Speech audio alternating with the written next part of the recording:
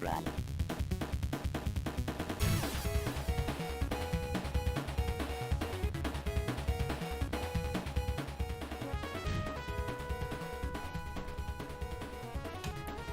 Hey everyone, welcome to the stream for June the 23rd.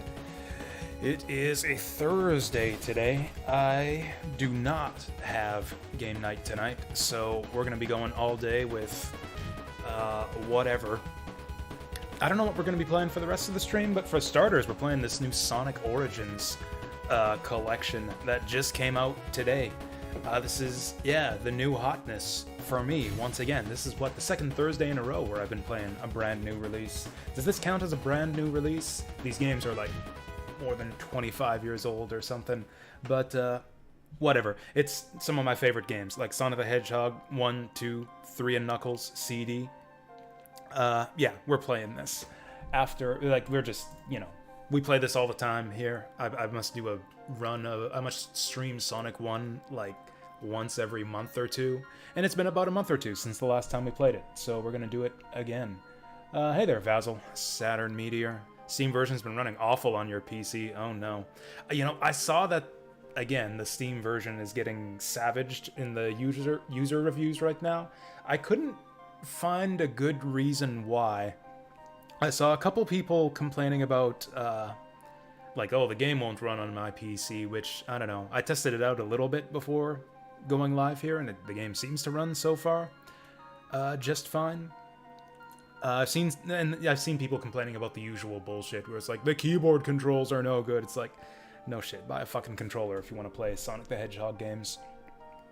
But yeah, I hope the refund goes alright for you. You gotta wait 7 days for a refund? I thought it was the opposite. I thought that you couldn't refund after 7 days. Like, the refund request had to be made within a week or two of you buying the game.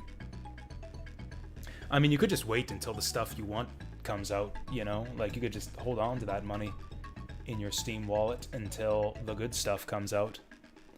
Alright, let's get this show on the road here. One kind of bad sign is that the game... Alright, we got a new intro movie! New intro movie! You guys want to see this? I want to see this. One thing I don't like is we got the mouse cursor here. Actually, can I get it to hide that?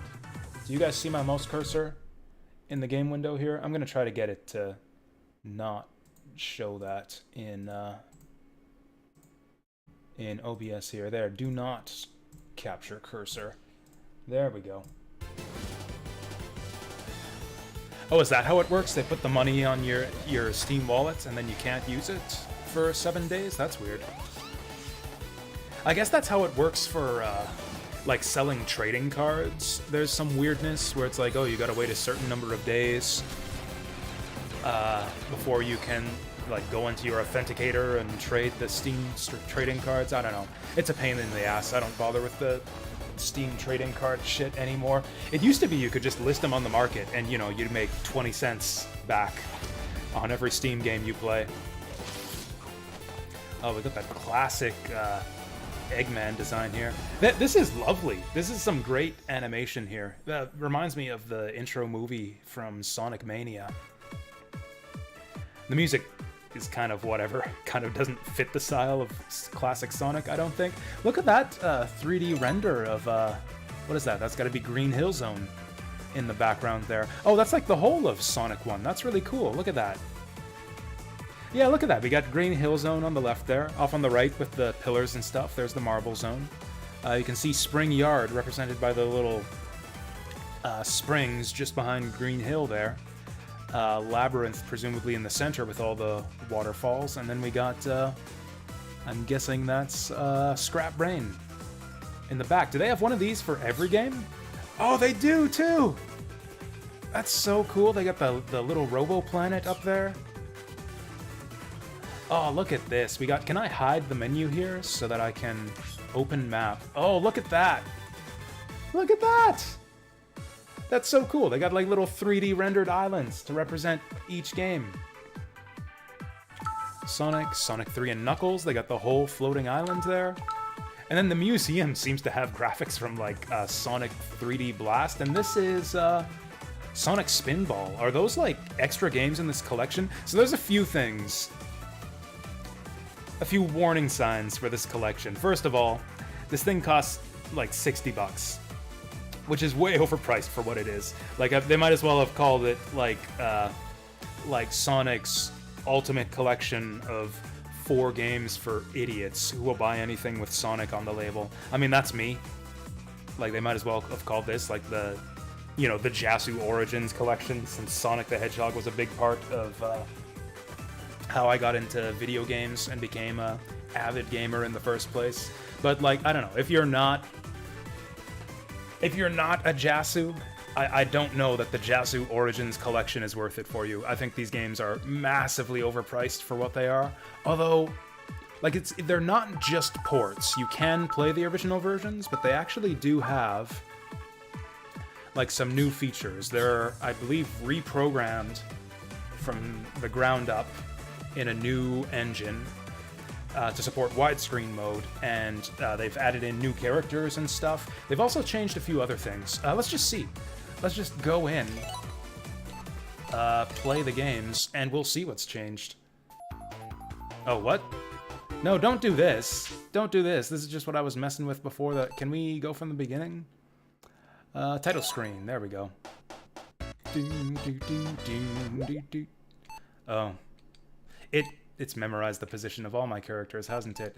Can I reinitialize? Can we restart from the beginning? I didn't realize that we had autosave in this game. I kind of hate this already.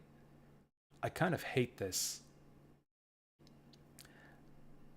How do I start from the beginning? Save data found. Oh, there we go. No, I want to start a new game. And just because we can, just because it's an option, let's play with Knuckles.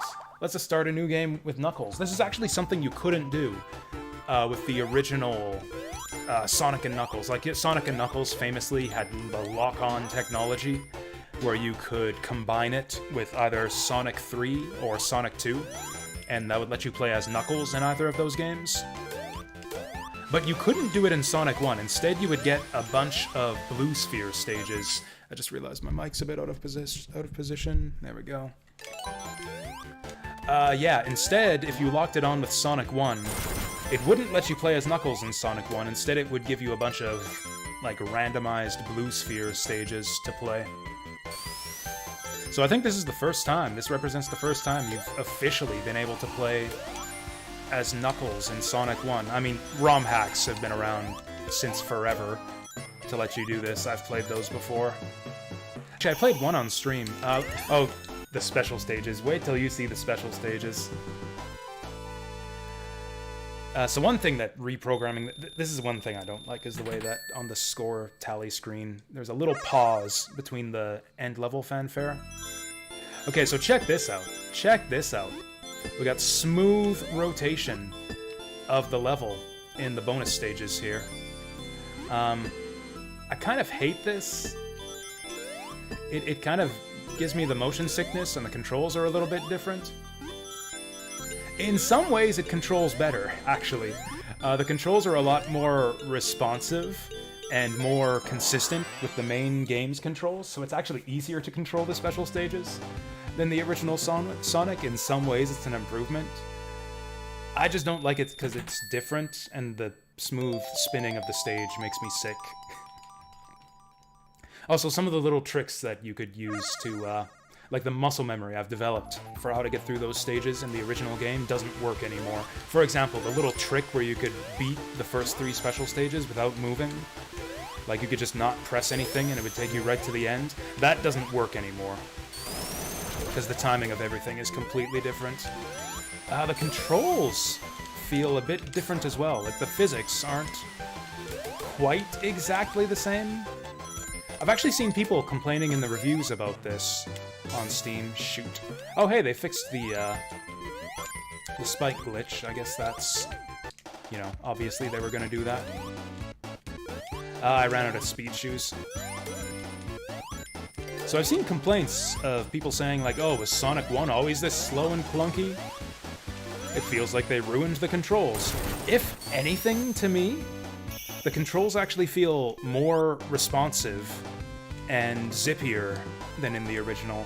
Oh, they fixed the glitch at the end of the stage, too, where you could jump right before the score tally comes up, and then you could run back on screen and go hit those point boxes. The invisible point thingies. They don't let you do that anymore. That actually kind of blows. Let's see if this still works. I like this. This is a fun little trick. This is one of my favorite things to do in this game. Oh! Yeah, they changed the timing. They changed the timing on that little robo-chameleon. You can't bounce off him anymore. Oh, that's a shame. Yeah, so this is not a perfect recreation, actually, of Sonic 1. They've changed it just a little bit. Controls feel a little bit different. It could just be that I'm playing Knuckles, and maybe Knuckles feels a bit different.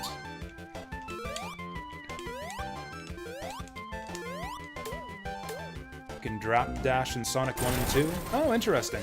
That's kind of a cool addition. I like the drop dash in Sonic Mania, although we won't be able to do it as Knuckles. Knuckles has that glide instead. I don't know why I'm playing Knuckles, because I don't like gliding as Knuckles. Like, mostly what gliding does is just lets you skip the stage, which I don't think is very fun. To compensate for his glide, Knuckles has a low jump, which actually makes it really difficult to beat some bosses in, say, Sonic 2, for example. Actually, can I even make it to this invincibility? We'll just go by the checkpoint. Don't need it. What the fuck? Oh, fuck off! That's lame. That is so lame. So yeah, in the original game, you could just start hitting him before he comes down. Now you're not allowed to hit him until he's fully entered the battle. That's so lame. Man, I was hoping this would be like a good version of... So, Sonic CD, the Steam port of Sonic CD, is fantastic. It's the definitive version of the game, in my opinion. And I believe that one was made by the same guys who did this port. The ports of these games for Sonic Origins. It's, I believe, using the same engine they used for Sonic CD. So I was really looking forward to this, because like the Steam version of Sonic CD has all these has cool new features, like the ability to play as Tails. You got widescreen support, which I think Sonic CD actually benefits from a fair bit.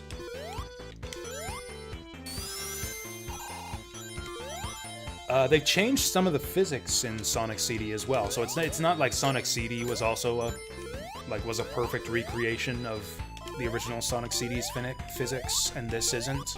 Like, they changed the way that some of the physics work in the Sonic CD port, mostly to make it easier, like to make it more player friendly, to make it easier to maintain speed and time travel. Like, there are tricks you can do to time travel in that game that don't work in the original. And I thought that was kind of cool. Like, they kind of threw some love into that port and, you know, took the effort to make it better. And in this version, it looks like they've done that as well, but I don't know. So far, some of the changes are a bit unwelcome. I really hate what they did to that first boss. Like, that was fun to be able to just rip Robotnik apart before he even starts attacking you. Like, it was fun to get all those free hits before the boss fight starts. Now it's just like a slow, boring,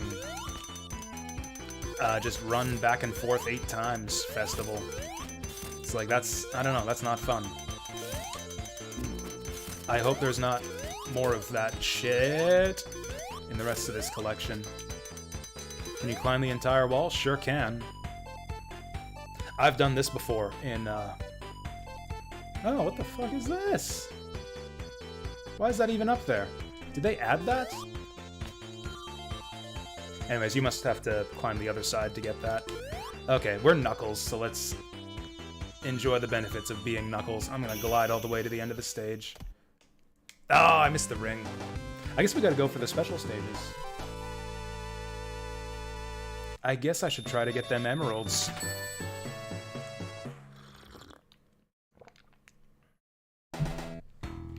That's gonna be tricky now, actually. I've missed 2 special stages already. Yeah, it feels to me like Knuckles accelerates faster than I'm used to. At least for Sonic 1. Maybe that's always been true for Sonic and Knuckles compared to Sonic 1. Maybe the physics are a little bit different in S3 and K compared to Sonic 1. It could also be that it's maybe a change they made to accommodate the new widescreen viewport, like maybe to maintain the sense of speed. They might have increased the acceleration a little bit since you got a bigger screen to deal with. I don't know, it'd be interesting to play the 2 versions side by side. Maybe that's what we'll do. Maybe we'll just play all 4 games in Sonic Origins, and then we'll just play all 4 again on the original Sega Genesis, just to see what's different. Let's get this secret down here. Whoa. Oh yeah, so I haven't explained this yet. So what the hell is that thing that we just picked up? This was a controversial change for this collection, but they've removed the lives system. Like, there are no lives, there are no game overs, you just have infinite lives in the Sonic Origins, at least the story mode. Again, you can play original mode, and it's just a straight-up ROM of the original Genesis games, if that's what you want. Although you don't get widescreen if you play that mode. If you want, like, widescreen and all the new characters and all that stuff, you've got to play in Origins mode, or story mode, or whatever they call it. And that is the new mode that strips out the old lives system. So instead of lives, you get these coins. Like, you see, I started with 100 coins, and whenever you would get an extra life, you get a coin instead. Whoa. And I believe you can spend those coins to unlock, like, new features, sound tests, and artwork and stuff in the museum on the main menu. I haven't checked it out yet, so I don't know what's available. It's a little bit of a controversial change. It doesn't affect me at all, since I have not gotten a game over in a Sonic the Hedgehog game in, like, probably over 20 years now. I know these games pretty well, so the lives system never affected me anyways. Alright, let's go for special stages. Oh, yeah, I saw that. There's another Vampire Survivors update. I haven't actually played since the new update. Have you even played since the last update, Vasil? I know that you didn't play the previous update.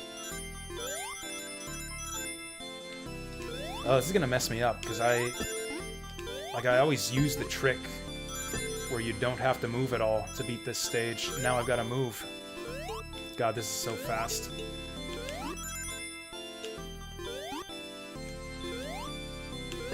Slow it down! I'm trying to hit that down button. You know what it is, too, is, Woo. Like, the special panels in the bonus stage are triggering more consistently. Sometimes you would roll over, like, a bumper or a reverse circle, and it just wouldn't trigger because of the weird physics of the Sonic 1 bonus stage. In this one, everything's more consistent. Like, you hit the reverse and it triggers every time, which means you're whipping back and forth constantly. So it's a bit disorienting. Not as if, you know, the original bonus stages weren't super disorienting, but I was used to them at least. And now I'm not used to this, so I'm getting disoriented all over again. Maybe that's a good thing. I'm getting, like, that original Sonic 1 experience. Look at this! They must have added this. They must have added this for people playing Sonic 1 as Knuckles. That's so neat. I love this. Where are we gonna end up here? Whoa!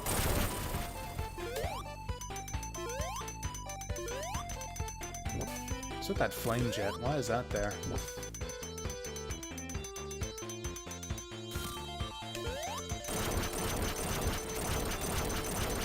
I just noticed the sound effects are a little bit off. That doesn't sound right at all. Also, look at this little alternate route. See, maybe it's just that I'm not used to it. Maybe it's just that I haven't seen it yet. It seems more difficult than anything in the main route, which is the way that the Knuckles routes worked in the original, or in Sonic 3 and Knuckles. The Knuckles routes through the stages were generally harder. This is so neat. Look at this. Yeah, this is totally made for Knuckles. I mean, obviously. Obviously, this wasn't in the original game.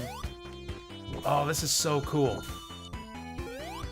Whoops. Spikes out of nowhere. Yeah, this feels like a Knuckles stage. Oh my god, I think this alone justifies the $50 for me. Again, unless you're a fucking idiot like I am, it's probably not worth $50 for the rest of you guys. But for me, this alone is worth the 50 bucks. Can we get that? Haven't played since May 8th. Anything up here? Oh, you know what? I don't have the rings to trigger the special stage. Wait, no, this is Act 3. Oh, I think we've rejoined at the main stage. Oh, this is the end of the level. What the heck? Oh, I'm not going to be able to reach him with our low jump. This looks weird. I'm not used to this. They added extra bricks on the side to accommodate the widescreen. I mean, it's still the same fight. It does spoil the aesthetics of some of the scenes like this. Like, I don't know. It reminds me of, like, the way the Master System versions of some of the Sonic Game Gear games would just have, like, a bunch of extra wasted space. Made the boss arenas feel big and empty, whereas on the Game Gear, like, the Ant Lion would take up a quarter of the screen. And then on the Master System version, he's just this tiny little head in the corner.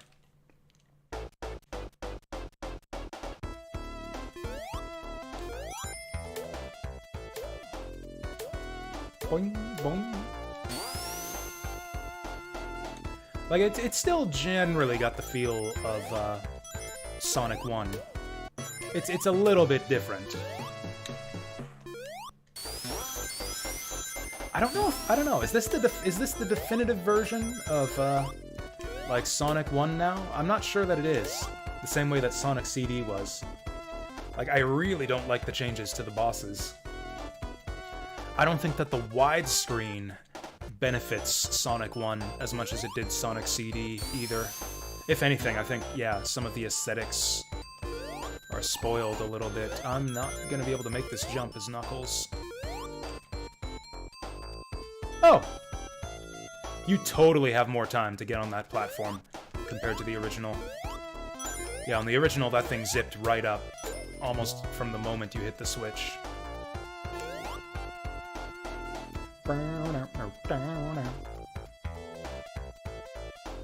CPU! Yeah, that's right. I'm gliding right over your whole stage here. Just gonna skip the whole thing. Cope.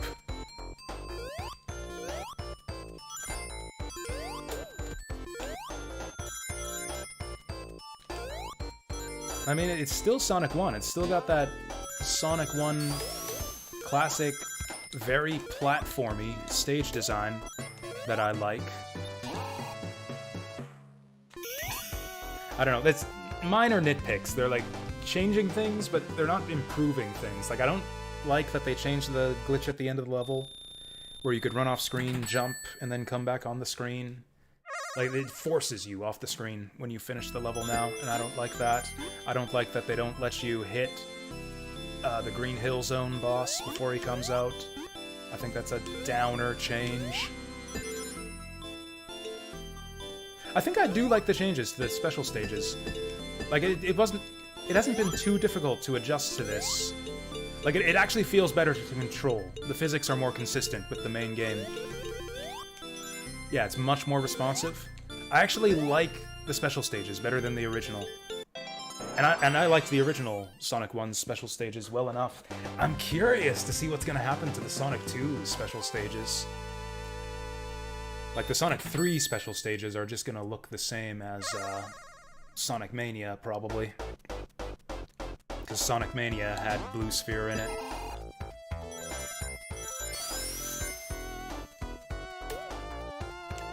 Yeah.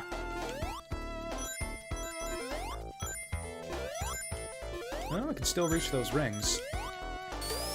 Oh yeah, so back to the thing about the coins. Yeah, the thing about the coins is, like, anyone who knows Sonic well enough and has played it enough to, like, be enough of a purist to be upset about the change to the lives system and replacing them with coins. Like, anyone who's played these games to that extent really shouldn't care about lives, because they probably know the games well enough to never game over anyways.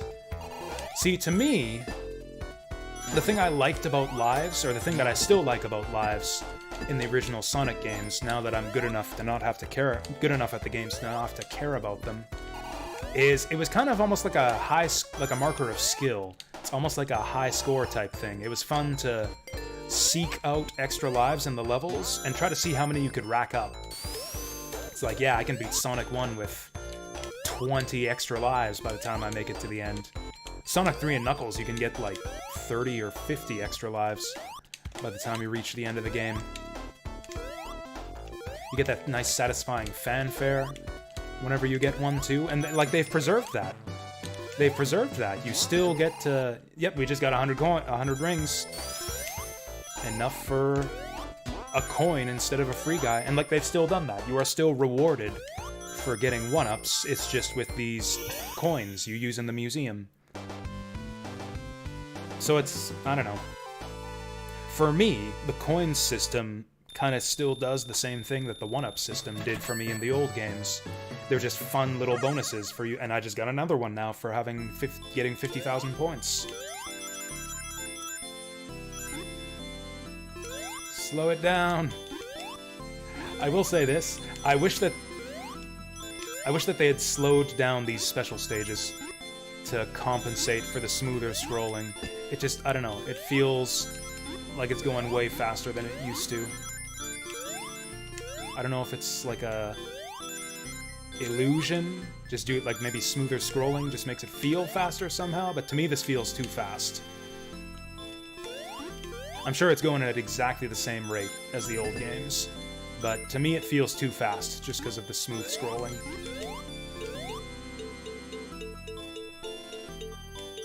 Although apparently it's close enough, because I'm still beating these special stages. That would have been a continue. I'm actually disappointed that they didn't keep the old fanfare. Originally that would have been a continue instead of a 1-up. The continue fanfare doesn't go da da da da da da da da. The continue fanfare is, or is that right? It's been a while since I played Sonic 1, like at least a couple months. That's the fanfare that it usually plays, isn't it? Maybe I'm wrong. Oh, so it gives you 3 coins. It gives you 3 coins when you would get a continue. That's smart, because a continue, like, lets you continue with 3 extra lives. So yeah, continue is worth 3 lives. That makes a lot of sense.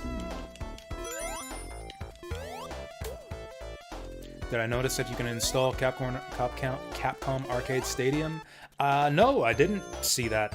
That's pretty cool. Fuck. I don't think I care. That's all fighting games, right?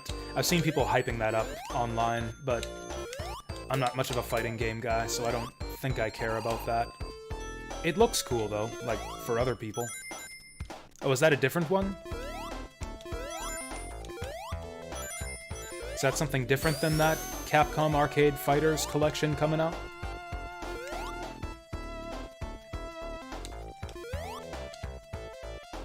Oh yeah, there was one other weird thing about this game. So apart from the price... So, okay, yeah, $50 for 4 Sega Genesis games. Whatever. Sonic's overpriced bullshit nostalgia collection for idiots. Whatever, I'm an idiot. I'll buy it.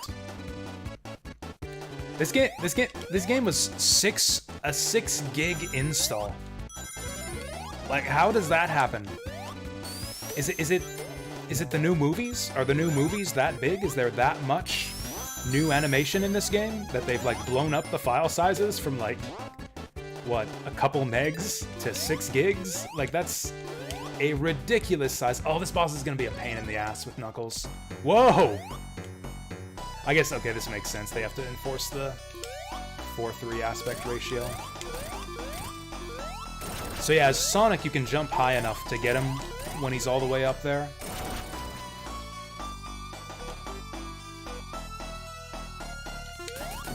Yeah, as Knuckles, you gotta wait for him to come down. They kind of did the same thing in Sonic CD with some bosses. Put up a new barrier to enforce the original boss arena size. It looks kind of bad, but I guess they had to do it.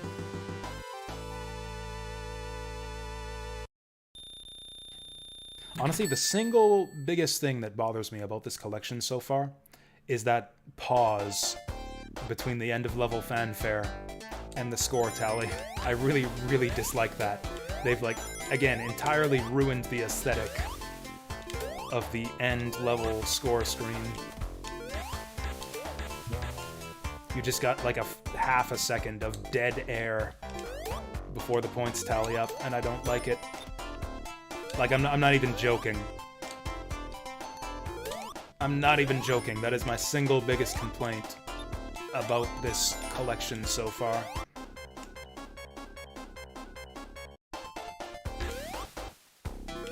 Also, is it just me, or were the audio levels way off on the drowning fanfare there? Let's drown again.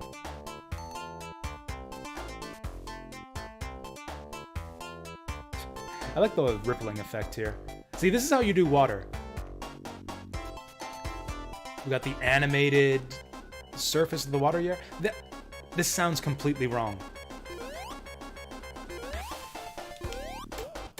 Yeah, the drowning music is completely wrong. It's like, it sounds like it's coming out of another game or something.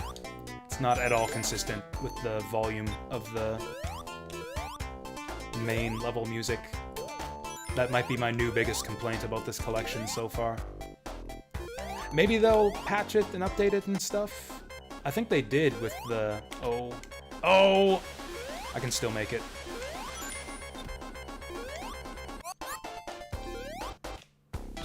Oh, hey, I got an achievement for almost drowning.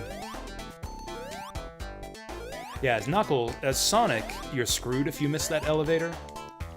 If you want to go up for this shortcut. You know what, I might not have needed this platform as Knuckles. I probably could have glided all the way across here. Ooh, it's gonna be a tricky jump. Nah, we're good. Okay, there is a second Capcom Arcade Stadium coming in July, but the first one you can only get... Let's see if they fix this. Okay, they didn't. That was kind of a cheap hit that you would pretty much always take in the original game.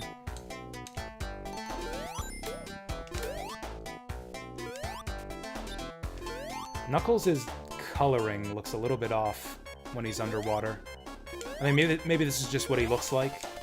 You couldn't really play as him in Sonic 1, so I have no idea what he's supposed to look like in Sonic 1 water. Oh, also I said, yeah, hey, I'm paying $50 for 4 Sega Genesis games. It's actually 3 games, because I already own Sonic CD on Steam. Oh yeah, we missed out on the special stage for, Yeah, it locks your controls. Once the level ends, you can't get back on the screen. It sucks. Anyways. Street Fighter 2 for free, buy all the others like Ghouls and Ghosts. Yeah, I think Sega has a similar collection. There's a big collection of Sega Genesis games on Steam that works the same way.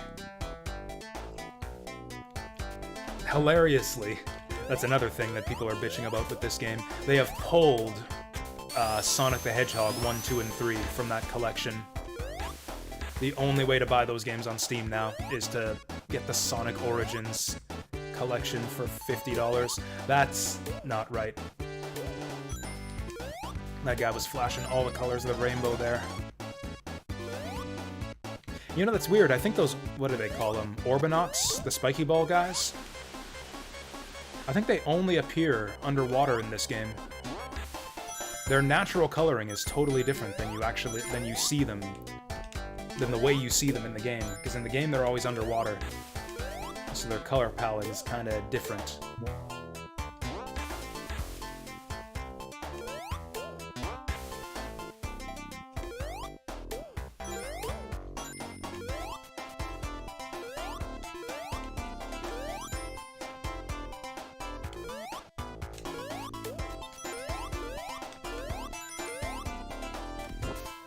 Oh yeah, so the other big news for game releases today is the new patch for Soldiers is out.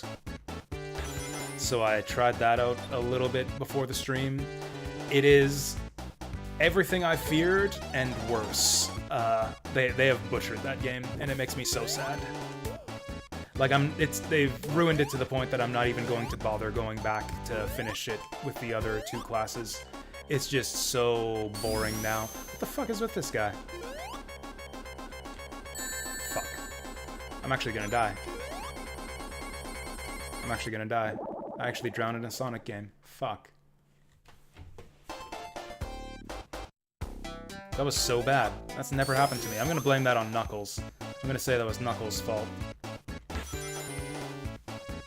Actually, it was probably the fault of, this port. This was... What the fuck is with his color cycling? That's so weird. Like, I don't know. I wouldn't have expected, like, a port of Sonic 1 to be so difficult to get right. I shouldn't have done this. I'm gonna drown again.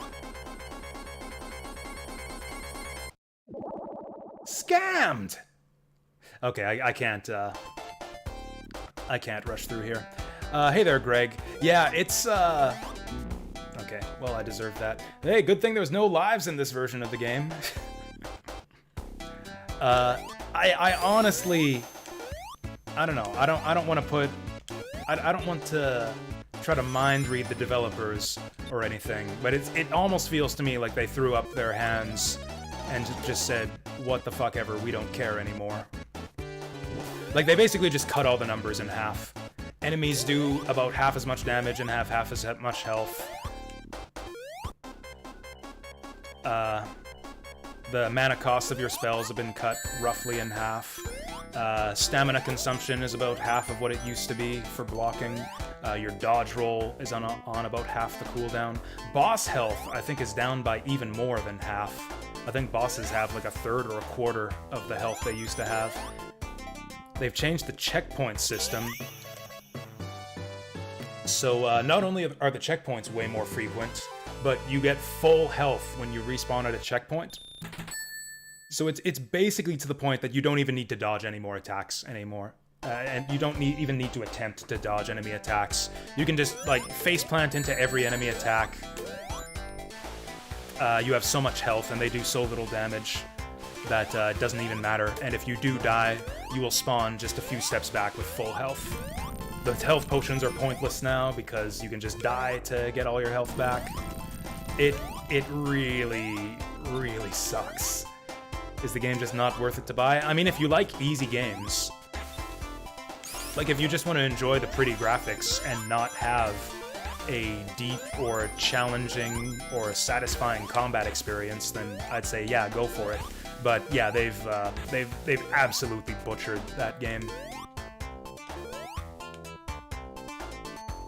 Like, for me, it's probably gone from 5 stars to 3 stars at the most with the new changes. And this is on hard difficulty, by the way. This is all still on warrior difficulty. Like, the new warrior difficulty is much, much easier than even easy difficulty on the original release. It is such a fucking shame what they've done to that game. Like, they've made changes that don't even make sense. So, like, there was the thing with the pyramid, the way that it locks you into the pyramid the first time you go in there because you're enslaved by Anubis or whatever. I didn't like the way that worked. I complained about it at the time. I said that they should have changed it, and they did. You don't get locked in the pyramid at all anymore. You can just leave anytime. Which, gameplay-wise, is a good change. Like, that kind of sucked that was a thing that was in the game. But the thing was, it made sense because of the way the story was set up. Like, not even just the Anubis enslavement thing, but, like, there's no reason for your character to be in the pyramid. There's nothing there for you. The reason, story-wise, you have to be locked in the pyramid is because if you can just leave the pyramid, there would be no reason for you to go back. Like, the reason for you to do the pyramid dungeon is so you can get out of the pyramid dungeon. That's kind of its role in the story, is it's kind of a dead end for your character's quest. It's like, haha, surprise, you thought there was whatever for your quest here, but instead there's nothing, and now you're trapped here, and you have to escape the trap. They didn't adjust the story dialogue or anything, so it's like you still need to clear the pyramid dungeon to advance the story. But in terms of the plot, like, they didn't adjust the dialogue or the plot or anything. So, like, you're just doing this pyramid dungeon for absolutely no reason, story-wise. It's like you're still... Damn. We might not make it. It's like the plot is still the same. It's like, haha, there's nothing here, and now you're stuck in my pyramid trap. Only there is no trap. You can just leave anytime. But they don't let you advance the story until you kill the boss, even though you have no reason to kill the boss. Like, they didn't even go through the effort of adjusting the story. They basically just did everything that everyone asked for. It really feels to me like they just threw up their hands and said, fuck it. Give everyone everything they asked for, and nothing else. Like, they didn't make any of the changes that I wanted. Like, the map is still not useful for navigation. Like, if I did want to go back for 100%, it would still be a huge pain in the ass. The controls are still inconsistent for the archer when he's out of ammo. I mean, that was a minor nitpick. The cutscenes are still fucking unskippable. Like, why would they change all this other shit and not make the cutscenes skippable? I mean, I know why. It's because all the changes they made are low-effort shit. Just tweak the numbers, cut all the numbers in half and call it a day.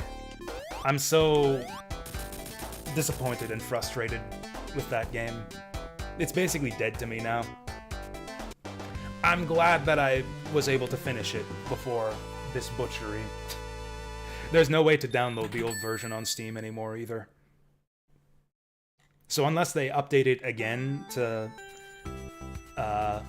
Unless they update it again to somehow, like, bring back the original difficulty setting, that game is basically dead to me. Yes, Forgotten Blade. They butchered it, like, beyond my worst fears.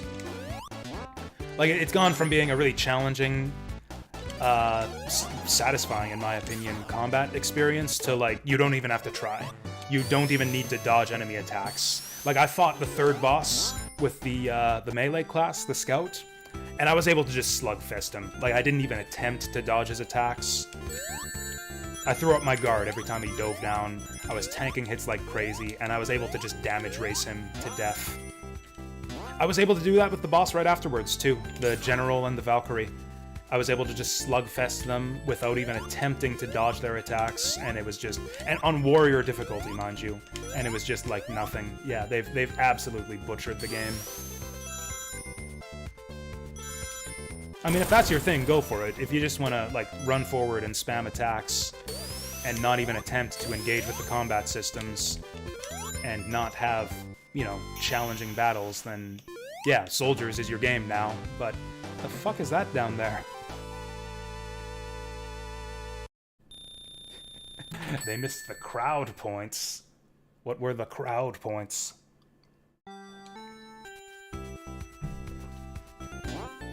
Oh, did I not get a special stage there? We're not gonna make it. I mean, we're literally not gonna make it. I did not get enough special stages. This sucks. Yeah, I took the hits in all the wrong places, and I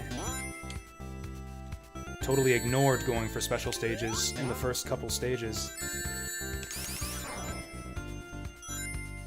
I'm gonna blame this on Knuckles again. I mean, Knuckles wasn't made for Sonic 1. Although, you know what? I would love to find some more of those alternate paths for Knuckles. I wonder if they put any more of those in any of the other stages. Let's try up here. Is there anything up here for our boy Knuckles? This looks pretty Knucklesy. Oh, cutscene skip, slight adjustment to save points, and some damage review for the Wizard and Archer. The damage has been adjusted. Yeah, most of the classes do, like, way more damage. Like, the Archer's thrown bow now does... I mean, not just double the damage it did before, it now does about half as much damage as his arrows. Whereas before it would do, like, a quarter as much. Whew, that was close. So I guess they might have done some of that stuff, but I mean, it hardly matters.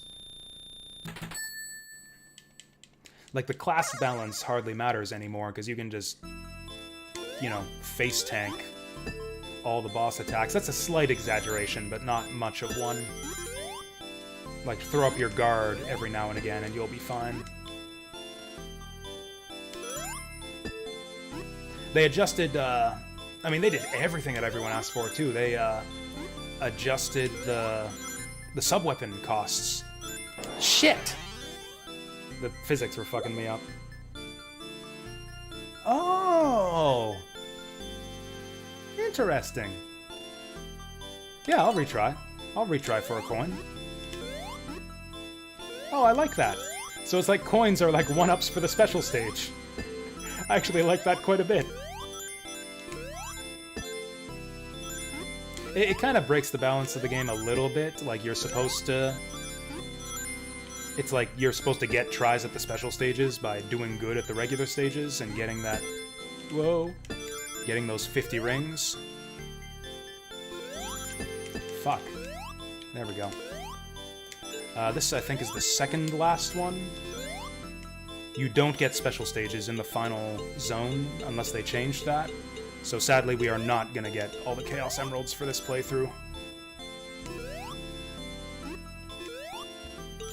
Doi!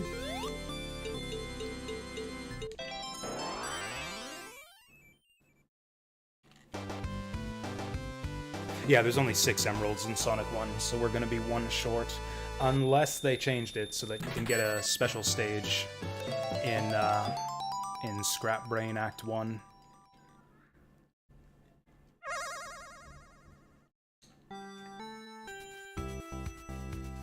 You know, it's funny, too. I was watching someone, a stream of soldiers just yesterday. They were, like, in the end game with the caster class. I'm still, like, in the early game with my... Or I was in the early game with my caster playthrough.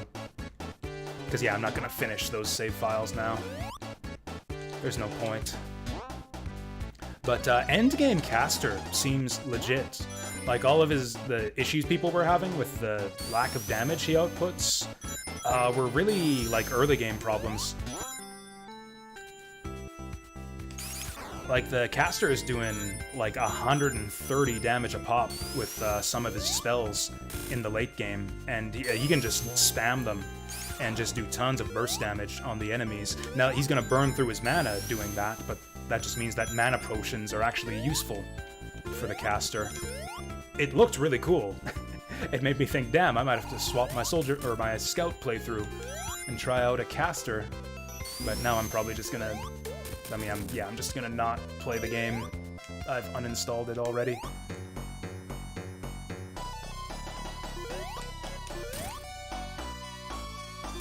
Huh. Interesting change to the boss arena here. So instead of throwing up the barriers, they've just spaced out the seesaws. Oh! You'd think this would make it easier. I think that Robotnik is moving faster to compensate for the widescreen.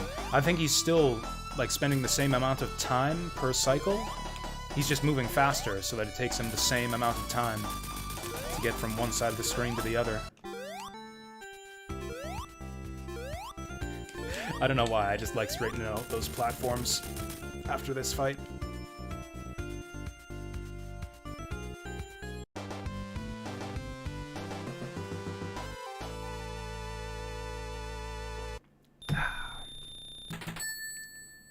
Well, we'll see. If they mercied us an extra special stage in Scrap Brain 1, we can still do this. Otherwise, we're gonna have to see Robotnik's fat ass juggling 1 emerald after the credits. Okay, I was fine with the smooth rotation on the special stages. I really don't like it on stuff like this during the regular stages. I don't like the way that looks at all. It's not even consistent. These platforms look the same as they did in the original. It's only certain objects that have smooth rotation now. I don't know, it looks weird and different, and I don't like it.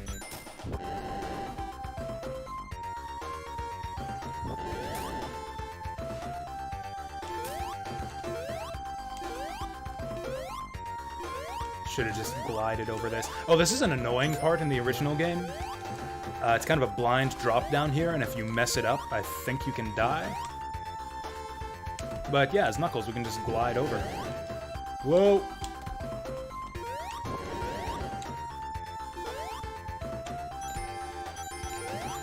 Okay, I want to test this for sure.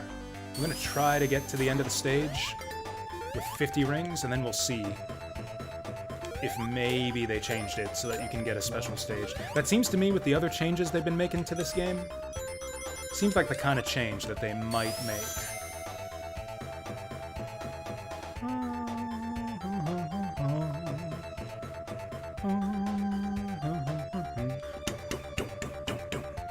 Love the music in this stage.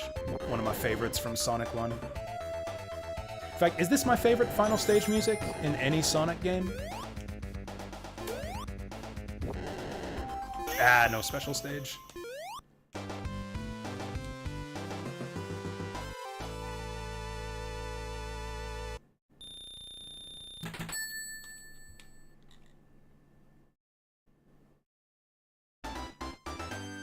That little ring that pops up every time the game saves, too, bothers me a little bit. Ah, whatever. I guess that's what classic mode is for. Woo.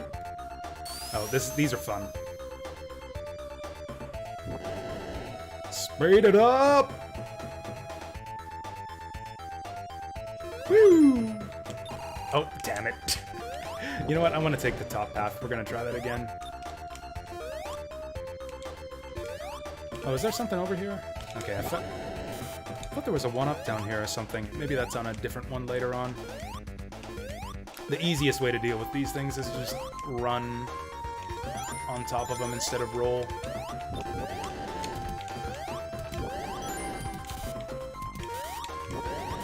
Woo. Oh yeah, we got spin dash in this game too. I'm so used to like the way Sonic 1 is originally. Like it didn't even occur to me to, oh yeah, we got a spin dash. I mean, Sonic 1 is designed that you shouldn't really need the spin dash. Like, it wasn't designed with the spin dash in mind.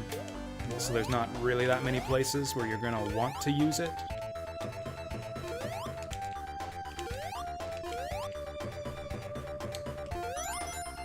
I love the way that the stage completely changes from Act 1 to Act 2 here.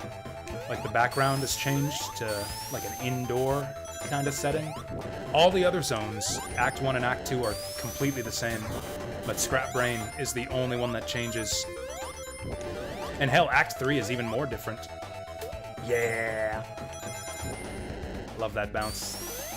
I feel like Sonic 1 gives you more opportunities to do that, where you, like, just do a high bounce off of a monitor or enemy or something.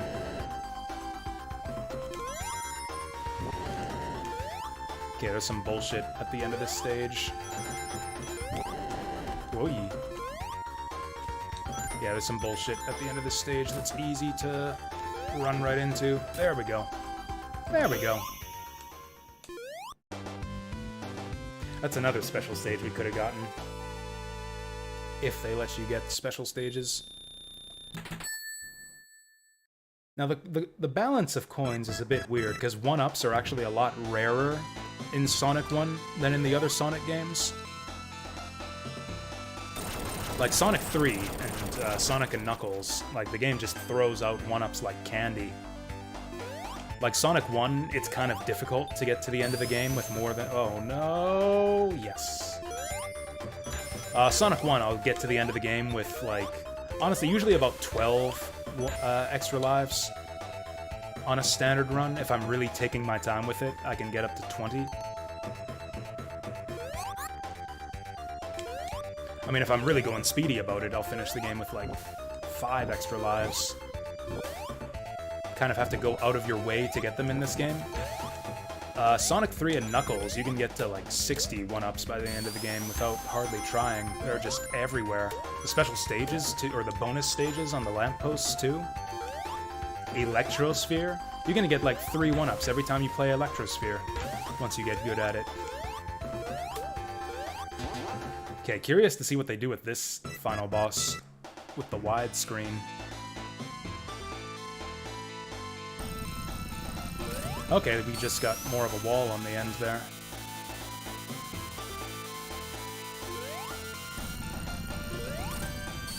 I wonder if they fixed the underflow glitch with the boss's health. The animation on those sparks is a bit smoother, too. Did they add extra frames of animation to that? They look different than I remembered. Oh, how many hits was that? I really want to try the underflow glitch. They probably did fix it, because,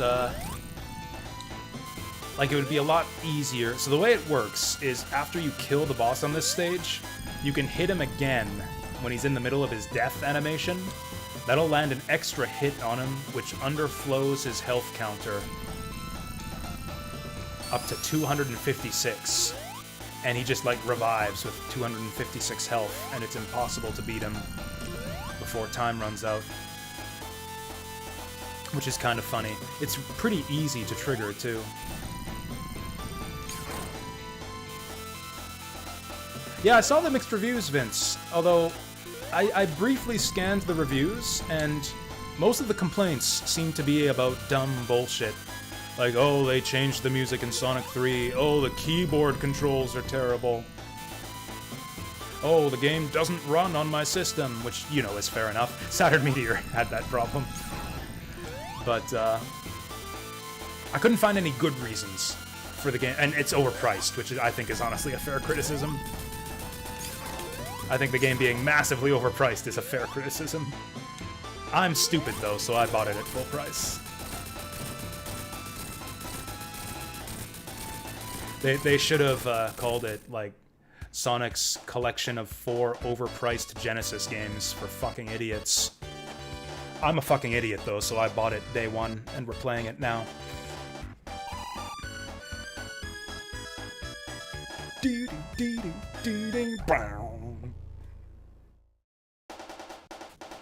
Okay, so that's one down. That's one down. Oh, it inserts Knuckles into the end credits scenes, too. I love that. I love that. Big Sonic fans? Yeah, that's what I said. That's exactly what I said, Vince.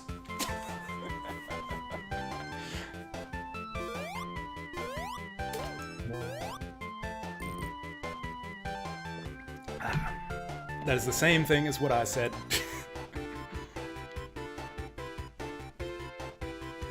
Like, I was ready. Like, I've got my eye on the timer here.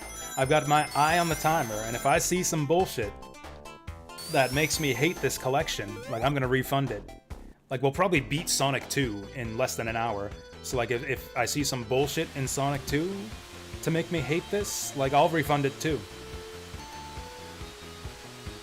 Like, I'll say this, there might be technical issues with the ports that cause them to run badly on PC.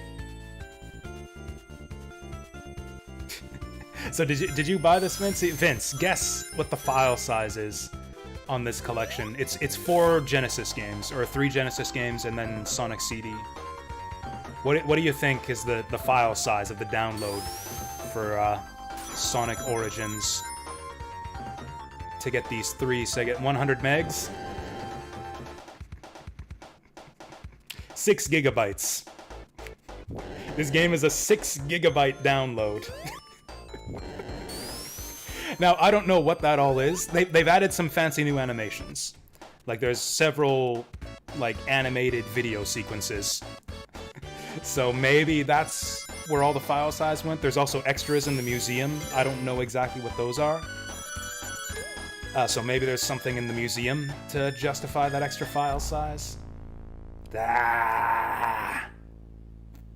Can we go back? Can I, like, reload my save, Sonic 3 style, and go back for that emerald? Boo. Oh, achievement! Cleared Sonic the Hedgehog! Yep, like this. So, like, they've added ending sequences to each of the games. I believe the idea here is to string the games together into, like, one continuous story. So, like, the idea is that this is all happening at the end of Sonic 1 and explains how Sonic 2 started. So I guess the emeralds fucked off back to their home island. And now we're playing... Oh no, we're playing Sonic CD. Sonic CD before 2, that's interesting. Yeah, we can do some Sonic 2. Before that, though, let's check out the museum. Oh, also there's DLC for this game. The DLC is absolutely baffling. The DLC adds extra wallpapers, like extra frames for when you're playing in classic mode, which is useless to me. I prefer the black bars on the side of the screen, so as not to distract from the playfield. Oh yeah, that explains the origin of the 7th Emerald. Yeah. You didn't miss too much? Nah, you didn't miss a thing, Rumiko. Just the entirety of Sonic the Hedgehog 1. You only missed all of Sonic 1. How was Sonic 1? As good as ever. It's a little bit different. Like, honestly, I would not say this is the definitive version of Sonic 1. The way that the Steam port of Sonic CD is. Like, the physics are a little bit different. The widescreen messes with the aesthetics of the stages in a way that kind of irks me a little bit. The physics are slightly off, although I think that's to accommodate the widescreen. They've increased your acceleration a bit. And of course you got that coin system, which is, you know, whatever. Let's see what's in the museum. Sounds, illustrations, movies. Let's unlock some sounds. Normal collection. Premium collection. So you start the game with 500 or with 100 coins.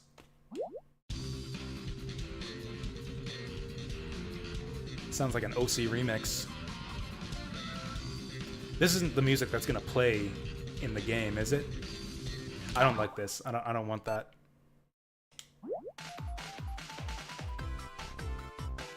This is all right. Green Hill Act 2 fast. Sounds like shit. Rival Battle Metal Sonic. We're about to do that. This one's alright.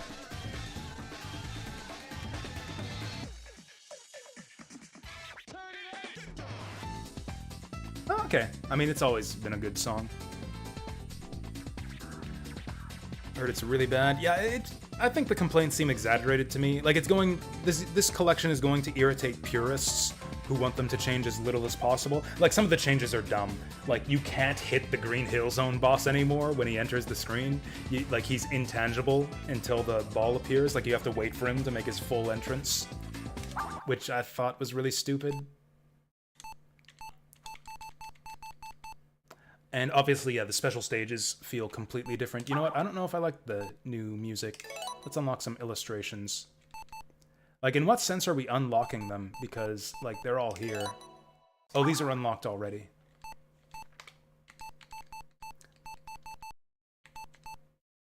Okay. Oh, we gotta do achievements to get these. Oh, we can read the manuals too. We're about to play Sonic CD.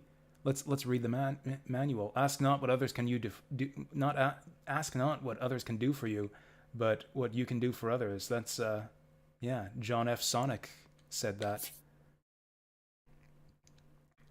And there it is again. Sonic says that a lot. He's a big JFK fan. Sonic's favorite president right there. Yeah, no lives in this version of the game. Instead, 1-ups give you coins, which are used to get unlocks in the museum, which I actually think is a fair compromise, because 1-ups are kind of pointless if you're good at the game already anyways. Like, I can't remember the last time I game overed in a Sonic game. Probably over 20 years ago. For me, 1-ups are just for fun. Just a fun thing to collect to see how many I can get. And that's what they are in this game. A fun thing to collect to unlock extras. Oh, look at that. I've never seen that artwork of the Panic Palm Tree boss before. The egg HVC. Isn't that like a CD store? Isn't that a music store? HVC? Cool. I have not seen some of these renders before. Are these all achievement based? Can I spend my coins to do anything?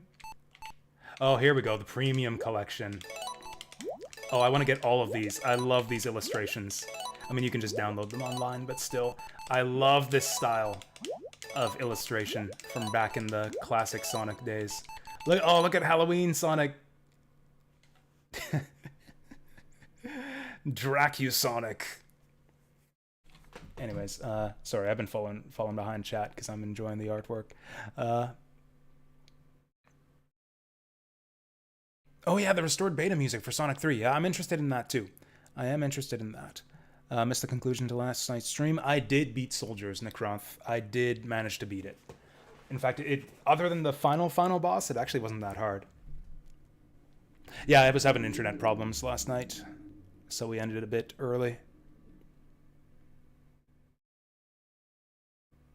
Oh, I'm sorry to hear about your mom, Angel James. I hope that ends up all right for you. I mean,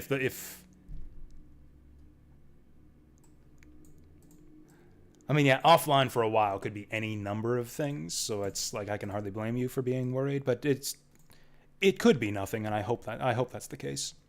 Unlocking stuff just let you look and listen to it. Yeah, pretty much. Okay, so I can't replace the in-game music with that crappy music we were listening to.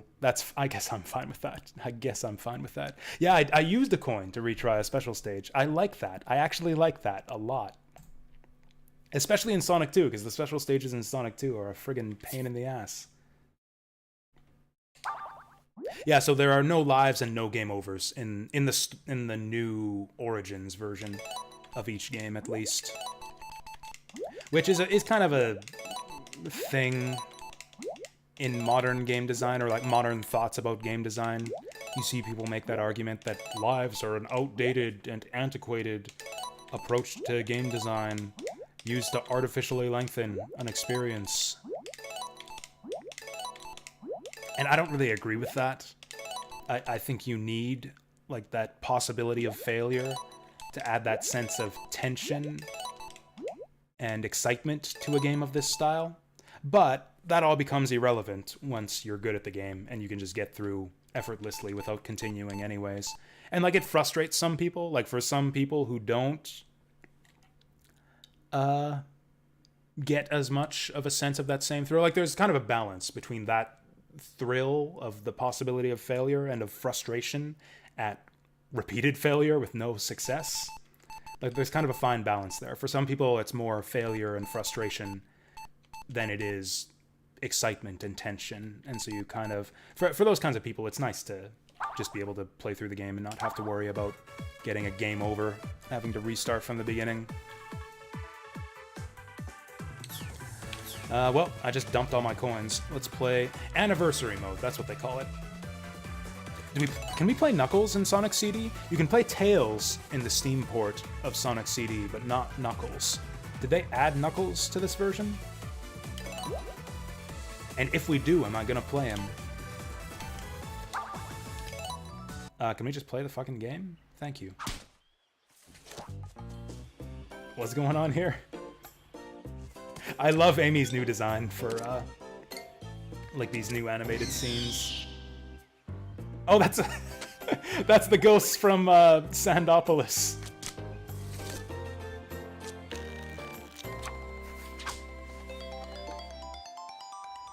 That knight isn't anyone. No, they blew her tarot cards away.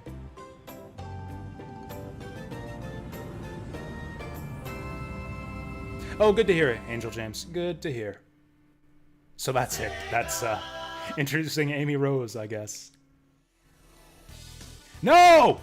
No! Get this shit out of here! Get this shit out of here! Settings? I mean, don't get me wrong, I actually like Sonic Boom, but the rest of the soundtrack, no, don't get it out of here. Is this seriously my only... Is this seriously my only option?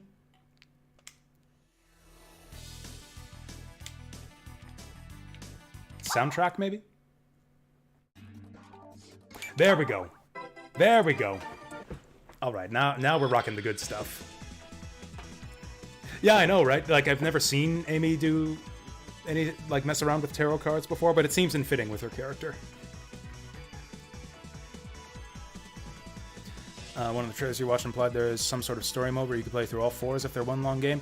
I haven't seen that. Like, there are those animated scenes that are meant to kind of string the stories together. No, Knuckles! Ah. I guess we'll play Tails.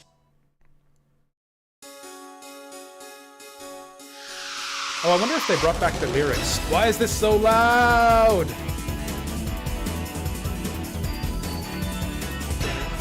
Yes! Don't fall behind. Say don't be late. It's an ancient heaven. Stay alive. Now shoot with me.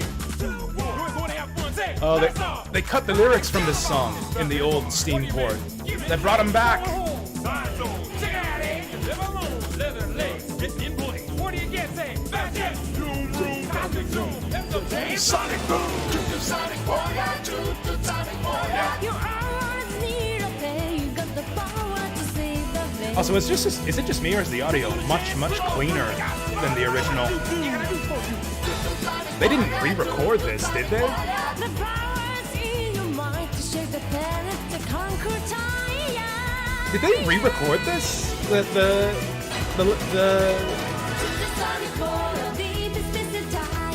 The female vocalist sounds really different. Nothing can survive the way you stare like if you try. You can do anything. Just a sonic boy always takes a chance. I don't care, it sounds great. This sounds fucking great. Nothing can survive the way you stare like if you try. You can do anything. Oh, that was great. I'm so glad they brought back the lyrics.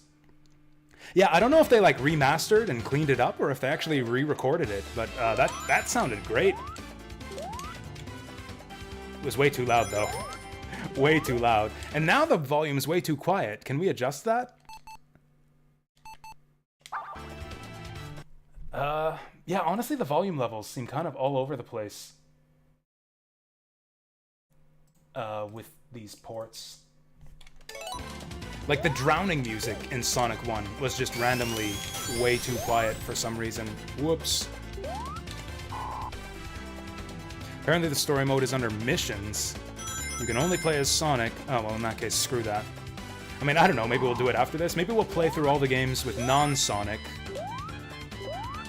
And then we'll go back and play them again with Sonic. I don't know. Oh, what is this? Why is it so quiet? What did they do? Like, the original Steam port wasn't like this. Why didn't they just use the same Steam port that... Like, why isn't this the same as the version of Sonic CD I have already? Why did they fuck up the volume for no reason?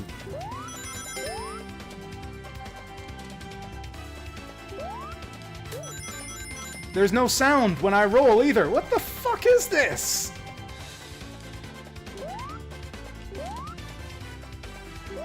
Oh, man. Yeah, they I don't know what they did to it, but yeah, they ruined the audio in this game for some reason. We got missing sound effects, we got some of the music just randomly is way too quiet. Which is a big shame, because like the sound design and soundtrack for this game was originally one of the best in game history.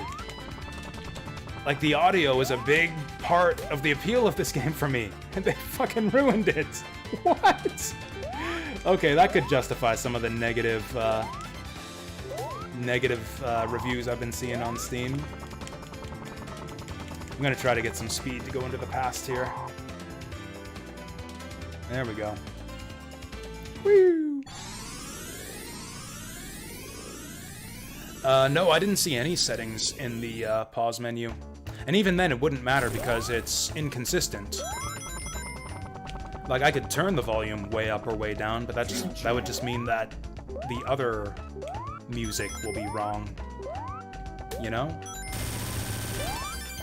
It's like the invincibility theme is way too quiet, but if I turn up the volume, then all the other music will be too loud. I want to get the bonus stage.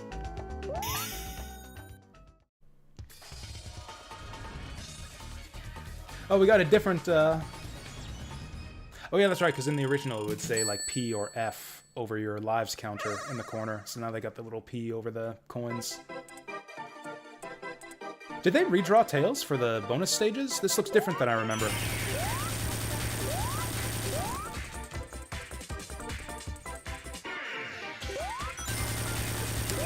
I went back and played Sonic CD in an emulator not too long ago. I was messing around with the randomizer. I don't know if you've seen people, or not a randomizer. What do you call it? The shuffler. Have you seen people do that, where like you'll pick a list of games and it'll shuffle through them and randomly switch between them? I saw Toya Hachijo do that with Mega Man. He played through Mega Man's 1 through 6, and it would like switch to a different game randomly every like 10 to 15 seconds. So I was messing around with that, with Sonic the Hedgehog 1, 2, 3, and Knuckles, and CD. And then this music is way too quiet. What the fuck? Anyway, so I played the original Sonic CD version, or the original Sega CD version of Sonic CD for the first time a little while back. And man, those special stages are almost unplayable. Like, it's so choppy. The frame rate is like 10 frames per second or something. I mean, I don't know, maybe it's like 15. It's really bad. Like, almost unplayably bad.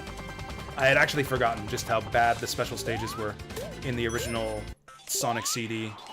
That alone, I think, makes the Steam port the definitive version of Sonic CD. Like, the special stages are actually really fun, with proper smooth scrolling and a good frame rate. Like, they're actually really good. I think the Sonic CD special stages are my favorite in the series, in the Steam version. And only in the Steam version. On the original Sega CD, they're awful. No, I got interrupted. So the Steam port of Sonic CD added Tails. So like the version of Sonic CD that I've mostly played did have Tails. The sound effect for Tails' flight is weird too. I don't think I like it.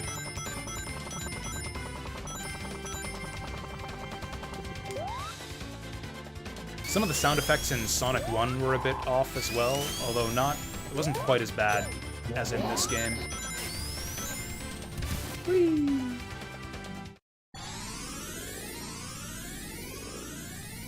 Still, I'm disappointed that they didn't add Knuckles to this. Like, actually, so far, I was gonna say, like, hey, Sonic CD is on Steam already.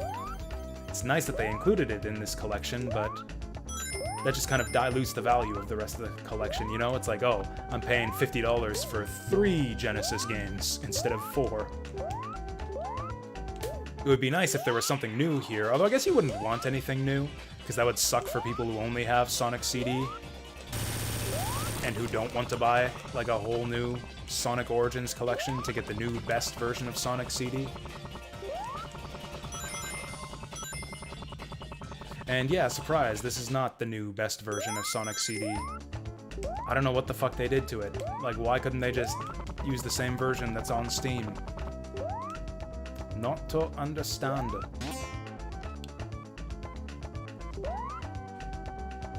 Oh, there's a rock in the way. The camera seems weird in this version, too. Like, it seems much faster. Seems much more quick to, like, zoom ahead of you. The audio balancing is way off in this version.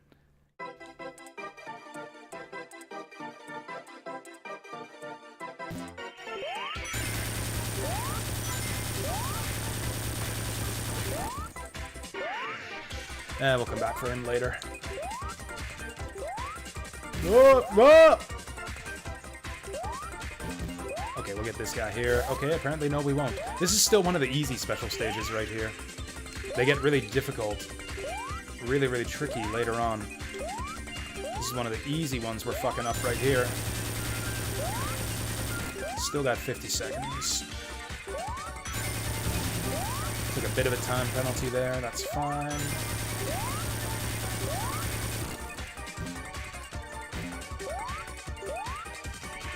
shit. Oh, we're not gonna make it. Maybe we'll make it. Whoa. Got him.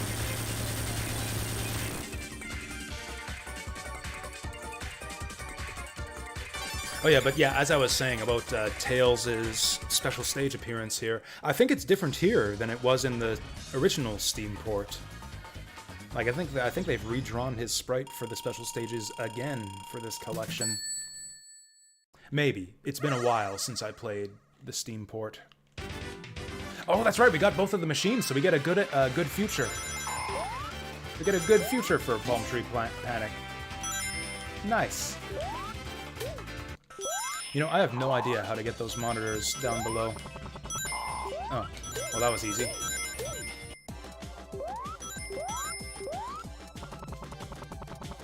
You know what? I'm gonna go for these. I don't give a fuck if it wastes my invincibility. I don't need invincibility for this boss anyways.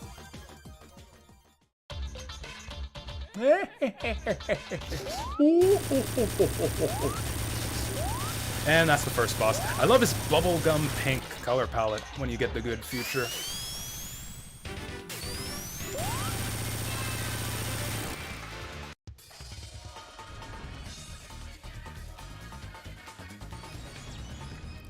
I'm never gonna get over this. I don't understand how did they fuck up the audio so badly for something that was working perfectly in the... Is that a dead pixel?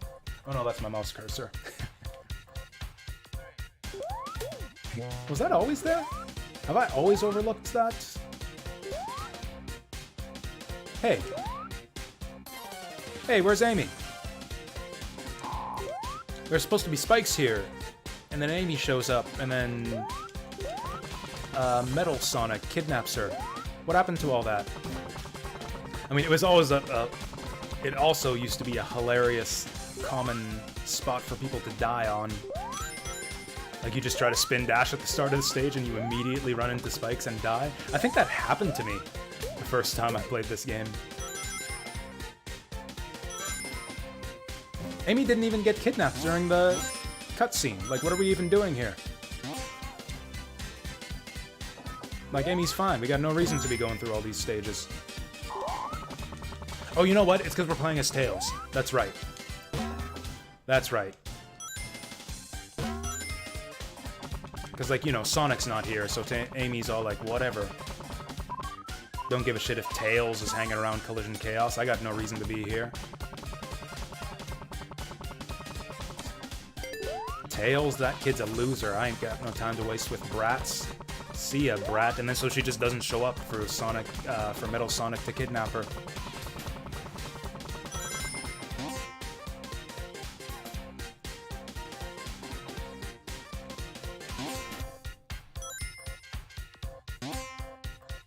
It's like, honestly, who gives a shit about Tails anyways? Amy's got the right idea. Who gives a shit about Tails? Is this gonna work? Nope. I think we just barely missed it. I think we just barely missed it there.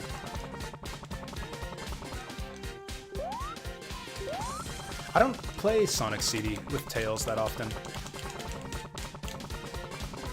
It seems like he's actually really good for getting to some high, out-of-the-way places. Like, obviously you can get anywhere in this game with Sonic, because the game's designed... Fuck! You know what? Fuck it. I'm going to the future. Wait, no. I'm not going to the future. I want that. Damn it. I want that shield I saw up there. Yeah.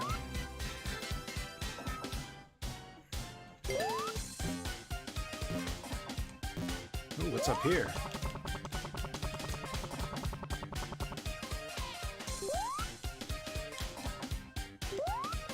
Yeah, I need to make sure I get 9 rings before the end of the level. There's one. We got 1 ring. Can't quite... Whoa, there we go. Okay, 5 more.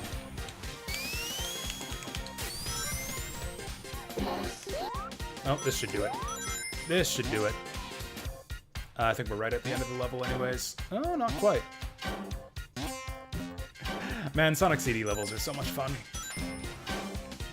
It takes a certain taste, I think. A lot of people dislike the Sonic CD stage designs. ROM hacky is a phrase that gets thrown around a lot with these stages. I just think you have to have like a certain taste and particularly a certain sense of humor to appreciate shit like this. I really want to get up top there. I guess I could just fly. The bumpers are a bit trickier to manage in this game. There we go. And I get 10 rings for all that. And there's a spring up here to bounce you right back down as after you make it. That's all. That was all for 10 rings.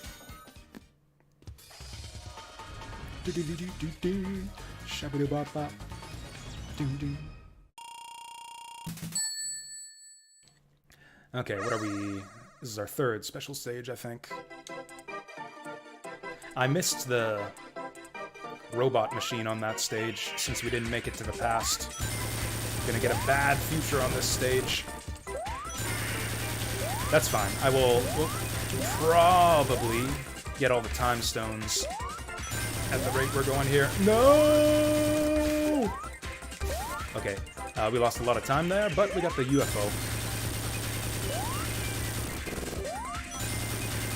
Oh, damn! That's a new record right there. Probably, for me. Love the backgrounds on these special stages. Honestly, just aesthetically, these are by far my favorite special stages out of any Sonic game. Just like the backgrounds and everything, the music, they look so good. In the Japanese version, the music is so good. I actually don't even remember what the special stage music is in the US version. Maybe it's good there too, who knows, who cares.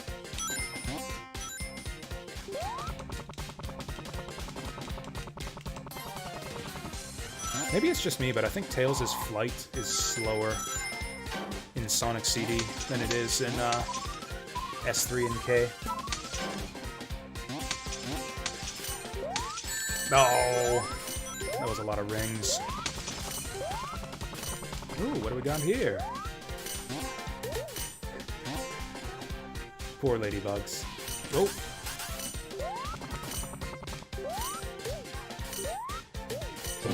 You know, I really like that guy just fires his arms off and they don't come back to him. It's not like the boomerang sights that you see on some enemies. Like, no, he just fires his hands off and then he's got no hands. And then he just sits there waiting for you to kill him while he's got no hands. Or we passed or future. Oh, we passed. I'll go to the past.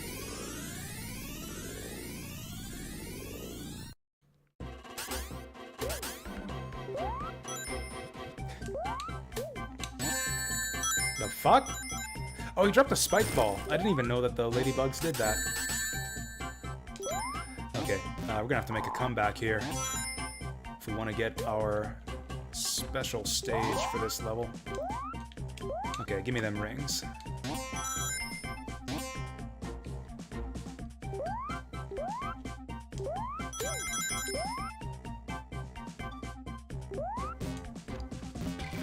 Ooh.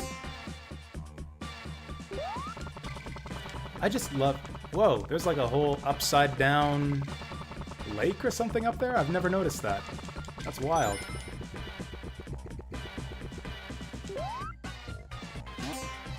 I guess it just mirrors the stuff at the bottom, but still, that's really cool.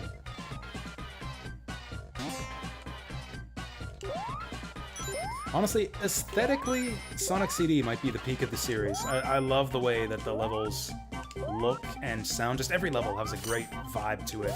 That's just unmatched in any of the other Sonic games. I think the overall stage designs are stronger in Sonic 3 and Knuckles. A little bit more focused. The stages are a bit messy in this game.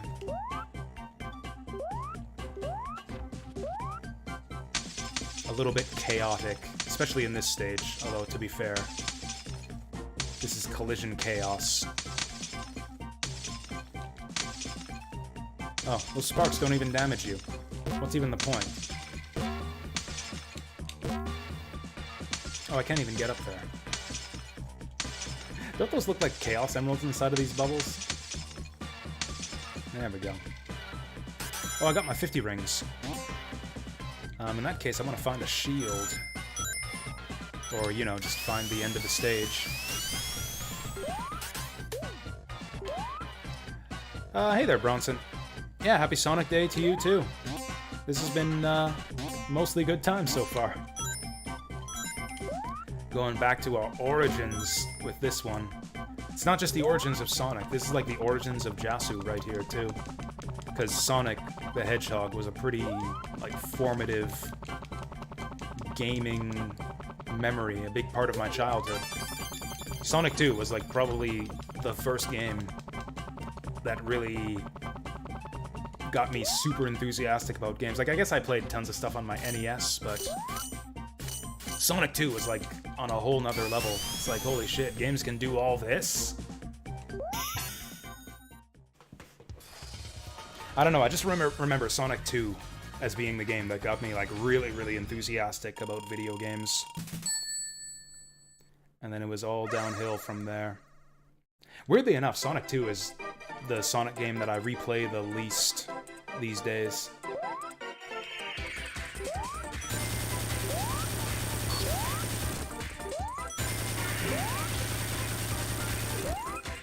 Didn't play Genesis until you were 11. I think I would have been like 6 or 7 years old when I got my Genesis.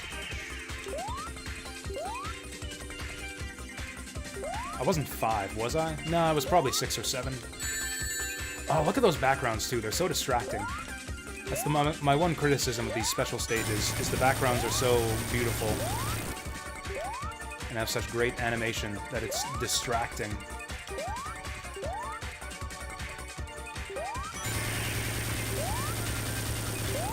Also, have any of you guys ever played Jazz Jackrabbit? The Jazz Jackrabbit special stages are kind of a rip-off of this. Not quite as cool looking, a little bit more simplistic, but they basically have the same graphical style.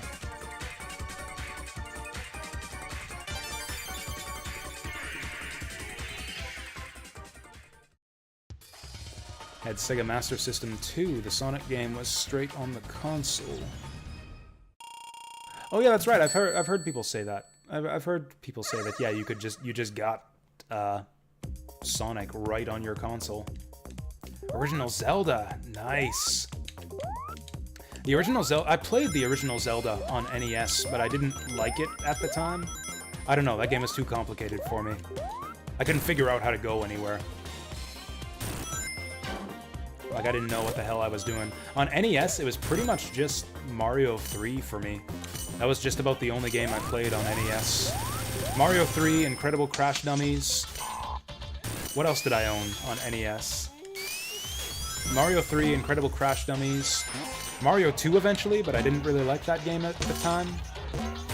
I mean, it was alright, but I didn't love it the same way I loved Mario 3. I played Mario 3 first.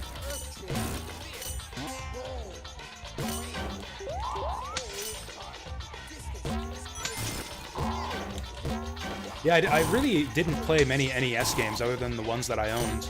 Like, I loved Mario 3, but that was really the only one that I loved. I could go up there and hit Robotnik, but I kind of want to get this bonus stuff on the edges. Give me that coin! Okay, having some trouble with the controls here. Honestly, even in the original game, the controls for this pinball section are kind of butts. Oh yeah, Tails can kind of trivialize this with the flight. Let's do that. This is a funny boss fight. I like this one.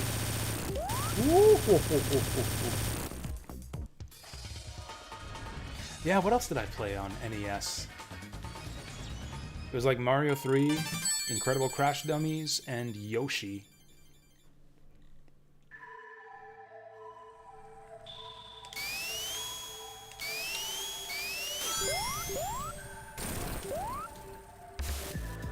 Also, is it just me? The spin dash is way off. Like, that's not the way it's supposed to work. Like, the spin dash is actually broken in this version of the game. So, like, in Sonic CD, you don't rev up your spin dash the same way that you do in Sonic 2. You just hit the button once and it just goes. In this version, it doesn't just go, though. You have to wait for it to pull the camera ahead, which is kind of stupid. So I did eventually play other NES games, but that was later. That was actually after I got my Genesis that I started getting into Mega Man and a bunch of other NES games. My neighbors, when I moved here to the city I live in, my neighbors had an NES with a bunch of games on it. So I got to borrow a bunch of games from them, and that's when I started to play a bunch of Mega Man and Zelda, and I think that's mainly what they had. They had Mega Man 2, 3, 4, and they had Zelda 1 and 2. They had Metroid, but I didn't like that one even at the time. And I think that's mainly it. But I already owned a Genesis by the time I started playing those games.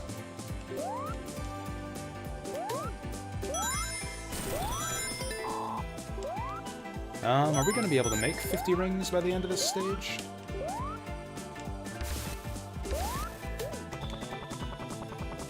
I think this is... Oh, there it is. There it is. Whoa, that was close. That was close. I almost lost all my shit right at the end there. I believe this is the end of the stage. There we go. We're spending more time on the bonus stages on this run than we are on the actual stages. Aunt always lent you Ninja Gaiden. Oh man, I would have hated that game if I had played it as a kid. Mega Man 2 I liked a lot. Rolling Thunder. Nice.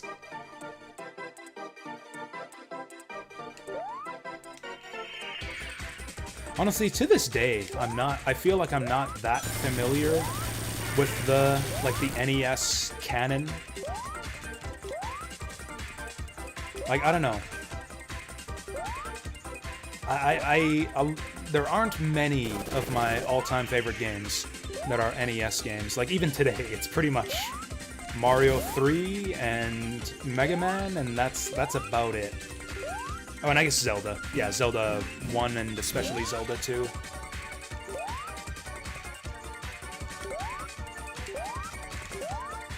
Oh, you know what? I like Batman. I discovered Batman via emulation a while back, and I like that game a lot. Shit, we're getting nothing here. I told you these UFO stages get tricky. Yeah, we're getting nothing at all here. Look at this shit. They're all just hovering over the water the whole time. Okay, there's our time capsule.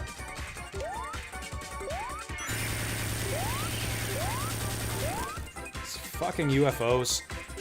Alright, let's try to line this up. Bitch! Do I die if I fall in the spikes there with no rings? Have I gotten a single UFO yet? This is ridiculous.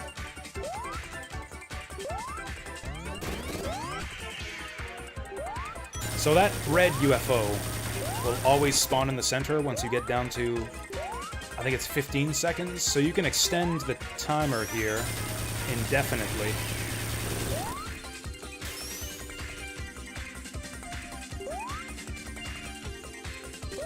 It's kind of a lame way to play it here, but we can do that.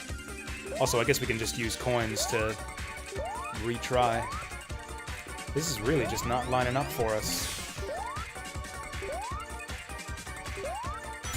Okay, that guy seems like he lined up pretty well along this line here. There we go. Oh, got that guy. Okay, the speed shoes make it easier to line up your jumps. Get this guy, just because you jump so far. This fucking thing. Look at this. This guy spends like all of his time over the water. Okay, one more. Oh, I'm gonna go for him. Yeah! Alright, yeah, speed shoes really helpful there.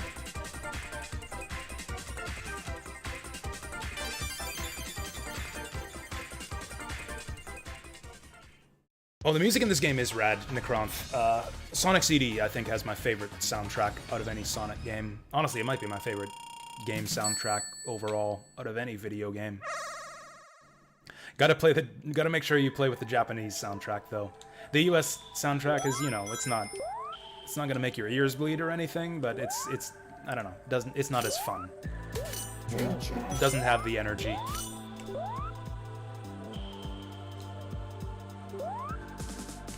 Doesn't fit the vibe of the stage, in my opinion.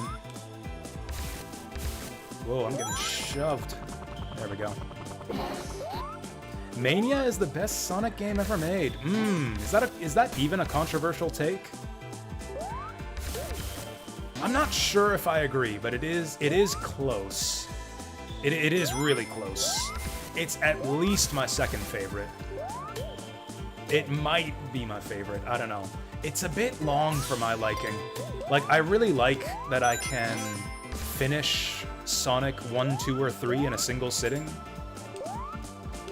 Or hell, not even in that much time. It's like about an hour for each of them.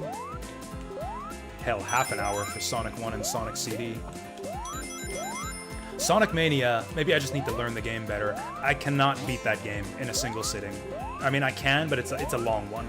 That's like a 4 to 5 hour game for me. Which is a little bit long to just sit down and bust out a session. First game that was a real breakout for you was Grade 3 with Shining Force 2. That's a good one. Yeah, that's a good one to get hooked on games with. I didn't play it back in the day. I actually played Shining Force 2 for the first time, or at least played it through fully for the first time a couple years ago on stream here, and I liked it a lot. It was actually funny, I had tried to get into Shining Force 2 a couple times in the past through emulation, and I got stuck on like the first mission. Weirdly enough, the first map in Shining Force 2 is one of the harder ones, just because you start out so weak. Like the ghosts on the first map can 2 or I think even one-shot you if you get unlucky. If they get like a double attack on your leader, you just die in one attack.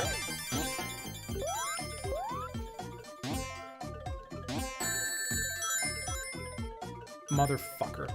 That was a hidden spring, too. We got absolutely hosed there. I'm gonna have to go way out of my way to collect some rings now. Well, we got the machine. This is the end of the stage, isn't it?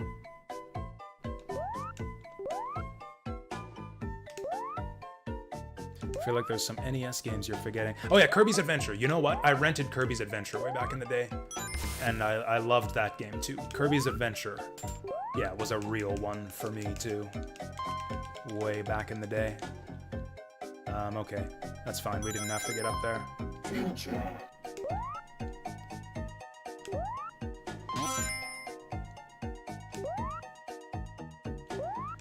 I never played Contra... Oh dear.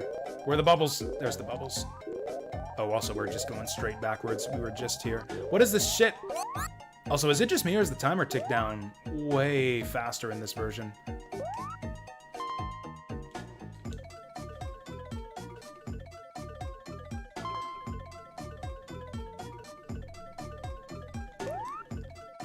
Is this a trap? Is this Robotnik's dastardly fake bubble trap? There we go. What an awful way to die, just like sitting there waiting for air bubbles forever. Expectantly. And getting nothing. There we go. We're up to 30. Whoa! Up to 30 now. Guys, we're all speaking highly of the Final Fantasy franchise. Final Fantasy VI is on the Steam sale. Go for it. It's like you gotta jump on that like Tonto, man.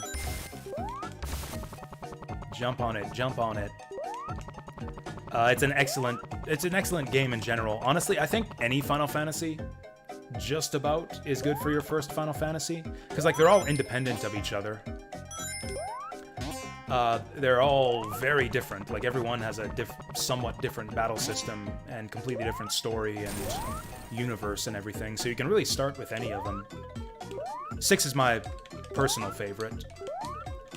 Actually, that's not true. I like 10-2 the best. But 6 is definitely way up there. Fuck, we didn't get our 50 rings. Like, I guess as far as... There are some Final Fantasies that are maybe bad to start with. Like, I wouldn't start with 8. 12... You could start with 12, but 12's not a very good representation of what a Final Fantasy game is, typically.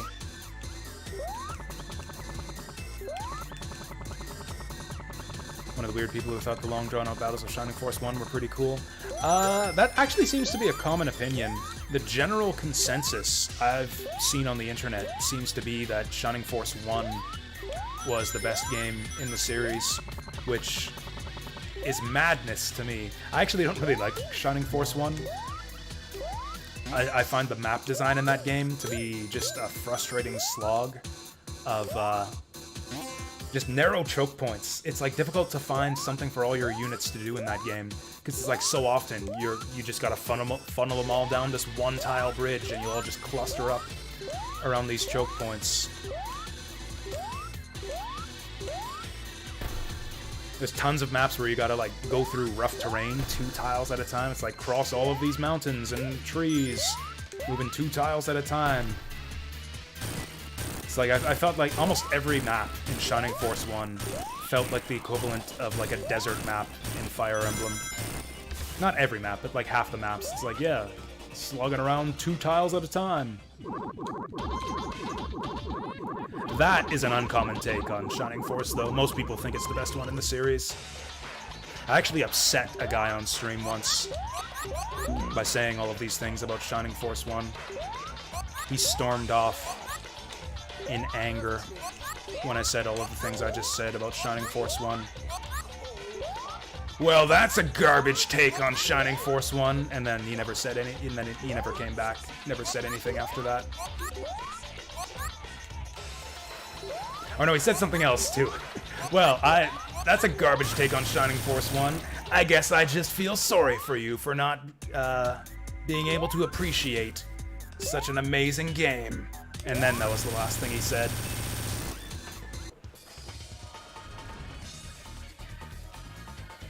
Convinced that standing on top of the bubble stops the big bubbles from appearing? Maybe. I mean, it makes logical sense, Angel James. If you put your foot on the bubble, it's not gonna grow up to become a big bubble. You're stunting its bubble growth. 10-2? Is that a hot take? Is that a hot take that 10-2 is the best one? I know that it is. Most people hate that game. I wasn't crazy about 10 in the first place. That's kind of one of the things people dislike about 10-2, is it kind of shits all over like the tone and some of the character development of 10. Which is fine for me, because I didn't really like 10 that much in the first place. Oh, by the way. By the way. Can we crank this up? There's no way to crank it up. This is my favorite stage music. I should have not gotten those sneakers so that we could hear more of the stage music. Like, I don't even want to go into the... This is the one zone where I don't want to go into the past or the future, because the present music is just perfect. It's the best some of the best music in the game.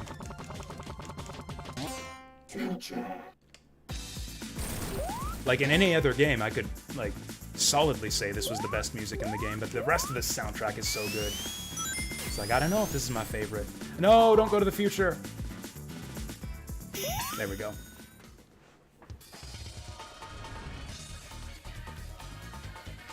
He's a Shining Force connoisseur. I mean, honestly, I think anyone that says that Shining Force 1 is their favorite Shining Force probably hasn't played Shining Force 3. And I don't think anyone who hasn't played Shining Force... Anyone who hasn't played Shining Force 3 can't really call themselves a Shining Force connoisseur, I don't think. I mean, maybe there are legitimate reasons why people would prefer 1 over 3, but I think that Shining Force 3 is the best game in the series by far. That is such a fantastic game, just in terms of the map design, the characters, the story. It's just on a whole nother level from any Shining Force game.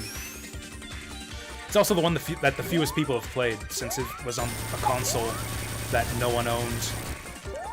And to play the full game, you've got to play the Japanese versions of 2 other games. Because that game was released in 3 parts in Japan, across 3 separate releases. There's Shining Force 3, Scenarios 1, 2, and 3, which are 3 separate games. Only the first of which was officially released in English.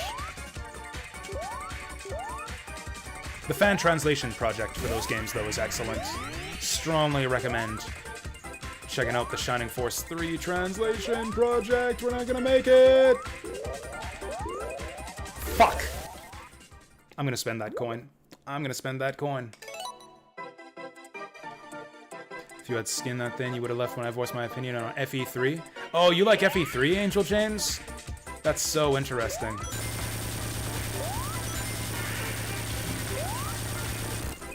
I might get where you're coming from. Like, I myself have kind of weird taste in science fiction, according to most people. Like, my favorite Star Trek movie was the first one. The one that everyone says is so slow and boring. That infamous, like, 10-minute long panning shot of the Star Trek Enterprise, I think that part of the film is fantastic. The part where Spock's just, like, floating through space up to the anomaly for, like, 15 minutes. I love that scene. So I like really boring sci-fi. I'm a weirdo like that. And you, apparently, like really, really boring strategy games. So I can relate to that.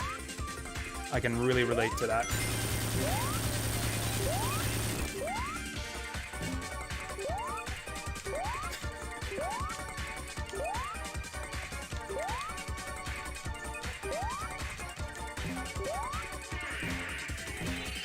Get it! Yeah. Oh, I've never played Phantasy Star. I mean, I tried it once.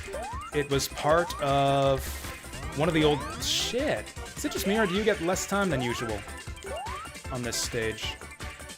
Fuck. We're gonna miss it again. Nope, got it. Didn't even feel like we wasted that much time there. Yeah, that was relatively fast, the UFOs.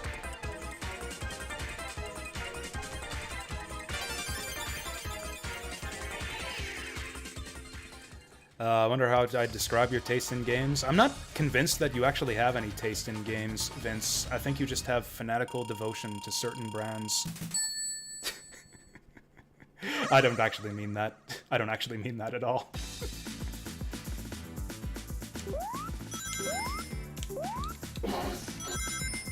I was thinking that about someone else on Twitter recently, so I thought I'd just use that line on you.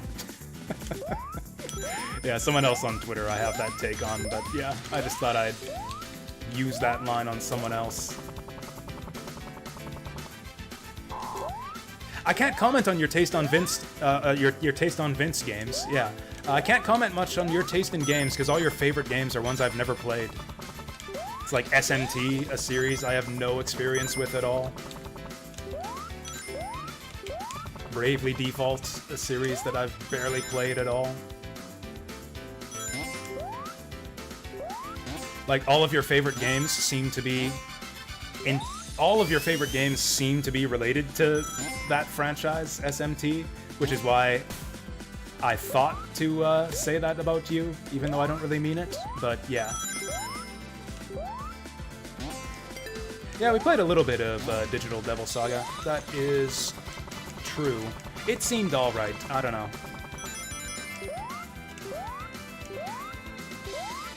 Never watched a single Star Trek anything. I mean, I had never played a single Fire Emblem anything until a couple years ago. Or at least I should say I barely played Fire Emblem anything before a couple years ago.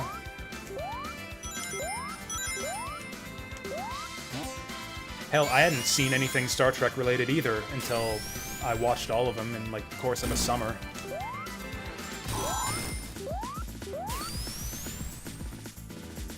Whoop. Oh, got our shield.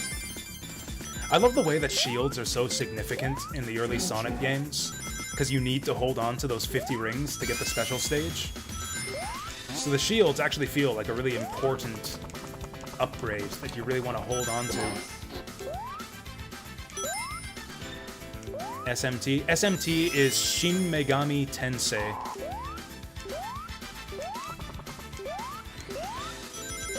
Which is Japanese for New Goddess Tensei. I don't actually know what SMT stands for, or what Shin Megami Tensei stands for. That's right, we are gonna do Bravely Default tomorrow. SMT, more like shit media taste. I love, that's good. That's good, Angel James. I wish I would have thought of that. I'm envious. I wish I would have thought of that one myself. Shit.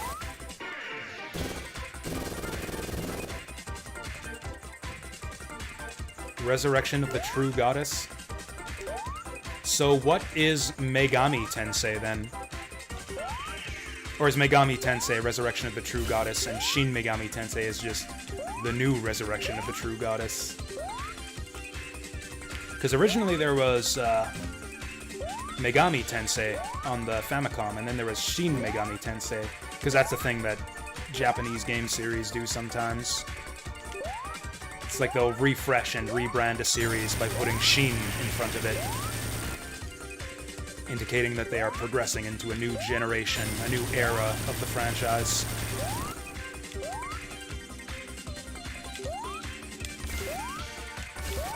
Actually, I was struggling to think, I was talking about that kind of phenomenon of that convention of Japanese game naming and struggling to come up with examples a couple weeks ago on stream. One of them that I forgot about is actually Danganronpa V3. Because that's one thing that fans will tell you about that game. It's like, it's not Danganronpa 3, it's V3. It's a totally different thing. And they're right, Danganronpa 3 is the anime, which is the continuation of the story of Danganronpa 2. Danganronpa V3 is an entirely different thing. It's not even a sequel. Not even a proper sequel to Danganronpa 2. They just call it V3 to kind of mislead you. And sure enough, the Japanese version of Danganronpa V3 is called Shin Danganronpa V3. Because it's a new thing.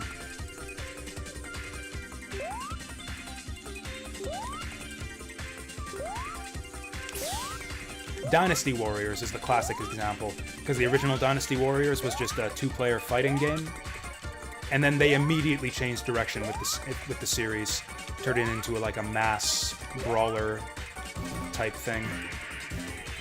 And so the second game was just called Shin Dynasty Warriors, or Shin whatever Muso. I actually can't remember the full Japanese title of Dynasty Warriors. Something or other Musou.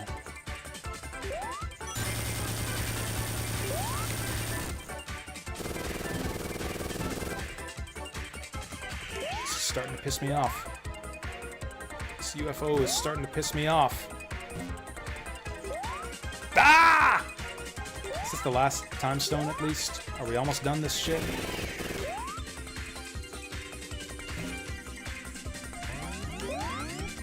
Oh god. Okay, let's go for this one, because if we blow up this one, yeah, we get the speed shoes, and that'll make it easier to go for the other one. Get a good line. Shit!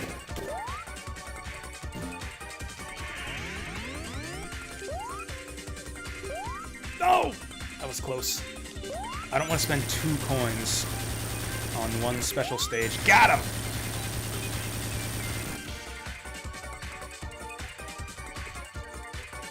I should give Grow Lancer 2 and 3 a try. That's on my list of PS2 games to hit. I'm definitely interested in the Grow Lancer series. Yeah, we got them all. We got them all. We can get good futures now.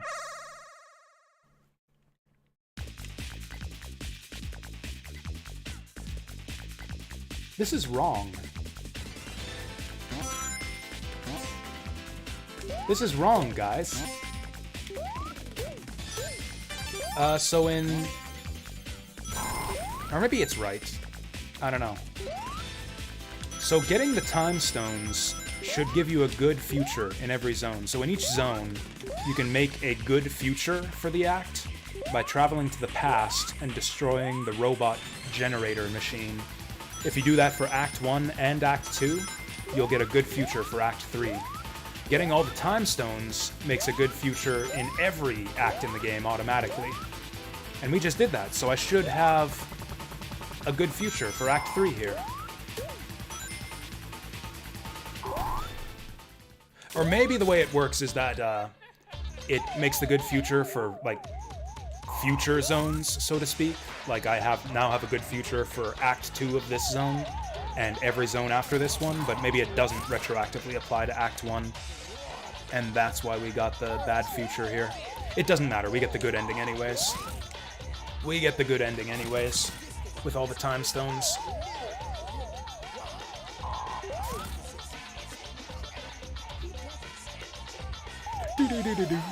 Come on now, work that sucker to death. This is such a weird boss fight. It's like so simple, but I kind of like the concept. Sonic the Hedgehog games have never had brilliant boss fights anyways. Honestly, I consider most Sonic boss fights to just be like fun. Like Robotnik shows up with a fun machine for you to bounce around on for a few seconds until he blows up. Like, that's what a Sonic boss fight is to me. Like, Sonic Mania tried to get away from that and do real boss fights with some challenge and complexity to them, but I feel like they kind of failed at that a little bit and mostly just made them kind of annoying to fight. Kind of annoying and finicky. I mean, not that it's all bad. Sonic Mania has some really good fights, but also some really bad ones. Yeah, I guess we don't have to care about getting the good future anymore. Oh, cool. We can just time travel through the pipes.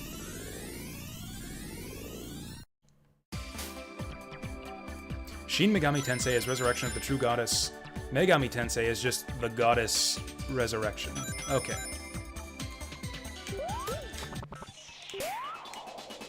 You know, I really dislike the way that it changes the music for both Invincibility and the Speed Shoes.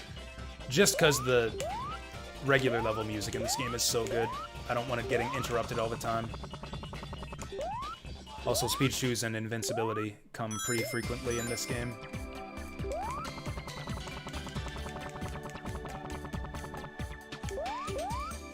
Is this the one?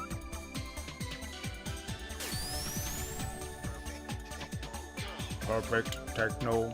This is not the one. Ah, well. There's one of those things that pops you out into like a secret area. Whee! I don't want to go to the past. I'm chilling here in the good future we made. Man, this zone almost hurts to look at in the good future. Wait, I don't want to time travel. Oh, it's not time traveling us this time.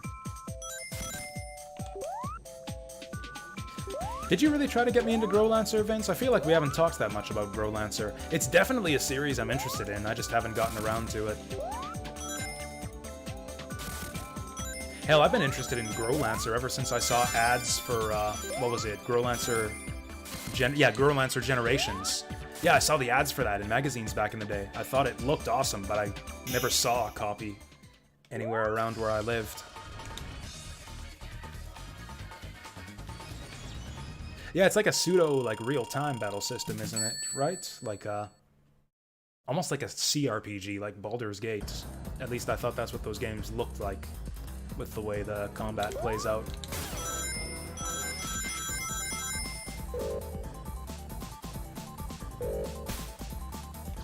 Ah! Ah! I want to go to the good future. I want to go to the good, wacky workbench where everything's made of bubblegum. I think there's an easy way to get to the good future in this zone too, and this is it.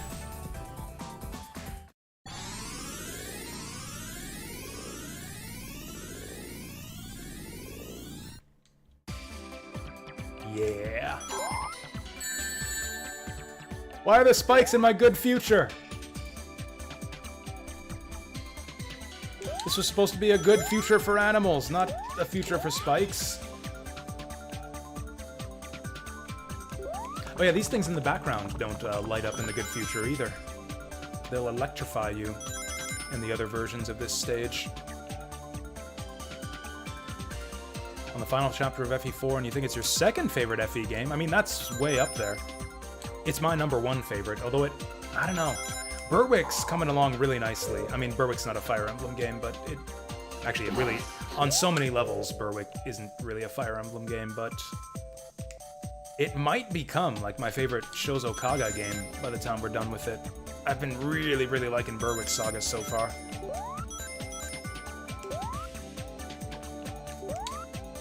But, until we're finished with that, Fire Emblem 4 is still my #1. Which one's 14? That's not Fates, is it? It is Fates, isn't it? That's a hot take, isn't it? Fire Emblem Fates is best Fire Emblem? That's a hot take, I'm pretty sure. I'm actually looking forward to that one. I think those games look interesting.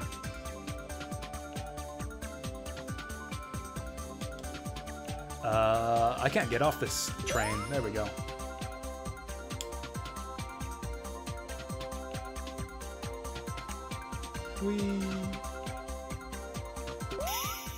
We got the high goal in that one.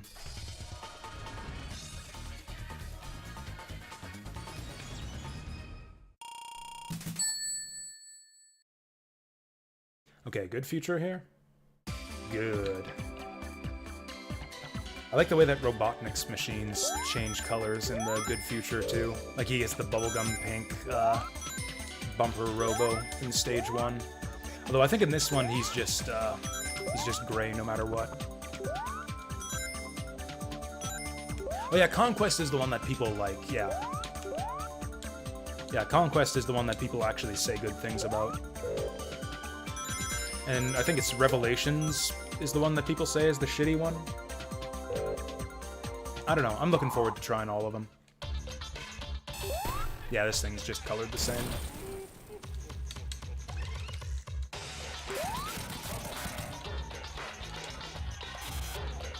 Boing.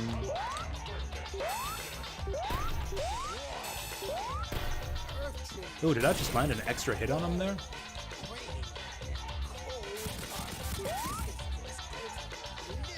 Oh yeah, that Twisted Metal Black. I'm looking forward to that, too.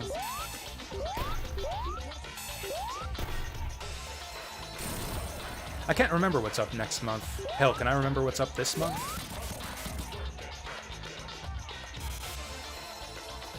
I remember Valkyrie Profile, Bravely Default, Billy Hatcher, Freedom Planet. There's a 5th one, isn't there? Oh yeah, that demo. White Noise or something? Yeah, we got Sayuki up next month as well. That's been a good game. I've been enjoying that one so far. 14 coins on this Sonic CD playthrough so far. Yeah. I think Stardust Speedway might be my favorite zone to play in this game. It's not quite my favorite aesthetically, although it is up there. But, like, just to play, this one's a blast. It's like they made a speedway zone that's more interesting than just holding right all the time, because there's all the different tracks. Like, you can change directions, you can flip, you can hit these things to switch the track from top to bottom. You're, like, getting ramped up into the sky all the time.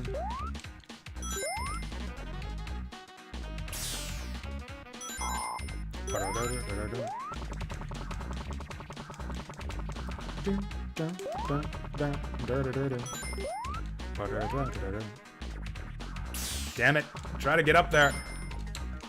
I refuse to be dumped back onto the lower route. In fact, we'll just Tails our way up there. I mean, we picked Tails. We might as well use his Tails.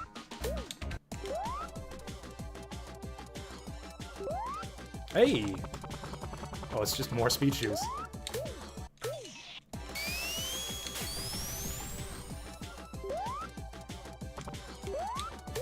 Hot take, Metal Sonic looks lame.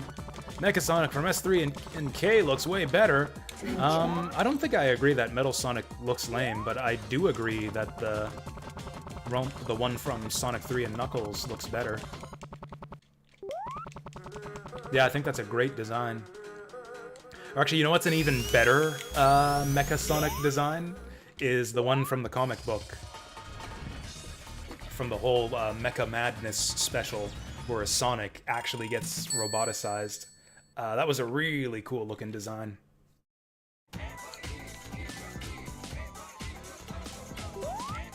Although they never used that one in the games for obvious reasons. You know what, let's go to the good future. I can't even remember what the good future in this zone looks like.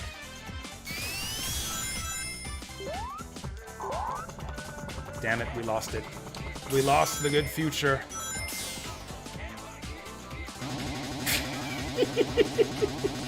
I love this game.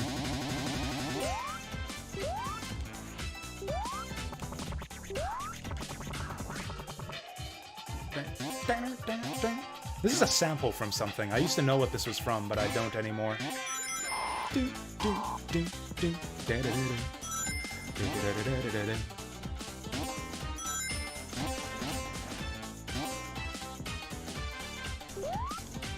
Yeah, this Robotnik statue is just sweet. Like, what a good landmark centerpiece of the whole level.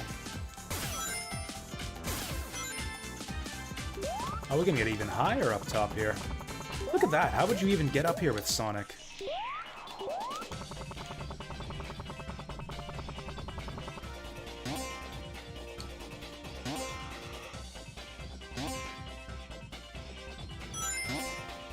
Whoops.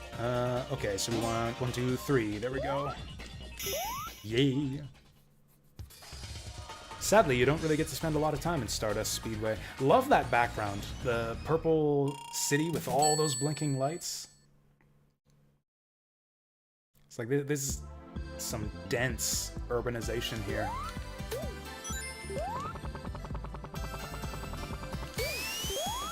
Weirdly enough, there seem to be fewer buildings. In fact, it's all just, what is that, like water in the background?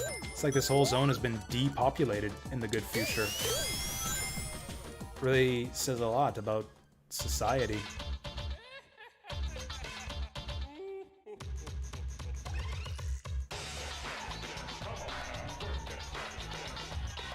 This race is going to be really easy with Tails.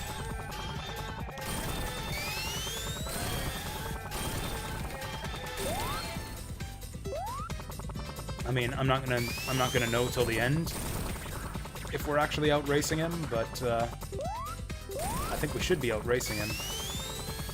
Mind you, Metal Sonic rubber bands like hell during this section. Like, he goes really fast once he starts falling behind. Like, that sound you hear is probably him just zooming forward constantly. Yeah, seems to me like we're stomping him, though. Oh, no! Bitch. No, you don't. No, you don't.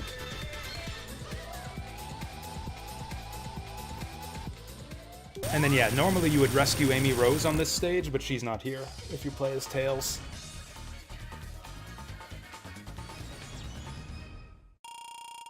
More like a forest city? Actually, yeah, I can kind of see that. It's like the animals have taken over. This is our city now. I'm gonna let it grow over with trees. Oh, you know what? I didn't think of this. We don't get to hear the Bad Future music for Metallic Madness. That's actually my favorite song in the game, is Metallic Madness Bad Future. Oh. It's kind of a misnomer. Kind of a misnomer. We made the good future, which means we don't get to hear the good music. It's like we don't get to hear the best song in the game. This isn't a good future at all. I love what they did with the Metallic Madness music in Sonic Mania. The Robotnik rap and everything. Sounds so good. Oh, and then this bit with the saxophone solo and everything. Yeah, love what they did with the Metallic Madness themes in Sonic Mania.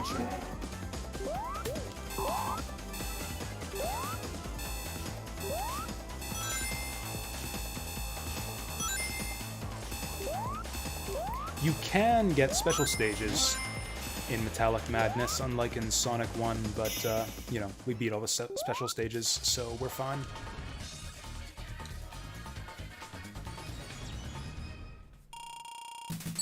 Kind of a low-scoring run here. We don't even have 500,000 points yet.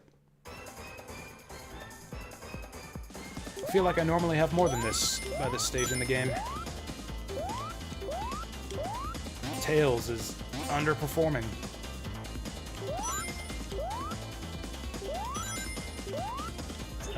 Also having a bit of trouble getting up there. I guess we can just Tails our way up.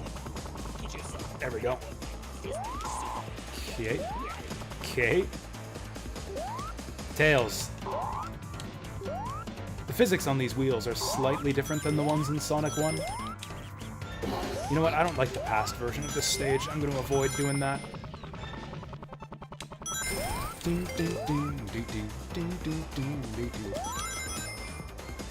Alright, which way are we going here? Oh. Race him to the rotator. Honestly, hearing this music and playing this stage kind of makes me want to play Sonic Mania right now. It would actually not be a bad, like, cap-off to the whole, like, play all the Genesis Sonic games. Like, Sonic Mania would be a perfect follow-up to playing all these games, except that Sonic Mania is longer than literally all of these games combined. I think that's actually true. I think it actually takes me longer to beat Sonic Mania than it takes me to beat Sonic 1, 2, 3, Knuckles, and Sonic CD combined. Because Sonic Mania is about 4 or 5 hours for me. Sonic 1 is like half an hour, Sonic CD is like half an hour. Sonic 2's a little under an hour. And then Sonic 3 and Sonic and Knuckles are about an hour each.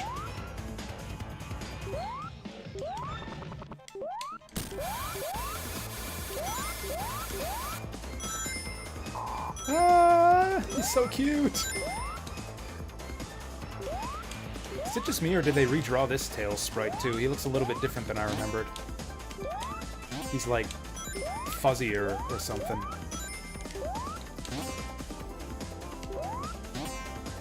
This is so awesome too. Oh, can he still fly? He can.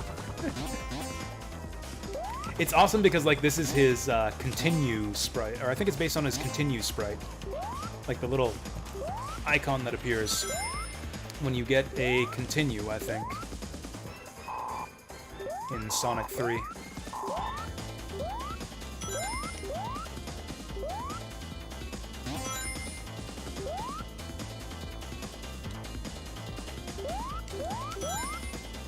There we go. Okay, don't go through there, or it takes you back to start.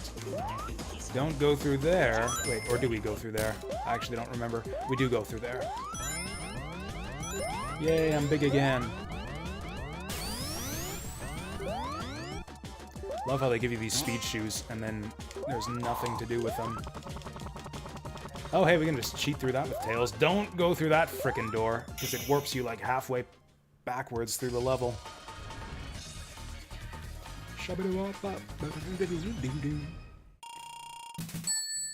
I really hope that the audio balancing is not as shitty for the other games in this collection. I mean, Sonic CD is going to be a little bit different. Like, you know, it has that CD audio. It's a little bit different from the other games. So, like, it would make sense if they messed it up in this game, but not the other ones. Sonic 1 was mostly okay.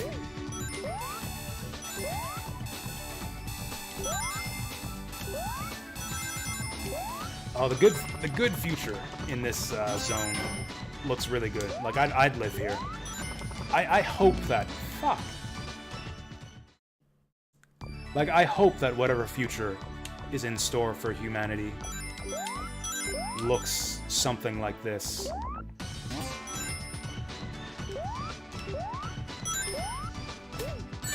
Also, I guess we can just farm...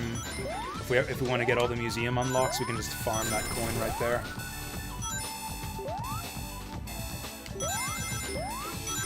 Okay, we should be able to just fly over here, no problem.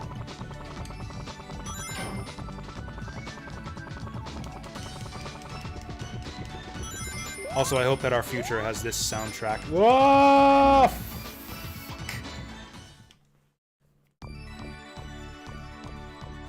Fewer pits, though. I hope that the future has fewer pits.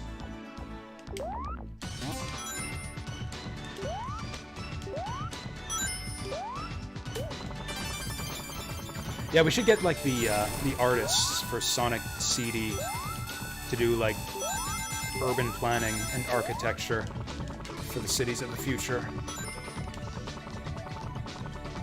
Oh, barely made that.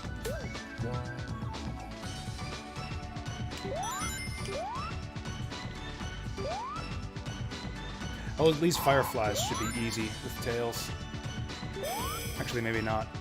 No, because I don't want to use the tails to hit them. These guys can be annoying sometimes. Oh! I thought we had that. Let's get a load of this fucking guy. There we go. Dr. Seuss as an architect? Heck yeah.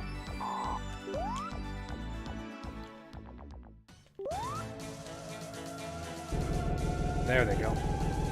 This is another example of them bringing in new boundaries to the edge of the boss arena to preserve the aspect ratio or whatever. It is possible to hit him between the blades there, but I messed it up. That first hit is the hardest one. It's pretty much the only hard part of this boss fight. I fucked up the second one there too, but the second one's easy. I actually don't remember what he does next. Oh wait, we can do this. Oh no, we can't! He's immune to the tails! And my ring just bounced out of bounds. Oh no! He's gonna fling that thing sideways now. And he's gonna pogo bounce. This should be easy. There we go. Swing. And then normally Amy Rose shows up here, but since Tails doesn't give a fuck about her, so he's just gonna leave on his own. Okay, there we go, Sonic. Sonic's just gonna be like, yeah, Tails, you take care of Eggman. I'll go grab Amy. Music's way too loud again.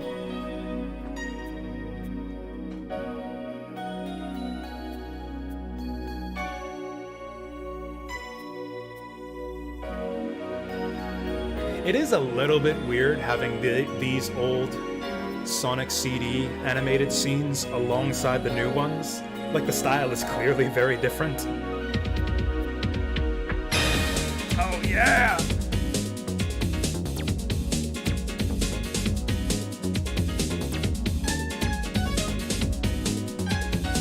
Honestly, they should have just kept this style of music for Sonic. Oh, yeah, the vocals are back again! We got the vocals back! Shabba-da-bop-bop. Wait, or do we?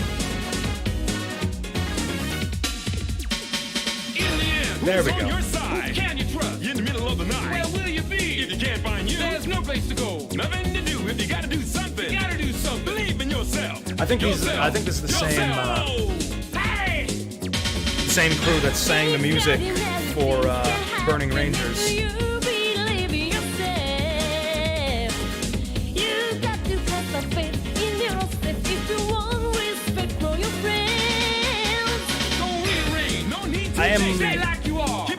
am like 70% certain that they re-recorded the female vocals.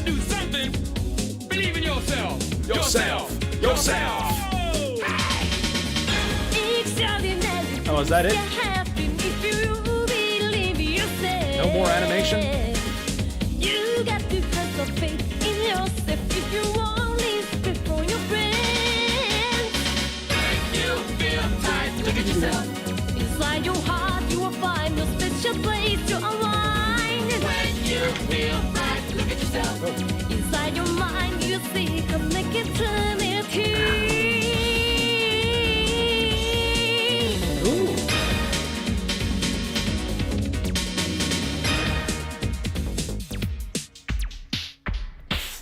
Okay.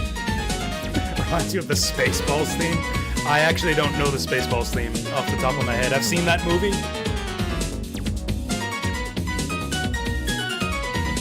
Had no clue Sonic CD was this short. Yeah, Sonic CD and Sonic 1. Both of them are really short.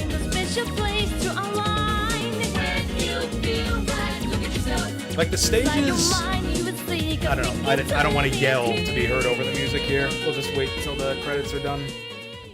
We should get another scene for the good ending here too. There we go.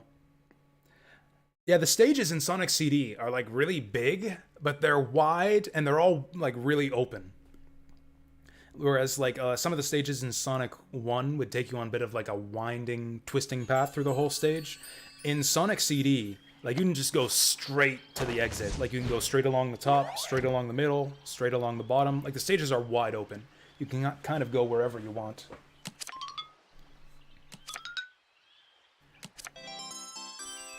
Yay!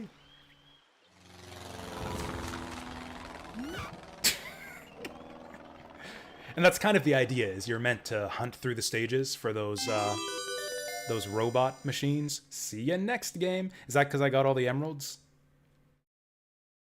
Hey! That was a cute picture of Tails, too. New content in the museum. What all did we get in the museum? We've only unlocked 9% of the museum. How many more times am I going to have to play this game? Actually, we probably unlocked the movies. Yep, there we go. Sonic Origins ending. What? Oh, Sonic Mania Adventures. These were little online shorts that they put out on like the official Sonic Twitter account. These were so good. You know what? You guys can watch this. Can we watch this? Can we go full screen? You guys can watch this while I go to the bathroom and get a drink.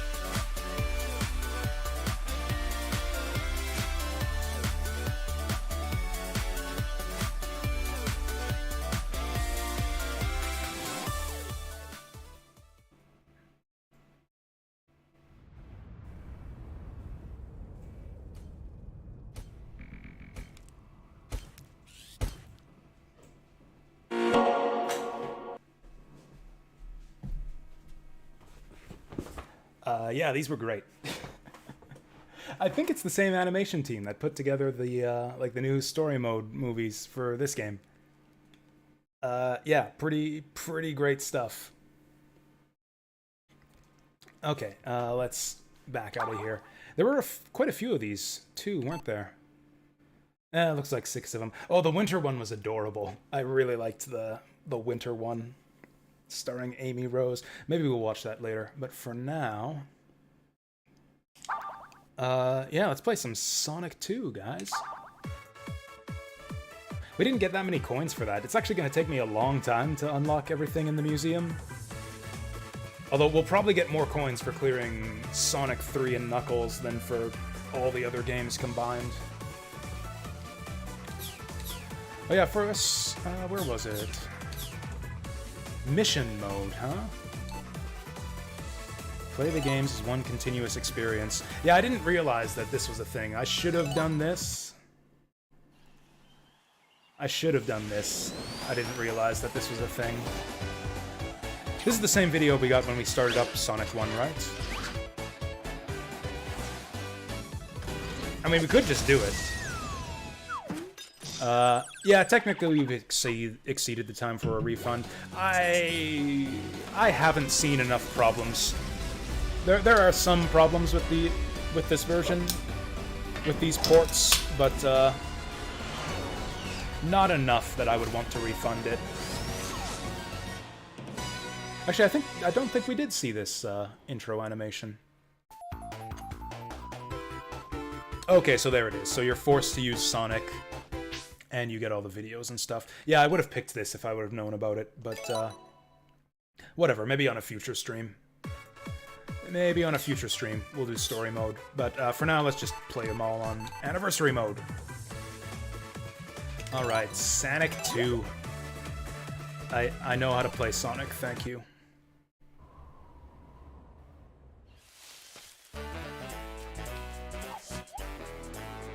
What? Who the fuck is this? Oh! How dare you! That's right, fuck him up, Sonic. Oh, this is like the origin story of, like, the origins, yeah, of Sonic and Tails becoming friends. He was getting bullied because of his two tails, and then Sonic fucked those bullies up.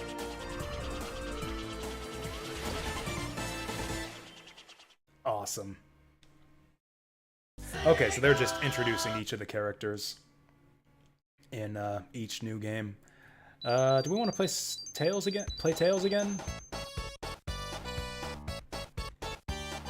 Dude, I don't think I want to play Knuckles in Sonic 2. Oh, there's no options screen. There's no options screen.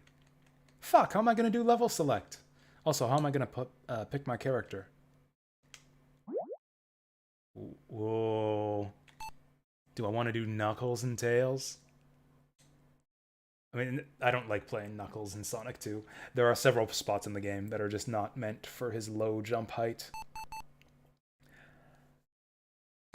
I'd do the opposite. I wish I could have Tails and Knuckles. Tails and Knuckles might be fun. Man, I love that this is a new feature, but Sonic 2 with Knuckles is kind of not the best way to play Sonic 2.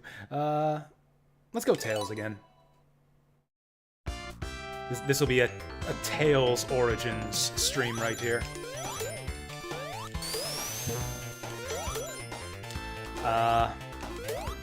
Some clipping on the sound. Well, we're over the threshold for refunds. There's some serious clipping issues with the... and audio balancing issues with the sound effects here.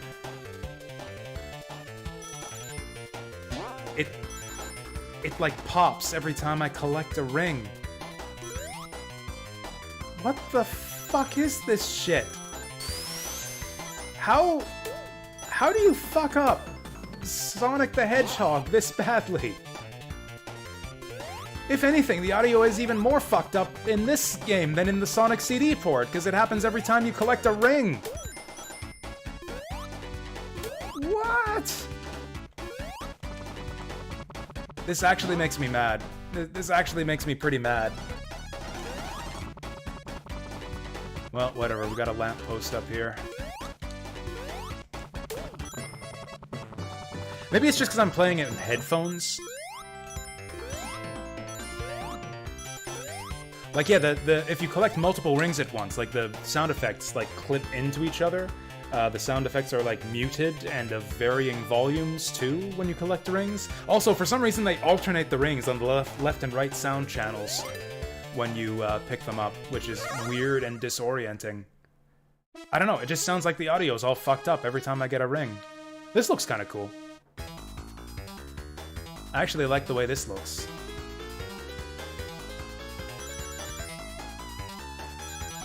You actually get more lead time, it seems to me, to see when the rings are coming up. Once again, they just smooth out the special stages.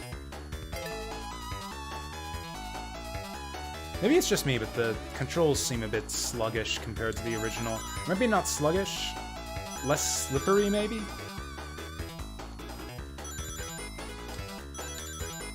Like, you would kind of slide around a little bit as you change directions in the original, and it doesn't do that as much here.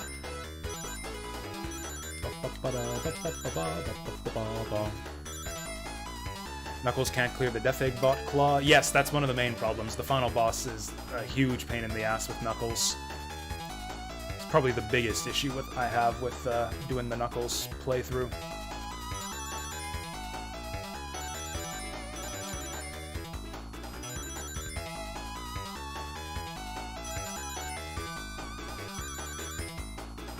Whoop. Whoop. I think we got it. How many rings did we need? Definitely more than 100, or definitely fewer than 160. Awesome. We got the Windex flavored Jolly Rancher.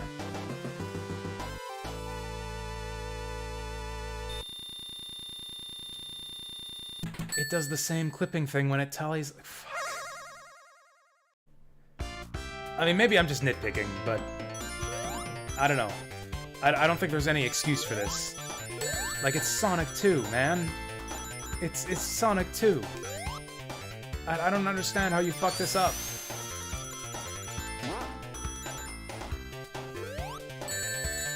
Whatever. Whatever. God, this... Maybe I'll get used to it. Maybe I'll get used to it.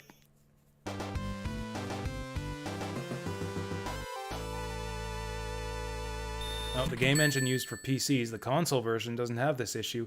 God, I hope they patch this.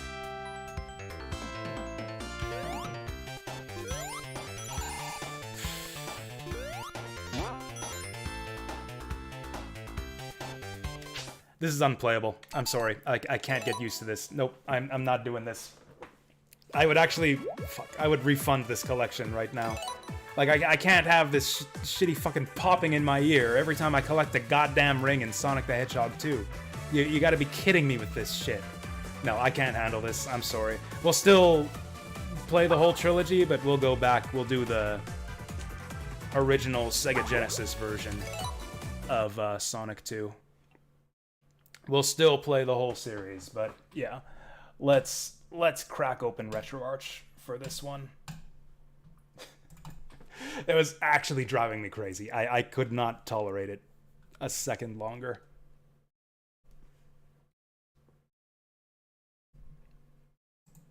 Knuckles in Sonic 2 is the easiest way to play. Huh? The special stages were definitely easier. For some reason, they changed the ring requirements for each section of the special stages, and also, when you get dumped out of the special stages, Knuckles, it doesn't take away all of your rings. So it's a lot easier to get subsequent special stages. So yeah, it's way easier to get all the emeralds as Knuckles, which is rather nice. But yeah, I remember there being some parts in some of the stages that were a pain with Knuckles. Like some parts of... there are some jumps, I remember, in Mystic Cave that you can't make with Knuckles, so you're forced onto the lower, more difficult routes. Although, actually, Metropolis Zone is pretty cool with Knuckles, because you have a much easier time staying up on the high routes of Metropolis, because there's so many walls everywhere. Virtual Console. I don't know what any of this is. Let's just go Rev B.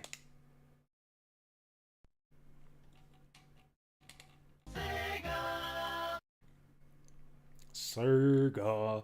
For what it's worth, we'll play Tails again, just because he can't fly in this version, but whatever, who cares? Tails alone, here we go. I guess I don't really have much incentive to go for all the emeralds, since we're not playing the, you know, the new story mode or whatever. And I guess I'll go for them anyways, just because I was on the other playthroughs with the other games. I'm habitually... I'm like trying to fly with Tails now, just because that's what we've been doing this whole time. Okay, so I gotta play this like I'm playing as Sonic. It's been a while since I played Sonic 2, actually. Like, even longer since I've played any of the other Sonic games. You know what? I'm gonna come back for that. I'm gonna get some rings and we're gonna come back for that one.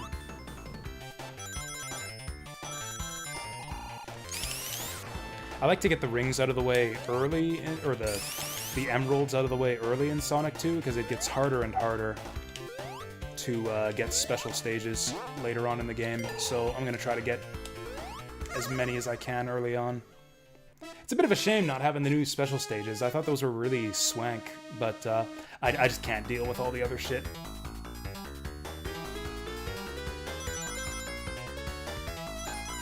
Oh, this is way faster. Yeah, Tails moves way faster in the original special stages. Yeah, he was definitely moving really sluggishly.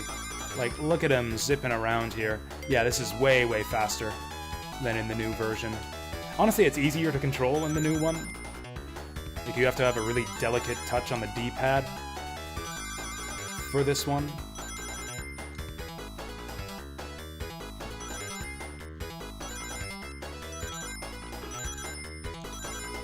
This is what I'm used to, though. Like, I don't really get the emeralds in Sonic 2 anymore, but I've done it before. Dozens of times. I might fail Special Stage 6 once or twice. That one's tough.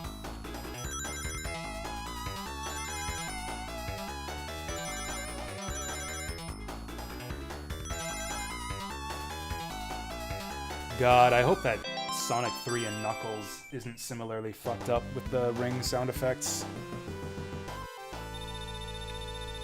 That's the one I was most looking forward to, because I was curious to hear the new mixes for the beta tracks for Ice Cap and Carnival Night and Launch Base.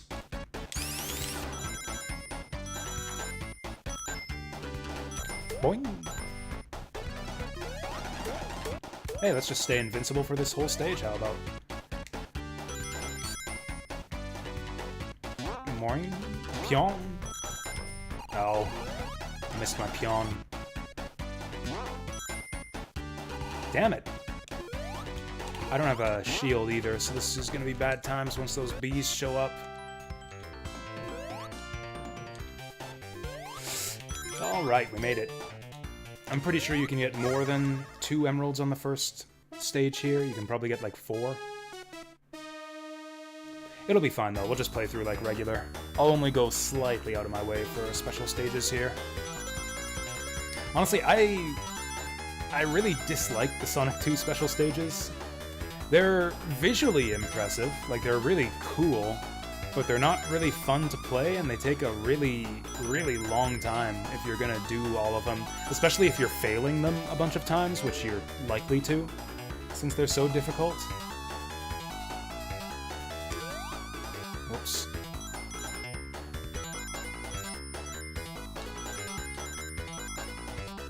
Whoa! Shit. Oh god, am I gonna fail the second one? Oh god, we are. Okay, we're gonna have to work harder for the third segment here.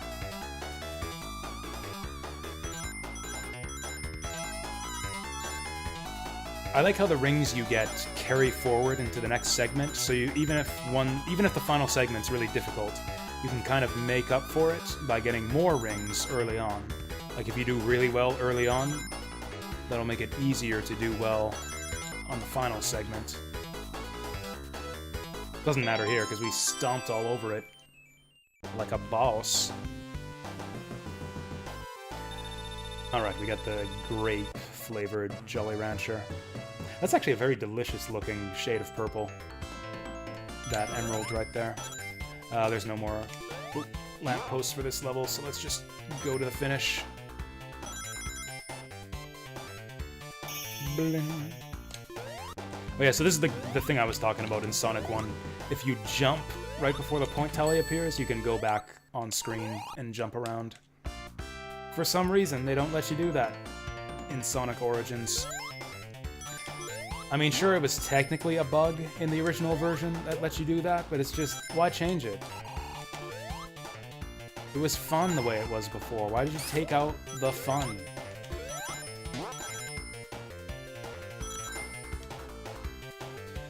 Ooh, I want that.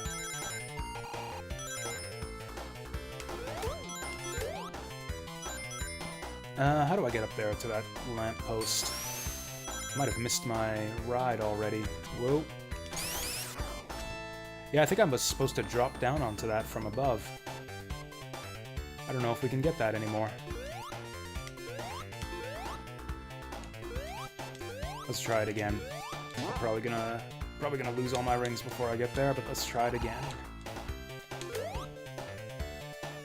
Oh no, we're good. There it is. Alright, we're gonna get 3 down in Emerald Hill. Dang. Whoa.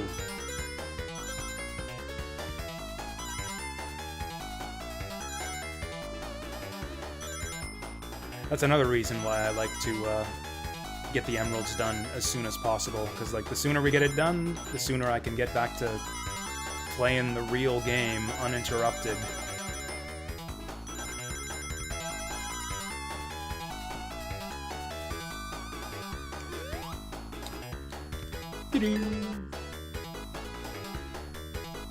Ooh, 110, that's a lot.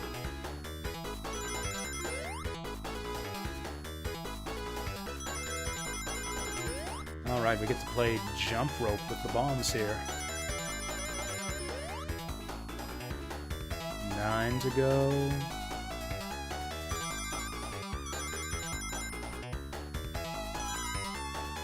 Ah! The fuck? Okay, we got lucky there, but... Oh, you know what? The square button doesn't jump. My controls are actually messed up. I don't have my usual, Genesis control setup with the Logitech pad. I mean, that's fine. The circle and X buttons are still working fine. So I must have... B and C must still be on X and circle, but I don't know what my A button is.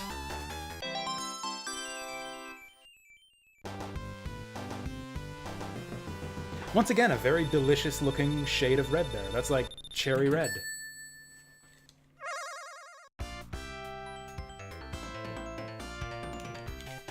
R2. R2 is my A button. I'm assuming that's because the last time I played a Genesis game on stream, I used my Sega Saturn pad. So RetroArch is actually configured for my Sega Saturn pad right now. I'm actually lucky that as many of the buttons are working correctly. Cool, we're gonna get 4 in Zone 1. Ooh, I remember this being the first difficult one. I might fail this one. Like, I probably won't, but I might.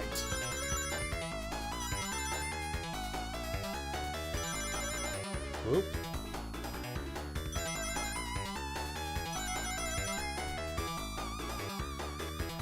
Wow, it's almost like I've memorized this shit or something. I didn't think I had, but apparently I have. Ooh, that was short. I did not have a lot of time. 110? Oh, I remember this shit.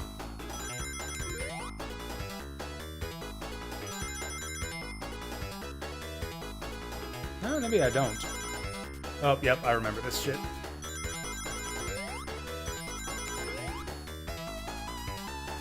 It's slightly more efficient to run through the center. Whoop. If you dart between the bombs in the center, you'll reach the other side faster and won't miss as many rings, but it's dangerous.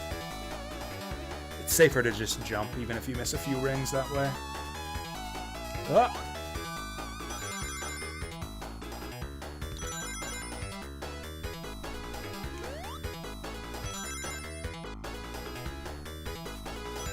Whew, keeps you on your toes. Whoop, there we go. What's the magic number? 150? Yeah.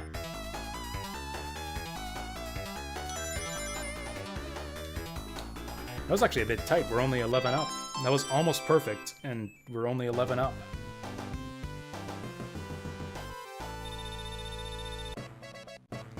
That's 4 down in Zone 1. We'll probably... I don't actually know where a lot of lampposts are.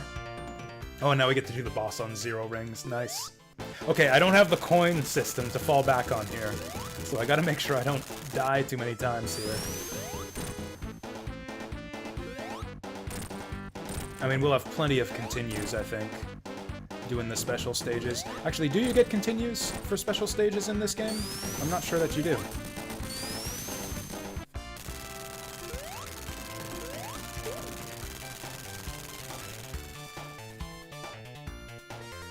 Fun fact, Tails has fewer different animations when he's standing on the ledge there. Sonic has like 3 different animations he does, depending on how close to the ledge he is and what direction he's facing. Tails just has the one.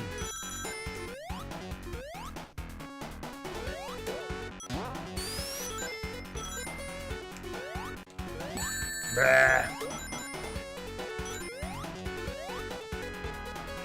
Honestly, Sonic 2 is probably the hardest game in the series to get the good ending on. It's difficult to hold on to your rings compared to the other games. I might be wrong about this, but I feel like there are more cheap hits in this game than in other Sonic games. So it's a bit tougher to hold on to your rings. And this, yeah, the special stages themselves are tougher. I did not find a single lamppost in that stage.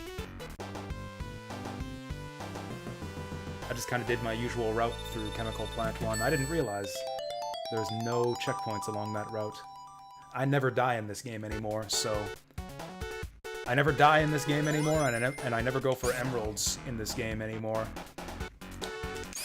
So I have no idea where the checkpoints are located. I have not paid attention to them for years. Man, sucks. It sucks that we're not getting those museum coins anymore. I don't know, maybe that would have been worth putting up with the lame popping for the rings for, but I don't know, for me, it wasn't. That is so fucked up. I really hope they patch Sonic Origins. Like, everything else I saw in that, like in Sonic 1 and Sonic CD was good to acceptable to good. Like, I liked the new Knuckles segment in, like, segment of the stage in the one stage that we found in Sonic 1. I like the new animated scenes, I like the widescreen, I like the new characters in Sonic 1 and 2. I like all that stuff. It seems like a solid collection. It's just the audio is fucked up in so many places. Uh-oh. This is another tough one.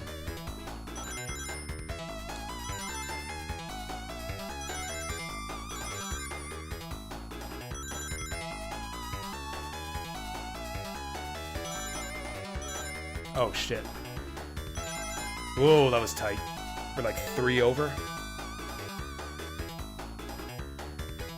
This actually might be the hardest special stage in the game. The main thing is you got to master that trick of going upside down.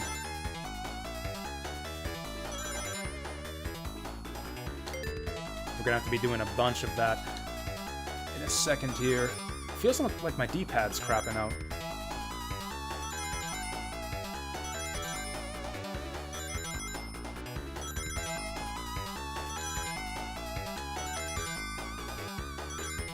I like the symmetry of these special stages. Whoa. Whoa. Oh, we're killing it. We're killing it. Yeah, once you do, like, completely master the timing of that little loop, though, yeah, this stage isn't that bad. That's the... It's not quite lemon, not quite orange. That's like the citrus flavored Jolly Rancher. It's like a citrus Halls. And there's the level up, 1-up.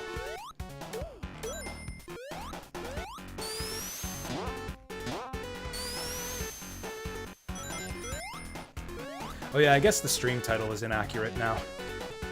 I guess people will be confused. I guess, you know what? I could have kept Sonic Origins open. I forgot that there was the classic mode. I actually didn't need to open RetroArch to do this. I totally forgot that you could play classic mode. Oh well. I also totally forgot to take the shortcut here. Or no, I wasn't lined up properly. I was on the wrong level for the shortcut. Whoops. Ah, I didn't have enough rings anyways. Yeah. I like the way that the water is in the foreground, even above your lives counter. That's so strange. Like, you would think that the HUD would be in the total foreground here, like in front of absolutely everything. But the water is actually in front of the HUD. It feels weird using a phrase like HUD to describe the 1-up counter in a Sonic game, but I guess that's technically what it is.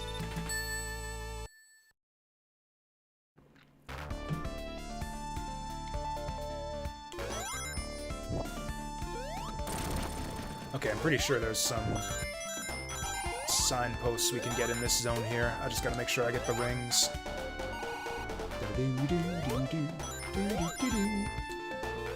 You know, I said that Sonic CD was my runaway favorite in terms of zone aesthetics, but honestly, I think every Sonic game has its own charm.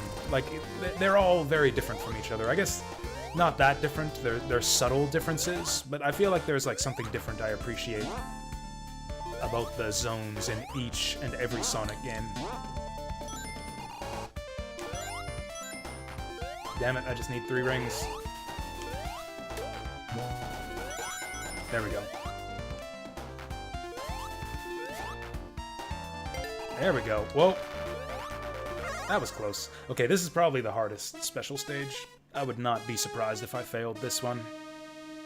At least once.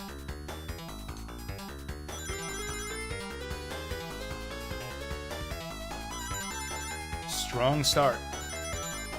We're off to a very good start on this one. Oh, we're killing it. We're crushing this special stage. The thing is, I actually forget what makes this difficult. Like, there's a hard part coming up, but I forget exactly what it is and what makes it hard.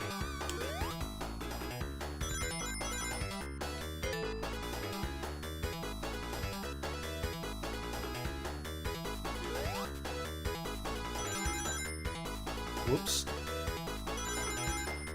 I guess the fact that you can't see where the fuck you're going. Yeah, there's all these blind corners. Oh yeah, there's more of this. There's more of this, and the requirements are strict enough that you kind of need to be good at doing this to win. Shit. Also, all these blind corners, you pretty much have to memorize the stage. Thankfully, you've got a bit of leeway. 210, okay.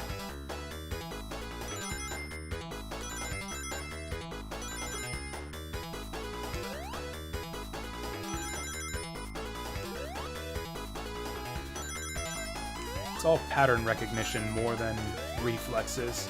210, huh? Oh, we got it already. That was easy. That was easy.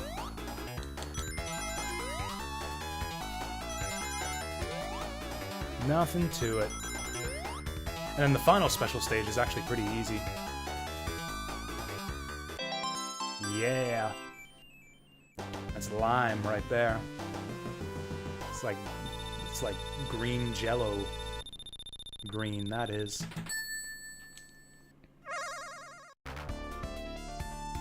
Anyways. Usaj to you too, Deep Fry. Whoa. I don't know if there's another checkpoint that I know how to get in this stage. No! Oh, well, okay, there's one. That was like right after our last one. The internet's been fine today. The internet's been, well, fine so far. I mean, yesterday it happened kind of later in the evening, so we'll see how things hold up later in the evening today, but for now it's been fine. The Sonic Origins collection has been somewhat disappointing in a few aspects. They fucked up the audio and the sound effects in Sonic 2 so badly that I couldn't stand it. We're just playing the Genesis, the original Genesis version of Sonic 2. Sonic 3 is actually the worst. Oh boy. Not looking forward to that. And of course I've played through Sonic 1 and CD already on Sonic Origins, so which took me just over 2 hours, so I can't refund anymore. Okay, that all really sucked. What's the point of those springs? I can't even get up there. Whatever, we'll go underwater. Yeah, they had to change the music, some of the music due to copyright reasons or something. Yeah, 3 of the tracks, or 3 zones, had to have their music changed. Ice Cap, Carnival Night, and Launch Base. Now, they actually have music ready to go for those. There were beta tracks that are like original music composed by people at Sega. Although they were just prototypes, they weren't finished. Like, they sound notably, I don't know, cheaper? I don't know, they sound unfinished if you listen to, like, the original Genesis versions of them in the Genesis beta of Sonic 3. Fuck, I'm not getting enough rings. Okay, whatever. Casino Night is where we get the rings. Casino Night is where you go if you want to make the money. Get those rings and emeralds.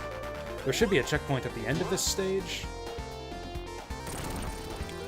If I can get 50 rings before then, we could have our emerald before. I am positive that there are a bunch of rings if I just get a good bounce off this spring. Ah! Well, I was right, but I didn't get a good enough bounce. I'm 2 rings short. What were the achievements like? You know, I didn't actually look.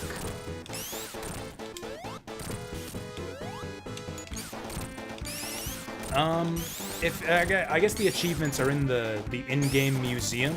You unlock artwork and stuff by getting certain accomplishments in games. I think it's mostly simple stuff. Like, you know, beat Sonic 1. Beat Sonic 2 with all the emeralds. Like, that kind of thing. We can have a look at the achievement list, though, once we go back into Sonic Origins after we're done this game. This game shouldn't take too long. I do need to find 1 more emerald, but yeah, again, that should be really easy in Casino Night. Woo!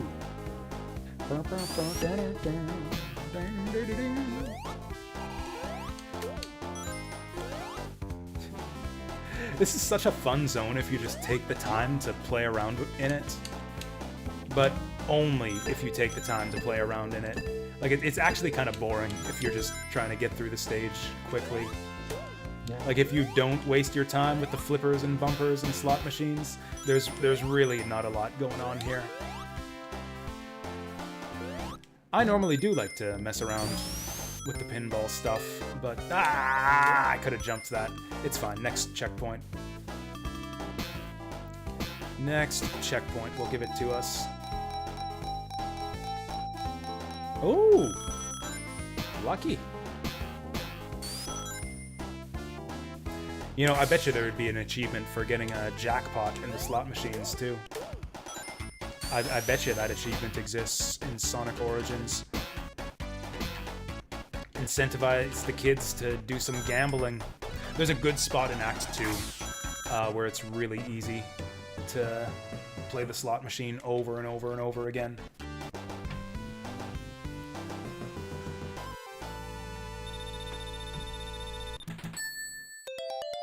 Huh. I said it would be easy to go for special stages in Casino Night, but we didn't get a single one on that act.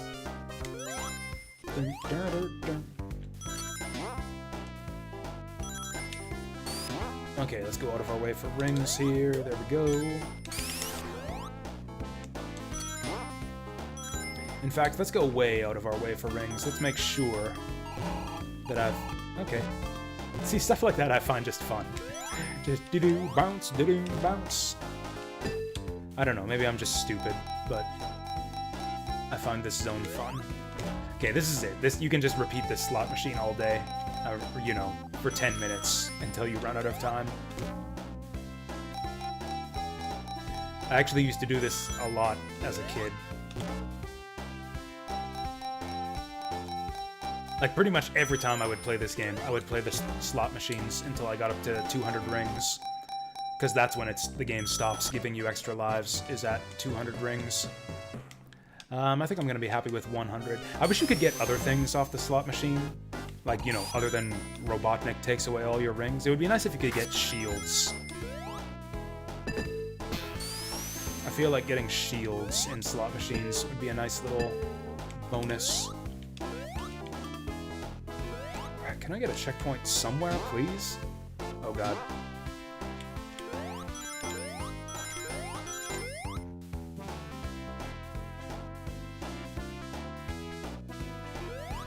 Oh yeah, weird little quirk of animation with Tails. His tail is, like, flat. His wagging tail animation resets if you look up. So, like, you can just kind of jerk his tail around by pressing up on the D-pad. Doesn't work with down. His tail actually animates independently of his ducking animation. It's only the up animation. It's because he does like a weird little tail flip. I don't know why. He just really likes looking up. He wags his tail extra hard if you look up. But if you crouch, it just like keeps flapping away there.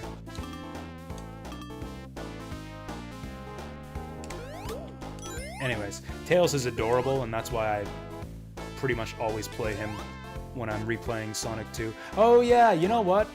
We would have Super Sonic. I forgot that we were going for the Emeralds. We would have Super Sonic if I would have played as Sonic. Oh, that's one thing that would have been interesting to see is, did they add Super Tails to Sonic 2?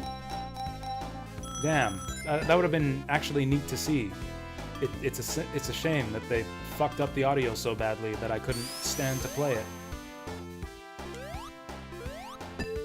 Listening to Jeff Gerstmann's take on Sonic. I don't think I care what Jeff Gerstmann says. Has he ever had a good take on anything? Is he one of those Sonic was never good type people? Oh, pfft, yeah, whatever. None of the games, Sonic was never good, guys. Yeah, you were never good.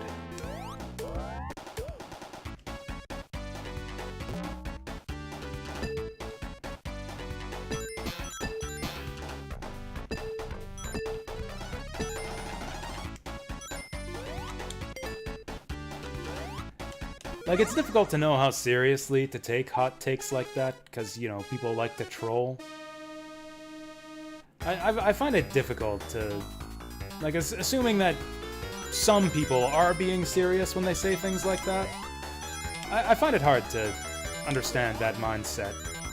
It's like, no, the only possible reason that, like, millions of people could have played this game and claimed to enjoy it is because they're lying or stupid. It's the only conceivable reason.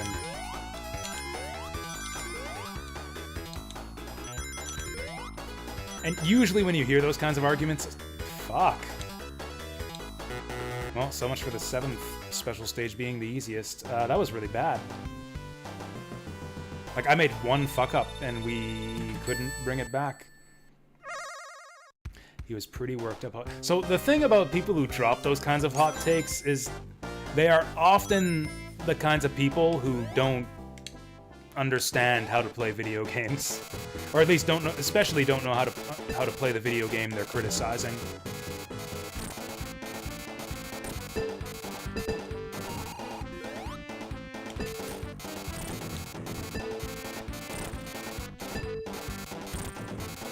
And, like, I don't know what it is. There's, like, some kind of mindset where it's like they just don't get that, like, hey, maybe there's something wrong with you. Maybe you're playing the game wrong. Maybe you just suck.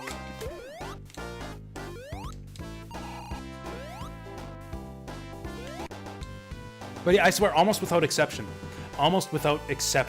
when you see people drop those kinds of takes about how, like, oh, this game is that millions of people love and has this massive fan following, actually sucks, and all the people who like it are stupid or lying.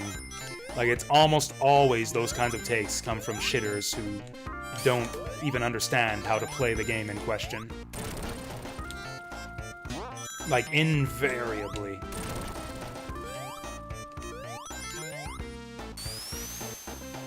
Like, not even don't understand, but, like, don't even take the faintest bit of effort. Like, who won't even attempt to, like, try to learn how to play the game correctly. Oh yeah, Sonic's in my top 100 as well. Probably not much higher than that. Alright, actually, it's probably in my top 50. Yeah, S3 and K probably makes my top 50. I mean, it certainly makes my top 50. Might not make my top 30. But it's definitely in my top 50.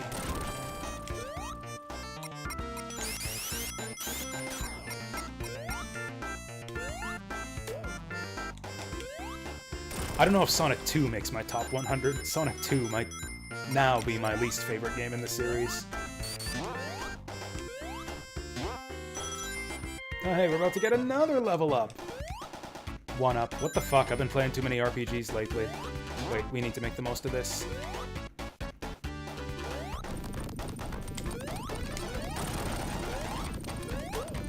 I don't even know how to get through there without abusing the invincibility. Oh yeah, also there should be a lamppost around here somewhere. Like right at the end of the level, I remember that. Alright, one more. There it is. The weird lamppost at the very, very end of the level. Special stage looked great, just wish it had more FPS. Yeah, maybe you'll like Sonic Origins then, mister. Actually, were you here when I played this special stage? The Sonic 2 special stage in Sonic Origins? Yeah, they revamped it, so it's all, like, fancy with a high frame rate, full 3D graphics and everything. It looks really nice, plays really nice, but they fucked up the sound effect when you get a ring, which makes the entire game unplayable to me. Holy shit. Okay, we've made it. Okay, we made it with Rings to Spare. Okay, that was difficult. Okay, 150. I actually completely forget what's coming next here. Okay, left, right. I can handle a little left, right, left, right. Left, right. Left. Whoop. Left. Left, I remember this. Left. Left. Then right. Sneaky bastards. Did we make it? We made it! Oh, we made it with Rings to Spare. Okay, that's deceptive.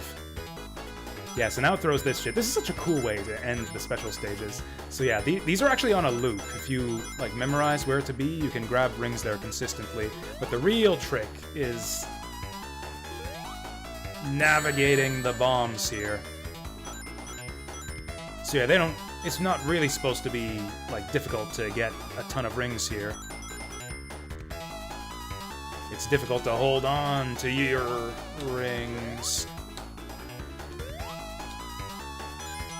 Also, I think that's it. Like, I think that's the end of the level right here. Yeah! Oh, that flashing background too, right at the end. Love it. Oh yeah, so Deep Fry. Which half of Sonic 3 do you like better? Sonic 3 or Sonic and Knuckles? Oh, you just got here a moment ago. Cool. Yeah, maybe I should try to show off that special stage for you once we finish Sonic 2 here, if you're still around. Honestly, we're like halfway through Sonic 2 already. Hell, maybe even more than that, since we got all the emeralds. I don't have to waste time with special stages anymore. If we weren't doing the special stages, I would probably be, like, most of the way through Oil Ocean by now. Hell, I'd probably be on Metropolis. Because, yeah, the special stages are quite time-consuming. I would probably be at Metropolis Zone by now.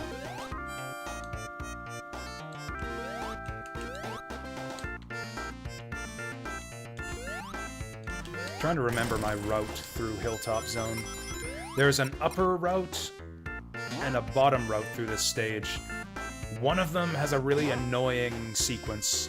I think we want to avoid the upper route. I think we want to go lower once we get to this point. Because the upper route has a really tedious section. If you just wait for the ground to carry you upwards, and it's really slow.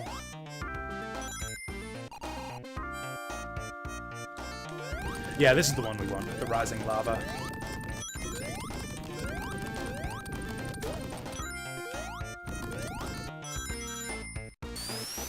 Now, let's see if I remember how to one-cycle the boss here. The boss is not here. Shit. I thought I had this stage, like, memorized, but I don't. I thought the boss was coming up right here. Not really looking, you're grinding in... Oh, Monster Hunter? Oh, yeah, cool. I mean, that's how it is with, you know, most people. I've been grinding in Soldiers this last week while watching or listening to people stream in the background. 3, 4, 5, 6, 7, 8. Oh, and we managed to avoid the lava dunk, too. That's not that easy. Like, you gotta practice that on that boss. Like, you don't have to practice a ton, but you gotta practice it a little bit. Sonic 2 might have the best bosses in the series, which, you know, is a pretty low bar to clear. But it's just like the epitome of that boss design philosophy I was talking about earlier in the stream.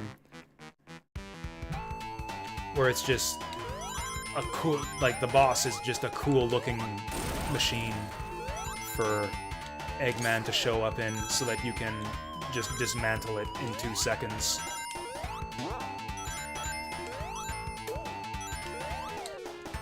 Like, that's the fun of Sonic boss fights, is just finding a way to bounce him to death with 0 effort.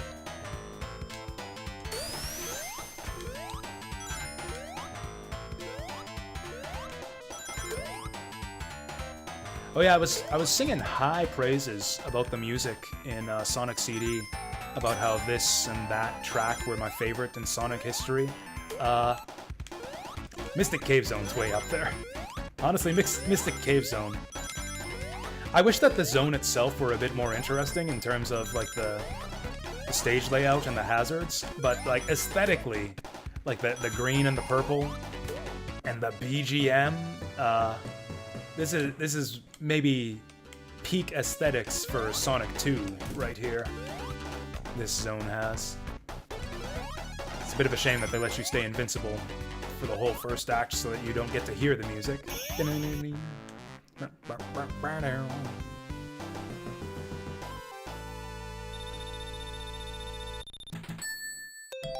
Honestly, this is kind of the peak of the whole game right here, to be honest. Because I don't really like Oil Ocean or Metropolis or... Sky Chase is alright, but it's not exactly fun.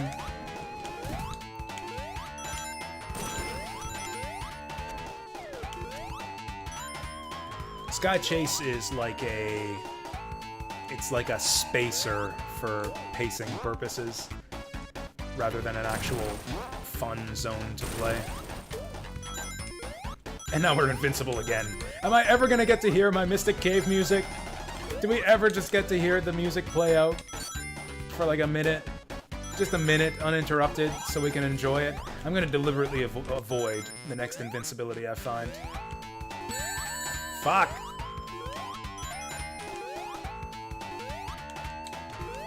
There's one music from this game you really enjoy. Probably Chemical Plant. That's the one that most people like. Yeah, Chemical Plant is the runaway favorite of most fans of this game.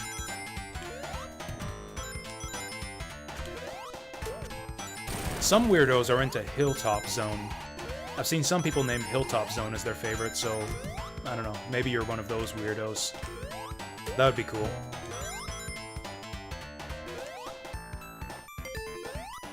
Cave Story. That would be funny. Just play the Cave Story theme for this zone instead of Mystic Cave.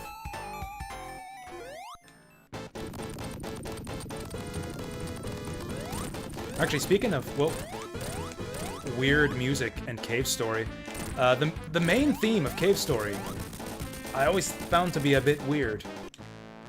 Like, it almost sounds like it's in a different style from the rest of the music in that game. Also, it has kind of a swingy sound to it, like this, too. That's the one where it's like a... It actually sounds a little bit like Mystic Cave. At least as far as getting that, like, swing rhythm to it.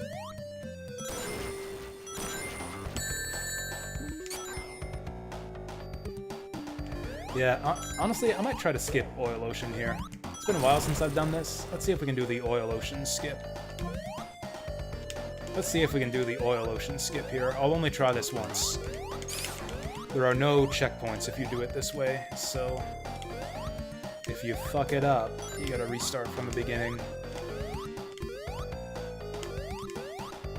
Also, I might forget exactly where we've gotta pop back up. That's pretty tight. Like, if you mistime it, you'll fall through the bottom. Do we go up here? I think I can go for one more. Oh, that was close. Shit. Do I try it again? I'll try it again, but this time I'll go up. Once we reach the spot where I just died. Because, yeah, that gets a bit tricky from there. Whoops. Okay, we can't do it from there. We have to do it. You know what? Let's just play the zone legitimately. Apparently I forget how to do this. I like that trick, though, because I never liked playing this zone, even as a kid. As soon as I figured out you could, like, zoom underneath the level through the oil, I did that every time on this zone. I do the exact same thing in, World 8 of Mario 3 in the boat level. I actually did that just on stream not too long ago. It's been, what, a few weeks? Like 3 weeks ago we played Mario 3, and I swam under the boat level. In that game, it's not even difficult. Like, you don't even have a spin dash or anything to time. You just get under the boat and stay there and go forward.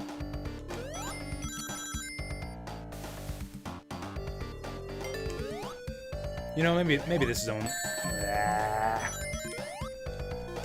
Nah, this zone sucks. I was about to say, maybe this zone's not as bad as I remembered.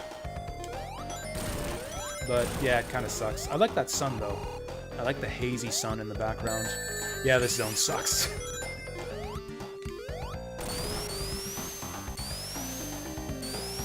This zone and Metropolis Zone both have the same problem. Where they both have enemies who will just shoot you in the face if you're running along before you can react to them. Like, you're just running forward, and then boom, Seahorse shoots you in the face. Running forward, and then boom, Grasshopper, Mantis claw to the face before you can react to it. And it's like every single Mantis and Seahorse in the level is placed like that. Or it's like, unless you slow your forward movement to a crawl, you're gonna run into them every time.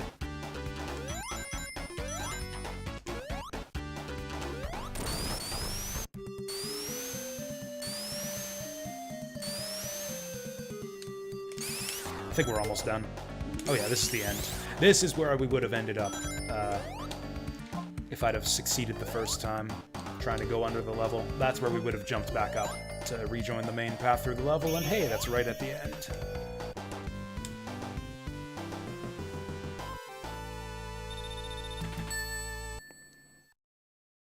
Maybe I should have found it like a widescreen ROM hack of Sonic 2 to play instead of just the vanilla version. Like, I think one of the things that might have people a bit disappointed about Sonic Origins is how it, like, doesn't feel exactly like the originals. Like, it's a little bit different. Okay, I was going for a glitch there, but I messed it up. I guess we'll just play through the stage like regular.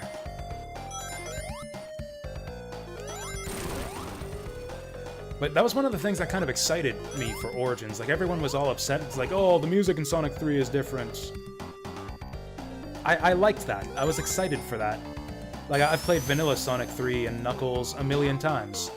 I like that they're, like, changing things up and, like, finishing up and remastering old beta tracks. I like that they're changing the stages to accommodate Knuckles. And, like, maybe even updating the acceleration physics for the widescreen format. Like, I like that it's a little bit different this time around. For the most part. Like, I don't like the way that the fucking ring collection sound effect keeps clipping every time you collect a ring in Sonic 2. That's a difference I could do without. That's a difference that I am not happy about with Sonic Origins. But all the other stuff, like, I thought it was cool.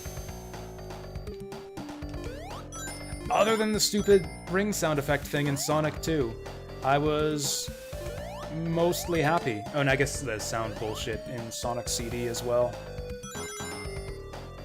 Man, the stuff in Sonic CD was actually really egregious.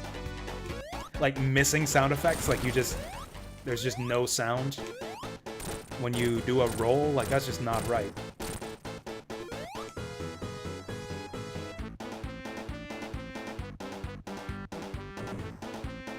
Yeah, we actually get to hear the boss theme play out a little bit here. Peak Sonic the Hedgehog boss music in this game. Probably the single best quality of Sonic 2 is that it has the best boss theme.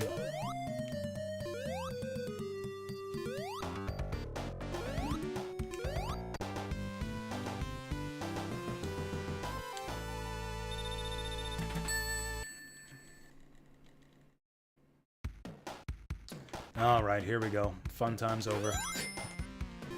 Honestly, Metropolis Zone is probably the single biggest reason why I don't enjoy this game as much as the other Genesis Sonic games. If you were just to remove Metropolis from the game and go straight to Sky Chase after Oil Ocean, I would like this game quite a bit more. Sonic 3 mini-boss, like the original Sonic 3 mini-boss. The one that goes, "Here, come on!" That one. It's pretty good. I think I prefer the standard Sonic 3 boss music to the mini-boss music, and I think I still like the Sonic 2 boss music better than that, but yeah, that's a pretty good one. Good shout-out. Fucking crab punchers. See, I'm super glad that we got all the emeralds before coming to this stage. Although it always, even at the time, it kind of weirded me out that the mini-boss theme was basically the same as Knuckles' theme. Like, the beat was the same.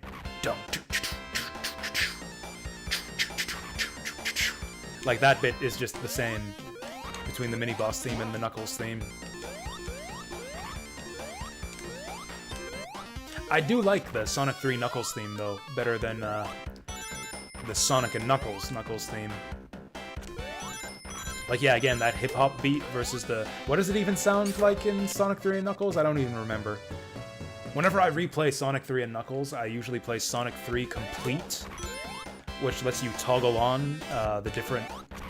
Like, basically lets you mix and match music tracks between different versions of the game, and I always go with the Sonic 3 version of the Knuckles theme.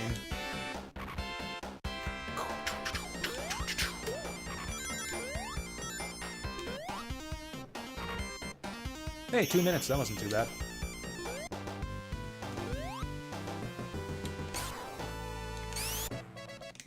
Yay, 1-up.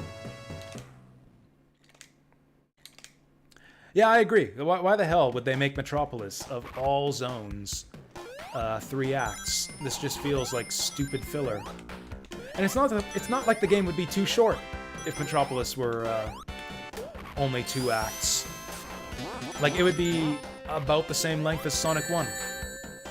Like, this game is already much longer than Sonic 1.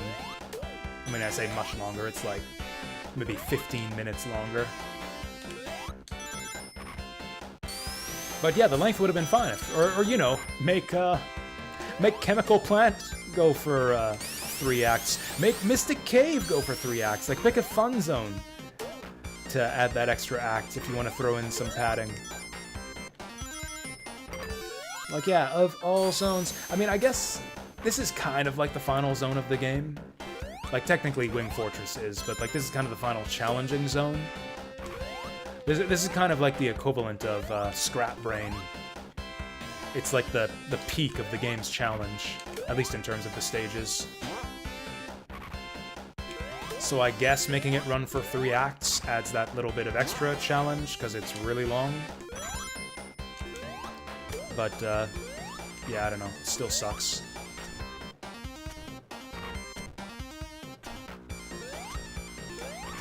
Honestly, in terms of the types of hazards you see in this zone, this place is actually very reminiscent of Scrap Brain.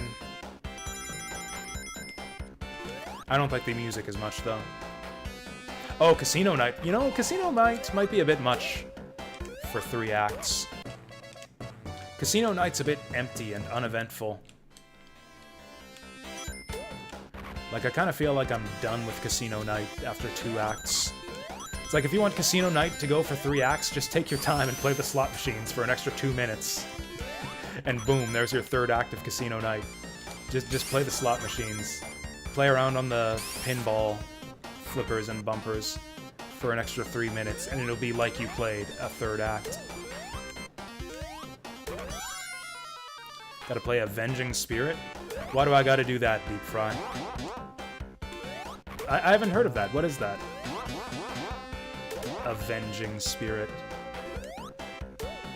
That's like original Game Boy, not Game Boy Advance.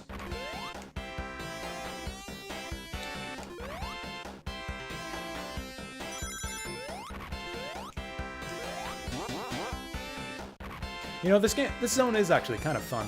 Oh, we're done already. Okay, that was 2 minutes and 40 seconds. That's actually long as Sonic 2 zones go. Like, if you're kind of rushing through them, most Sonic 2 acts take about a minute to 90 seconds. So we're already spending, just on 2 acts, we're already spending like twice as much time here as in any other zone.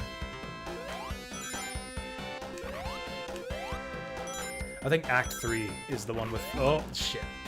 Act 3 is the one with all the bullshit, too. That long, like, run along the screw section with the starfish shooting at you through the walls. That shit is the worst.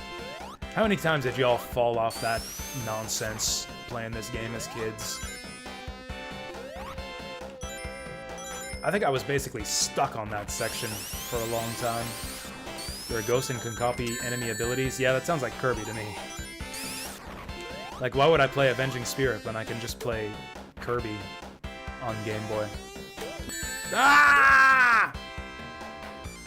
This is the kind of shit I'm talking about. So now I gotta go all the way back down here to reset the nut. I gotta go all the way back over here to reset the nut.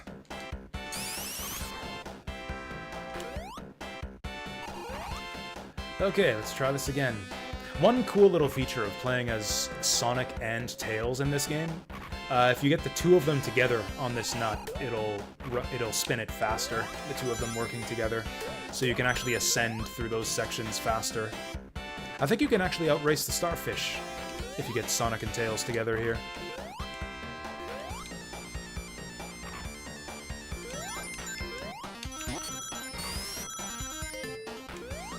Why would I play Kirby when I could be having fun instead? You can have fun and play Kirby at the same time. No.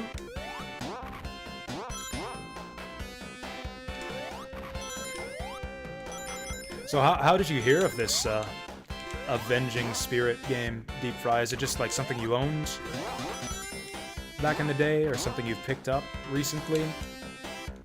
Something you read about somewhere. Damn it. I rushed for it. Give me that ring.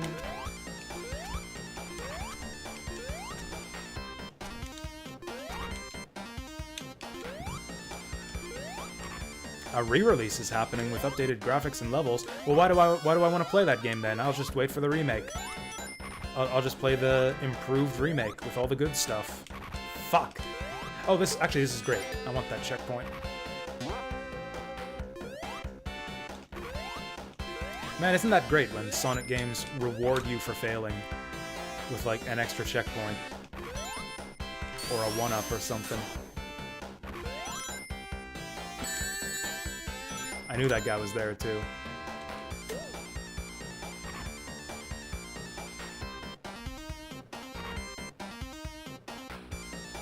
So we're at 2 minutes and 45 seconds. This is already the longest act in the game.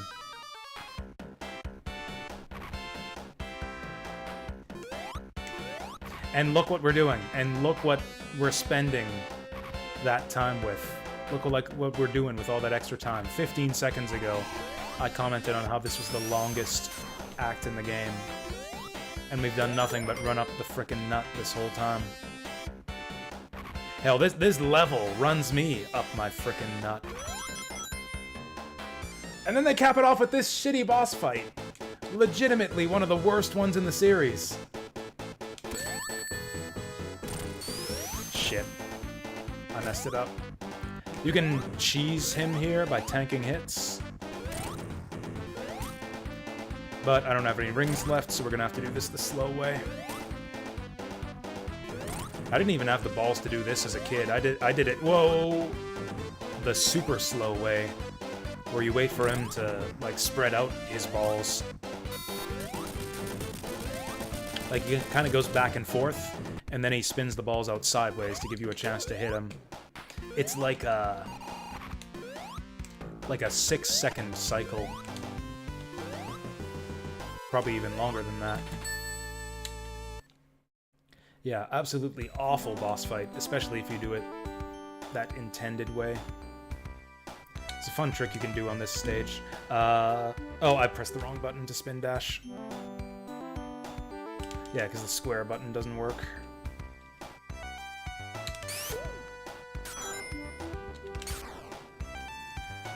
So... if you keep spin dashing enemies, yeah, the score will keep tallying up as if you bounced on them. It's like the game is almost considering it like I was up in the air right now. Yeah, so you see we're getting like 1,000 points. Okay, I got hit there though, so that resets it. Yeah, so jumping resets it, and getting hit resets it. If you're good, you can... if you just get through the whole stage, spin dashing every enemy and never jumping, and never getting hit, you can start scoring like 10,000 points per enemy. Rack up some 1-ups that way.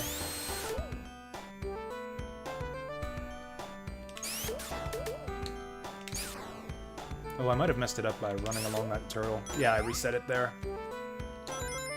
Kind of fell off that turtle. This is not exactly a fun stage, but it's a nice breather after a Metropolis. I've never minded sitting through this on subsequent replays of this game.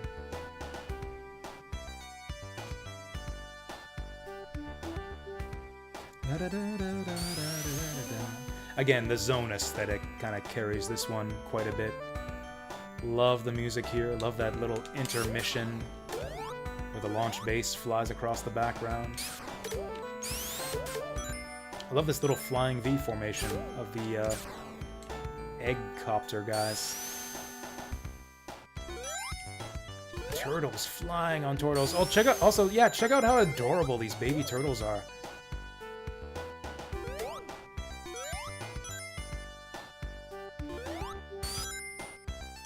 No tally screen at the end of this level, which I guess makes sense because like there's no time bonus.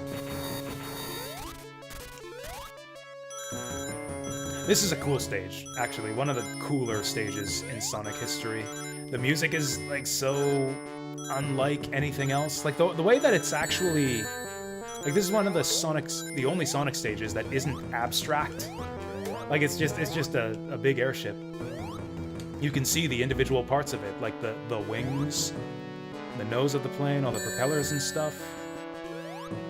So this is going poorly. Do we have any rings before I've got to take a hit for the shortcut?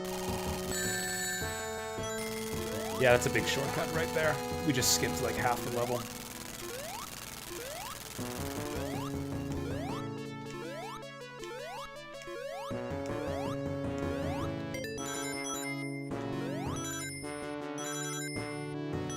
And just like that, we're almost ready for S3 and K. God, I hope they didn't fuck up the sound on that one as badly as Sonic 2. Why Sonic 2 specifically? That's another thing that baffles me. Like, it was fine in Sonic 1. The drowning music was fucked up in Sonic 1, but, like, the ring sound effect was fine.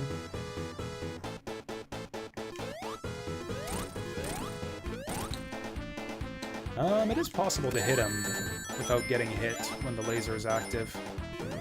I obviously messed it up there, but I thought it was worth it to... Ugh! Well, that sucked. Yeah, just like that. This is actually an interesting boss fight. One of the harder ones in the series. There's just so much going on. You got the spinning spike platforms, the laser, which can trap you if you're not careful. Okay, we got 15 tries at the final boss. Can I do it? Battle Tower will be the most painful in the entire playthrough? Let me know how it goes. What is the Battle Tower? Is that like where you fight the Elite Four? Or no, you did that already. Yeah, what the hell is the Battle Tower? When you played Sonic 2 the first time, the amount of laughter at seeing Tails get fucking obliterated. Oh, at the start of the... Yeah, the way the airplane just gets shot out of the sky. He's fine. He's an expert pilot. He just managed to crash land the plane safely and repair it in time to catch Sonic during the ending. This animation's adorable. What's with that blue line at the top of the screen? That actually bothers me. I've never noticed that. A bit of a shame that they don't switch it to Robo Tails here. If you're playing as Tails. Did I only get 3 hits there? I guess we'll find out in a second.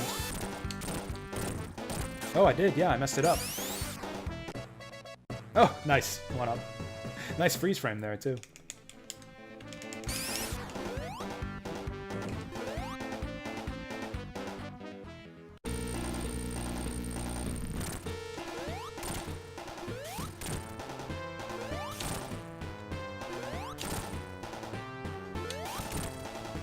A lot of people struggle with this final boss, but I am well practiced at it. We could go safe here. We could take the safe path, but let's go bold. Oh! I messed it up. Messed up the timing there. If I wouldn't have messed up that second jump, yeah, we'd have killed him before he launched. If you do, if you do it right, you'll beat this stage in just under a minute. And that's Sonic 2. So we reached the end and finished Sonic 2. Oh yeah, that's right, we don't get the grayscale cutscenes and everything too. We don't get to see Tails and his tiny mates looking quite concerned and all that. Shoot. Man, I regret picking Tails. We get no Supersonic, we get no grayscale cutscenes. We just get to watch Tails spin. Just watch Tails spin through the air for a minute. I guess that's alright too. Sonic 2, Sonic 2. Sonic 2, Sonic 2. Awesome. Hey, where's my birds at? There's our birds at. You get different birds depending on which character you're playing. Sonic gets the blue birds, Super Sonic gets the eagles, Tails gets chickens. He just splats. I mean, that is how it would work, wouldn't it? Or I guess if he's way up in the atmosphere, I guess maybe he's not falling that fast? I don't know. Physics, I don't get how it works. I'll watch the credits anyways, even though there's nothing to sit around for. No achievement or anything that we're waiting on. I will take a pee break. I will take a quick pee break, but... Okay, we'll try Sonic Origins for Sonic 3 and Knuckles, and God, I hope to God that it's not shit.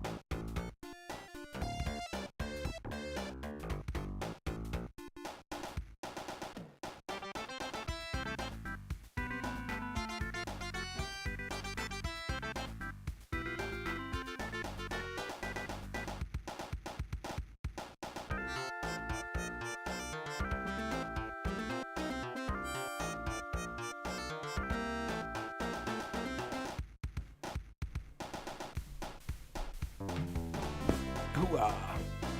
Yay, we beat Sonic 2! Yeah, for the first time. Man, I could say it's for the first time if we were playing in the new collection. First time playing, like, beating the new widescreen version of Sonic 2. Instead, I'm gonna have to wait for them to fix the sound. God, how long is that gonna take? Like, why isn't it fixed already? They're never gonna patch it, are they? Like, it's never gonna get fixed. Like, there is no way they would let the game release in this state if they gave a shit. Unless they did, like... Unless they did something to the game at the last minute and, like, broke it at the last minute somehow? Like, I don't know. Anyway, so that's Sonic 2. I'm actually nervous about this.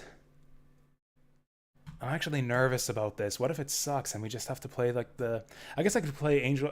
The thing is, I've played Sonic 3 in widescreen before. Like, there's Angel Island Revisited. So if this sucks, we've always got Angel Island Revisited. Let's go back to Hideo mode. Oh, hey, my green screen's starting to crap out. Let's fix that, too, while we're here.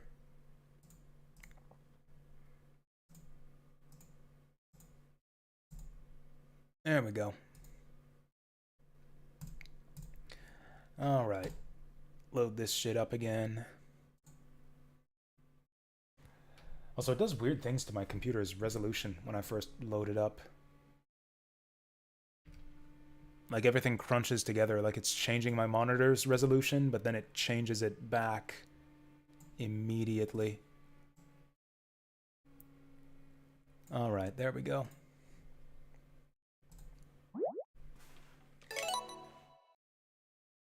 Oh, we're 4 hours already. I did not think it would take me that long to beat Sonic 1 and 2 and CD. Oh yeah, what was I gonna do? Check the achievements. So it's not exactly achievements, but if you go into... Actually, what's my data?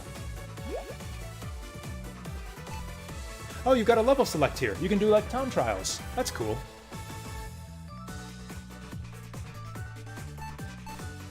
We got Boss Rush as well, Mirror Mode, whatever, I'll probably never do that.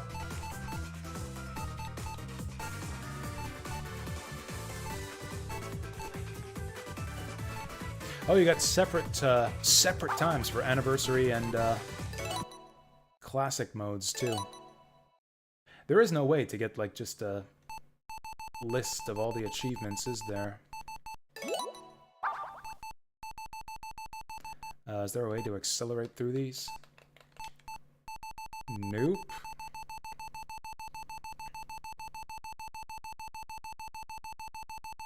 Is this serious? Okay, I guess you can filter it. I guess you can filter them. But yeah, there are some things that you unlock by playing the game and some things that you unlock with coins. Like, yeah, some of the illustrations. Where are they? Get the jackpot in Sonic 2 Casino Night. So yeah, that's like an achievement, basically. Defeat 30 enemies with the spin dash. Collect 3 types of shields in Sonic 3 and Knuckles. Defeat 10 Moto Bugs in Sonic 1. Did I not kill 10 of those guys in my Sonic 1 playthrough? Huh. Actually, let me just bring up the Steam overlay. Honestly, most of the Steam achievements I've seen so far are just for trifling bullshit. Yeah, watch the intro of Sonic CD. Watch the intro of Sonic the Hedgehog. Use an air bubble. Travel to the past or future in Sonic CD. Oh, hey, collect a total of 1,000 rings. I guess that's actually not that difficult, because that's like getting a 1-up 10 times. Yeah, I definitely did that between both Sonic 1 and Sonic CD. Defeat 50 enemies. Okay, are there any cool achievements? Oh, I was 1 bug short. I was 1 Moto Bug short of destroying 10 Moto Bugs in Sonic 1. Okay, and so these achievements are the same as the ones for unlocking these illustrations. To get the jackpot in Casino Night Zone. Defeat 10 Rhino bots. Oh, in Sonic 3. Yep. Clear 10 Sonic the Hedgehog 2 missions with an S rank. I still haven't checked out that mission mode. Play mirror mode. No thanks. This is all boring stuff. There's not really anything interesting among these achievements. Get Super Sonic. Clear Sonic 2. This is all stuff that you'll do just in the course of playing the game normally.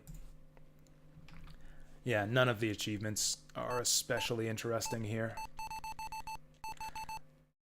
I will unlock some more of this great artwork, though. Or should I save my coins for special stage retries?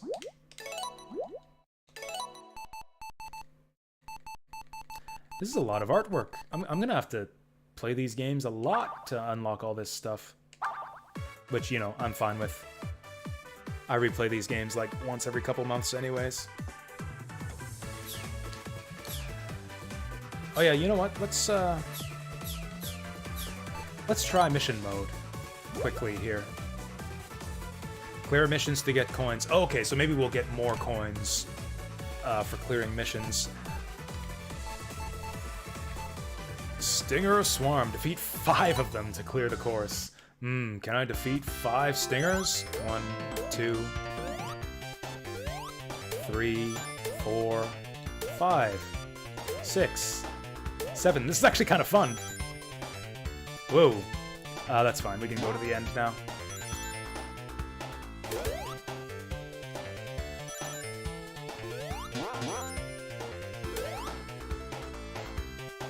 Oh, we got the A rank. I was too slow.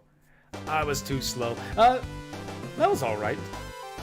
I mean, you know, it's kind of whatever, but it was alright. We got 8 coins for that, so I guess this is the way to get coins if you want them. I don't think I do want to try. Would I buy a collection if it was Sonic Adventure 2 and Heroes and Shadow? Absolutely. Especially if it improved on the originals. Or especially if it came with options to, like, play the Dreamcast original version of Sonic Adventure. Yeah, I'd probably pick that up. Or hell, they might as well throw in Sonic 3D Blast. That one's kind of an orphan. I'm surprised they've got references to 3D Blast and Spinball in this collection, but they're not actually in here. There's actually not that many of these missions. So I think that the Fun Pack DLC for this game, I believe, adds more of these missions for like $5, and I don't think I care about any of that. Well, we've been putting this off long enough. Let's see how bad it is. Sonic 3 and Knuckles, Anniversary Mode. Here we go. Ooh, Got the Hidden Palace music here. Oh, so this is what, yeah, happened at the end of Sonic 2. That's Robotnik's big robot that we just destroyed. Oh, we like kicked his ass. So he fell down from outer space onto the floating island. Yeah, fuck him up, Nux. Oh, he's doing a Dr. Wily Dogeza there.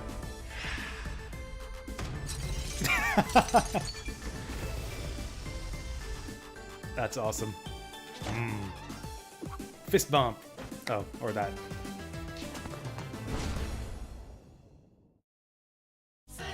Cute. Welcome to Sonic 3 and Knuckles. Oh, do we still have 2P mode here? Competition. What the fuck is this? Oh, you know what? I get weirded out by this every time. I like the music a lot in 2-player mode. Like, honestly, some of the best tracks in the game come from 2-player mode. Chrome Gadget, Azure Lake, Endless Mine. Some of the best tracks in Sonic 3.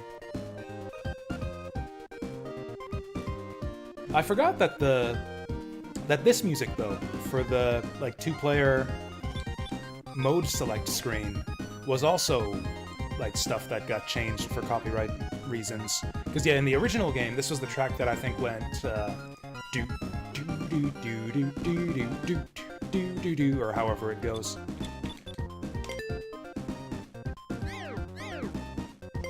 Azure Lake, Balloon Park, Chrome Gadget. You know, I think I want to do an Endless Mine run just for old time's sake. Oh, this is new. This is new. We got a full-sized version of Endless Mine.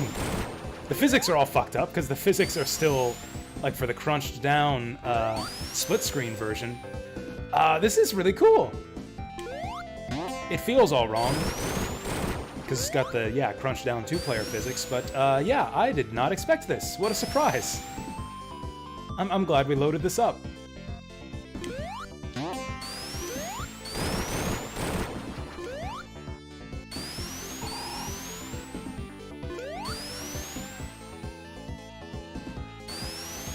I mean, honestly, 2-player mode in this game is kind of boring.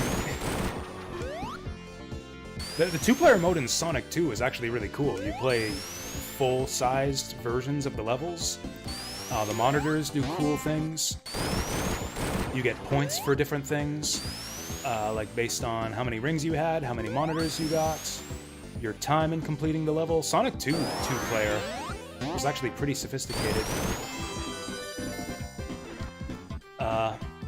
2-player in this game is just running laps mindlessly through the same empty stage over and over again. But the music's really good.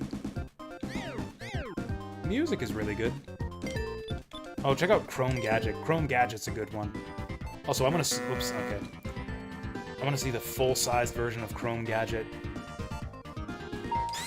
You know what's cool about this, too, is Sonic ROM hackers can use these graphics to make stages if they haven't already.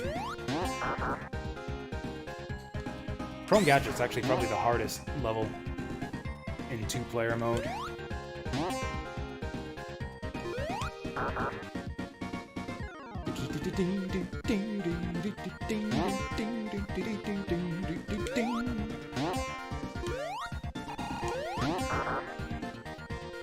But yeah, this is the whole thing. All you do is just like optimize your route through this little, oops, did I want to do that? Yeah, that's fine. There's like no interaction between the 2 players either, as far as I am aware. Yeah. And it's done in under a minute. Huzzah. I should get museum coins for doing those. Opening was Crash 2 Wrath of Cortex. I don't remember the opening to that. Alright, let's start the real game. Oh, they left this the same. Who do we want to play as? Is it time to go back to Sonic? Actually play as Sonic in Sonic Origins? What a dumb idea. Is it just me or are the colors off here? Tails seems really yellow.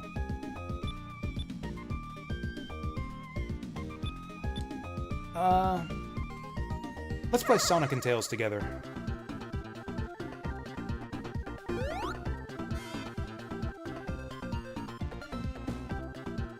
I think that sound effect of supersonic transforming might be new.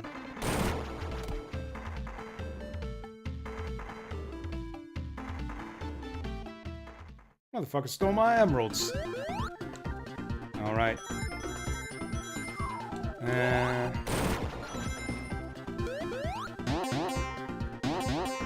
Honestly, the audio balancing of the sound effects is even worse in this game overall than in Sonic 2, but it's not doing the stupid crackling and popping every time I collect a ring, so I think this is more or less acceptable. This is more or less acceptable. Also, special stages are so smooth now.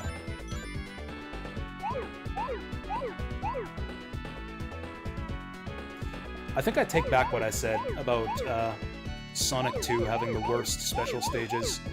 I think Sonic 3 actually does. I think this is actually the worst special stage out of any Sonic game. That might be a bit of a hot take, and I never used to think that. These are actually kind of fun to play, a little bit. But they are extremely time-consuming. Like, if you go for all the emeralds in these games, like, half of your run is gonna be spent playing Blue Sphere, and that's a little bit excessive.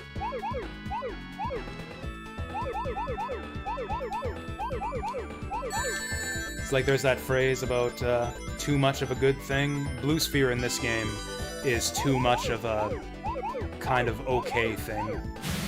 Like, it's not even good, it's just okay. And there's too much of it. Blue Spheres makes you want to toaster bath? That sounds comfortable, actually. I could go for a good toasty bath.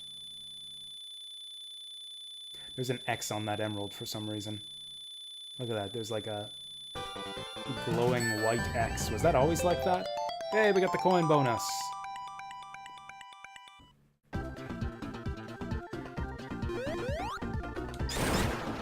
So yeah, the sound effects are alternately way too loud and way too quiet. They're doing the weird thing where they're alternating between the left and right audio channel. And they don't sound right. And the music volume is way off with the invincibility theme and some of the random short fanfares. It's astounding to me the degree to which just how badly they fucked up the audio in this. Like, this is totally unacceptable. It's still playable. It's not as bad as Sonic 2, but like, how could you fuck this up? Like, the Sonic games have some of the best sound design in video game history. That's like a big appeal of these games, is like the music and the sound effects, and they fucked them all up. How do you do that?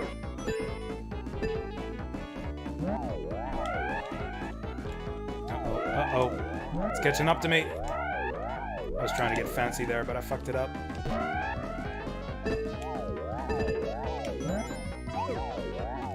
Also, the collision seems off with the Blue Sphere game here. It's like when you make contact with the bubbles, whoop, it doesn't spawn the power-up right away. It spawns it a moment later. Also, that ring I just picked up was supposed to give me like 200 rings. Instead, I only got 10. Did they fix, quote-unquote, the Electrosphere bonus stage? Because in the original game, once you got to the very top of the level, the ring bubbles would start giving you like 100 and even 200 rings at a time. It was absolutely crazy. So you could get like 3 or 4 one-ups every single time you play Electrospheres. It was great, but they seem to have... What is this shit?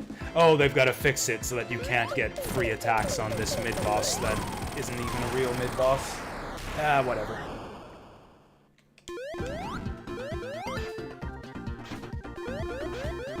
Let's try the other bonus stages. Oh, hey, Electrospheres again. I like this one. This is my favorite bonus stage.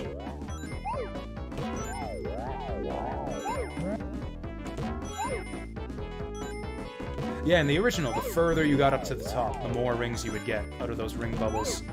So like early on, just like we've been getting, you get 10 at a time. Oh, that time we got 20.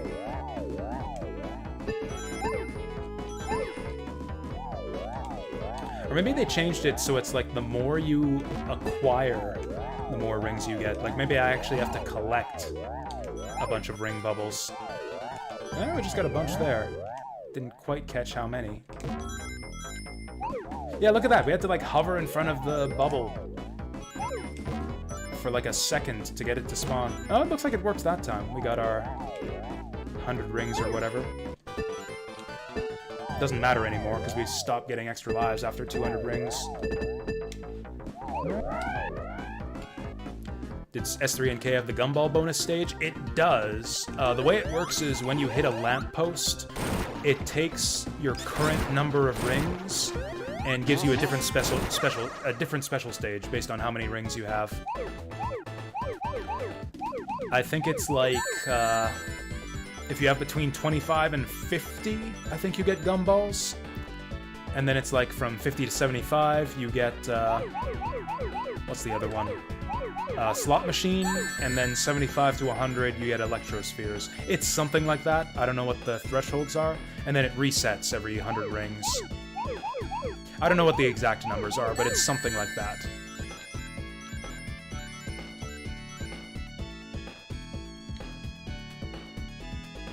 I think Electrosphere is the one that you get for having a large number of rings, like 60 plus or 75 plus, something like that.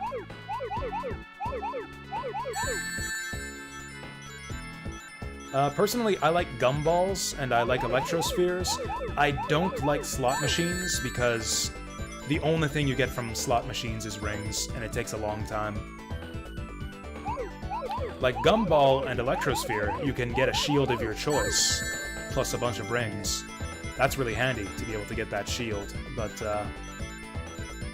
yeah, just getting rings is kind of lame. And even if you want the rings, it takes a long time to get them. Playing the slot machines. I'm not gonna get all the rings anyways here. We're not even gonna get all the rings. Boo.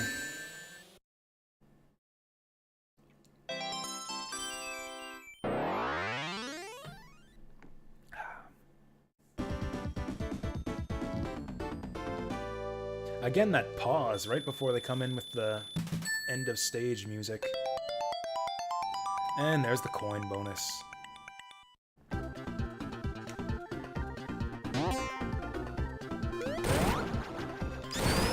No, that's right. In the bonus stage in this game, you can also get Triple Eggman, which takes away all your rings.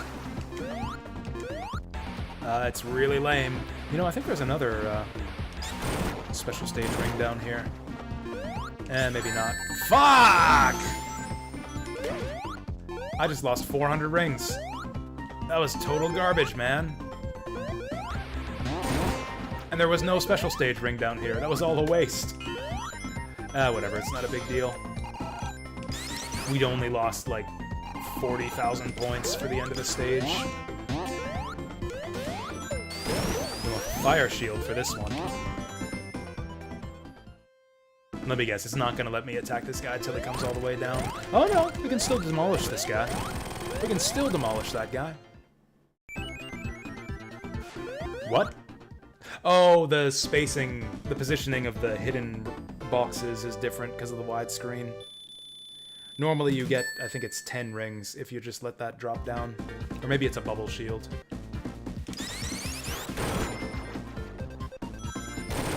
Emerald number 3. I'm gonna stop going for perfects on these stages, because that's just a waste of time.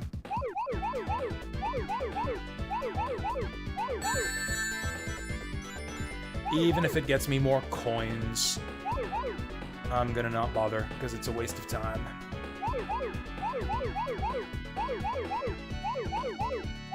At this rate, we might end up getting an early supersonic. Do I want to do that? Do I want to just destroy the whole game with supersonic? You really can destroy this game with Supersonic. Like, he's even better in Sonic 3 than in Sonic 2, I think. Oh yeah, some of the animations were messed up with Supersonic.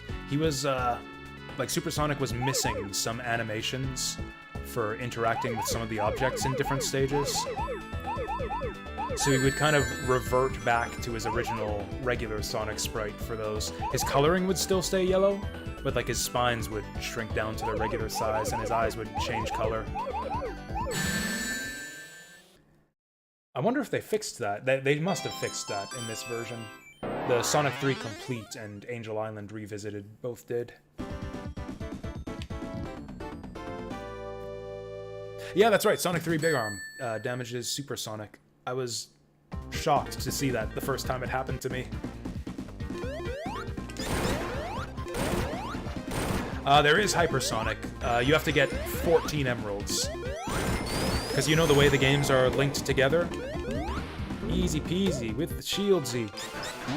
I got an achievement for... Oh yeah, we saw that one. That's for getting each of the different kinds of shields. But, so the way the game is stitched together, like, we'll play the Sonic 3 levels, and then the Sonic and Knuckles levels. Since it's 2 games stuck together, there are 14 emeralds in total. I think we'll get, oh. Okay, so it's, slot machine, not... Hey! Oh, that's good! Do I quit while I'm ahead, or do I go again? Oh, again with the smooth scrolling on this. Also, there's actually a decent amount of rings you can just pick up around the slot machine.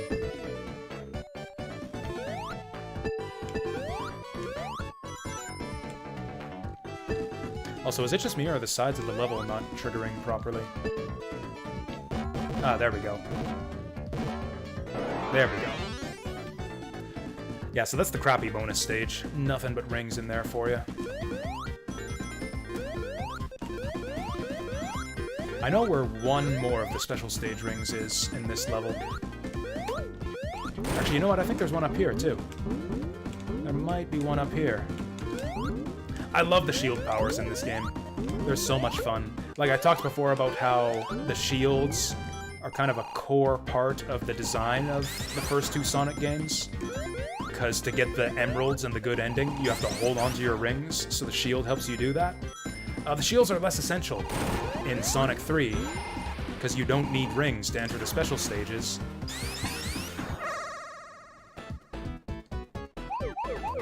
So, like, they made the shields better instead. Like, the shield actually helps you move around in cool, different ways. And I love that. Anyway, oh yeah, so to conclude the thought about the emeralds, so after you get 14 emeralds, after you get all 14 emeralds, you get to be Hypersonic, who has the ability to double jump, which causes a big screen flash that kills everything on the screen. It's really cool.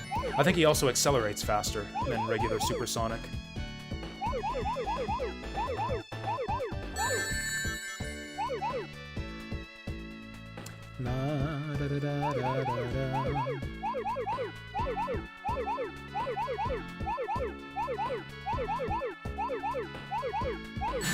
Dream. The only negative thing you can say about Sonic Mania is no new shield powers. Honestly, I think 3 is perfect. Like, I don't know what else you would add. Like, the other nice thing, I feel like this is something elegant about the shield powers in this game. They cover the 4 cardinal directions.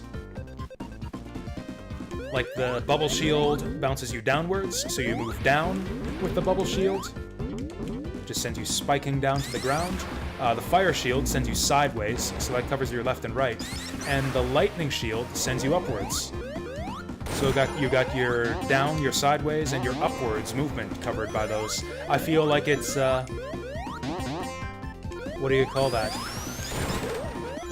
It's like a holy trinity. Like, you can't add anything to that. It's like, what, you're gonna make a shield that makes them go diagonally? That wouldn't make any sense. It's like, no, there's gotta be 3 shields.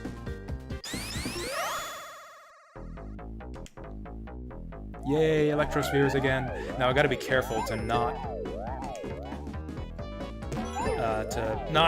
lose my fire shield. There we go.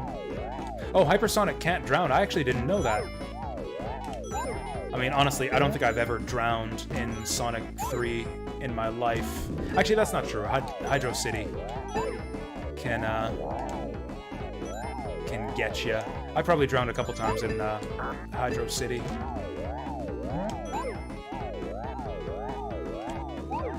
Also, yeah, I've decided to call it Hydro City now. I don't really have a horse in that fight. Yeah, sure. We fight with horses now. As far as the Hydro City versus Hydrocity, it kind of doesn't really matter either way. I don't know if you guys have seen this debate online. There we go. There's controversy as to whether the Hydro City zone should be properly pronounced as either Hydro City or Hydrocity.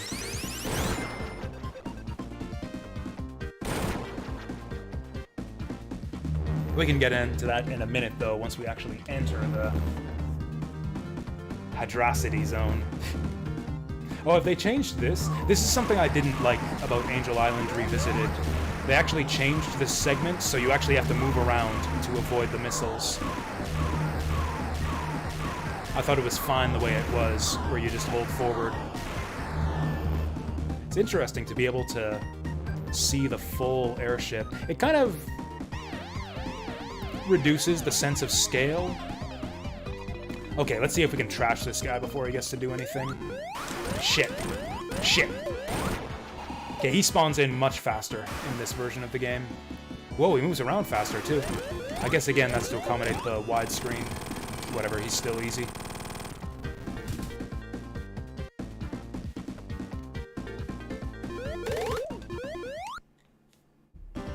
They still included the blue shield from Sonic 1 and 2. I mean, yeah. It's fun for there to be, like, stronger and weaker power-ups in a game. It sucks that the shitty shield replaces your elemental shields. That kind of sucks. So Hydrocity or Hydro City, it's all one word. So, okay, here's the thing. The original intention in Japanese appears to be for the zone name to be like a combination of the words hydro and velocity. It is a speedy water zone. So you got your hydro and your high and your velocity. Hence, hydro velocity or hydrocity. The wordplay doesn't really work in English though, because like velocity and hydrocity sound more similar in Japanese than they do in English. So the pun doesn't really work.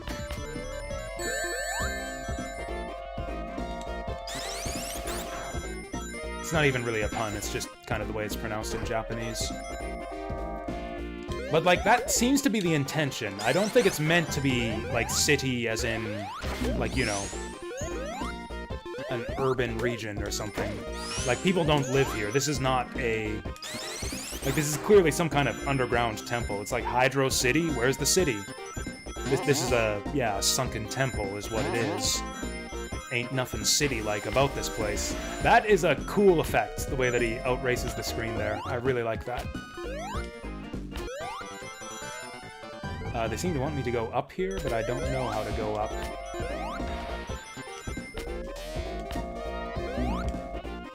Can I get Tails to airlift me? I should have played as Tails. I regret not picking Tails. Oh, we do have the Tails airlift. How do I get off of Tails? Okay, I'm gonna kill these guys. Tails, get up here. Tails, get up there. Get up here. There's rings. There's rings, Tails. What the fuck are you doing? Okay, fine. I'll move on without you. Jesus, Tails. Okay, there we go. Yeah! Were these here in the original? I don't recognize that. How do I get off of him? I can't figure out how to dismount Tails.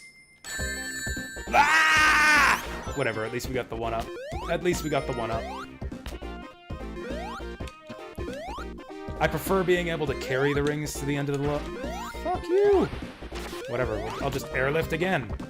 Oh, you know what? I probably gotta press a different button. So it's like, circle to go up. What's the dismount button? Or do I have to press down or something? Okay, so you have to press down. You have to press down. Oh yeah, I forgot about the drop dash. We got a drop dash in this version. Cool. No, no, no, no, no, no. Nope, we're not going that way yet. We're going this way. This will be emerald number 4 for us. Or 5. I don't know. I've lost count. I can't count past 5.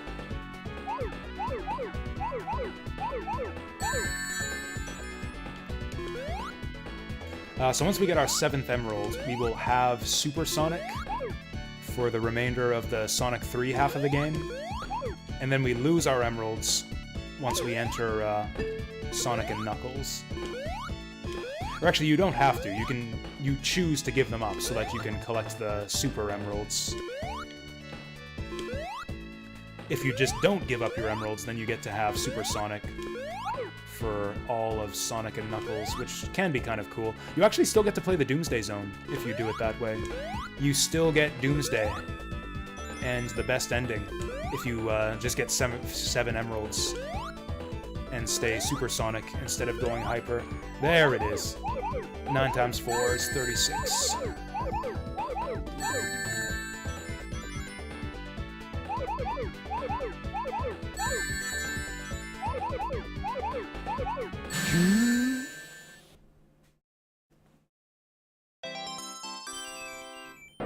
Look at the background of these special stages. Such a step down from Sonic CD. Yeah, that was number 5. Sonic has got Chaos Emerald. That's number 5. Okay, now off to the boss. Ooh, I don't have a shield for this one. Shit, I could have entered the bonus stage to get a shield. Whoa! Speaking of Hydro Velocity, I feel like the Hydro Velocity is a bit off in this game. Like, we're zooming all over the place. It's like we're zooming even faster than in the original game. I love that. I love that they didn't fix that. If it had been a little bit faster, we could have gotten them standing on the water. Japanese puns that don't translate in Gundam ZZ. Character tells another to remember the good times of doing laundry. Laundry and relaxation sound the same in Japanese. Yeah, that's one that doesn't quite translate. Oh, so which version of this zone do we have? Okay, the one with the 1-up.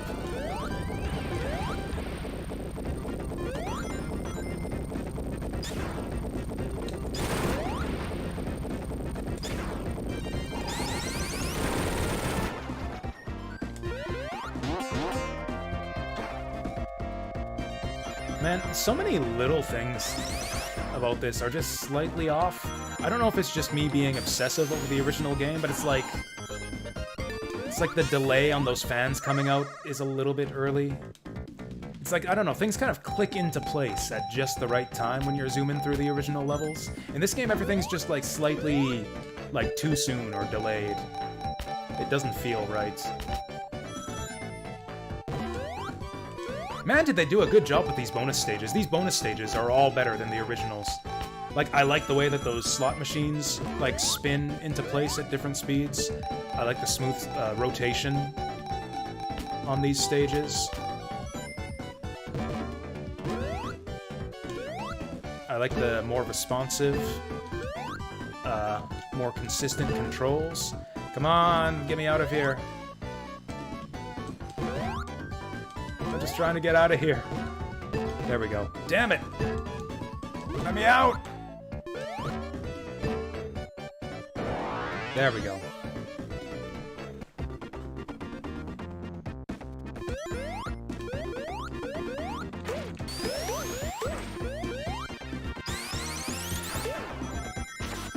So I think they've officially made it Hydro City now. I didn't confirm this myself, but I saw someone on Twitter say they did, although they didn't post a screenshot, but supposedly Hydro City was spelled as Hydro City, 2 words. In which game was it? Was it Generations? No, Hydro City wasn't in Generations. It wasn't Mania, was it? I can't remember. Yeah, Hydro City was in Mania. I can't remember if it was 2 words in that game, though. We're zooming. Oh yeah, that's a good point, Deep Fry. This is a great way to get ready for some Freedom Planet.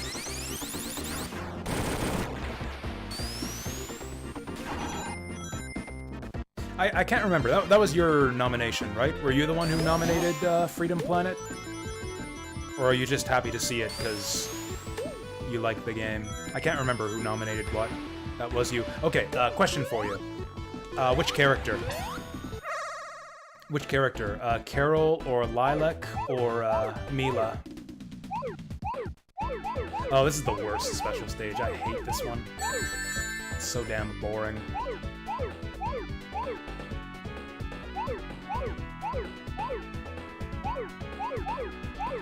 Yeah, 100 spheres.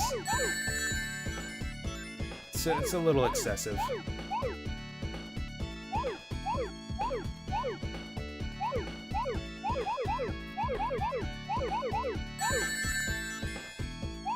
I'm like drowning in blue spheres here. I think I messed this up. I think I'm gonna have to do a tricky jump to fix this. Yeah, so I think this will turn us around. Shit. If you jump at the last second, you can jump over 2 spheres.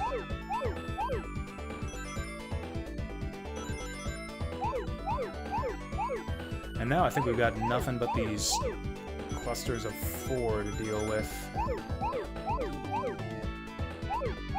In fact, it should just be all the ones in here. Nope. Okay, I have no idea what I'm doing. Oh, there it is. There it is. I'm glad we got that on our first try. Mila? Okay, we can do Mila. Mila's first stage is a bit tricky. I think her first stage is her only unique stage. It's like she starts with she has a different starting stage, and then the rest of her playthrough is the same as the other 2 characters. Also, for some reason, she doesn't fight the final boss. Or, like, she doesn't fight, what's his name? Brevon's final phase.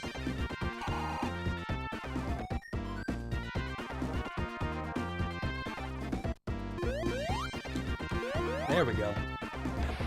And then we got one more ring that I know the location of at the end of this stage. So yeah, we're gonna get all emeralds at the end of Hydracity.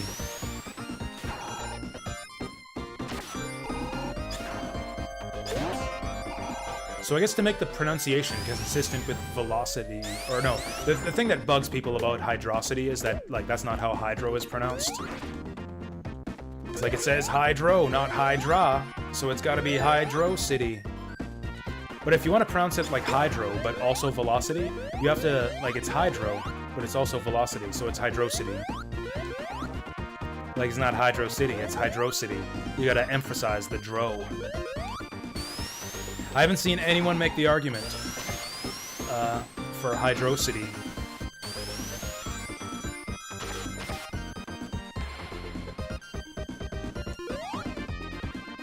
Also, yeah, to pass the while I was at work, and this whole debate was raging on Twitter, I was thinking of other funny words that you could, like, pronounce as, like, Hydrocity. It's like, what are cities in real life that I can pronounce that way to make them sound stupid? And I came up with the idea of Mexicocity. Excuse me, it's in the original Spanish, it is pronounced Mexicocity, not Mexico City. So yeah, I want to see a Mexicocity zone in the next Sonic Mania game. This is probably the hardest special stage in Sonic 3. I always get lost in this one. It's tough to navigate.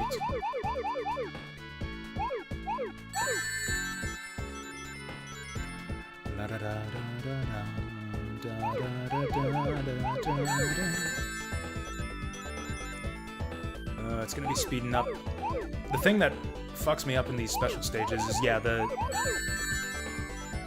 your running speed gets faster and faster the longer these stages go on. Some of the speed transitions are quite abrupt, so if you get like a speed change when you're right in the middle of like a tricky turn or jump or something, it can really throw you off. You can kind of offset that by memorizing the music, because it'll always speed up at the same times. So once you get experience with it, you can be like, oh, the music is at this part. I know it's gonna speed up soon. I think I fucked it up. I think I missed something on the other half of the level. Well, okay, let's do it.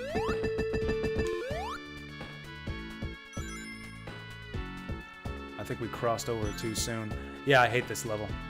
This is worse than the one with the 100 blue spheres. Oh! Where the fuck is it?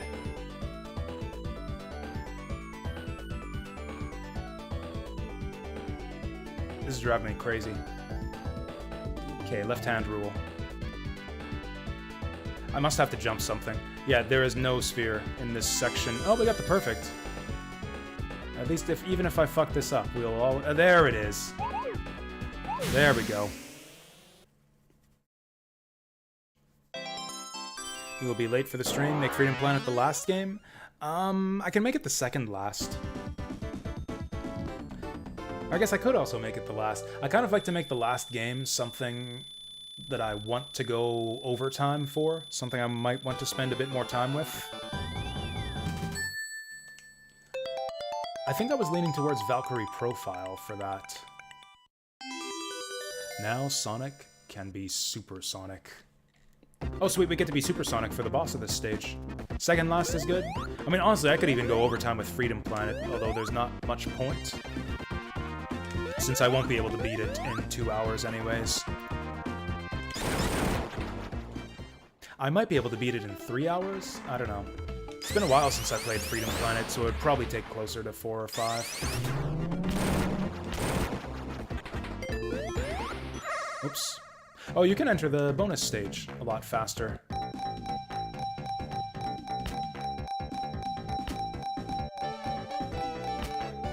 You know, I might have changed my mind on the slot machine here.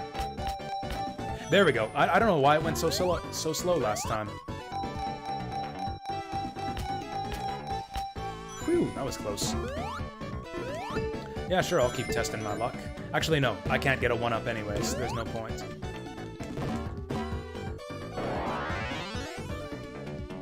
Yeah, I think I will certainly be wanting to do a full Freedom Planet playthrough before the new one comes out.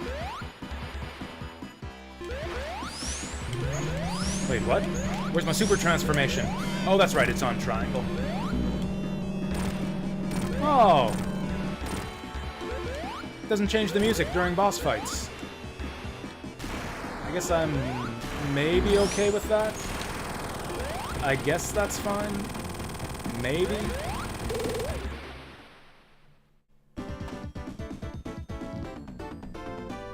Oh, I wonder if they used the new Supersonic music. Because that's right, there was beta Supersonic music as well. The original Sonic 3 and Knuckles just used the invincibility theme for Supersonic. It was kind of maddening because the invincibility theme in this game is on a really short loop and is kind of annoying. That is wrong. That is not what's supposed to happen at the start of that stage if you hold down. Normally, if you hold down, you just keep rolling down this slope and right through into this room. They ruined that. Yeah, they gotta clean up the physics on this one. Like, there's a bunch of cool little tricks and stuff that just don't work, that is just not working as intended. The physics are a little bit off. Does Supersonic have green eyes? We will find out... Oh, right now.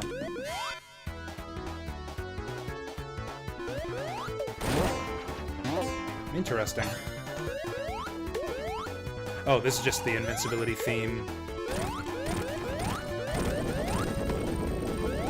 This is just the invincibility theme with a little intro. It's got a little bit of extra flair to it. Where are these rocks coming from? That's glitched. That is not supposed to happen. Those are supposed to stop once the mid-boss fucks off. Cool. It's raining rocks! We're just busting up the whole stage. I'm so super. We're like, the entire stage is falling apart.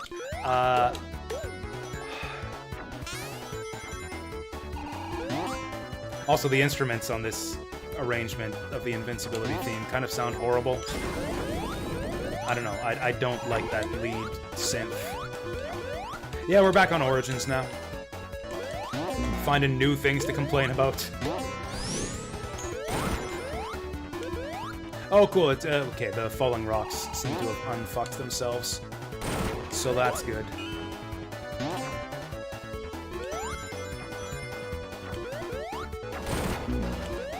I don't know. It just baffles me.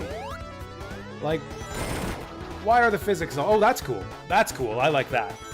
The way he flips around like that. Yeah, it's actually not that difficult to get Supersonic by the end of Hydro City. There are at least 7 or 8 really easy special stages to get. Like, you have to win them all, but yeah, we got it. I've played this game a few times before, so yeah, I know how to get early Supersonic in this one.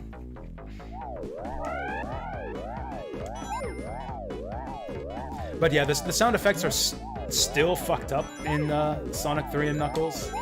In fact, in some ways, it's even worse than Sonic 2. Like, the volume levels are all over the place. Some of them are muffled, some of them are too loud, a lot of them sound wrong compared to the originals. But it doesn't do the shitty crackling every time you collect a ring, so it's at least, you know, tolerable to play.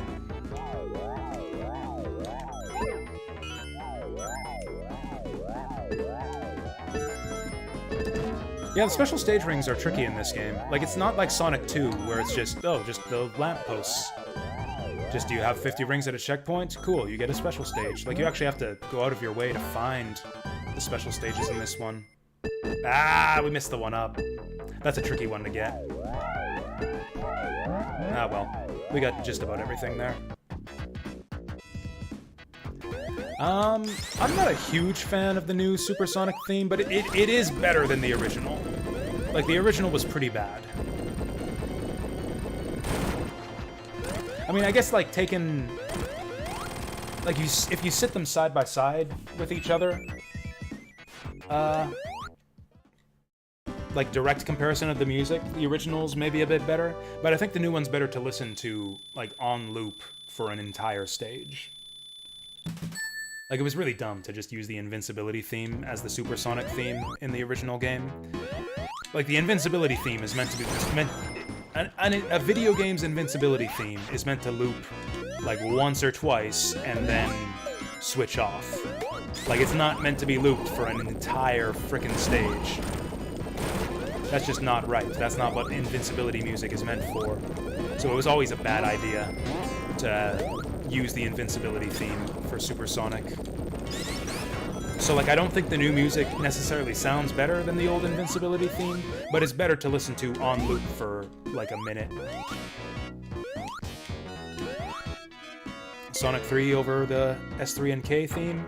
I agree. Just play Open Your Heart. That would have been awesome. That would have been so good. Apparently, the Sonic Adventure composer, Jun Senoue... Whoa, this thing handles totally differently from the original.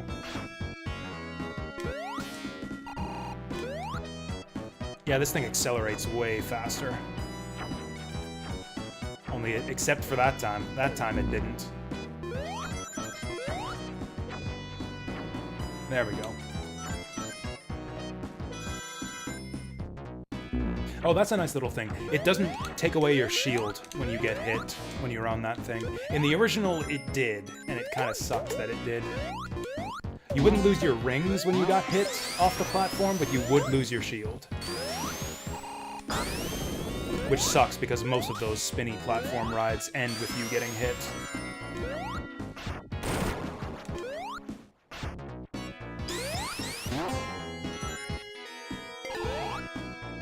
I think we're done with bonus stages right now. I got all the coins I need. Oh, so Jun Seno-ue, who composed the music for Sonic Adventure, he arranged the new tracks for this game. Like, I believe he, arranged that supersonic music that we just heard. And also completed and rearranged the new Ice Cap and Carnival Night and Launch Bass music. Which we're gonna get to hear that right away. I mean, not right away. Actually, pretty soon. Yeah, we're just about through Marble Zone.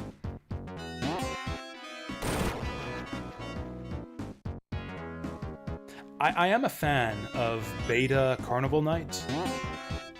Particularly Act 2. I think Carnival Night Act 2 Beta sounds really good.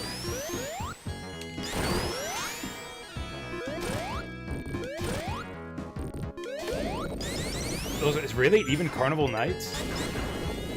Carnival Night is just like circus music set to a beat.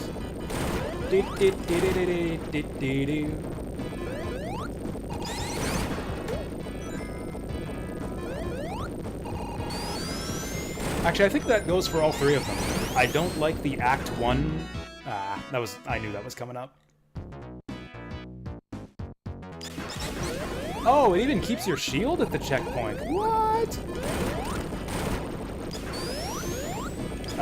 Cool, I guess.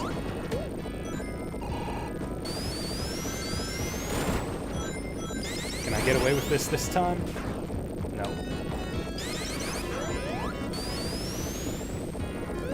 What? What? Oh my fucking god. How do you fuck up Sonic the Hedgehog this badly? Okay, it better start scrolling again once this shit finishes. Okay, good. We're back to normal.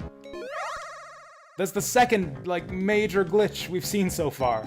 Like, it's not like it's unplayable or anything, but it's a blemish. It's a blemish on what used to be a perfect game. Charging $50 for this shit! $50 for, like, a jank-ass ports of Sonic 1, 2, 3, and CD with shitty audio mixing and a bunch of glitches introduced. Like, what? I think that the downvotes on Steam are totally justified. This is honestly unacceptable. Oh, what the heck? It's coming up over there this time. This part would actually glitch out sometimes in the original game. Now, do those hits count? Oh, they do! Nice! I thought after that bullshit with the Sonic 1 first boss, they wouldn't let you do that, but they totally do.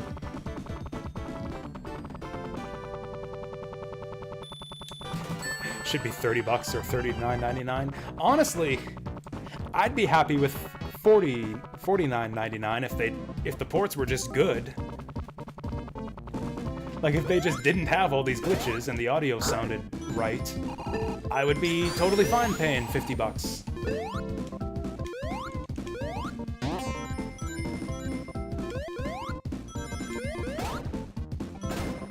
This version of Carnival Night sounds worse than the beta. It's like all muted, it doesn't fit in with the rest of the game's soundtrack at all. I don't like this. I think this actually sounds worse than the unfinished beta. Ugh!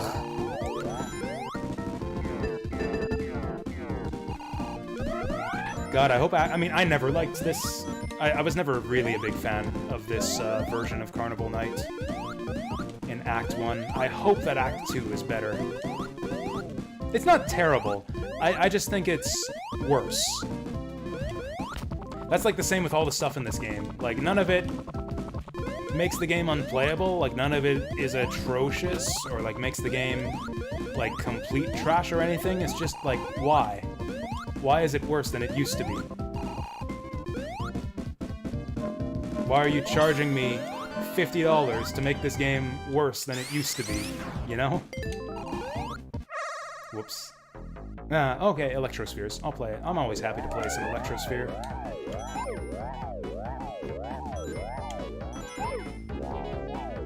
There's a timer in this level. Was there always a timer in this level? Why is there a timer? Is it possible to time over? It isn't, because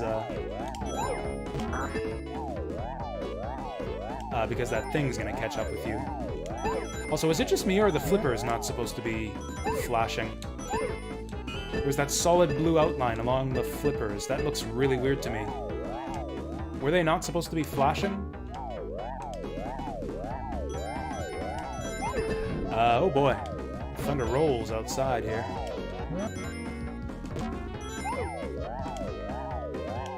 I didn't realize they were calling for thunderstorms today. I mean, even if they weren't flashing before, it seems to me like they should flash. Like they should... Even if they didn't flash before, they should. They should have fixed that. Missed that one up again. That's a really tough one. Also, minor complaint. But I don't think it's right that those little bubbles say 1-up. There are no 1-ups in this version of the game. It's coins. They should have changed it to a picture of a coin instead of the text 1-up. Broken game. Like I said, absolutely unacceptable shit here. Telling me labeling the bubble as 1-up when it doesn't actually give you a 1-up. That never happened in the original.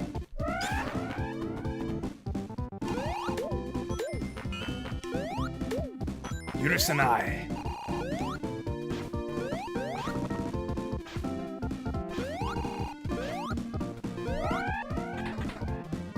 So, I don't know.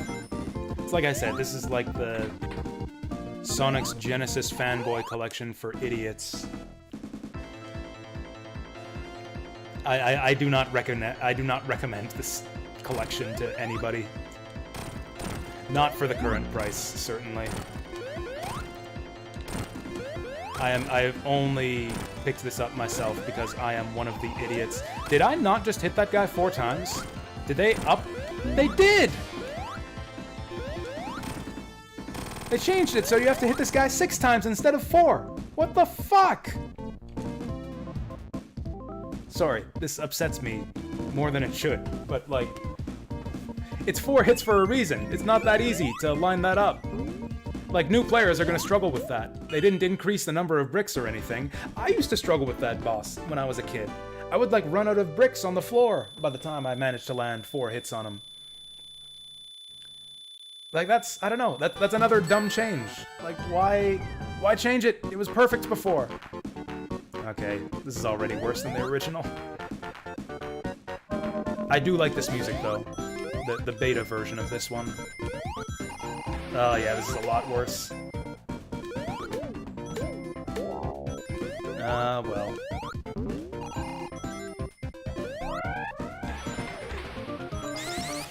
Ugh.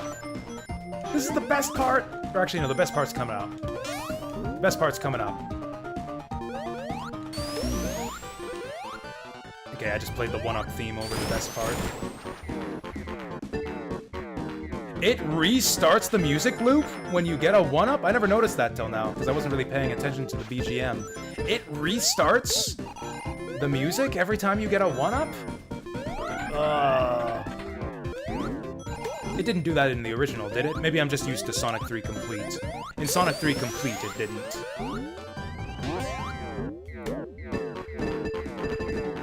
Is there a method to that boss? Yes, there is, actually. So you have to hit him once to get his, like, giant electric dildo to shoot out. And then the spiked disc that he throws out has to bump him in that. So, like, you know he shoots out that spiked disc? You have to hit the boss to get him to expose his weak points, and then get that disc to collide with him. Basically, you just hit him and then wait for him to hit himself. That's the method. Just hit him once and wait for him to hit himself.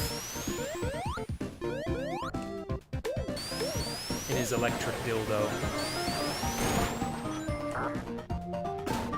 I think the Elite 4 is getting sick of you after beating him 10 times. I certainly would. I would certainly get sick of getting beaten up in Pokemon battles 10 times in a row. This is the best part. This is the best part of the song right here. Yeah, they kind of ruined this part too. ruined it again. Okay, we're fine. I think it always restarted the music after the drowning theme. I think every Sonic game resets the BGM loop after you... Ugh. Yeah, the physics there are definitely different. Ooh, that's different. Normally those just get bumped from underneath. And, like, fall down. Oh. Really? There we go. That jump is trickier than it used to be.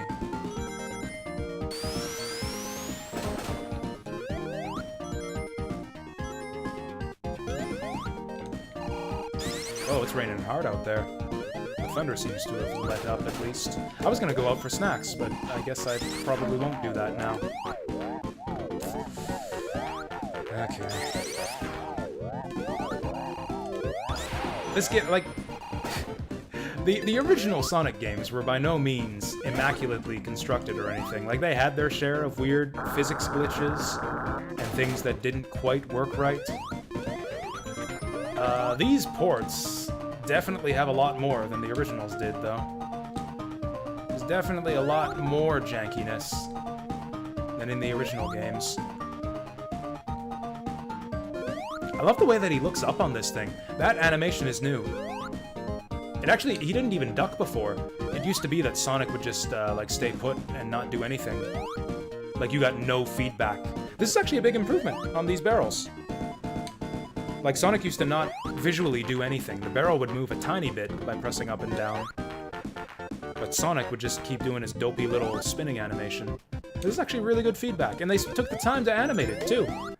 Props. That's good stuff there.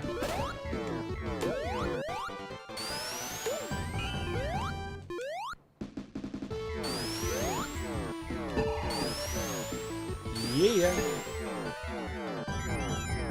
Oh, give me all the coins.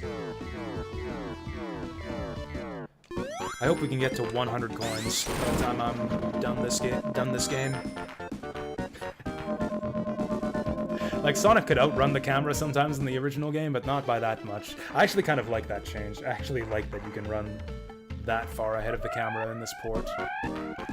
Okay, we got Lightning Shield. That's a good one for this boss. If we can hold on to it, which is a little bit tricky. Shit. Well, actually, as it turns out, no shield is the best shield for this boss. Fucked it up. Whatever. Screw that guy. Ooh, that was a long carnival night. Like, a lot of people struggle to beat this level in less than 10 minutes. Normally I can do it in 2 or 3, or not 2, but I can do it in 3. Yeah, that was the idea, Settiness. Yeah, supposedly this is the Christian Whitehead engine, which I believe is the one they used for the mobile ports. This one's alright. This one's a little bit different than the original beta track. It's got a little bit more bounce to it. I like the lead instrument. This one's alright. It's not as good as the original Ice Cap. It's not as good as the original Ice Cap, but, okay, this part's worse. But yeah, the idea is that this is based on the Christian Whitehead engine, but, I don't know. I think they fucked it up somehow.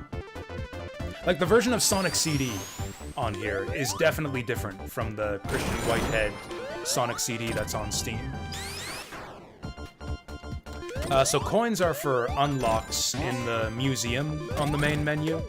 You can unlock, like, artwork and, new remixed music and stuff.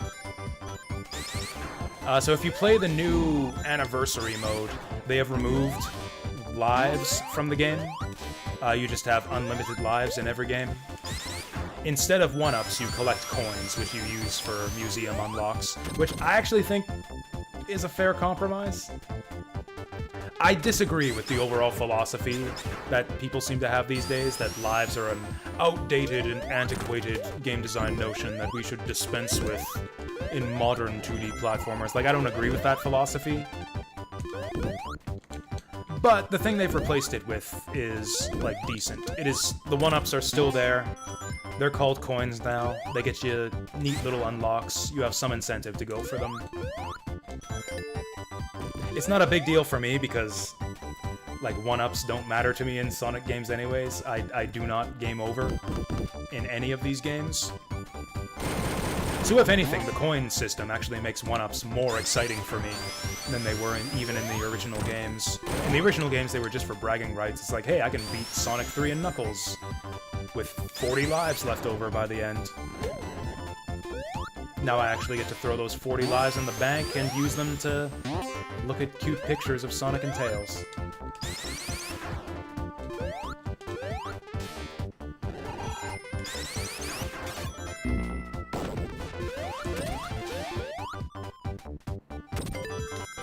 Yeah, this is decent. This is a decent arrangement of the Ice Cap beta music.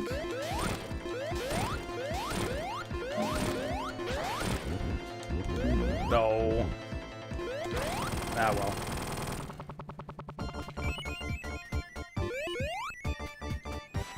Nothing. I have not found a single monitor at the end of any levels yet. The widescreen is, like, messing with my sense of direction or something. Alright, Act 2.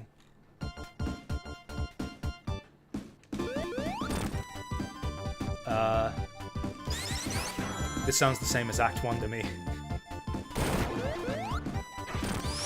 There we go, I want that.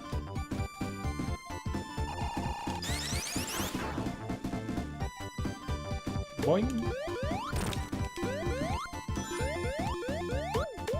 I'm looking forward to Launch Base. Launch Base Act 2 is actually another one of my favorites of the beta tracks. Now, this is a little bit different, but this really is mostly very similar to Act 1. Man, it really fucks with the vibe of this entire zone, though. Like, this feels more like a Ristar level now. Just because of the music. Like, the whole vibe that this zone gives off is totally different. Just because, like, the music is different. Like, the energy of the zone is completely altered as a result of the BGM change.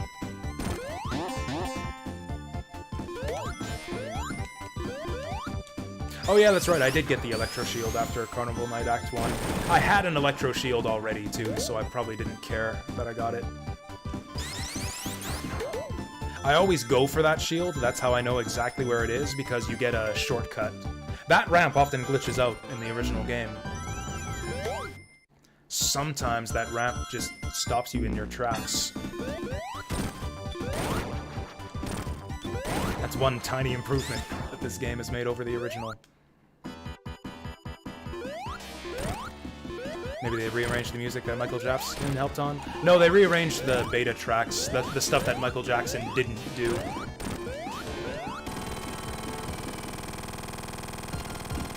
Which is a bit of a shame. I mean, apparently they just don't have any composers at Sega who can make, like, good original music. Like, that would be the ideal, wouldn't it? Like, instead of using the beta music, which sounds nothing like the finished, like, you know, Michael Jackson tracks that everyone knows and loves.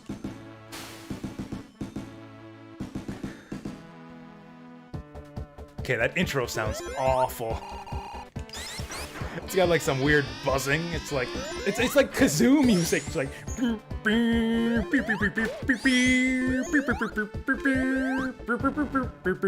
that sounded awful. This bit's alright. The part that comes after it is alright, but man.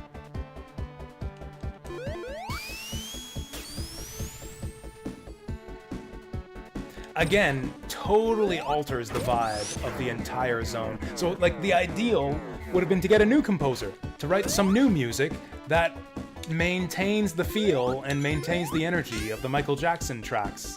Like, it's kind of a neat little curiosity that they have these tracks ready to go into the game. It's like, oh, we can't use the Michael Jackson stuff anymore. Good thing we got these beta tracks, but like, the beta tracks aren't what people remember. The beta tracks, like, completely change the feel of the zone.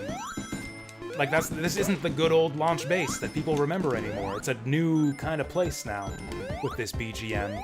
I wish they would just hire a composer to write something new that captures the feel of the originals. But apparently they don't have good composers working at Sega anymore. Or at least no one who can make music like the old Genesis games. This is a forced change. Sega no longer has the rights to the original music. That's the reason why Sonic 3 doesn't get ported that often. I've never actually played the version of Sonic 3 that used to be on Steam. I don't actually know if it has, like, the original music or this music. Or, like, a version of these tracks.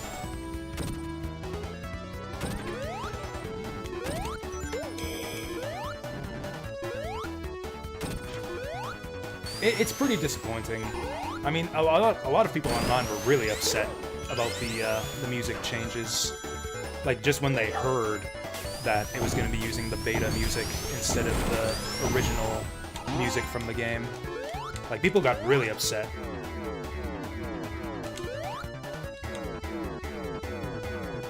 Personally, like, I've heard the original music to death, so... Like, I've heard the original tracks a million times, so I'm not too bothered by them throwing something new into the game. I just wish that the new stuff that they threw in was good. Giving you PTSD from the FF7 remake? Like the FF7 remake? Or like the fan... like mod and retranslation that I played a couple years back. There was a bunch of stuff in that retranslation that rubbed me the wrong way. Like the way that they just randomly changed the names of a bunch of characters to be more authentic with their Norse mythological references and stuff. And they ended up just, the names were all stupid. I just hated how all the names were stupid in that translation. It's like, no, her name is not Elena anymore. It's Yirina. Yrina instead of Elena. His name isn't Reno, it's Leno. And it's like, they don't know that. Like, the original intention is ambiguous. Like, he's Reno in every subsequent re-release. Like, they're just changing things for no good reason. They're just, like, inferring authorial intent where they have no good reason. I don't know, I have not seen a convincing argument for why Reno should be Leno. You were too upset to keep watching. Yeah, the Because patch, that's right, that's the one, the Because patch. That's the one that we played last time. Like, I was able to appreciate some stuff about the new translation, like some details about the story came across a bit better, but I just couldn't get past some of the stupid names they came up with. And like, I read the patch notes and I was not convinced by their arguments.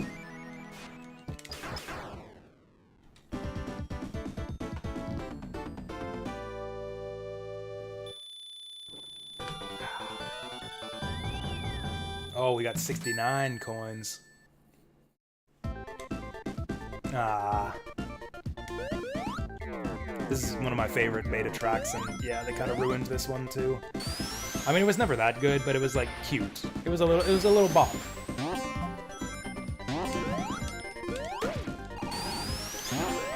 Like, it wasn't a banger, but it was a bop, you know? I guess this one's alright. It's not quite, again, it's ooh. It's fine, it's just not as good. It's like, it's fine, it's acceptable, but I'm paying $50 for this shit. And it's worse. It's still fine, but it's worse. Why am I paying $50 for a version of these games where everything is slightly worse?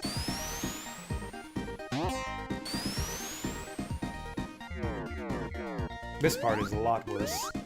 Actually, I feel like this track gets worse and worse the more it goes on. Tooth guys, yeah. Whoa.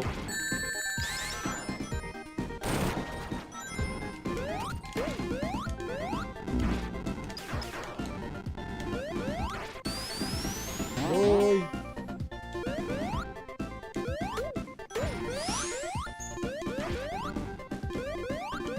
I do feel like we are due for a replay of FF7 sometime soon. Like, I'm probably gonna play the FF7 remake at some point within the next year. I just glitched through that platform there, I tell you what. Oh hey, this is the first time we got Bubblegum Machine.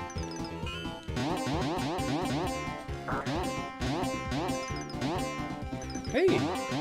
We lost our 69. Replaced it with a 71. Oh wow, we're getting luck out of this thing. That was never in the original. Ah well. That weird bubble glitching through the machine.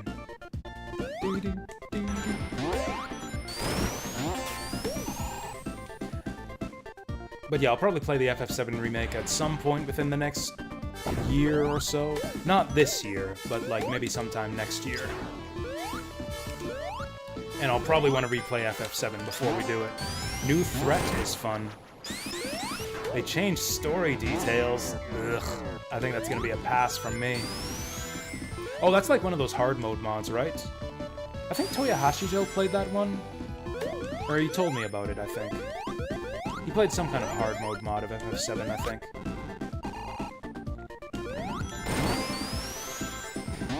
Honestly, I was thinking I might want to go back and replay Grandia sometime soon also. Just because I really enjoyed the last time we played it. I just didn't enjoy it quite as much as I remembered. And I was thinking it might be fun to do the Grandia Redux mod and show that off, because the battles are a lot more interesting in Grandia Redux. The translation's a little bit worse, but the battles are a lot more fun. So I thought that might be the best way to like show off Grandia in its idealized form. Good changes in a New Threat. I'll probably check it out at some point. Maybe for our next playthrough, like we did Because last time. Maybe we'll do New Threat next time.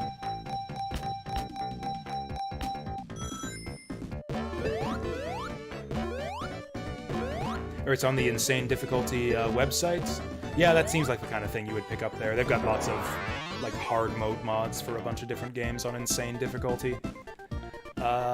Another streamer who shows off a lot of stuff from that website is Epic Name Bro. Plays patches off that site a fair bit. I mean, not a ton,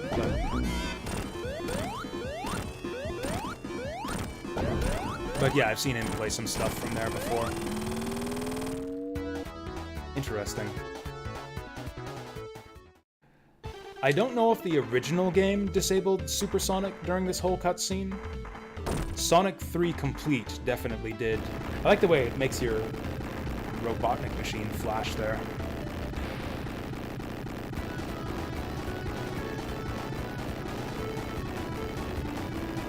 Well, all my rings are going to tick down during all this.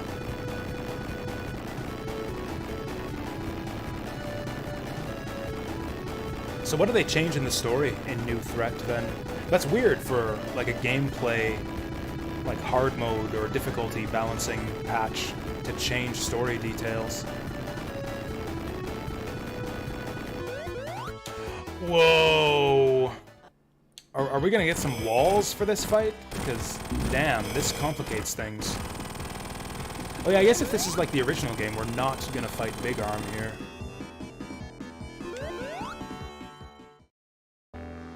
Of course. Okay, so we can't get grabbed here.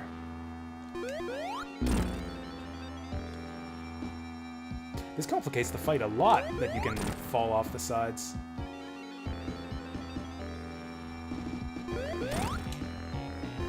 Gotta be actually pretty careful with that jump. I mean, you know, Supersonic still makes this fight a lot easier, but yeah, can't let yourself get grabbed. Don't get got, Sonic. Tails is here too. I feel like Tails usually stays behind. In old versions of this game, I think Tails used to stay behind for this fight. I've still got to do a full playthrough of Final Fantasy Tactics at some point. I did a YouTube Let's Play that I never finished, and I did another 4-Job Fiesta challenge on stream that I never finished for Final Fantasy Tactics. Huh. It has the special You Beat the Game fanfare from Sonic 3. I like that edition, just to use it, just to get it in there. This is new. Oh, Botnik's going mode 7 on us. I actually like this.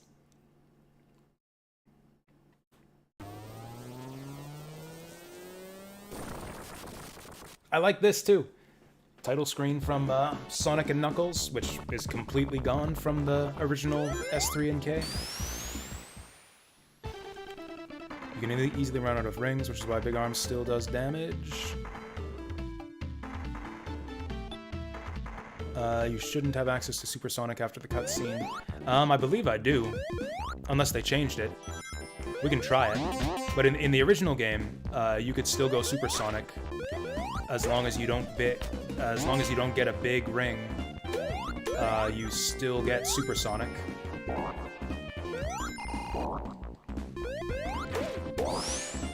I don't see how that would make any sense for them to change that. Like, there's no logical reason why I couldn't go Supersonic right now. Like, you know, once I get the rings. Once we get the rings, I'll go back and grab that big ring. Oh god, I'm gonna lose him.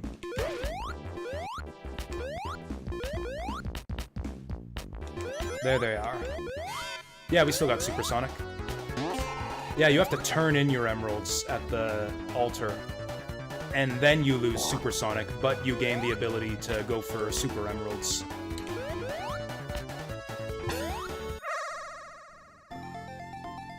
Yeah, so now we give up the emeralds, and now we lose the ability to go Supersonic. Change that new threat makes, which you don't like, his weapons were infected? I mean, that could have been the original intention, for all I know. Like in the original FF7 story. Whoops! I didn't realize you could do that. Have you always been able to do that? I did not know that you could just exit the Emerald Altar without grabbing any of them. That sucks. That sucks. That's like failing a special stage, basically. Apparently not. Apparently I'm not gonna get the Super Emeralds. Apparently I'm just gonna leave them alone and not do anything with them. Like an idiot.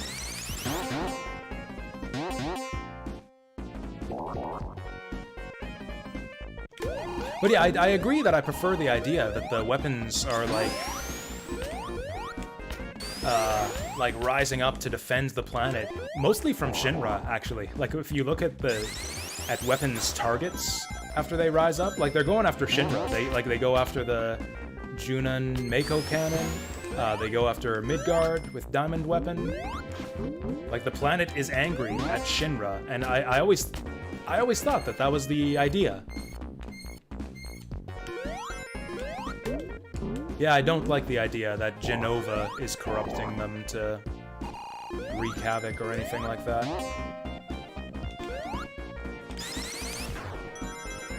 Yeah, exactly, Settiness. Yeah, like, that made perfect sense. Okay, this smooth rotation looks weird to me.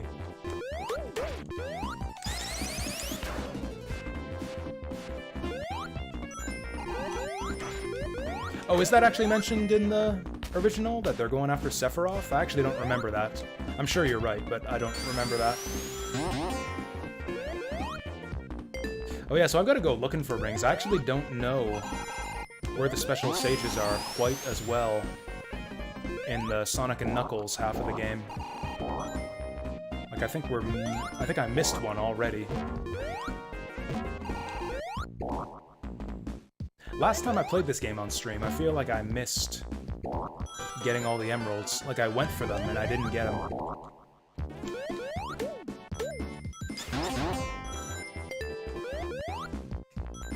Oh god. Did we miss them all? No, there's one over here. There's one over here. No, it's a one-up! Oh god. There are like at least 3 special stage rings in Act 1, and I missed all of them.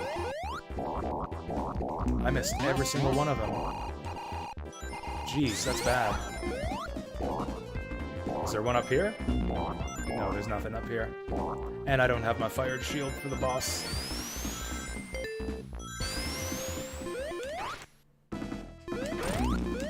Ah, that's a tricky shot to make. Fucking Tails. That was close.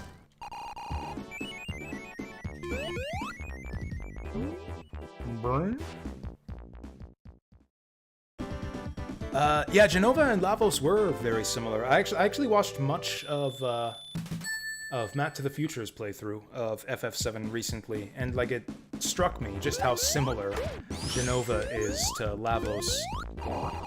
Like just in the way she's presented as like this alien being that's impacted the Earth and like burrowed deep underground to absorb the life from the planet. I think they actually say that. Like Jenova burrowed deep underground to absorb the life out of the planet, to absorb life stream.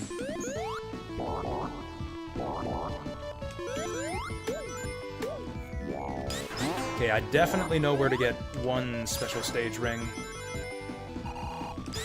in Act 2. There's one right at the end. Man, I think this is gonna be tough. I think we're gonna struggle to get all the emeralds on this playthrough.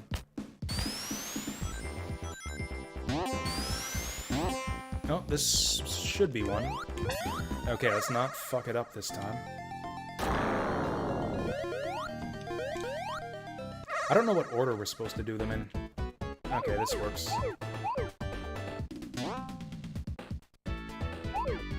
I remember the special stages in Sonic 3 and Knuckles, or in Sonic and Knuckles, actually being easier than the ones in Sonic 3.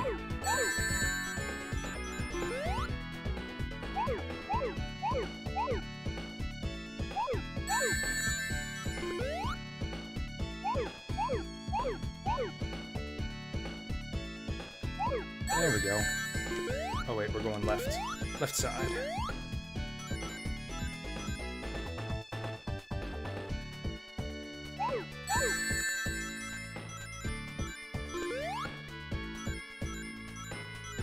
I feel like this is different. Yeah, you used to be able to see the blue spheres coming up on the horizon.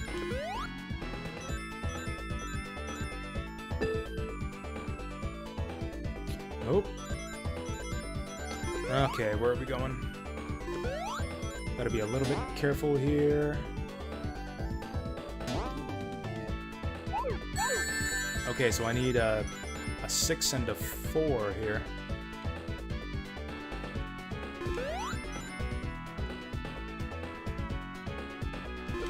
Huh.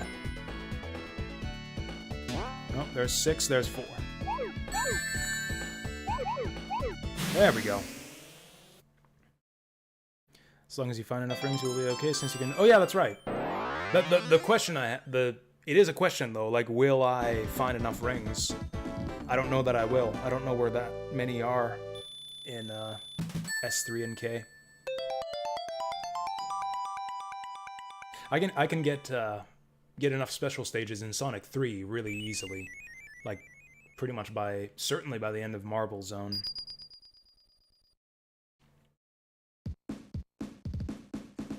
Hell, I even know where to find a bunch of special stage rings in the later zones.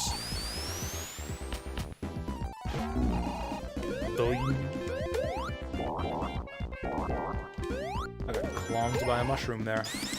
Hate this minigame. I dislike this minigame. I used to like it a lot more. I actually really enjoyed Blue Sphere when I was a kid. I used to just play Blue Sphere, like, for hours, just by locking on with Sonic 1. You get all the randomized Blue Sphere stages. Damn it, I wanted one of the special stages to give me a barrier. Do you have better odds on the slot machine in this version of the game? It feels like I get something every single time.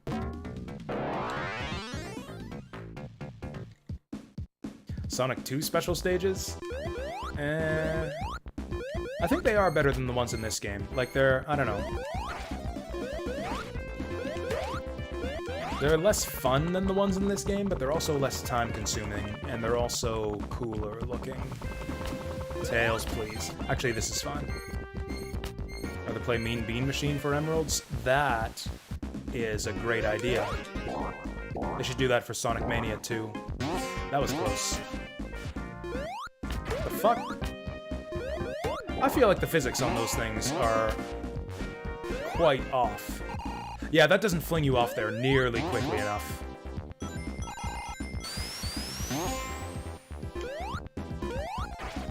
I thought there was another thing up here. Oh, there's another thing here. Okay, we're gonna make up for our missed rings in the first stage. Because, yeah, we're gonna find another one at the end of this level. Shit! Okay, wait, that's fine, that's fine, that's fine. Yeah, we can retry.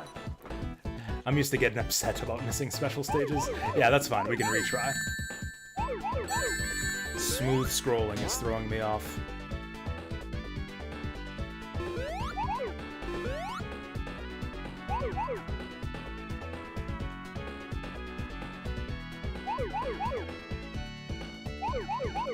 Could they not have at least put more games on this collection? I guess the idea is that, like, they're remastering these games or reprogramming them or whatever for widescreen. So I guess it would be a bit out of place if they just included unaltered versions of some other games. Although wouldn't that be cool to get, like, Sonic Spinball remastered? The Christian Whitehead version of Sonic Spinball. Because that game has some solid board design, like really cool levels, but the physics are all fucked up, and like the game is a hassle to play. Like, I feel like Sonic Spinball has a lot of room for improvement. Like, you could tinker with that game to make it into something brilliant, I feel.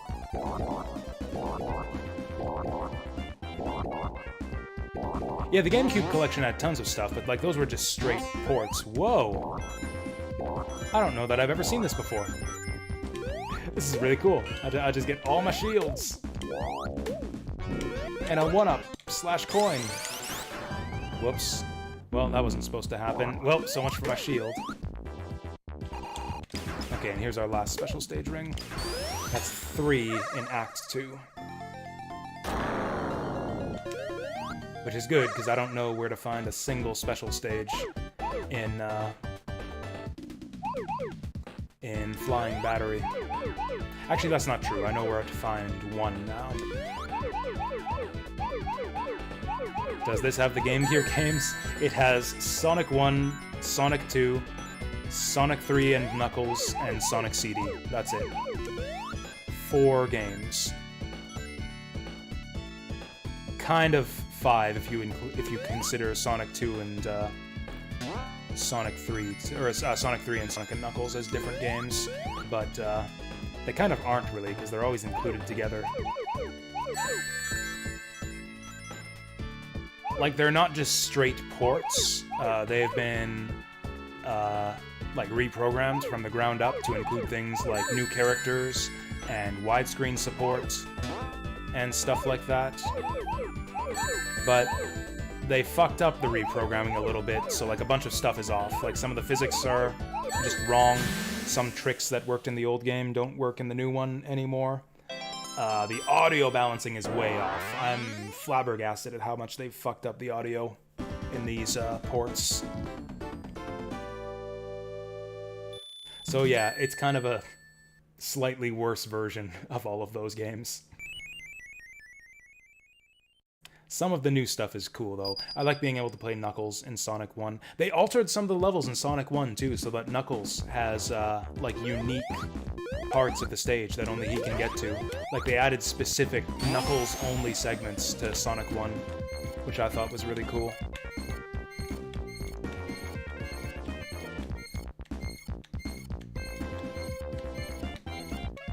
Also, it does have, like, the just straight ports of the original game in what they call classic mode, so you can just play like original unaltered Sonic 1, 2, 3, Sonic and Knuckles. Or it still has the new music in the port of Sonic 3. But other than that, you can play the unadjusted classic games. At least I think that's the idea behind classic mode. I haven't actually tried it out yet.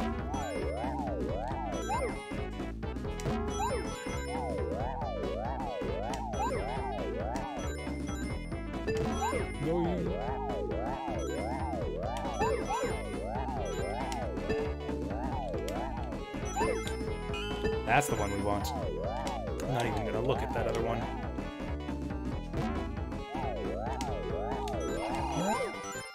Nice.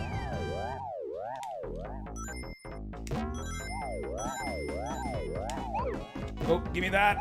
Ah, messed it up. Oh, did not mess it up. Nice. Okay, let's try to get this one this time. Nice. Oh, that's 2 ups. We got 2 ups from that one. Alright, let's get this guy. So they still let you get a bunch of free hits at the start of this boss fight. It's only the first boss of Sonic 1 that they adjusted to prevent you from getting free hits at the start. That's so weird. They adjusted the height of those spikes, the spike hurdles, for this boss fight, too. They're a bit higher now.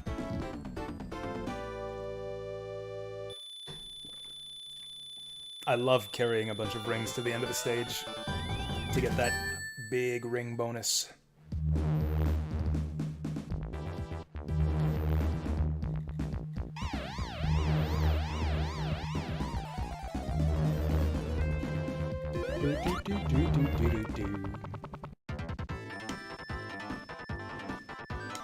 That's a cool little extra thing, too.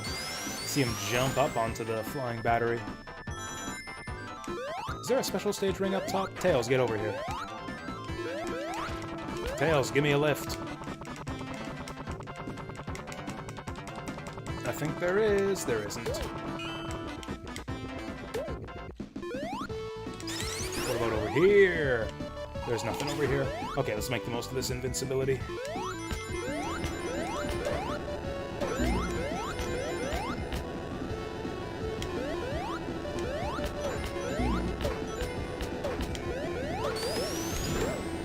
Yeah, I don't think... there is one special stage ring that I know how to get right at the very end of Act 2. Other than that, I have no idea where to find anything. Hydro City or Hydracity? I've come up with a third way, because it's, I believe, the intended name, like it is meant to be a combination of Hydro and Velocity, but, you know, Hydro is pronounced Hydro, not Hydra, so if it's Hydro Velocity, it should be Hydrocity. Not Hydro City, not Hydrocity, but Hydrocity. So there we go, I have found a third way. The correct way. So it's gonna be the Hydrocity zone from now on.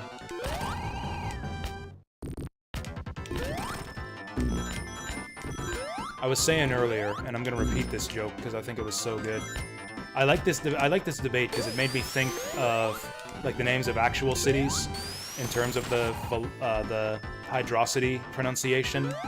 So I was like looking for names of cities to like mispronounce the way that people say, you know, the same way that people say Hydrocity.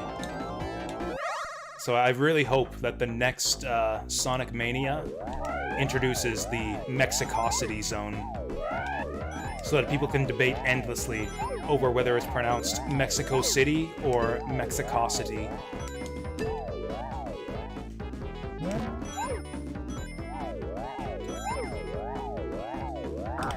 It would be a great theme for a zone, too. It would be kind of like Mirage Saloon. You could have, like, cactuses and, bad guys with little sombreros and stuff. Sonic is entering the Mexicocity zone.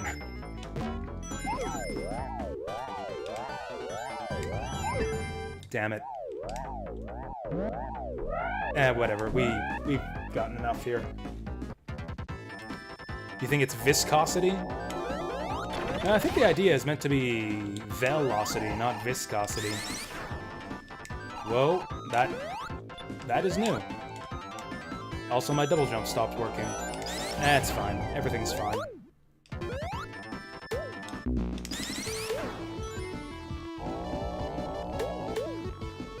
Oh, wait.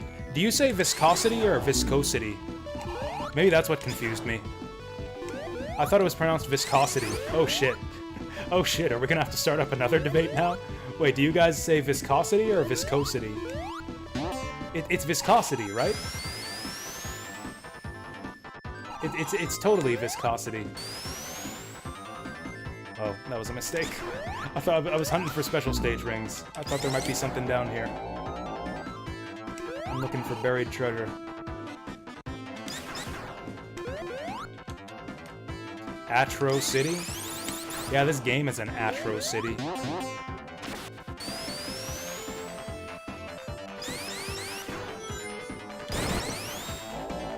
Viscosity. That's what I thought. That's exactly what I thought.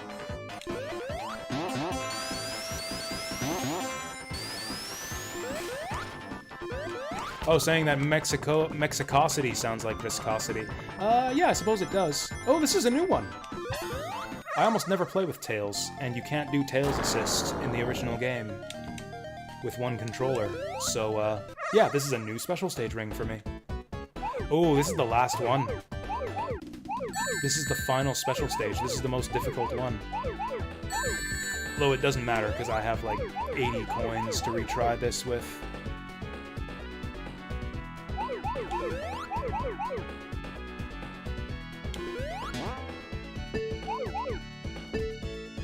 Canada City.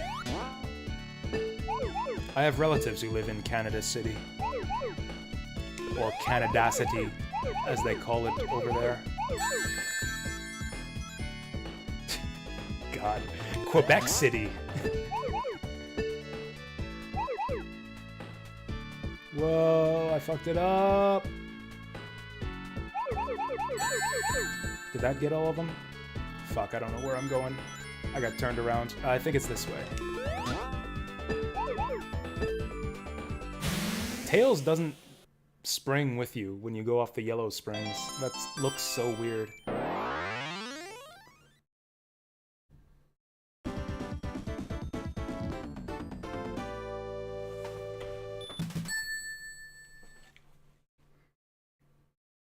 Oh yeah, Audacity is a good audio editing program. I used to use that a lot for my old YouTube Let's Plays. Used to edit stuff in Audacity. Spheres sound like a sick dog. A lot of the sound effects in this version of the game are way off from the original. It's even worse with headphones on, because a lot of sound effects will only come in just randomly on the left or right channel only. The rings especially will like alternate back and forth between the left and the right sound channel. Are you serious? Are we getting another one? Oh no, this is... I know where that is. Okay, I know exactly where I am.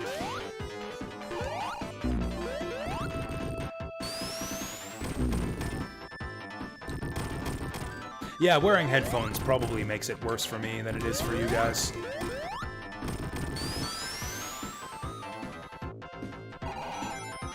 Wait, am I gonna like have to redo a big part of the level if I go down here? Or am I gonna find something, like some kind of special secret here?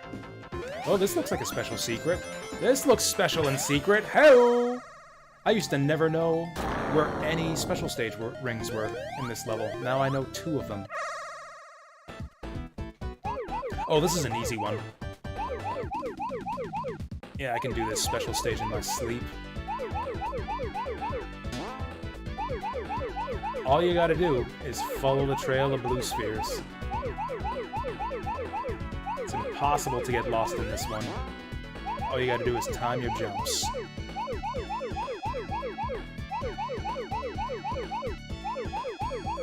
It's a good thing that I can do this one in my sleep, because this special stage actually does put me to sleep.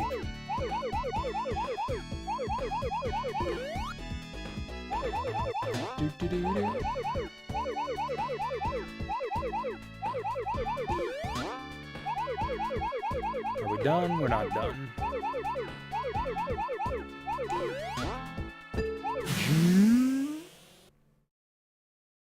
I love the way that all the spheres just fly upwards after you clear the level. Is that 5 now? Was that 4 or 5? That's gotta be 5. There's one that I know the location of in the next act as well, so... And I know at least 2 or 3 in Sandopolis. I think we're gonna get a relatively early Hypersonic here. Have I played Legend of Legaia? I have! I liked that game a fair bit back in the day, but I didn't actually finish it. I only rented it the one time. No! I liked it quite a bit from what I played of it. I still remember some of the music, too. That game had good music.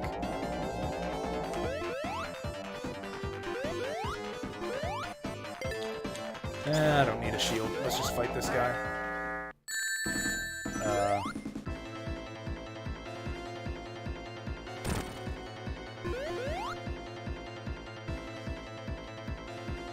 Why is the screen scrolling left and right? Do we really need this much space for this guy?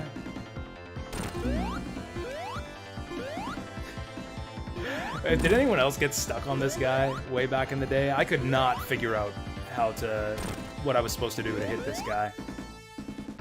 Like, I'm pretty sure I timed over on this guy multiple times before I figured it out. I've seen streamers do that too. I've seen other streamers get stuck on this one. Not long enough to time over, but...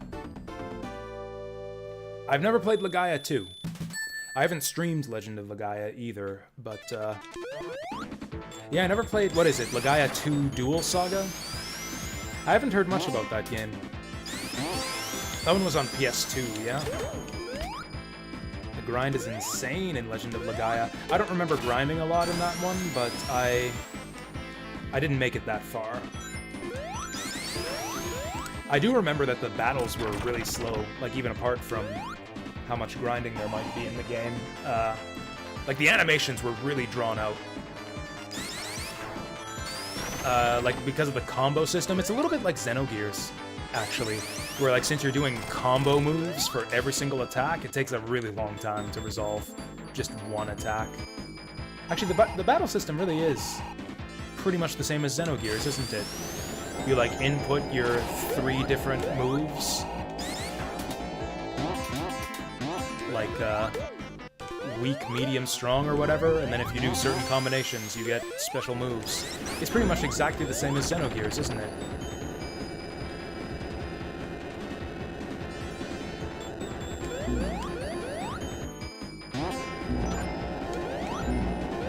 I was trying to go under it.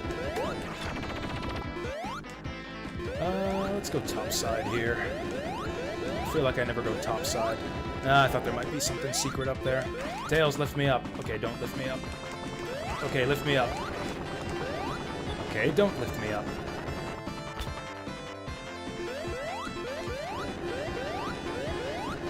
There we go.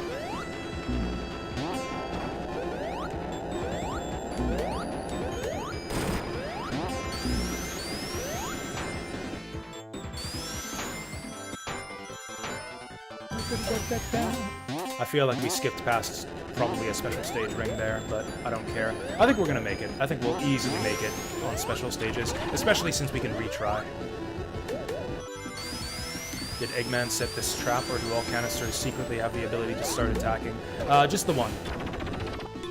Just the one. Although that would be really funny if they stuck one of those, like, after a regular boss fight.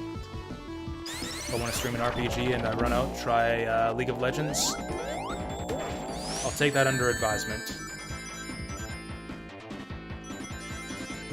Definitely will strongly consider playing some League of Legends the next time people suggest playing Legend of Legaia.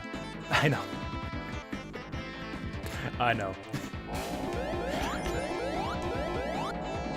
I'm sorry, I was trying to be funny. Oh hey, he like duplicated himself. Did it always do that? Did they always duplicate the ceiling spiders to grab tails for you? Actually, the next JRPG on the agenda is actually going to be Skies of Arcadia. Yeah, Skies of Arcadia is actually the next traditional JRPG on my list.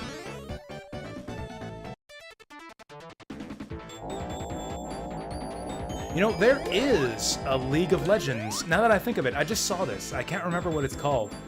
It's some kind of League of Legends, like JRPG, or like, you know, seems like a JRPG, just the way that it looks, on Steam that I saw. And it actually looks alright.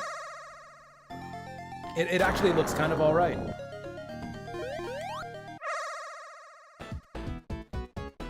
This is the first one. This is the special stage that you're meant to do first.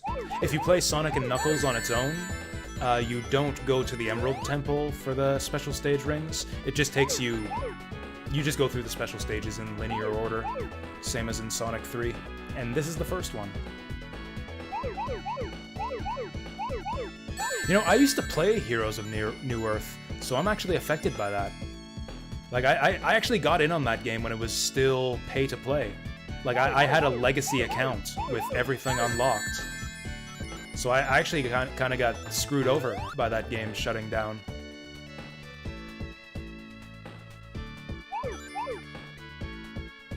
I haven't played it in, like, certainly well over a decade. And I mean, yeah, the thing that killed it is the same reason I stopped playing it. Once Dota 2 came out, everyone was playing that, and it was free, so I switched to Dota 2. Also, Dota 2 was just a better game. It had a much better interface, much cleaner balancing and character design.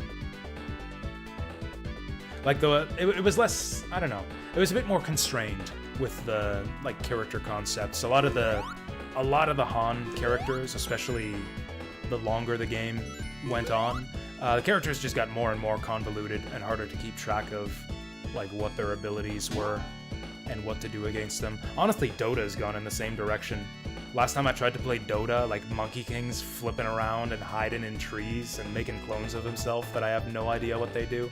Like, all the new Dota characters are just really complicated. It's like, I don't even know how to play against them, let alone play them.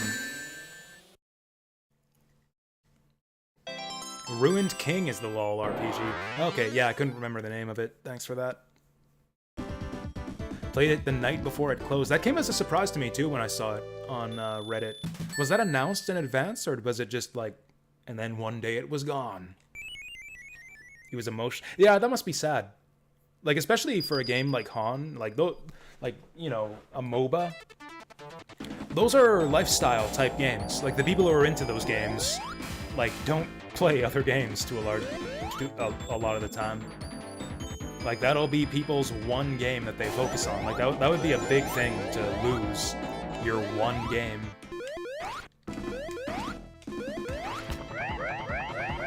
I guess you need the double jump to reach that guy. It was announced in advance? I think we have one emerald left to get, actually.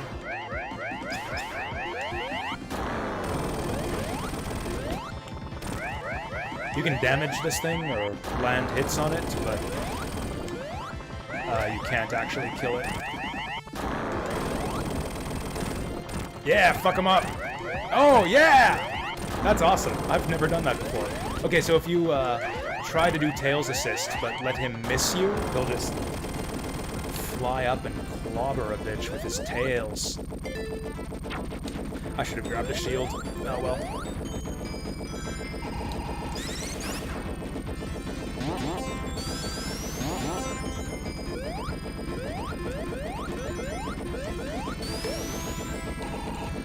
So I know the location of a very early special stage ring in Sandopolis, so we'll be able to get that.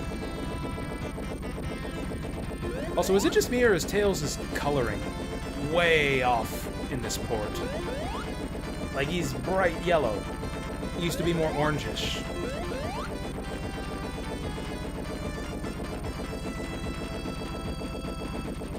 Robotnik is a knucklehead. I don't know. I think that's a label I would apply more to a certain other character in this game, who we'll meet up with in the Hidden Palace Zone. Oops, I fucked up.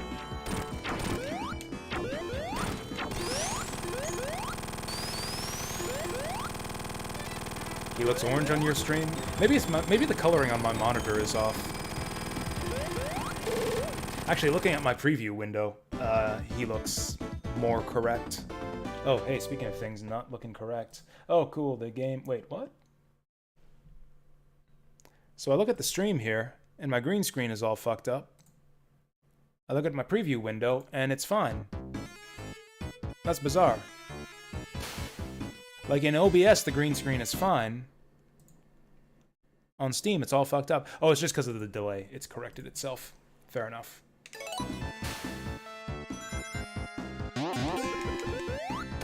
Laser is the equivalent of slapping yourself to kill a fly. I mean, actually, that's more like the boss of Act 1 of Flying Battery. Okay, so we want to go up here.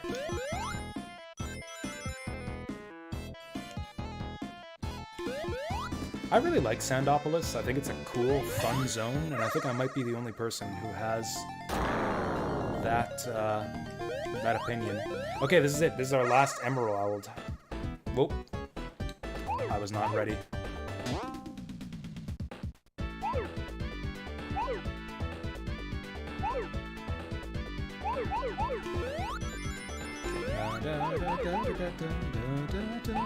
I think this might be my favorite color of Special Stage.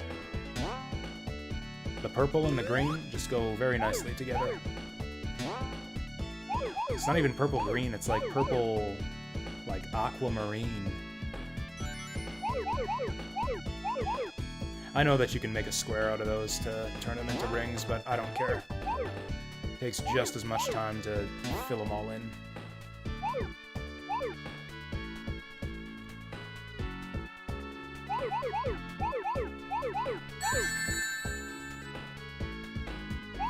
Dude, Robotnik is Eggman's real name.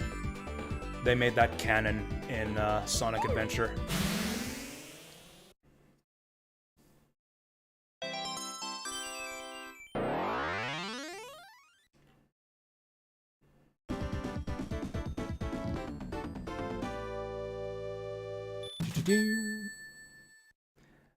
Are we going hyper? Are we going hyper?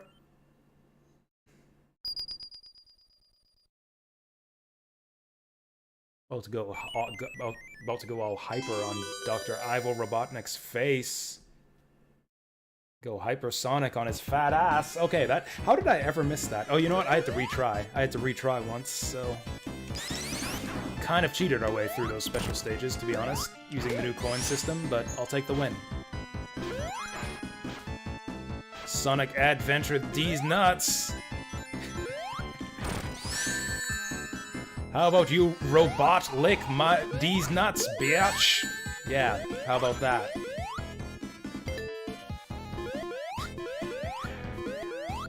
Robot lick my balls! Yeah, that's great. Good stuff, guys. Whoa. Whew.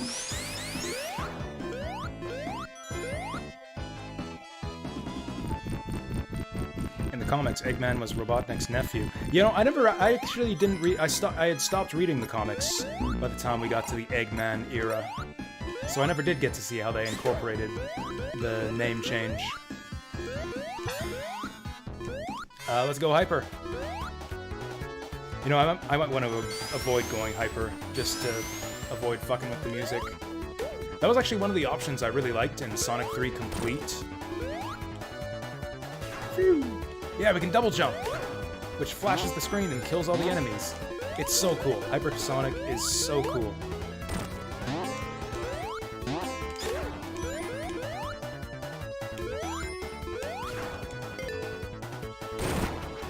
Never been anything quite like it in any Sonic game since.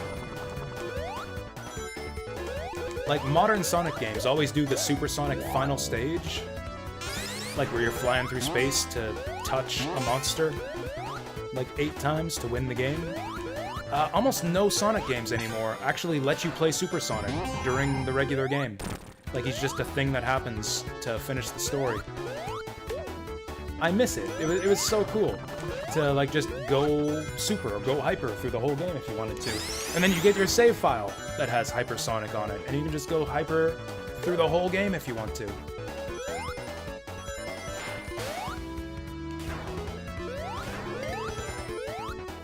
Anyways, one of the options I liked in Sonic 3 Complete was you could choose different options for the supersonic music.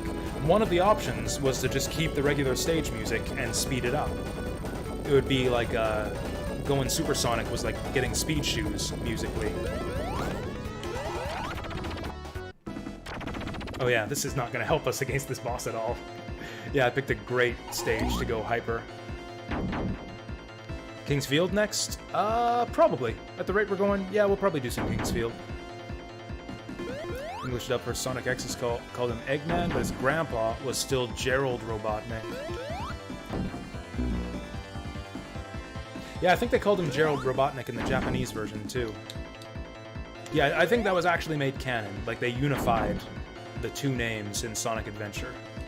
I had not confirmed this for myself, but I think they call him Robotnik in the Japanese dub at some point. There's a 1-up over here if you bounce it just right. Missed it.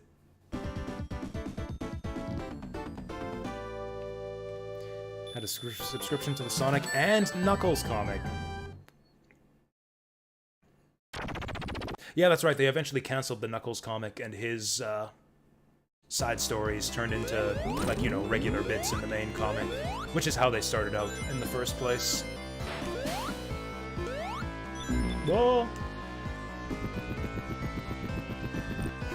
I used to love that shit back in the day, like the floating islands, the, what is it, the Legion of Darkness, all that shit with the Knuckles stuff in the comic. Yeah, those are my favorite bits of the old Sonic comics way back in the day. Kind of cringe to reread these days, but back in the day, I thought it was so cool.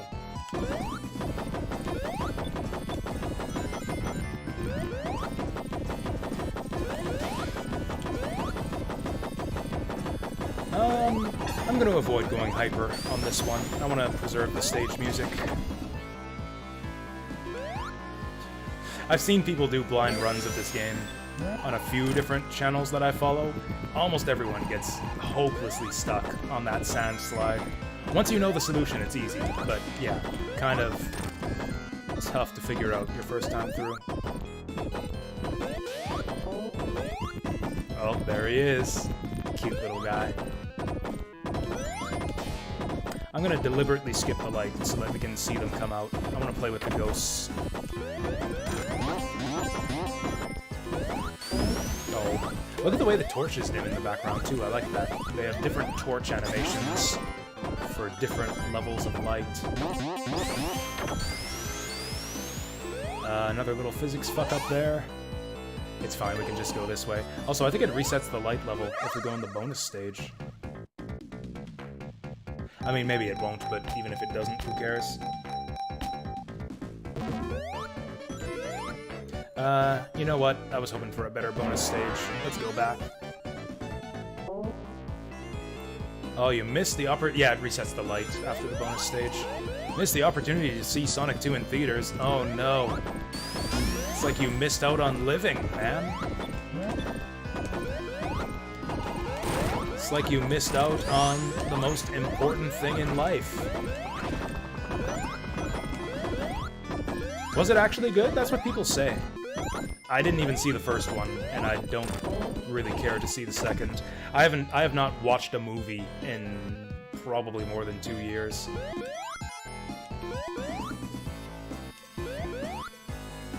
I've been watching anime lately, though. I've been getting into Ranma. That's a really fun show. I've been enjoying Ranma quite a bit. You don't like Idris Elba?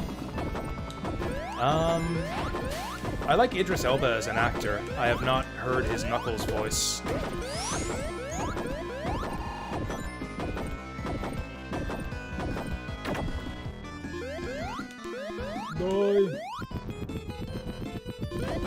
Like, I could picture him doing a funny, like a good Knuckles. It depends on how they want to handle his character. Like for example, Knuckles and Sonic Boom. I fucked this up. This is a bad idea. Bad idea. Nope, we're fine. Like in the Sonic Boom animated shorts, Knuckles was like this big meathead, this like stupid meathead type character. I could see Idris Elba doing like a funny Knuckles voice for a character like that. He's really dumb. You know, I really liked Knuckles in Sonic Boom also, just because he was a really funny, really dumb type character. So if they brought back that kind of Knuckles for the Sonic 2 movie, that might get me interested in seeing it. A good, funny, dumb Knuckles. I have seen Guardians of the Galaxy. Wasn't Idris Elba in that one? Or no, he's in the Thor movies. He's Heimdall in Thor. That's right.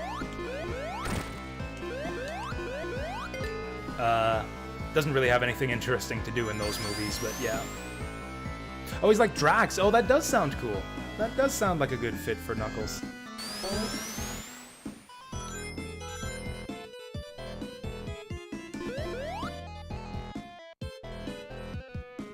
Oh, also I'm falling behind, chat. Prefer Shazam to Sonic 1? I did not realize that they were similar enough to compare it to.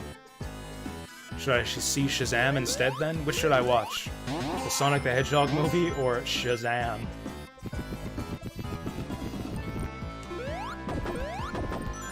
For $50 you would hope they let you change Sonic's arms to blue?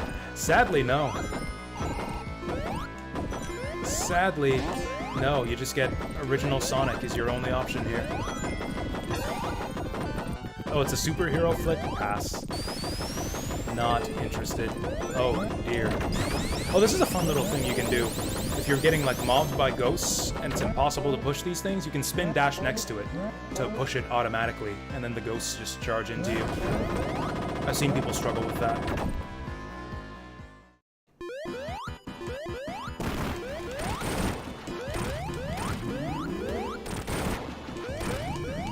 I've seen people struggle with this boss, too. Whoops. Oh, I'm struggling with this boss. Shit! That was a bad hit. Tails fucked me over there. As usual.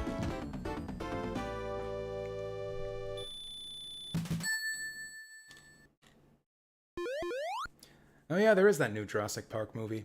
I don't think I care about Jurassic Park anymore. The last movie was kind of dull. I don't know. I don't think I like movies. I mean, I guess I haven't seen one in years, but I don't know if I like movies anymore. Like, nothing I've heard about movies, and almost nothing I've heard of, nothing people have told me about sounds interesting.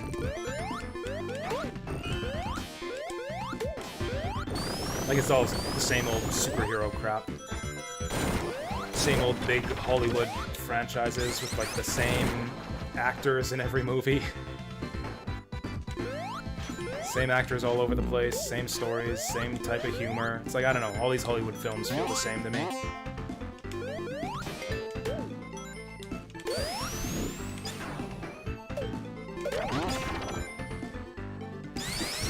Shazam's a young boy who turns into a buff adult Superman-style guy.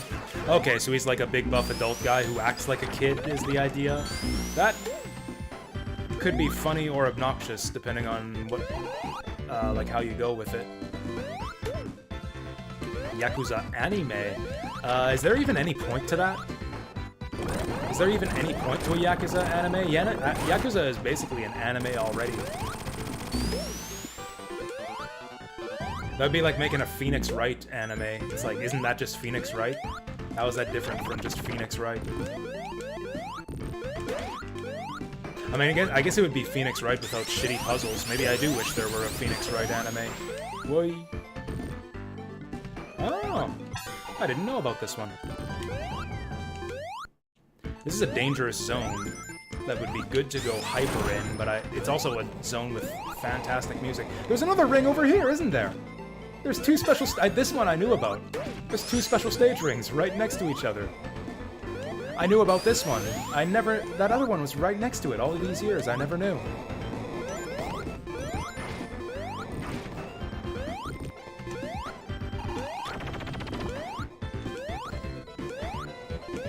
Only see movies based on content you're into. That's everyone these days, and that's why they make nothing but superhero movies and franchises that people are super familiar with already.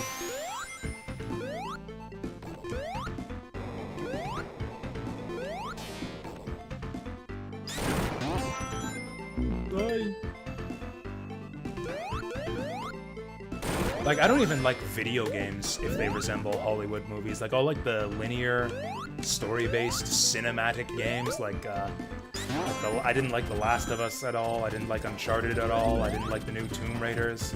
Like, I really dislike that style of even video games that are all Hollywood cinema style. Hey, look at the Death Egg in the background, like right in front of Sonic's nose here. There's the Death Egg in the background. Kind of a cool little detail. His face sticking in the ground, just like when it fell to Earth in the intro. It fell to the ground face first in the volcano. This is that volcano. It's a nice bit of consistency. That's good storytelling right there. Planting and payoff. They planted the Death Egg in the middle of the volcano, and now here we are. In the volcano. Fuck.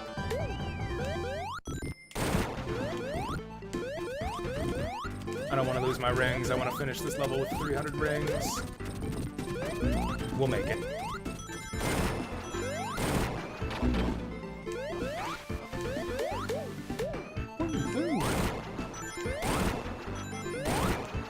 There is a Phoenix Wright anime? Jeez, I actually didn't know. I mean, it's a good fit. I mean, there's a Danganronpa anime that's just the video game with all the gameplay taken out. In other words, a good version of Danganronpa, actually. That's actually not even true. They condensed the story quite a bit, and, which removes some of the fun of it. A lot of the extra scenes where you get to know the characters, that's kind of what makes those games. I'm gonna go hyper here. This is an annoying boss to fight normally, so we're gonna go hyper. Oh, can this guy crush you? I feel like this guy crushes you even if you're supersonic. Maybe not. Let's find out. Nope, we're good.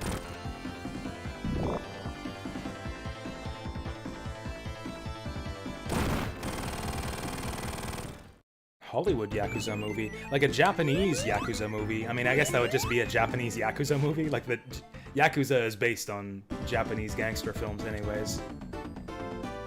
Japanese Yakuza would just be like the Battles Without Honor and Humanity series, which I've seen some of them. There's a Persona anime. I did hear about that one, although I mostly heard that it's bad. Which, you know, is hardly surprising for a Persona anime.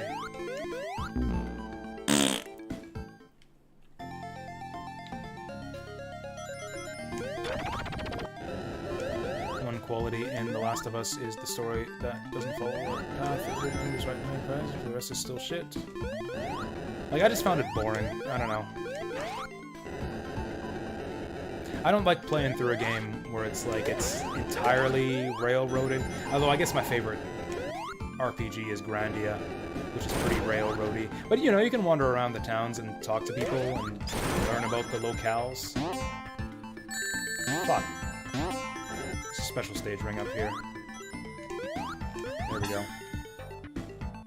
Yeah, in Sonic 3 and Knuckles, I often don't get my last emeralds until Lava Reef. Like, I know where a bunch of special stage rings are in Mushroom Hill, and I know where a bunch of rings are in Lava Reef, but I don't know that many for the stages in between.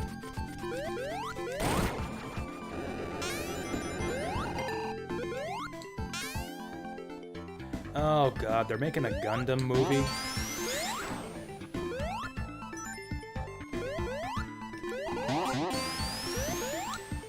Like, no, honestly, I don't know if I even care. Just anime for life for me at this point.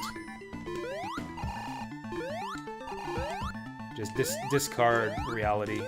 Embrace 2D. Just embrace 2D in all facets of life. 2D video games, 2D movies, 2D waifus.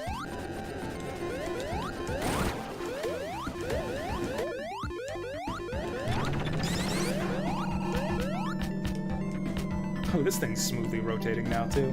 This actually looks a lot better than the original game, I think.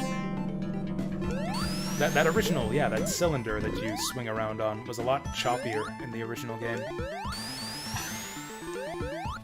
Don't mind a railroad if there's nice things to look at. I mean, if it's like a souped-up action game, like, you know, obviously if it's Contra or something like that, or if it's like a literal, like, vertical scrolling shmup, that's fine.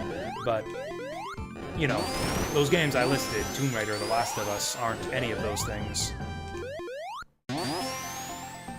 Like, if you compare them to something like a Contra or a Metal Slug, like, they don't hold up. They just don't hold my interest. They're too slow and boring. And the stories are all stupid, and I hate all the characters.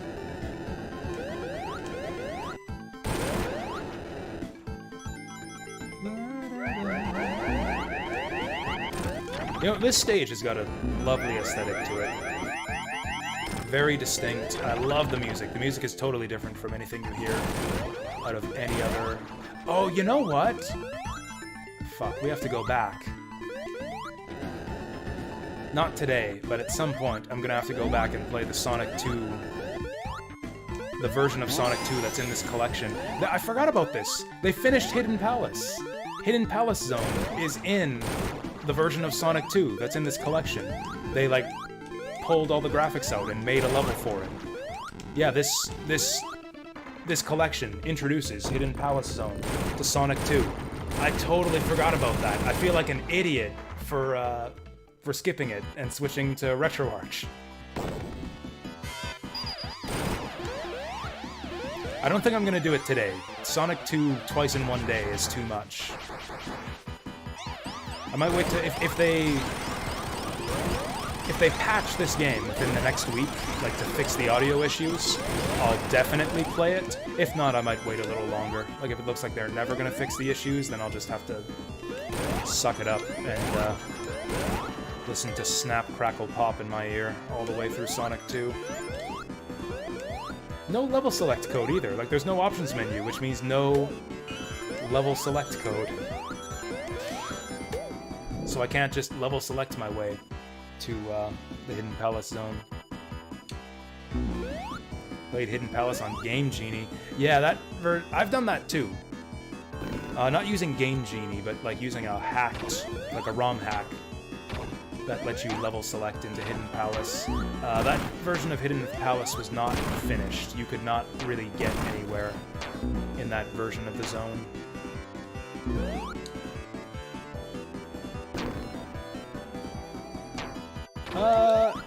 Yeah, Deep Fry, this is a pretty boring boss. It's a cool concept. I think that Rocket Knight Adventures did this concept a lot better with the moving platforms on lava. Like, honestly, it's fine for what it is. I think the lead up to it is really cool. Like, it's a big, cool set piece. I just think this part goes on for way, way too long. Way too long. I think Angel Island Revisited actually nerfed this guy a little bit. I think he dies in like 4 cycles instead of 6 or 8 or whatever it takes. He'll be dead here. Fuck off.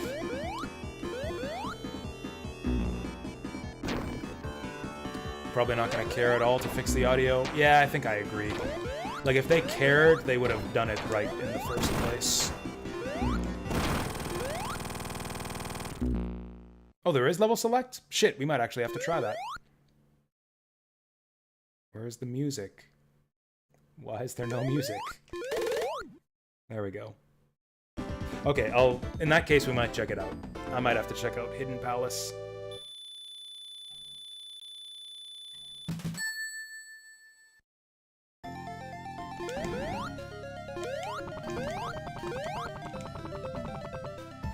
Didn't I spend all my coins after the last stage? Have I seriously accumulated 100 coins? Just from playing Sonic 3 and Knuckles?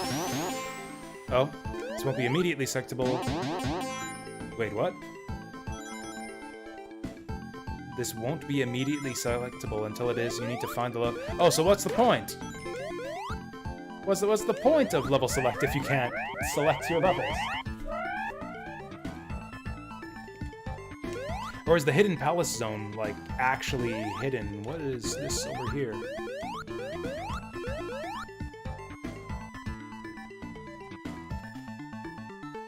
The fuck? Oh, this is the Knuckles route, I think. This is where Knuckles enters the hidden palace. Yeah, and then he comes up here, and then he rides this thing to his final boss. That's weird that they include that. In the original game, you couldn't go off to the left like that.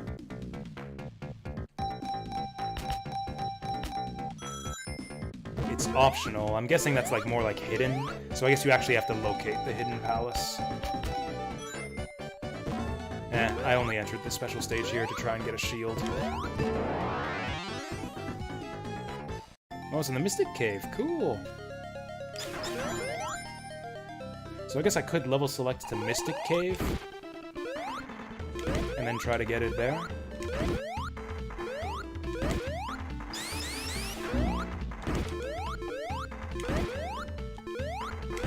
Stay in that corner.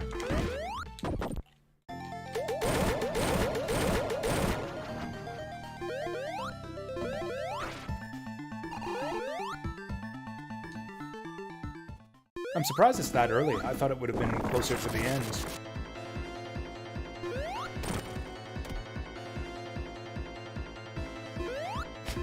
I like the way that you got the three of them running after Robotnik all lined up there. I dropped dashed by mistake there.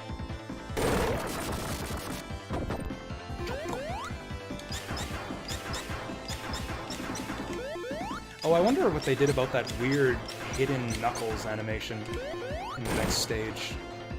If you can still trigger that or not.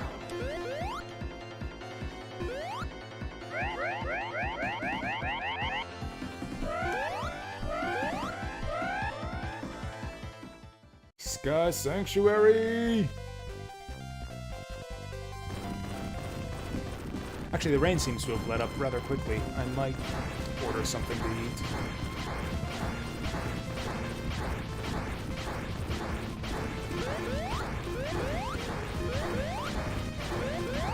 So he's launching the egg robos here.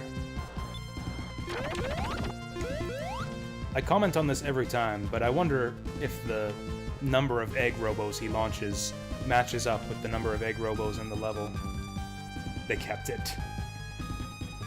They kept it in there.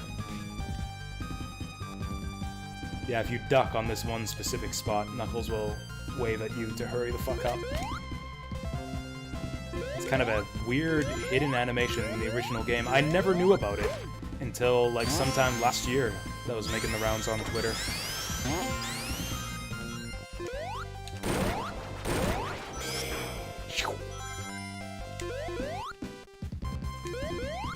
That's the one egg robo that we leave alive. That first one that I passed by. That's the one that's gonna harass Knuckles on the Knuckles mode. Will they let me attack this one early? Oh, so I get to attack this guy early, but I don't go. This is a lot harder. This is a lot harder. Whatever, we just gotta find a new rhythm. Yeah, normally you get bounced back to the edge of the screen, and then that kind of stops you so you can launch again. Haven't had a great ramune lately. No, I've actually completely cut soda out of my diet. I only drink sparkling water now.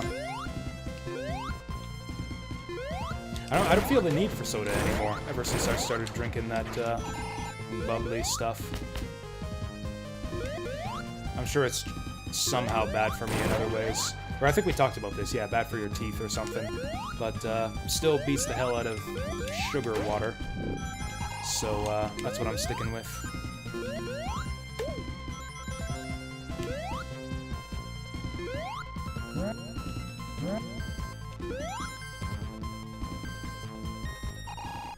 Whew.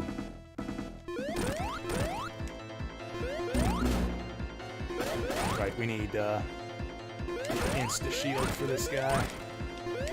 Easy. Propel? I haven't had Propel before. I've had, what's the one my mom drinks? I've had Aha. That was basically the exact same thing as Bubbly. I'm sure they're all the same, just with different flavors.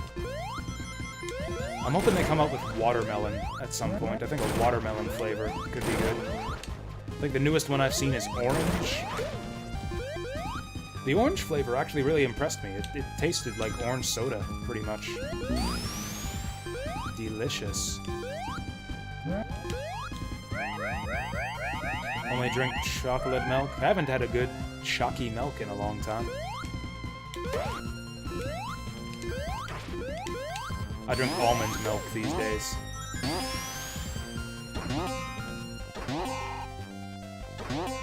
Alright.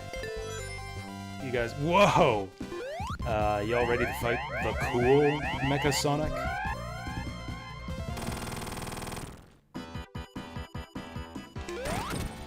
Taco Bell has buy one, get one burritos. Whoa! Taco Bell's, well, kind of a long walk for me. I mean, it's not that long. Ah! I don't know why. The spacing's messing me up because of widescreen. Yeah, we'll go with that. Oh, Taco Time!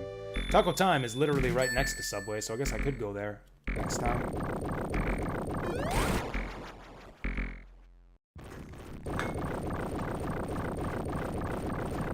Yes. Knuckles gets to fight the powered-up version of Mecha Sonic,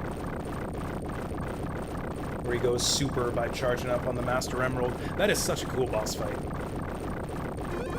Like, mechanically, it's kind of lame. You just kind of wait for him to fly around and then become vulnerable. But just conceptually, and like the way it looks, it's a super cool boss fight. Screw you, buddy.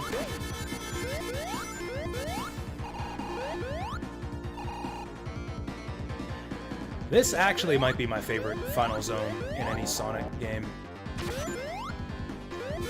Just mechanically, like to play through it. The obstacles, like the gravity gimmicks. This zone is so fucking cool. Like even within itself, there's just such a awesome variety of obstacles.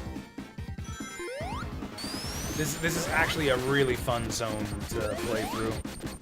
It's like challenging and threatening in the same way that that like Scrap Brain is, but without being overbearing the same way that Scrap Brain and Metropolis are.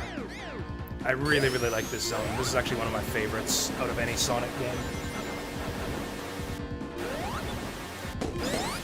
Hey, Choopy! Welcome here. How's it going? What have you been up to? Oh, you're probably playing that, what's it? That new Fire Emblem game. You're probably playing the new Fire Emblem. How y'all doing? How goes it? Was it everything that you hoped for? He hates it. Yeah. That's a big surprise. I mean, forget that. Is it good? I don't care that he hates it. Is it good? I'm assuming yes. If he hates it, I'm assuming yes.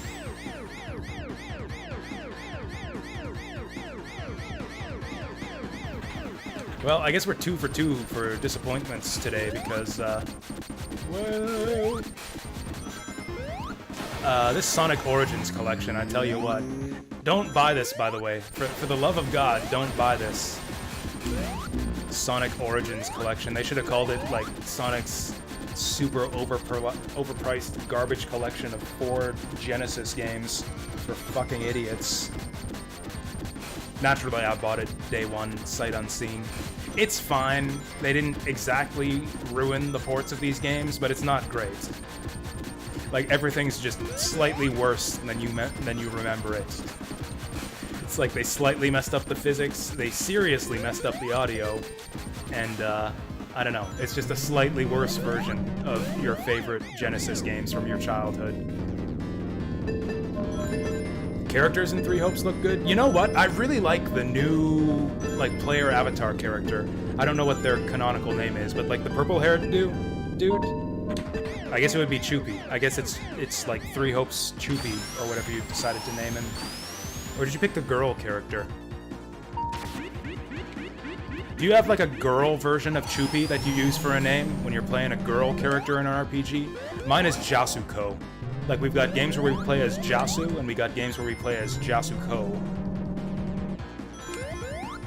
Oh, Choupette. Oh, Choupette, that's a good one.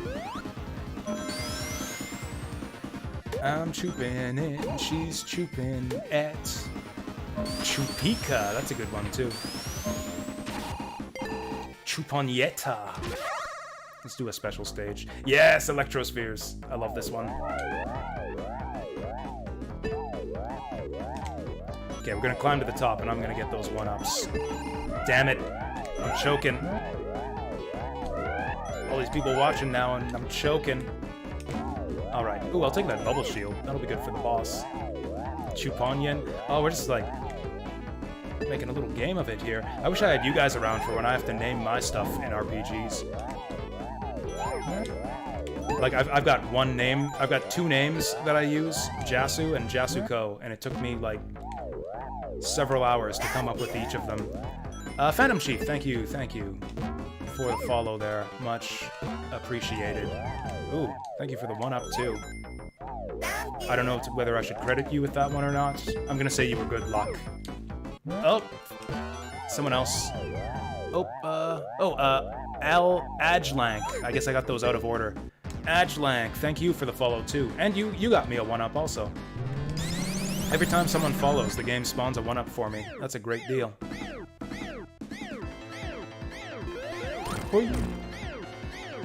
This is the worst boss in Sonic history. Hey, Stonky Mouse Hands. I like that name. It'll make that cool name makes up for the fact that the game's not gonna spawn a one-up for me since we're not in the bonus stage anymore. Alright, here we go.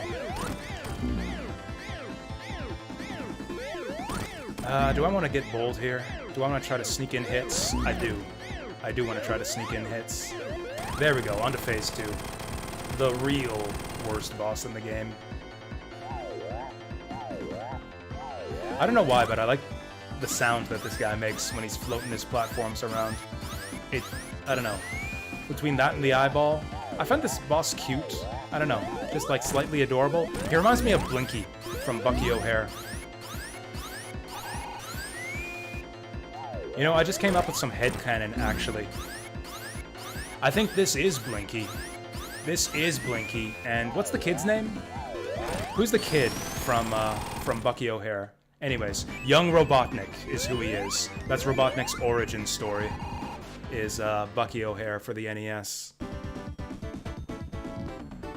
Is the follower notification from Dizzy the Adventurer? It's from a game called Battlemania Daijinjo. I'll spell it out if you guys want to look it up, because it's a really cool game. God damn it. There we go. It's also known as Troubleshooter Vintage, if you're looking for a repro cart. It was never officially released in English, but that's what people call it. I messed up my windows. There we go, now I can see chat. I'm gonna fall into a... Oh, hey, we survived. I think that's a death pit there, if I'd have fallen into that. This is such a cool level. I love everything about this. The music, the gravity, and, like, flipping upside down gimmick. This is, like, almost the only game that has a cool gravity gimmick, where it's like you play half the level upside down. Like, it's not even that complicated. It's not that hard to... Not that hard to keep track of. That was not the gravity fucking me over there. That was me being terrible at this game. Thankfully, you have infinite lives in this version of the game, so we're fine. And even if we didn't have infinite lives, If we didn't have infinite lives, I would have 100 lives right now, so we are more than fine. Little pro tip for you Sonic novices out there. The way this platform works, every time you jump, it changes the direction of the conveyor belt, so you gotta be ready for that. If you're playing with Tails, it'll change direction again when Tails lands.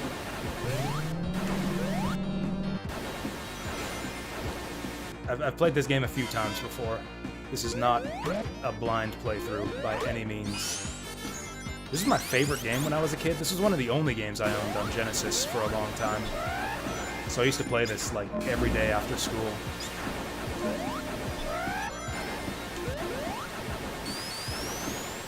I mean, not Sonic Origins, obviously, but Sonic and Knuckles. I actually didn't own Sonic 3. I owned Sonic and Knuckles. And that was it. I just played the second half of Sonic 3 and Knuckles. The better half of the game, in my opinion. Everyone's freaking out about, oh, no Michael Jackson tracks, no sale. They've ruined the music, and yeah, they did, but who cares? All the good music is in Sonic and Knuckles. All the best music is in Sonic and Knuckles, so like, who cares about Ice Cap and Launch Base and Carnival Night? Hoi! I want a shield, so let's go to the bonus stage. Ooh, Electrospheres again. I don't think I care to climb to the top again. I just want my yellow shield. I just want my yellow shield. I just want my yellow shield. I'm getting nothing but rings, guys. I'm getting nothing but rings, guys. Someone follow again so I can get the thing that I want out of these. Oi. There she is. Never mind. Never mind. You guys don't have to follow anymore. We're good.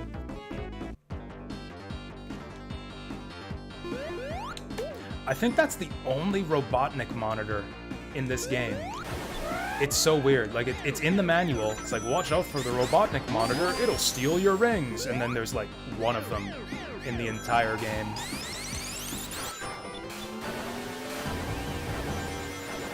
Did we just get 200 rings? Like, live on stream? I've even got video proof that I just got 200 rings? I love these. They fucked up the sound effect there, as with everything in this game. All the sounds are fucked up, but... like, it's just a cool... what do you call it? Just way to get from place to place. That's really what Sonic is. It's just a sequence of cool ways to get from one place to another. Check this out. We got another cool way to bounce around right now. Springboards, laser tunnels, like 6 different types of elevator tubes.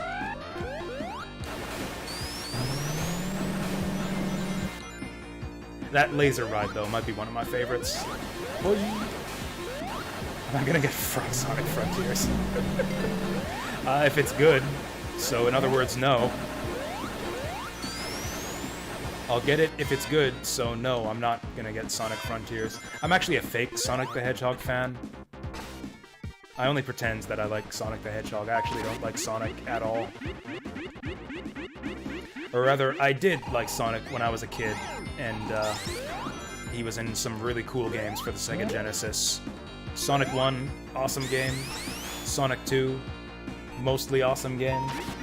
Sonic 3, Sonic and Knuckles, great games. Sonic Spinball, good enough game. Sonic 3D Blast, underrated. I really like Sonic 3D Blast. And then nothing after that. It's like Genesis only. Actually, that's not true. I have a soft spot for Sonic Adventure. The original Sonic Adventure. It's like a pile of derp-tastic jank, but that's kind of what makes it fun. It's not good, but it's fun. It's entertaining. It's sweet. It has heart.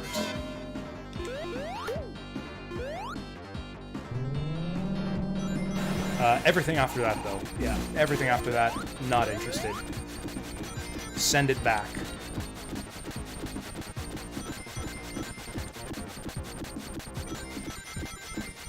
Oh yeah, I totally forgot that we had all the emeralds. I have not been going super or hyper on this entire back half of the game. That's fine, we don't need to. I'd rather listen to the music.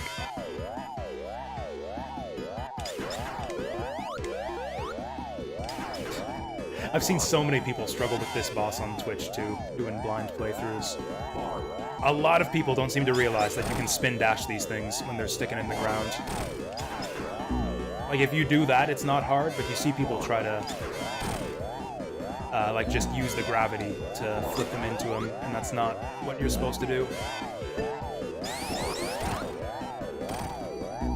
Did we just land a hit on him without throwing a spikety at him? Oh god. Oh god. I'm gonna lose my shield.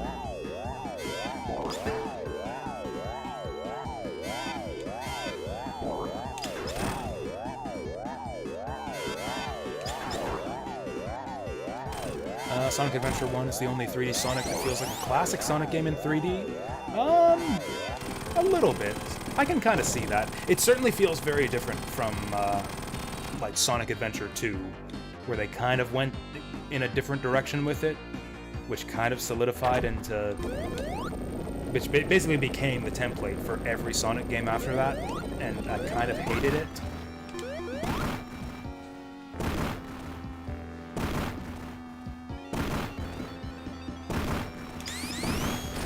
Oh! I'm so weirded out by this. He's not lifting the fingers. He's not lifting the fingers. In the original game, he would lift his fingers up before he slammed them down. Now he just throws them straight down. You get less warning. I don't know why that weirds me out so far. Out of all the weird little changes between this game and the originals, I think that's the one that weirds me out the most. Okay, you have to be careful about that, because sometimes Tails will jump on him and mess with his hitbox. Oh, nice! Tails actually finished him off for us. Oh, we got two people vouching for Sonic Heroes here. Sonic Heroes was kind of the game that made me completely lose faith in Sonic as a franchise. I stopped buying Sonic games after Sonic Heroes.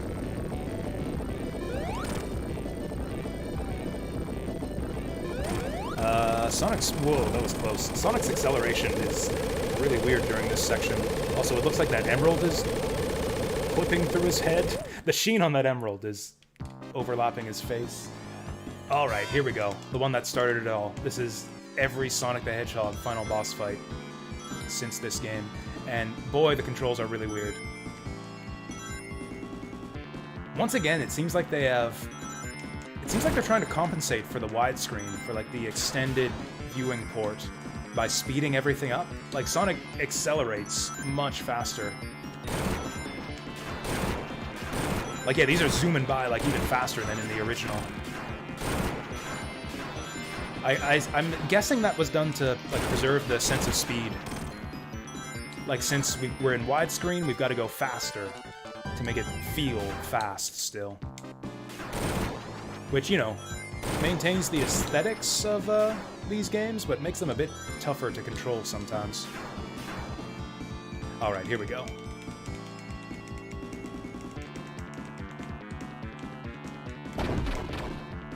Live and learn would be better here. I prefer open your heart myself.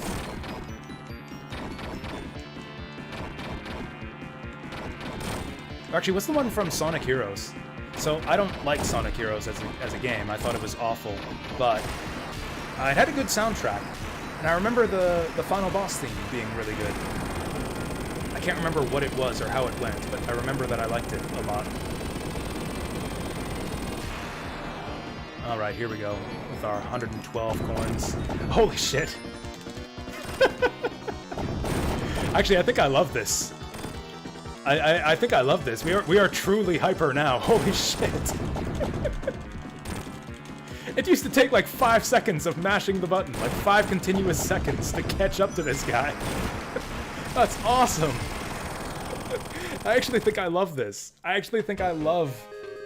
Oh yeah, and then this crap. They changed the ending music here.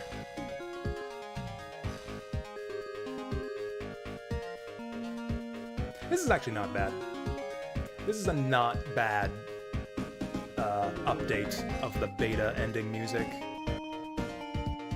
I still prefer the original, like, a lot. By a lot, I prefer the original. Well, there's the GG. Green screen's messing up. I can't fix it without pausing the game, and I don't want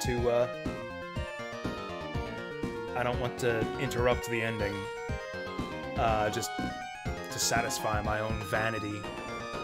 So fuck it, we'll just watch this with glitchy green screen. I don't even know why it's doing that. The lighting conditions in my room haven't changed at all in the last however many minutes.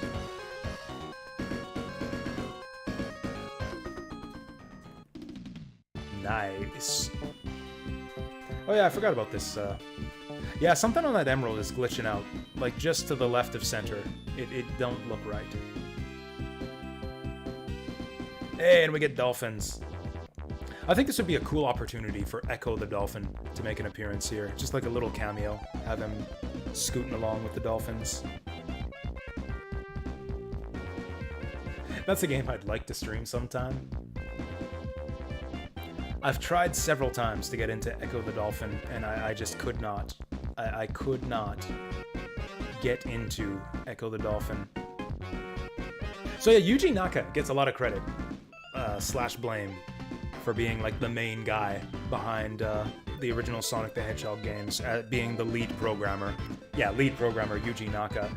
I think Hirokazu Yasuhara is actually underrated. Like, he did the level design of these games, which I think is like where you kind of need both. It's like the physics plus the level design that makes these games great. But like, you kind of need both equally, you know? Like, Yuji Naka deserves credit, but I think Hirokazu Yasuhara also deserves tons of credit. Also, the games that he didn't work on are, I think, the worst ones.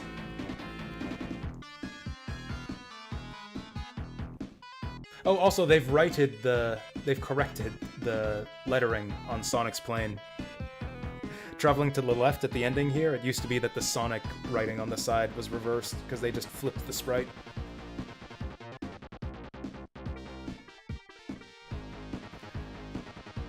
Tides of Time is so good. It has a good soundtrack. I can definitely give it that. Actually, I think I've tried Tides of Time before, and I found it even more difficult to get into than the original Echo. Like, the original Echo, I could at least make some progress on it. Like, I got somewhat far into that game. I got stuck on Tides of Time very early on.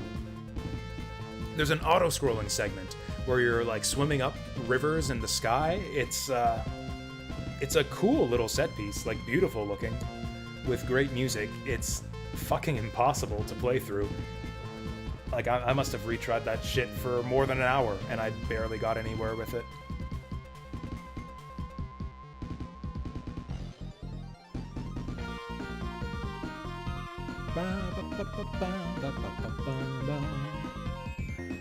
I was thinking if Balan was on sale. Oh, check to see if it's on sale for the current Steam sale. First line of a bad review. I would have made a funny negative review, but there is nothing to laugh at with this atrocity of a platformer. Ha! Got him! Yeah, that's a good line. Oh, yeah, I forgot about this. Yeah, we get all three characters on the logo there. Tails is waving goodbye. Bye, Tails. We're done with your games. Hey, we cleared Sonic 3 and Knuckles. So this is it. This is the end of the trilogy. This is the ending. Literally the ending from Mega Man Legends. Oh, he's gonna pop it. He's gonna pop it. Finn. That's cute. I love these little animated scenes. New content. Okay, I'm gonna dump all of these coins that we earned. Yeah, it's a shame that I didn't find out about story mode until we started playing the individual games. So apparently mission mode, or story mode, just strings all the games together, so you play them like Sonic's 1 through 3 as one continuous story. I didn't know this was in the game, though, so I've just been playing them one at a time. Whatever, we'll replay this at some point. Like, it's Sonic. I replay these games, like, every week, practically.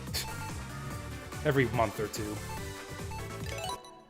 Okay, so what do we got in the museum? Actually, what do we got for movies? Are there unlockable movies? Any behind the scenes? We didn't play Sonic 2 in this collection. Oh, right, because I didn't clear Sonic 2 in here. We went to RetroArch, because Sonic 2 in this collection is awful.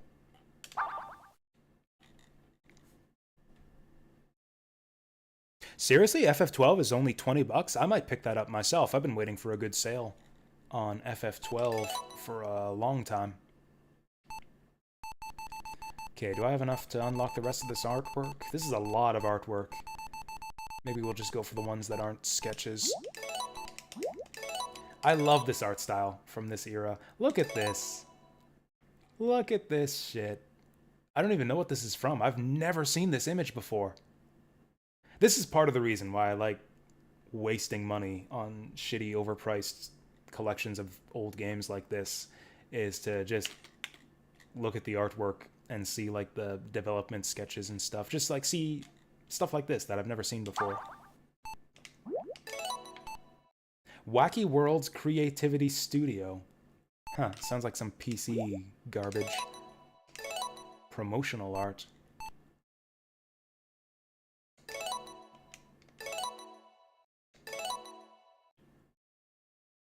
This looks like this is weird. Like, if you look at Robotnik, he's the cartoon-style Robotnik. We've got a bunch of Sonic 2 enemies here. But also a couple from Sonic 1. But also Knuckles. This is a strange image. Promotional art. What were they promoting? God only knows. Oh, hey, Sonic Drift. I used to own this game. I used to own this game on Game Gear. It sucks, but I really, really liked it at the time. I played the shit out of Sonic Drift. Or actually, it was Sonic Drift 2 was the one that I had. Love the cover for this game, too. Look at this. This is all the characters, too. They're, like, all in frame. This is pretty much what the game looks like, too. I think this is... What's the ice zone called? I think it's just called Ice Cap. They have Ice Cap. Sonic drives a car. Why does he need a car? Isn't he supposed to be fast? I think they actually tell you in the manual. In the manual, it's like, it's to keep it fair, because it wouldn't be fair if Sonic got to race on foot. So they slow him down by putting him in a car. Why that rule doesn't hold for Sonic R, I have no idea. Also, Amy Rose apparently riding one of the cars from Tri-Rush Deppy. Sonic Labyrinth illustration. That's actually a good illustration. This is another image I've never seen before. Is this the cover art from Sonic Labyrinth? Terrible game. Like, don't ever play friggin' Sonic Labyrinth. Literally the worst Sonic game.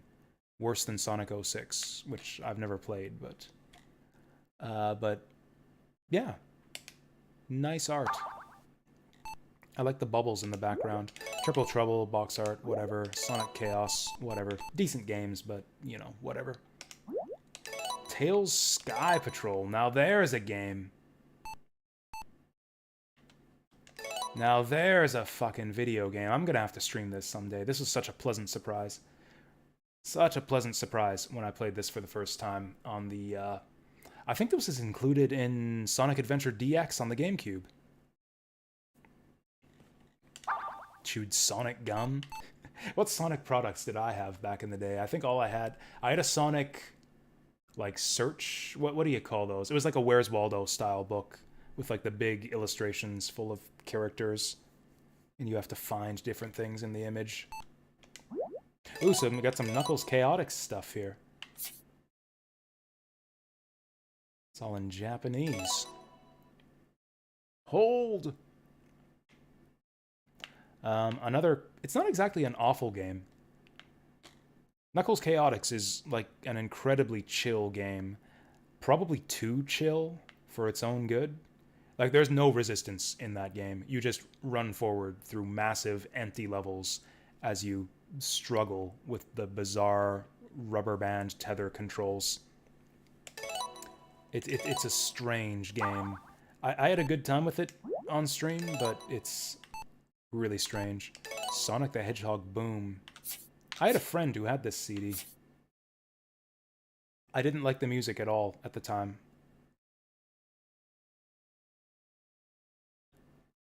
Welco. Oh, there it is. Welco, Metot, Henex, Tlevel. The fuck does that mean? That was like Sega's like marketing slogan for all of like a month back in the day. I remember that. Yeah, that Welcome Heto whatever did not last long. This CD is great. This CD's got some bangers on it. If I can find them. There we go. Yeah, this one's got some good stuff on it. Techno Power Mix, Dr. Gigglyman, Brand New World, Miracle Blue, Little Planet. Yeah, great stuff. When we reach For You, Could It Be Right? I don't even know what that is.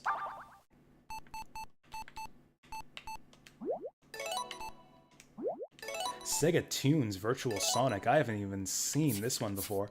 Enhanced music inspired by the worlds of Sonic. Right, so in other words, a bunch of crap that has nothing to do with anything in the games. Knuckle Mania. Oh, we got some good track titles on this one at least. Chaos Jam, Knuckle Mania, Battle of the Badniks, Boss Opera. That sounds like something from Sonic CD. Oh, Return to the Toxic Caves. Is this a Sonic Spinball album? No, because it's got Knuckles stuff on here. And that's about it. That's about it. Sonic the Hedgehog. Includes CD-ROM parts, Sonic Video, and Comics Zone game. Oh, this is like Sonic on PC, I think. And then a million sketches. I've got 22 coins left to spend. What do we spend the rest of them on? I guess we can get some music. The new musical arrangements have been pretty bad from what I've heard so far. I have not heard a single one that I liked.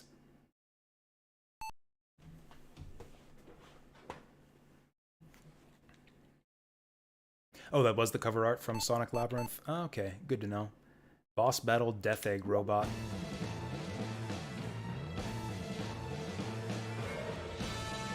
Where are these from? They didn't compose these specifically for this game, did they? I guess we can just be grateful that they didn't actually try to stick these in the actual games. That would have caused an uproar. There would have been an internet riot if they had, like, replaced the original soundtrack of Sonic 2 with this kind of stuff. Sonic Labyrinth is a Game Gear game. So the whole gimmick is that Sonic is outfitted with these slowdown shoes. He's lost his super speed, and he has to, like, navigate a bunch of mazes and puzzles. It's like a Sonic, like, top-down maze exploration game, basically. Infamously terrible. Cool, I just accidentally unlocked a 21-second version of the Sonic 1 title screen. Awesome. I guess we'll just get these in order.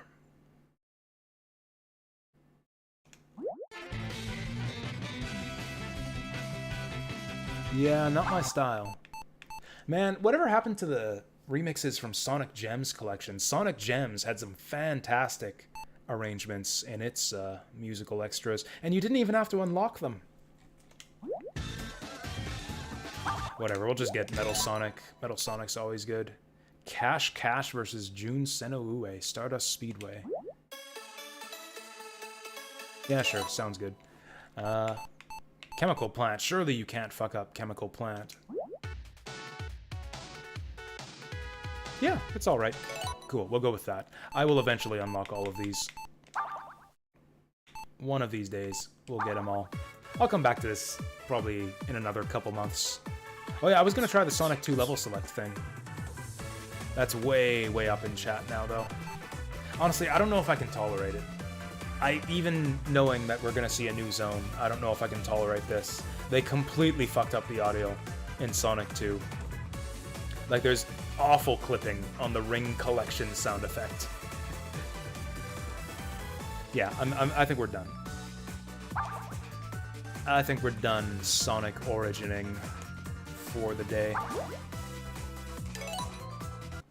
So I'm going to quickly set up for... Yeah, we'll do Kingsfield, since that went a lot later than I thought. I did not think it was going to take me 7 hours to beat 4 Sonic games. I guess we did the full playthroughs. I guess we got emeralds for all of them, which takes a little bit longer, but still. Losing my edge. We're going to go to 4-3 here. Going to quickly... The webcam seems to have straightened itself out, but we will straighten it out a little bit further anyways. My hair looks awful today. I might go fix that during the break as well. We are going to go on a break, so... Because, yeah, I need a drink, and I need to go to the bathroom. I guess I could have played some more cartoons for you guys. I could have kept Sonic Origins open, and you guys could have watched some cartoons while I go get a drink. But I didn't think of that, so instead we're going to listen to some jazz. There's the jazz.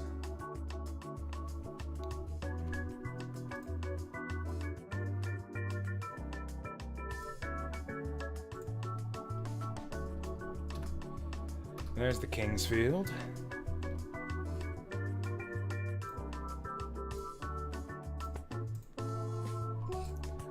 All right.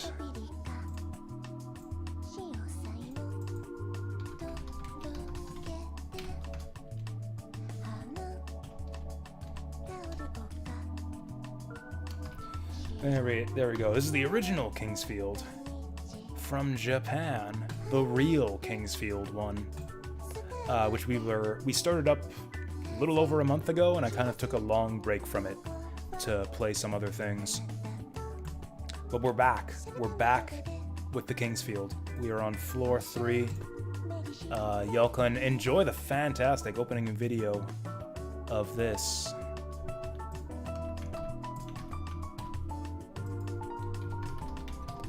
Well, I set things up on Twitch and YouTube. We're not playing Origins anymore. We're playing Kingsfield.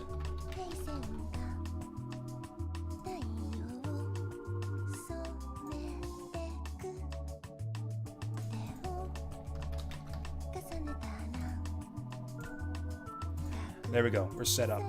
I'm gonna take a quick break here, and then we'll come back with some Kingsfield. I'll see you then.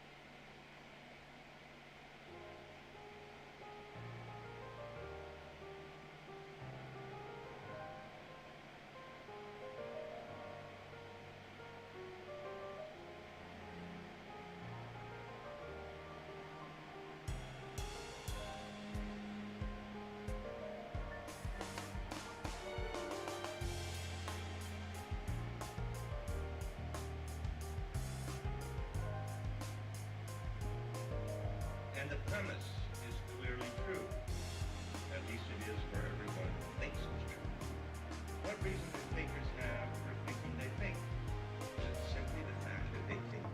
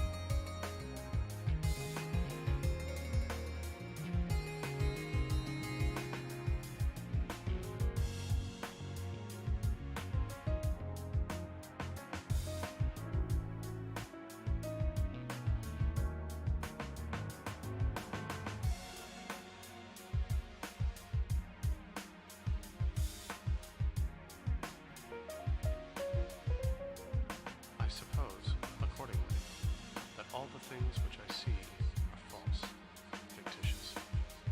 I believe that none of those objects which my fallacious memory represents ever existed. I suppose that I possess no senses.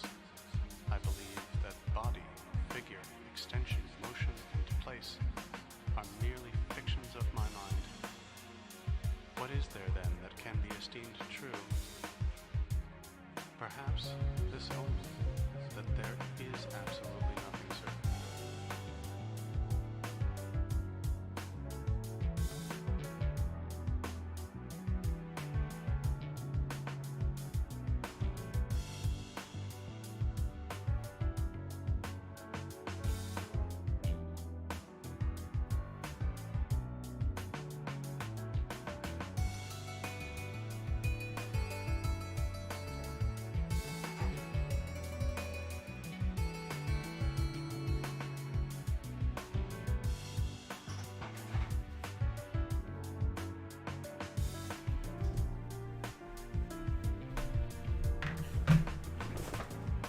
Oh, Saturn Meteor, thank you for the gift.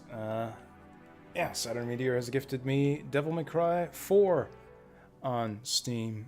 I've actually played this game. I've actually played Devil May Cry before. Oh wait, do I own Devil May Cry 4? This is actually character costumes for Devil May Cry 4. Did I own Devil May Cry 4 already?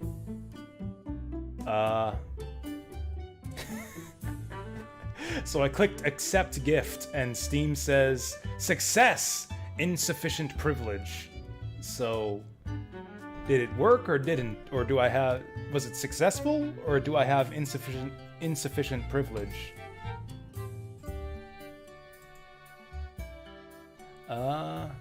Oh, you know what? Okay, there's a bunch of stuff here. Sorry. I only noticed the first one. Okay, there we go. Devil May Cry 4 with the DLC. There we go. I've got to accept Devil May Cry 4 before I accept the DLC. Oh, and here's something called Q-Yo Blaster. It looks bizarre and also interesting game. Q-Yo Blaster is a shooting game with peculiar characters, strange enemies, weapons, and many explosions. Enter the miniature world to stop the threat. There's a weird slobbering bunny rabbit in the banner. And also some kind of weird rock man. Anyways, thank you. for all that Saturn Meteor. I'll quickly add them to the gift box spreadsheet before I forget.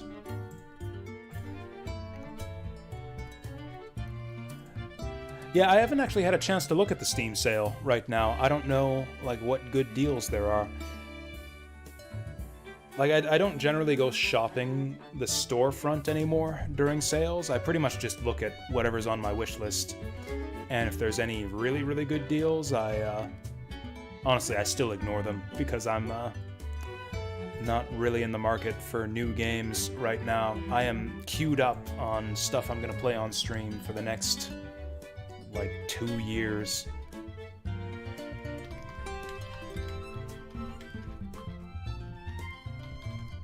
But yeah, I did own Devil May Cry 4 on PS2 or PS3 back in the day.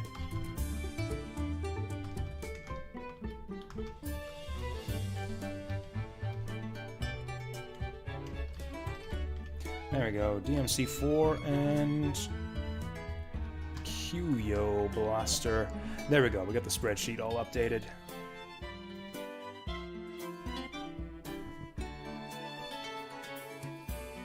Oh, cool.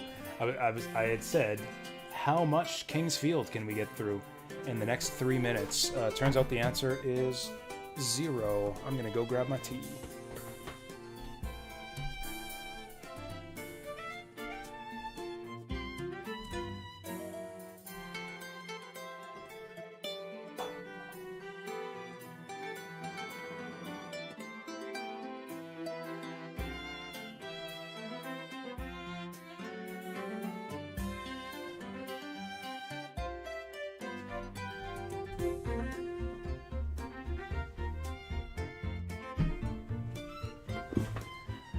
It was Devil May Cry 4. I mean, I owned Devil May Cry 3 as well, but I never actually played it. But I did play Devil May Cry 4 on PS3, and it was okay. I didn't finish it.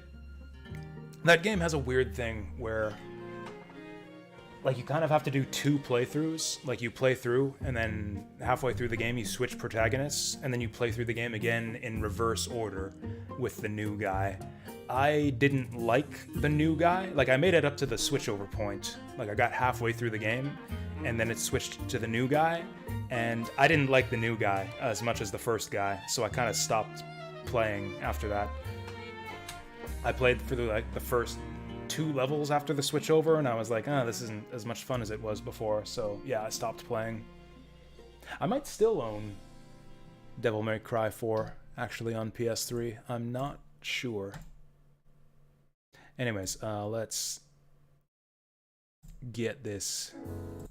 Let's get our kings fielded here. It has been probably over a month since I picked up this game, so I'm gonna have to refresh my memory on what the hell we were even doing here. That actually shouldn't be too big of a problem, because the floors in this game seem to be mostly self-contained so far. Take down that, and we're good to go. Yeah, we picked it up last night for, like, literally 5 minutes.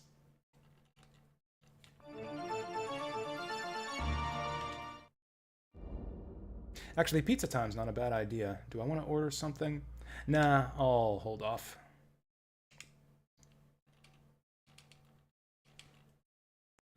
Loading, loading. This is great because we're not actually gonna play anything that it's loading here. It's so weird. You hit start and it starts a new game. To actually load your save file, you've got to open up the menu and load your save file. Here we go. Floor 3, 5,372 experience. No, by later I mean, like, until tomorrow. I think I won't get anything to eat right now. Okay, there we go. Got full power, full magic, and missing most of our HP. I think we'll be fine. Enemies on this floor have been easy. Easy sauce so far. Okay. So it's triangle to slash Circle to open doors. Oh, hey, the dudes haven't respawned. Okay, so that takes us back to the previous floor. You're a ghost. You're a ghost. Nothing but ghosts around here. So we haven't even so much as, like, poked our heads around this floor yet. Is that a dragon tier? Or whatever they're called? It is. Is that a ghost? Yes, it is.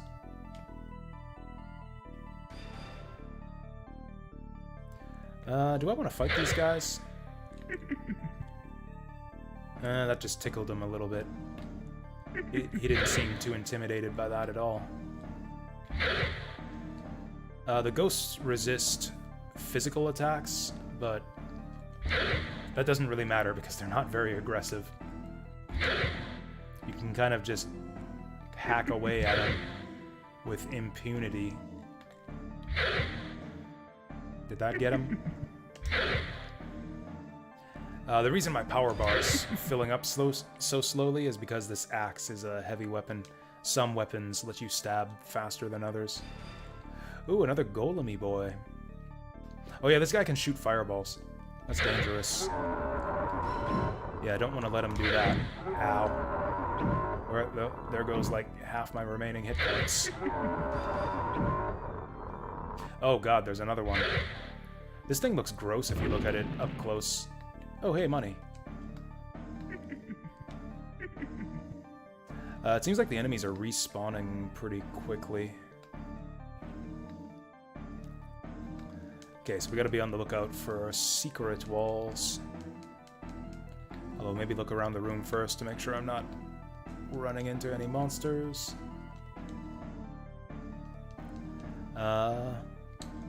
Cool, getting stuck already. Oh, never mind, we can just go here. We can just go here, there's a door. I found the door, guys. Tower of Prayer. I guess he's the prayer. This is his tower right here. He ain't got nothing for us.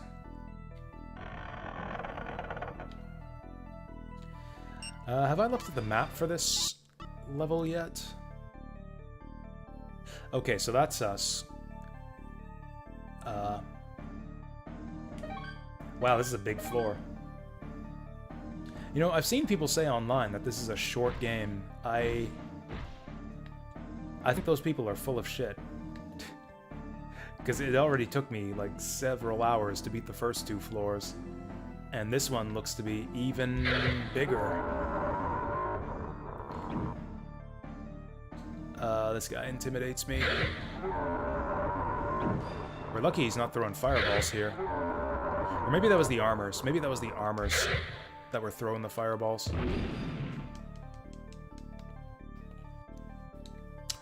Those guys definitely throw fireballs. Shit.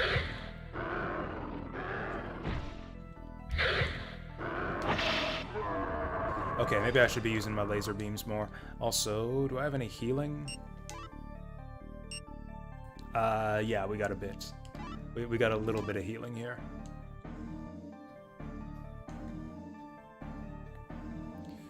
Where is this taking us?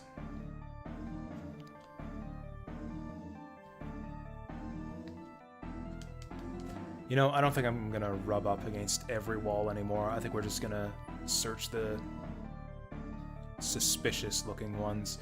Okay, this golem's guarding the Stanley Cup down there. Someone turned Wayne Gretzky into a stone golem here.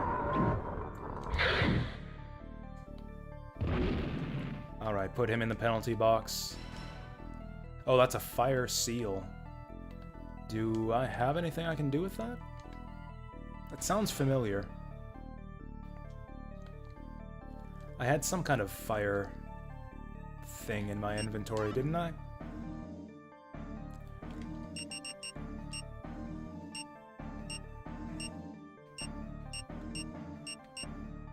Ah! Okay, so yeah, I have water seal stone and earth seal stone. I don't have the fire seal stone yet.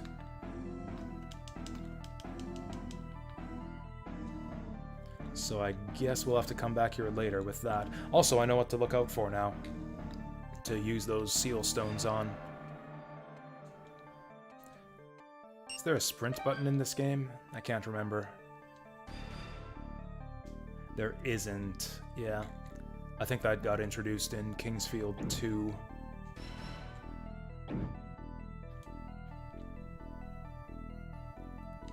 I was just eyeing that grass a bit suspiciously. Thought it might be booby-trapped. Okay.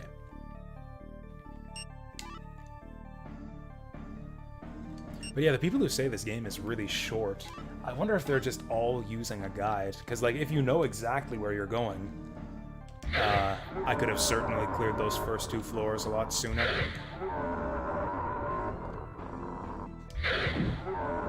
Walked right into that one.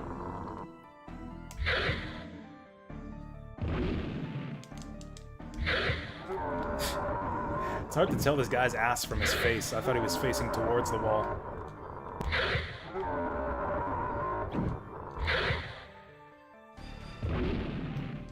Man, these guys don't have any good drops. Ooh, Earth Seal. I have that one. I have the stone for that one.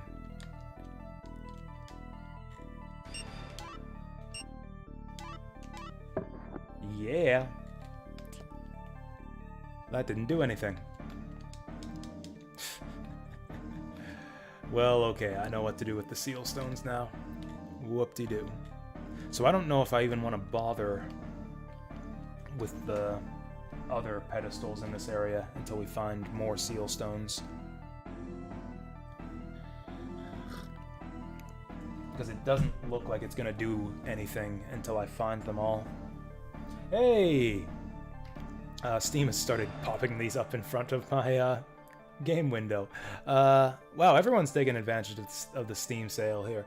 Deep Fry, thank you for the gift of Resident Evil 2 Revelations. Interesting. I know almost nothing about this one. Ooh, and SFD. Sigma Finite Dungeon. I recognize this one. This one was on my wish list. It's a roguelite, but it's also a tactical RPG. So, I thought it looked kind of cool. So, thank you for that, Deep Fry. Resident Evil Revelations is probably still far down the line for us. I want to play some of the other Resident Evil games. Like, I'm basically playing through the series in order at this point.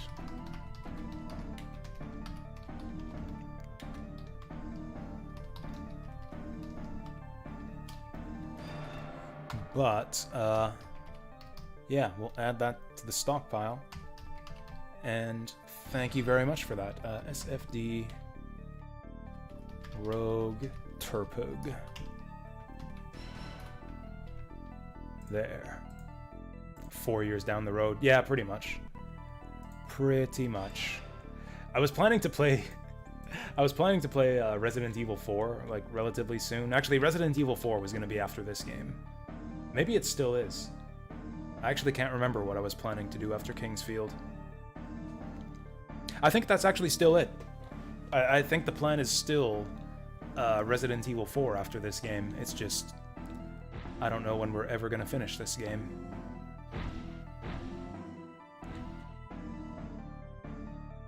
Yeah, Resident Evil 4 is the plan. I don't think I had swapped that out for anything else. Although the problem is, we've got new releases coming up soon that I'm probably going to want to take some time out for. Like, we got that Klonoa collection coming up. I'm definitely going to want to play those. Got another collection of remakes to be horribly disappointed by. I can't wait. You bitch.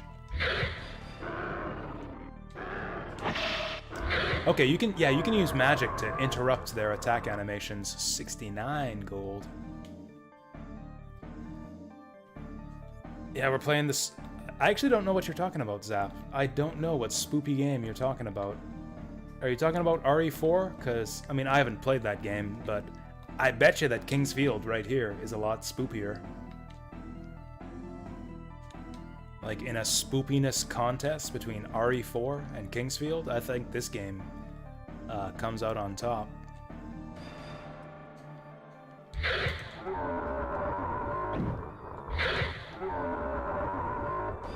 Berwick Saga is Skies.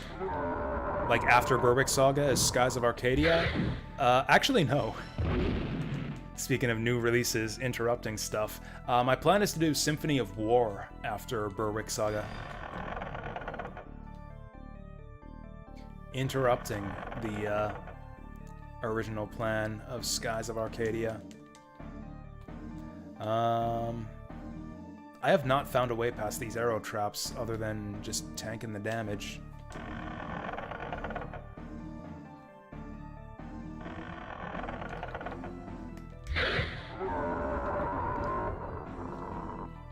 Yeah, Symphony of War looks so good. I can't wait to play it, so I won't. I mean, I will. I'll wait till we're done Berwick Saga. But yeah, that is my main interest right now. As far as RPGs or SRPGs go. Walked right into that one.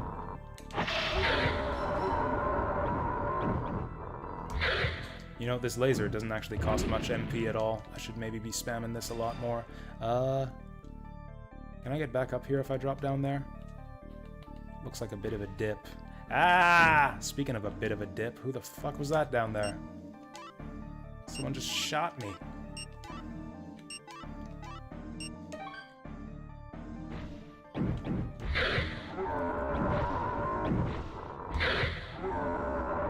Where the fuck are those shots coming from?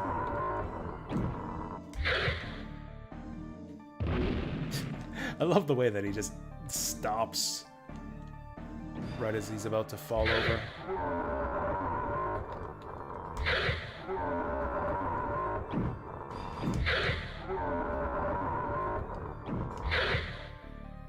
That was close. Your 3 summer games are Monster Hunter Stories, Suikoden 2, nice, and Spyro 2, nice.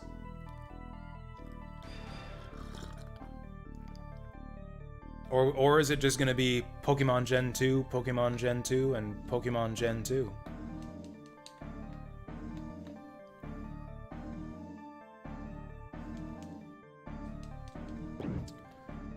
I'm wasting my time in this tower. Like, I need to find more seals. I mean, I guess it's possible that I don't need to get all the seals to unlock anything. Like, with the way this game works, it could very well be that putting the stone inside the seal opens up something way on the other side of the map, because this is that kind of game. So I guess I might as well drop this off. It'll also clean out my inventory. There.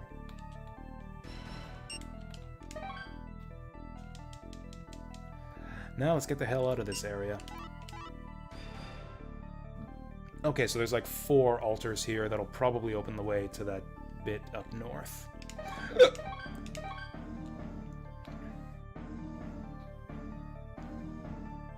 Top tier death animation with the honeycomb horror monsters. I never made... That's a great idea for a monster, now that you mention it. Like a honeycomb man that shoots swarms of bees at you. Actually, I guess that's basically the pain from MGS3, isn't it? Yeah, I basically just invented the pain, or I guess you did, Zap. Did we just get sent back to floor 2? This looks awfully familiar, although the music hasn't changed. Ow. Ow. I've got like 5 of those already. Oh boy. This lizard man's thick. Look at those thighs. Oh god, I'm about to die. Who threw that?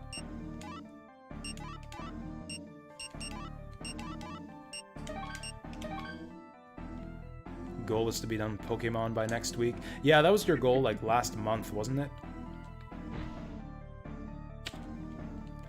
Okay, let's take cover here. We'll surprise him as he comes around the corner. Oh, he heard me. He's just gonna stay away. Oh, you know what? That works. That works. Keep throwing those fireballs, moron. Ah, we had a good thing going. I shouldn't have moved.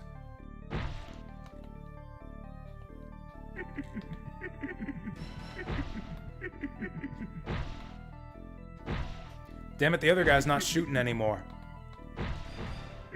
There we go, that's what we want. Keep throwing those. Keep throwing those, moron. I'm getting stuck on the walls here.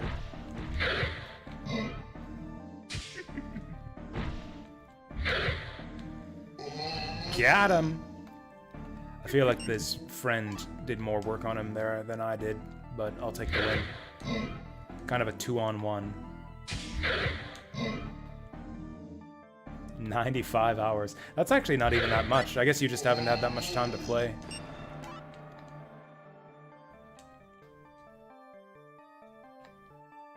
Like, yeah, 95 hours? Like, I'll probably have more than that by the time we're done Berwick Saga.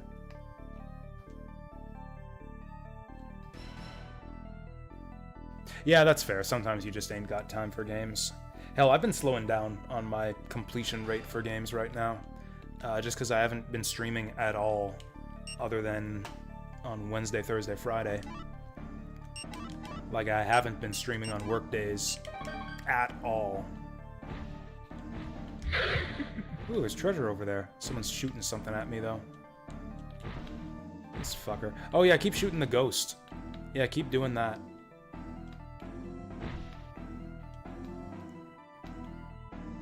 It's funny to see him, like, going forward and back and, like, steering himself like a truck. Because, you know, that's what I do, too. That's how my character controls. I know what it's like.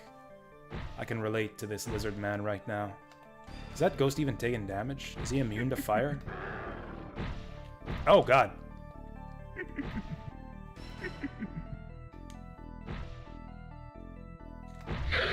No! Okay, I want to get this ghost fucking gone.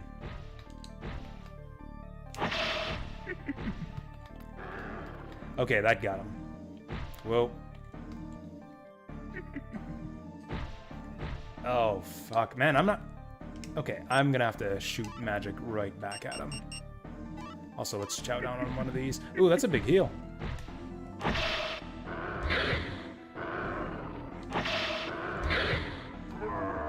Bitch.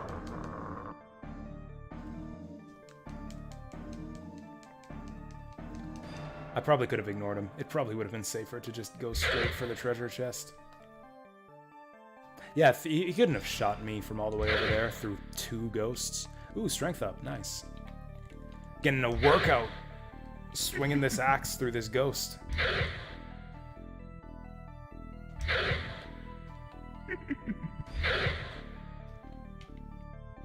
Actually, I probably should make this a shorter stream tonight, since I want to be up early tomorrow to do the viewer's choice. Verdite. That sounds familiar. Did we want to do something with Verdite? Ow. Should have been taking notes with this game. Okay, so we are pointed west right now. Okay, enemies can apparently see a lot farther than I can.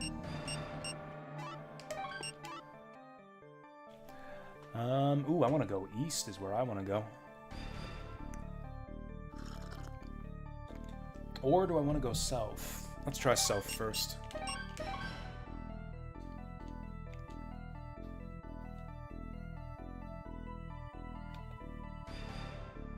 Oh, this looks like just the path to another seal. Right, I looked at this before, and then I changed my mind. On second thought, let's go east. Wait, west? East. We want to go east. Where those fireballs were shooting out of the darkness. Yeah, there he is. There they are.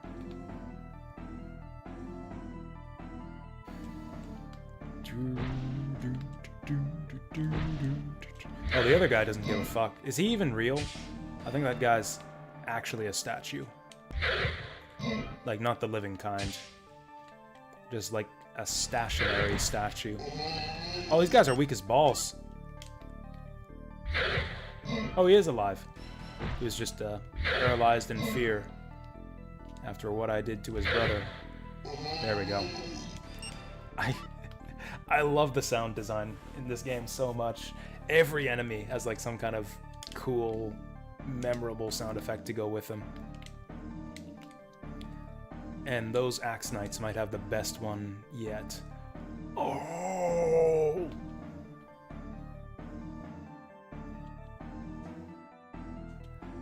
I'm gonna get ambushed going for this guy. Whoa, excuse you. Excuse both of you, I'm dead. Is there something over here that's doing that? Oh, you bitch. We're dead. Probably dead. Fucking paralyzed, man. Okay, this level sucks. There are way too many narrow corridors here. I can't dodge shit.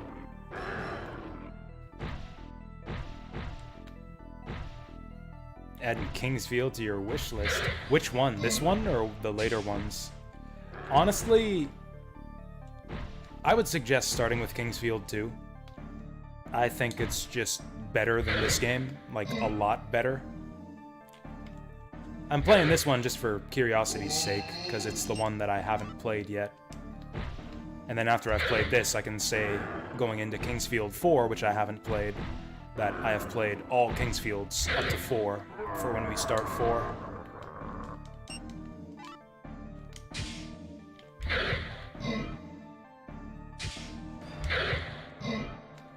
But if you're just playing through for fun, I think you'll have more fun with Kingsfield 2. Whew.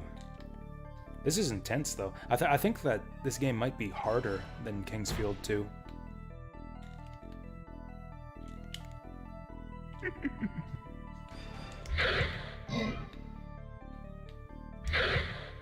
Another one that's on my hit list is what's it called? Shadow Tower Abyss, I think, is the sequel to Shadow Tower.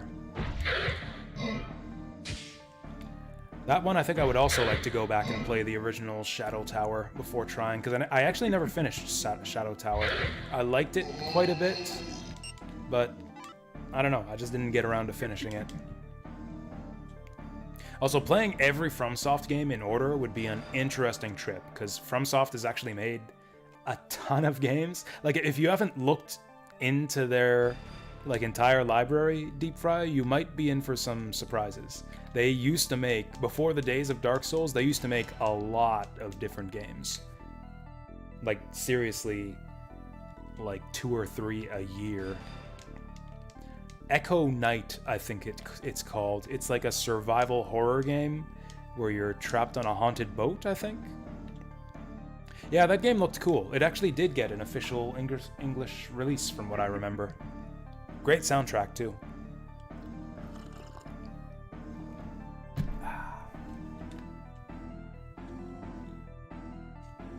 Seriously, nothing over here?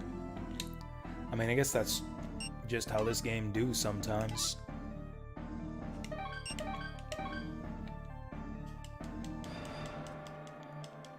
Yeah, ain't nothing in here but a stupid statue monster. Burning through my healing items like crazy here. I should probably go back downstairs and just heal up at the healing fountain. Looks like this is a dead end on the right, so we'll go there first. Oh, hey, what do you know? Treasure. Another phantom rod. Okay, those are consumable. I accidentally wasted the first one we got. But I can't remember what it actually did. Some kind of barrier? Puts up some kind of shield around you, I think. Yeah, From Software is a big super popular company now, so I think almost all their games have fan translations. Hi! Are you the king? I think I might be here to kill you. Yep, that's King Randolph. Randolph the Right. Now I'm sealed in spoons. This is the power of the fire attribute. Oh, magic remembered. Cool, we got fire magic. I think I'm gonna put that on.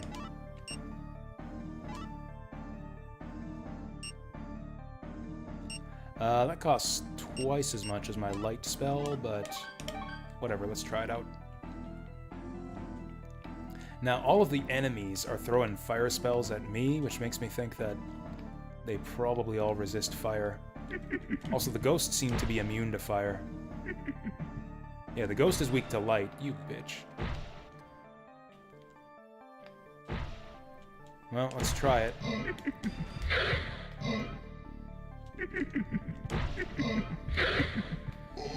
Okay, turns out the ghosts are more aggressive than I gave them credit for. So let's take them out. I spent like this entire floor at 1/5 health.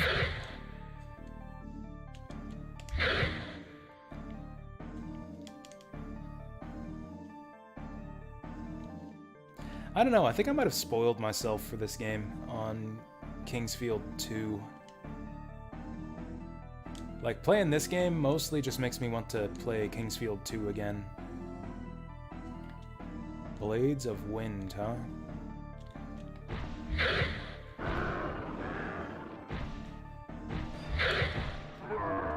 Ooh, two-shotted. That strength upgrade paying off. No! Okay, you get over here. He's not getting over here. Man, I wish I had a shield. Wish I had a Dark Souls shield to block these projectiles. I mean, I do have a shield, but it's not a Dark Souls shield. It's just a shield that raises my defense. So that when I do get hit by fireballs, I probably actually don't take any less damage, because all my gear is for physical protection.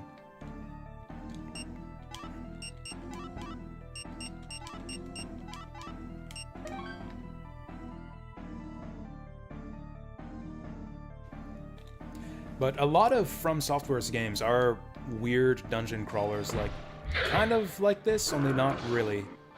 There's a few that I have my eye on, especially on PS2. I feel like they put out a lot of interesting stuff on PS2. Eternal Ring looks good.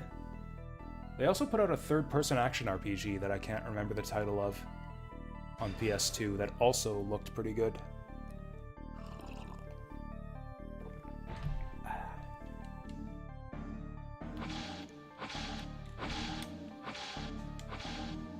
I mean, you know, all of that stuff, again, is for the distant future. The next From Software game on my hit list is obviously Kingsfield 4. Oh, can I not hit them both at once?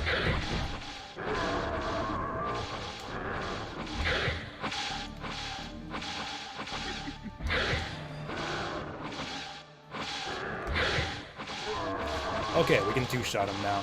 Excellent stuff. That guy's dead. Yep, dead. Confirmed. He is dead. That is a dead guy. I think this is where we started. Who did that? Oh, you bitch, you bitch.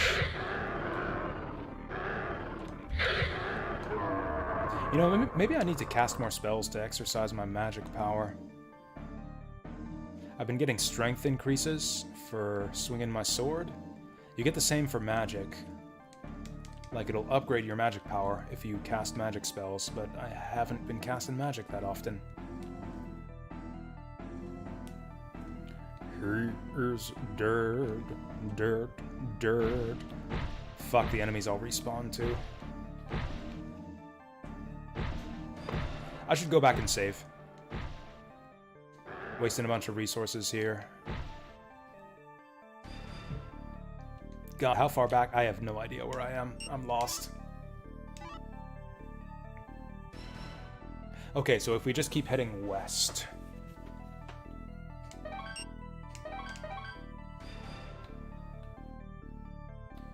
I've been to this dead end like 3 times. Okay, if we head west, we'll meet up with the main hallway and should be able to save there.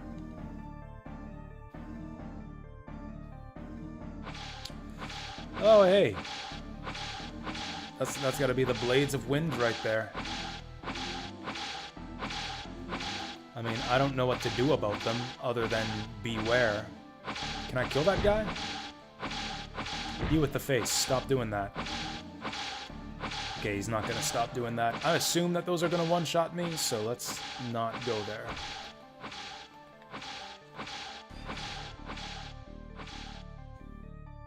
Oh, also we're going east.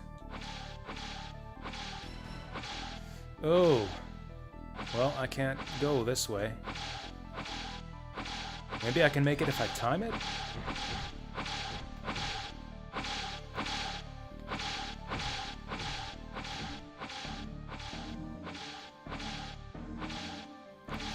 Yeah, I'm definitely too slow to cross that without dying.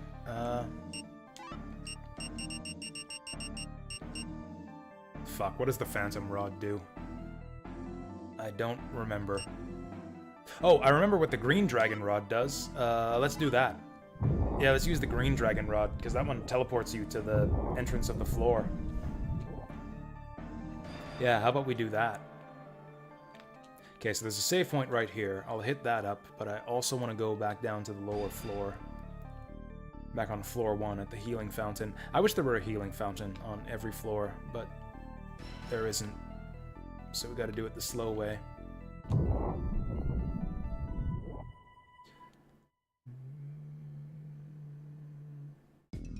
This is not where I thought it was.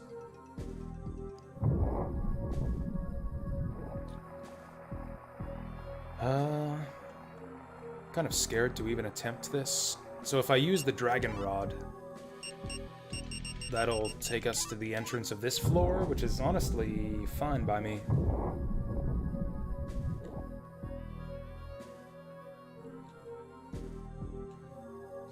Where was the save point? I don't remember. Oh. This is floor 1.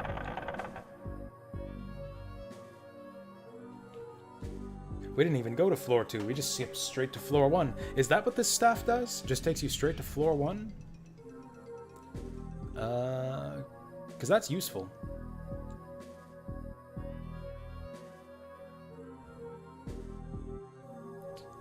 Oh wait, that's not the start of floor 1, or is it? I don't know, I don't even know where I am.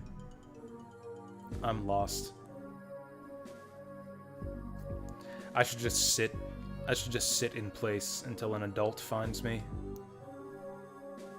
But who are we kidding? There's no adults here on the Jasu stream. We just gotta find our own way. I can't remember where the healing fountain was.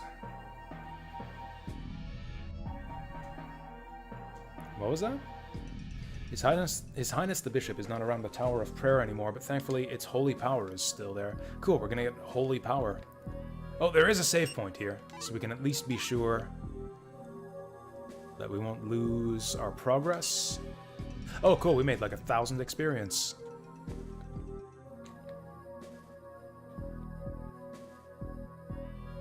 What's this idiot got to say for himself?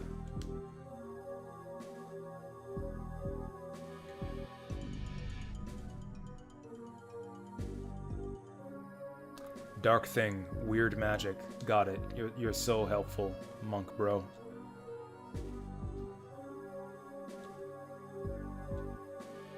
I mean, we've seen plenty of weird magic. I haven't seen a dark thing yet.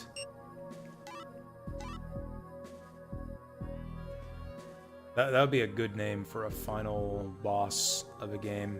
Actually, that was the final boss of East 1, wasn't it? Dark thing?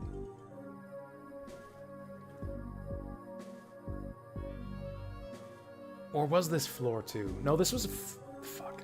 This was floor 1. There's a healing spring somewhere. I can't remember where.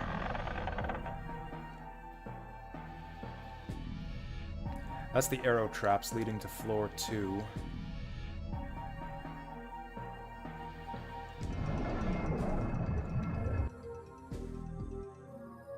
Dark fact? Yeah, that's what I said.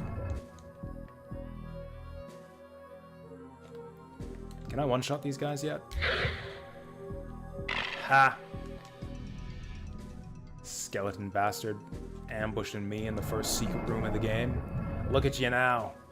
Trying to ambush me now. But you're getting one-shotted. I have no idea where the stupid healing spring was. I should print off a copy of this map so I can annotate it for myself. Well, it was right across from a shop of some kind. I think it might be at the end of this hallway, actually.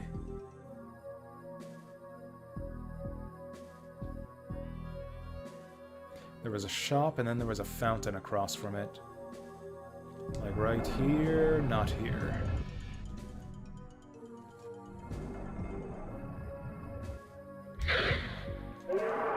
Oh, I can kill snakes in one shot. Let's keep going straight forward.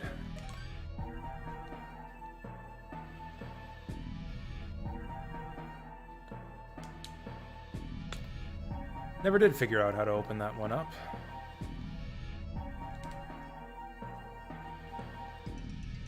Cool. Not only am I not making any progress on floor 3, I'm having to re-explore floor 1 just to get some healing.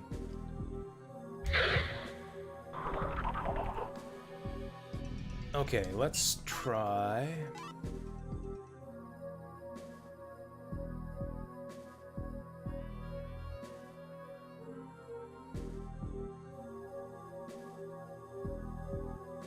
I mean, I'm pretty sure... I'm not pretty sure of anything. This map is a clusterfuck. I have... Okay, it was near some caves. I remember it was near some caves. Let's go back to the beginning.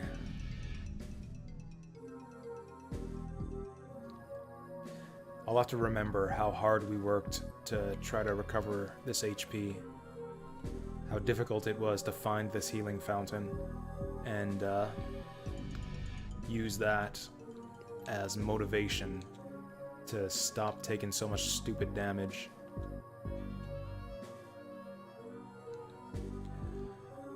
Okay, let's try the east. Oh, you know what? This is it. This is totally it. I remember this. Yeah, this is it right here. It's hidden on the map because it's behind a secret door, but yeah. This is where it was. Man, I wish we had some of those crystal flasks from Kingsfield 2. There we go, full health.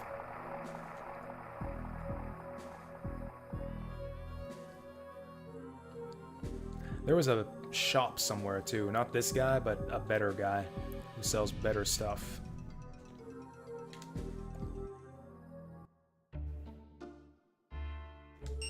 Oh, he's got his own shop theme. Okay, I've got a million of these. Or, you know, I've got 3 of them, which is honestly 3 more than I need. We'll keep 1 of each as a souvenir, I guess. Okay, the bloodstones do nothing. We can sell those for money.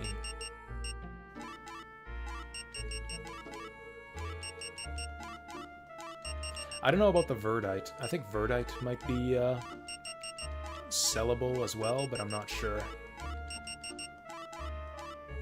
Also, I like this font. Look at that O's. Look at the O's there. The O's in blood. That's a good O. This is a good font. The W too. I don't know what font this is that they're using for this game. Like, this is a fan translation patch, but yeah, I like this font.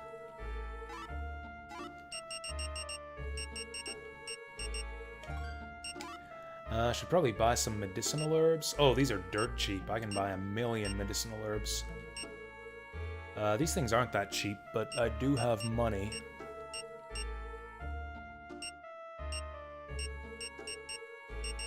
I could also buy some better armor. Although I think most of this stuff is worse than what I have. Knight plate, knight helm. What do I have on right now? I might actually buy that. Iron mask and breastplate. I think I'll actually upgrade those. Because, yeah, I don't want to take...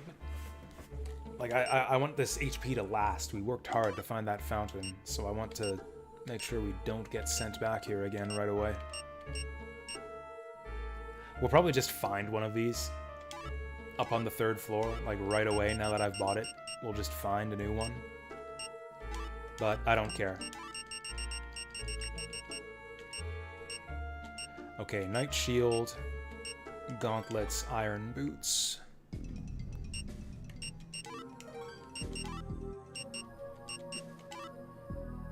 Oh, that small shield's not looking so impressive either. Yeah, let's put on that Knight Helm. Put on that Knight Plate. I've got Knight Gloves already. I think the leg guards are probably better than the Iron Boots. I think I sold Iron Boots already. I don't even know what this does.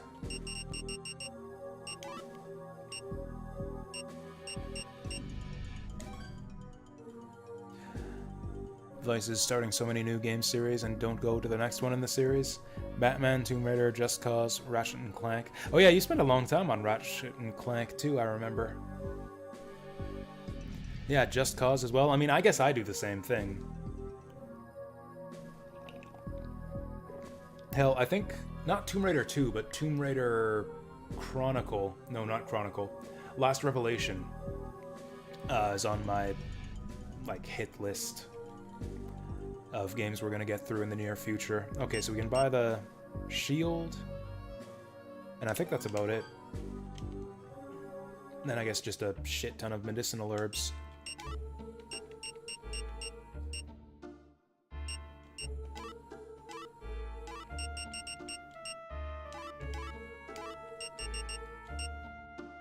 Wait, was that breastplate better than the one I had on already? I feel like I sold that for more than I bought the new one.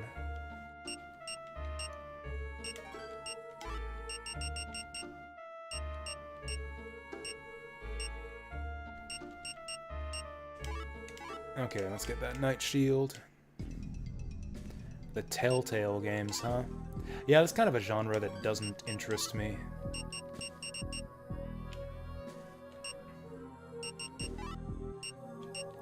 The whole kind of choose-your-own-adventure thing. I've seen them played by other people. They look like fine games, but I don't know. I don't think I'd enjoy playing them through just for myself.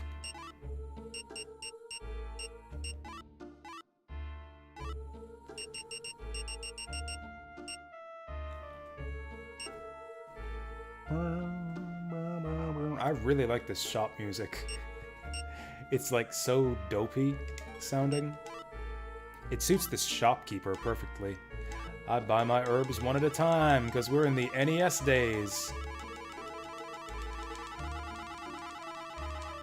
We'll go down to just over $10,000. There, I've got 33 medicinal herbs now. God willing, that should be enough.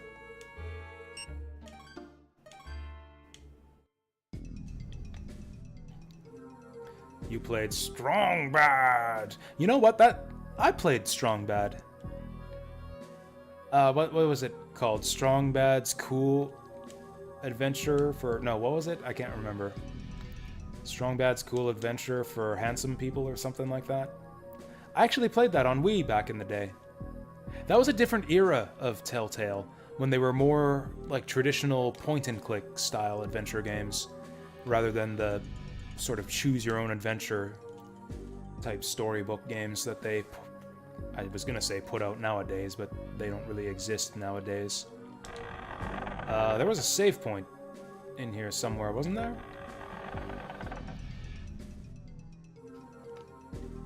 I guess it's fine. I want to save on the next, like, back up on floor 3 anyways.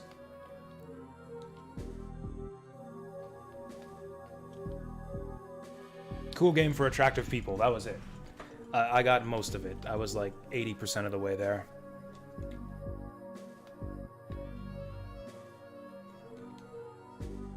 Oh yeah, so does this really take us back up to floor 3?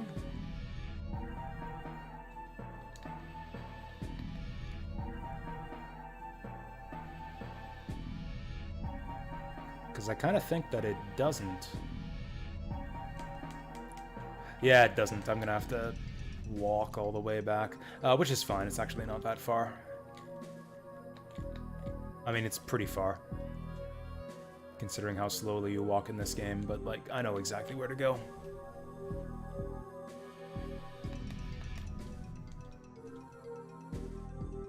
This is just like I was planning to do on yesterday's stream too. I wanted to end the stream early, so I was like, hey, to help me get to bed early tonight, I'll play King's Field, because this game's gonna put me to sleep, and sure enough,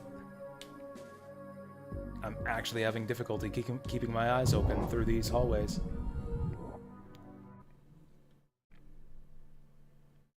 I think we might drop this one after tonight, unless something really exciting happens. This one's just a little bit too slow. Like, it's hard to go back to this one, having played the sequels, which are just so much better.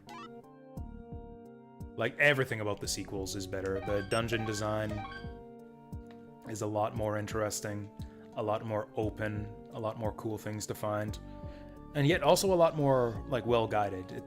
You don't get lost as much in King's Field 2.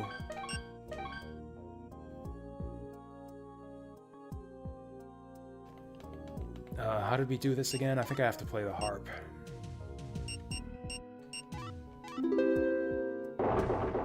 There she is.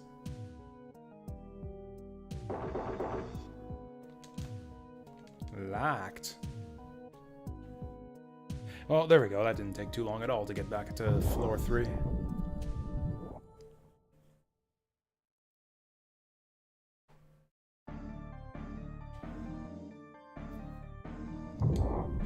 Can we figure out anything else here? Where are we going? For starters, let's find that save point. I think it was over here.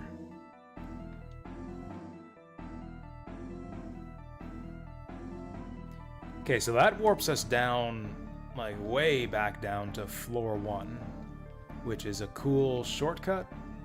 Or does it? I actually wasn't really sure where that warped us last time. It was a bit unclear. Okay, none of these is the save room.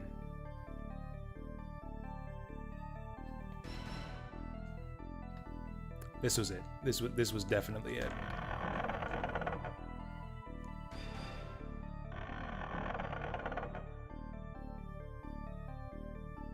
Holy shit, it actually is. I recognize the gravestones. I'm struggling to think of, like, things that this game does better than King's Field 2. Like, there's really nothing. King's Field 2 looks better. It's got slightly more interesting enemies to fight. Better pacing, I think. More cool treasure to find. This game might have better music. The music's at least on par. Yes, Graphicus. This is King's Field 1. The Japanese King's Field 1. Wait, or is it 6? No, 3 is 6 in Japanese. No, what? Yeah, this is King's Field 1. This is King's Field 1. And then King's Field 2 was the first one that they released in the US, so they called it King's Field 1 in the US. And then they put out 3, which is the second one they put out in the US, so they called it King's Field 2 in the US. It's one of those types of situations, which were apparently really common back in the day. Phew, these respawning enemies, though. Okay, now that we've saved, we've got some safety here. I don't have any XP on the line. We're locked in. So let's be a little bit adventurous here. Let's be bold. We haven't been here yet. What's down the well? I mean, you know, if it wasn't obvious that this is King's Field 1 just by looking at it. I mean, maybe it's not. I mean, it looks worse than the second game, but not that much worse. The wall textures are, like, all one tile. King's Field 2 at least had different, like, at least painted the walls differently from the floors. It wasn't all just one texture for... Ooh! Ooh! Wasn't all just one texture for the wall, the ceiling, and the floor. Here we go. This is a real room. It's sealed. I wonder if putting those seal stones down opened up any of these other sealed doors. Well, nothing we can do in here. Where is this on the map? Okay, so none of this is on the map.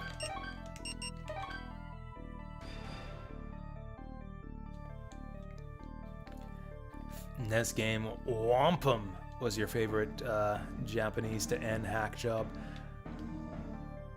I'm trying to think of what that is. I know I've heard that title Wampum before. We might have even talked about it on stream. Monkey King's too complicated. Let's make the main character a stereotypical native warrior. That's it. That's it. Yeah, the little Native American kid. I guess wamping people with his tomahawk. Because that's what you do. If you got a tomahawk, you gotta womp dudes with it. I've got antidotes to spare, so I guess we'll use one. Oh, heading out. That's cool. Have a good one, Deep Fry. Hope you get some good sleep for the big day tomorrow. It's Viewer's Choice Day. Well, I guess we're gonna need another antidote. It's fine, these things are dirt cheap. I should have bought more antidotes when we were at the shop.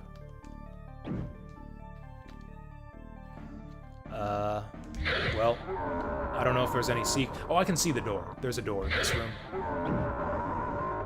There is a secret door in this room, and I'm gonna open it.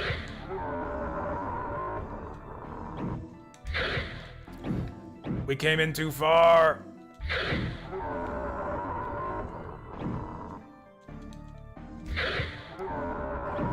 Combat in this game is great. I actually love it. Like it really is proto Dark Souls, like the managing your spacing. The way you kind of like dart in and out and circle strafe. Like this is totally Dark Souls combat right here in first person and at like an eighth of the speed. Oh, it's locked. Okay, now we play the game of try all of your keys on the door. Key doesn't fit. Now, some of these keys are for specific things, but I can't remember which is which. So, let's just try all of them. Those are all my keys. Oh, I had decided the order. I can get my notebook. I didn't reorder them on the About tab down below. In the order I was planning to play them, but I did write it down in my notebook.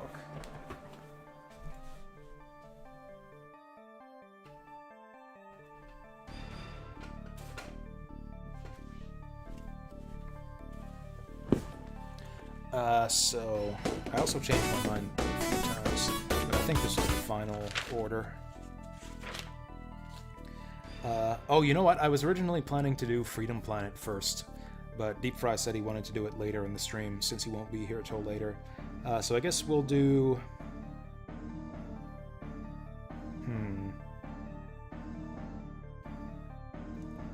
I'm gonna change this on the fly. We'll do the Neon White demo first. I guess we'll just insert Freedom Planet at the end of the line before Bravely Default.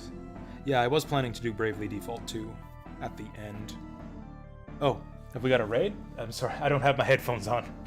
I didn't have my headphones on, so I couldn't hear the raid sound effects. Hey there, Chip Banana Time. Thank you for the raid. Much appreciated. How y'all doing? Yeah. Wind Sweeped, Bio, Billy, Bonaz. I see a lot of familiar faces here. Familiar names, at least. I don't know what your faces look like. I'm not a stalker like that. Freedom Planet is so good. We're going to be playing it tomorrow. Okay, so we're going to start with Neon White. Then we'll do Billy Hatcher.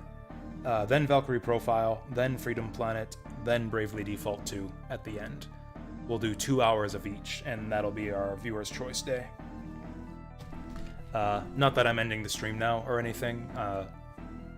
Saturn Meteor just asked what order we were gonna play stuff, so I got out my notebook and read it. How y'all doing?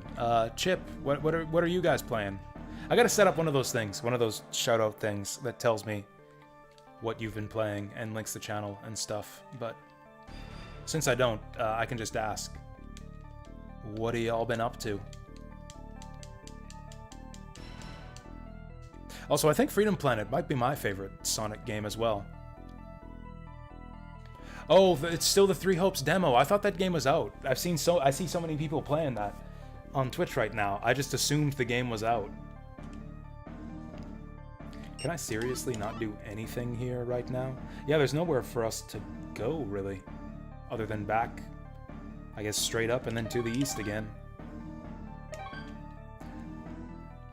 Sonic Mania, I don't even know if Sonic Mania is my favorite, like, real Sonic game. I think I still slightly prefer Sonic and Knuckles, or Sonic 3 and Knuckles. Just slightly.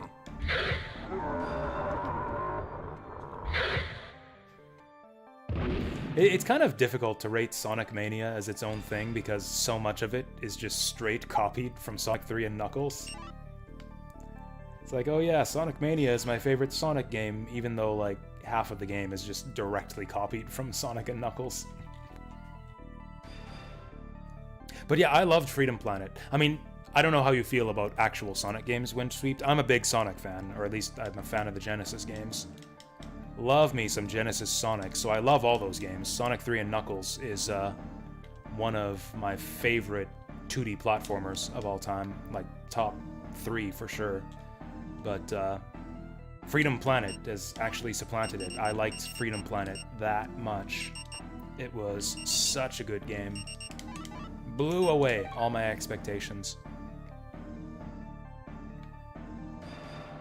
Oh, Three Houses is out for some people. Stonky Mouse. So it's like what, the release date is cascading across the globe right now? Are y'all staying up late waiting for the countdown for when Three Hopes is gonna release in your territory? Is that even a downloadable game? Is that a game you buy on disc, or is that a game you download?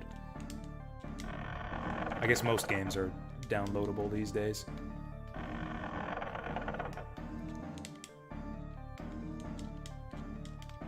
Was that a one-way door?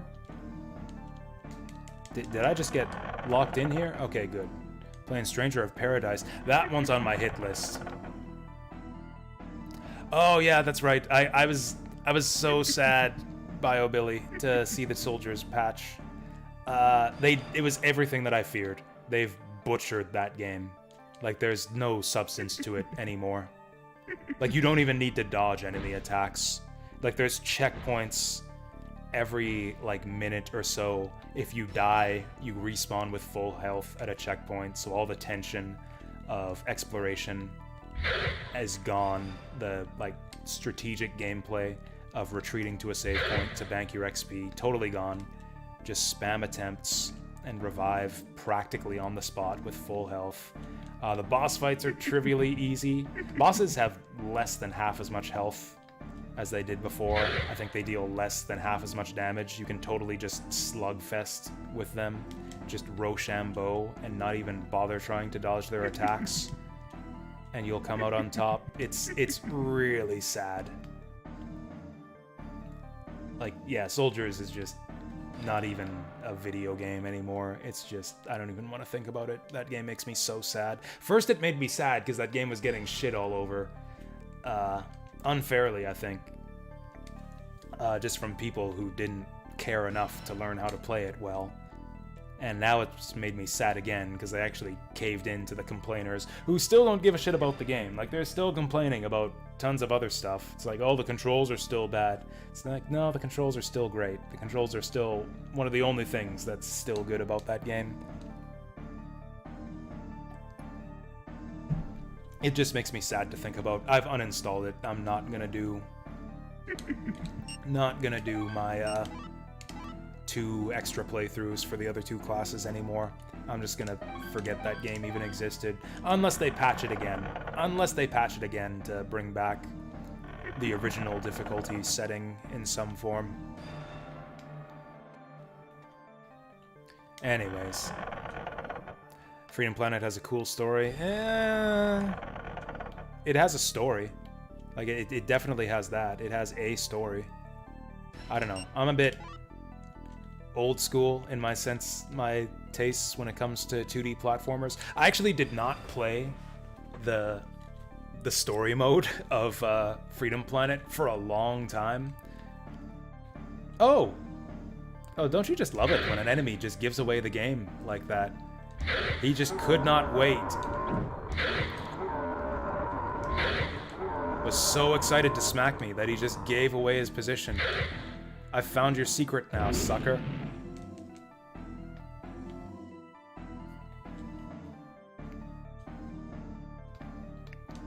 But yeah, like I was so happy that they put in classic mode in Freedom Planet. Like, oh, I don't have to bother with your dumb story that you put in the game. That's awesome. I will oblige you. And I just played classic mode like the first 7 or 8 times I played that game. I would just play it on classic mode. There's one achievement that you need to play the game in adventure mode. It's the one for getting like 7,000 crystals or something. So that was the only time that I played adventure mode, was when that was the last achievement on the list to get. And it was alright. It was a story. Good voice acting, I thought. What is the point of these arrow traps? Are they even guarding anything?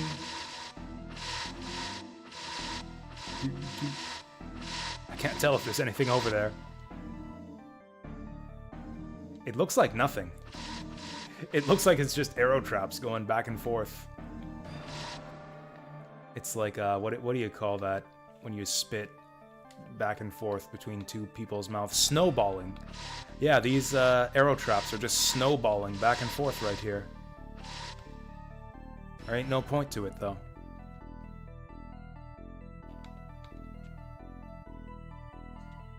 Golem looks like an exhausted person giving up on something when he falls. Yeah, I know. I love that death animation. I love that death animation. Let's see it again. Let's see it again right here.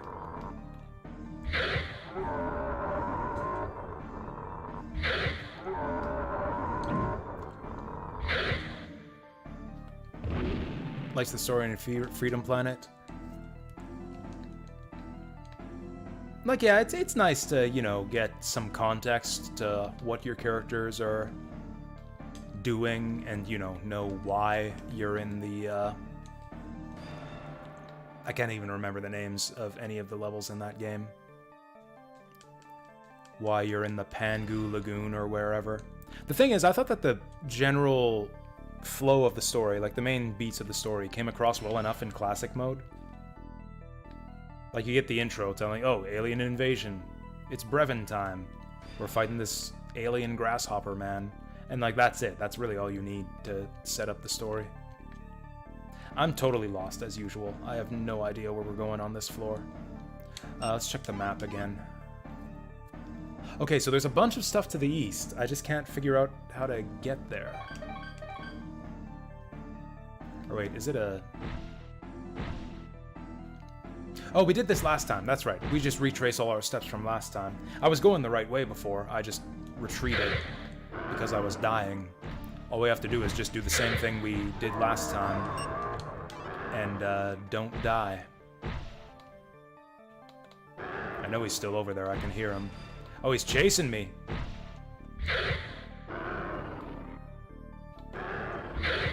Combat in this game is so good, you guys, and, like, I'm not even being ironic. There were some scenes that I liked in Freedom Planet. Ironically, it's a lot of the little downtime scenes that have nothing to do with the story, where, like, the characters are just, like, hanging out in the treehouse or having dinner at the mayor's house. Those were all my favorite scenes in the game, and they actually cut a bunch of them. They patched a bunch of the story scenes out because a lot of people complained about the pacing of the story and that the cutscenes went on for too long. So they actually removed a lot of those fun little downtime conversation scenes that I actually liked. I haven't played adventure mode since then. I only read in the patch notes. The one that people complained about was the treehouse scene. People were upset that they removed that one. And yeah, I guess I am too. But on the other hand, I wasn't ever going to play adventure mode ever again anyways, so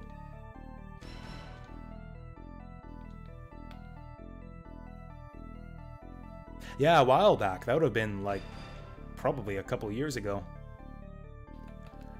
Yeah, to address, again, addressing criticisms that people had about how the cutscenes dragged on for too long, they removed and shortened a bunch of what they thought were non-essential scenes in the game.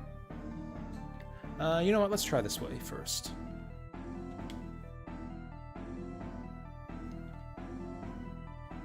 There was never a voiced game like what? Like Freedom Planet? I mean, I'm pretty sure of... Okay, getting stuck on the sign there. Like in a 2D platformer? I'm sure there has been, I just can't think of any examples off the top of my head. Have I been here yet? Nope. Lame.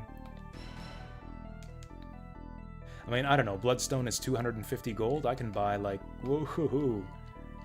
I can buy like 30 healing herbs with that. Oh, treasure all over the place. Treasure everywhere in this bitch. That's right, throw some fire in your face. Played Kingsfield 4 and Shadow Tower. Yeah, this is the same type of game. Like, this is the one that started it all off. This is the ancestor of all of those games. The OG, hey, what do you know? Spent all that money on the Knight Shield. And get a new, better shield almost immediately.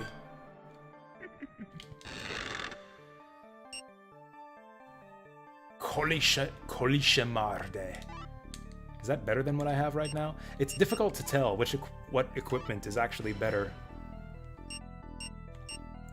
They're sorted by type, and you can't see any stats on them at all. I mean, you can compare your stats, like if I look at my status right now.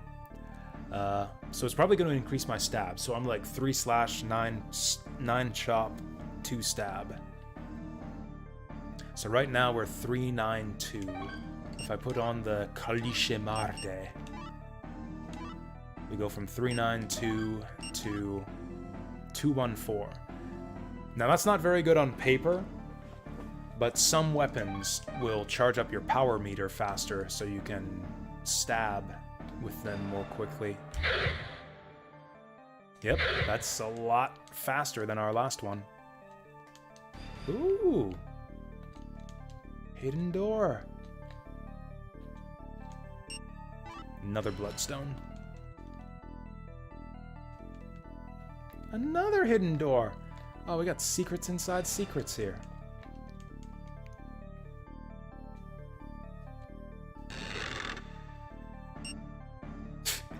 And we got the mail upgrade right after I got the... Those are the two things that I bought. The two things that I bought from the shop were the Knight Shield and the Knight Plate. Or actually, no, I got the Knight Helm as well. And we immediately upgrade the shield and the plate. Honestly, this one looks like it would offer more protection, but this one's pink and spiky. It's got more colors, that makes it fancier and better.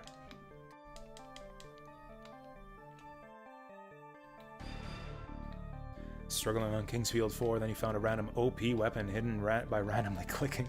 Sounds like a Kingsfield game to me. So actually, I can't remember if you were around when I talked about this, but I'm actually playing this game as a lead-up to Kingsfield 4. Kingsfield 4 is one of the games on my bucket list, which is kind of the list of games I'm working through on stream right now. Kingsfield 4 is on that list, but I wanted to make sure that I at least try out all of the other Kingsfield games first. Now, I've beaten Kingsfield 2 and 3 before, but I've never played 1. So I thought it would be worth, you know, trying it out before we start out 4. It's just tickling him. I do like this Kolishemarde, but takes quite a few shots. Is Shadow Tower on that list? So, it's a good question, Lily. I've played Shadow Tower before, but I haven't beaten it. It's not on the current list. Because I spend all my time at work thinking about video games, I have another list after the current list. I'm already making up the list after we get through the list, and Shadow Tower Abyss is on the second list. After I get through my current list of about 20 games that I want to play through, Shadow Tower Abyss is on the list after that list. And I will probably play Shadow Tower as an introduction to that game. I played Shadow Tower, but I didn't quite finish it. I got pretty far into it, but did not finish. Flame Sword. Let me guess, that's not going to fill up as fast as the Kalisha Marte. Huh? Still fills up faster than the Crescent Axe. Mind you, with the speed at which I get through games, it might take me, like, it'll probably take me more than a year to get through the first 20 games on my list. God, at the rate I'm going, it might take me more than a year to get through frickin' Berwick Saga.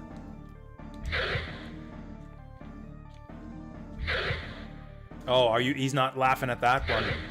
He's not laughing at these hits. What was that? 4 shots? Damn. OG Tower, Shadow Tower gets really easy with all the rings and spells you get. Yep, sounds like a Kingsfield game. Kingsfield 2 kind of does the same thing. Partway through the game, you get a crystal flask, or actually you get more and more crystal flasks as you progress through the game, which you can fill up at a healing fountain to give yourself basically an elixir that fills your health and magic to full. Eventually, you pick up more and more of these crystal flasks throughout the course of the game until eventually you got an inventory full of like 12 full heal elixirs that you can just go refill at a health fountain anytime you want to, and the game just becomes a cakewalk at that point. Like, by the time you get to like 5 or 6 crystal flasks, there's basically no challenge left in that game, which is fine, because that game's got more than challenge going for it. It's got the atmosphere, the exploration. Honestly, it's still got a bit of challenge once you get to the later bosses. Just, not as much as the early game. Going east now. I've played every Dark Souls game. Or every Dark Souls game specifically. I've played Dark Souls 1, 2, 3, I played Demon Souls, and I played Elden Ring. I haven't played Bloodborne because I never owned a PS4. I'm still waiting for that one on PC. I'm a PC port beggar for Bloodborne, like everyone else. I've also played Sekiro. I actually played... That one was actually one on my bucket list. That was on my list of games that I was really excited to try out, and it was a massive disappointment for me. I really, really disliked Sekiro. Man, we're getting all the treasure on this floor. I'm not finding anything to progress with. Like, we're not getting keys or seals or anything that we need to beat the game.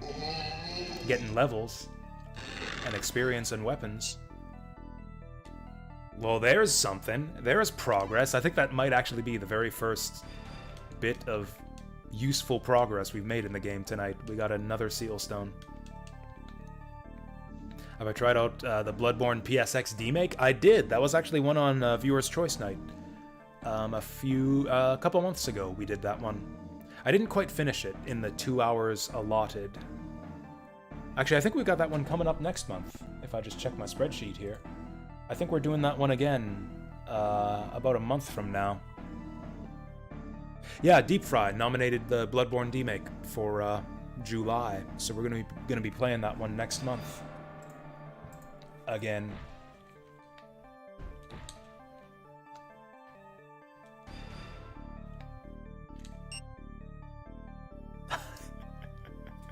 I'm a sword man now. I like that. I've upgraded from mage fighter to sword man.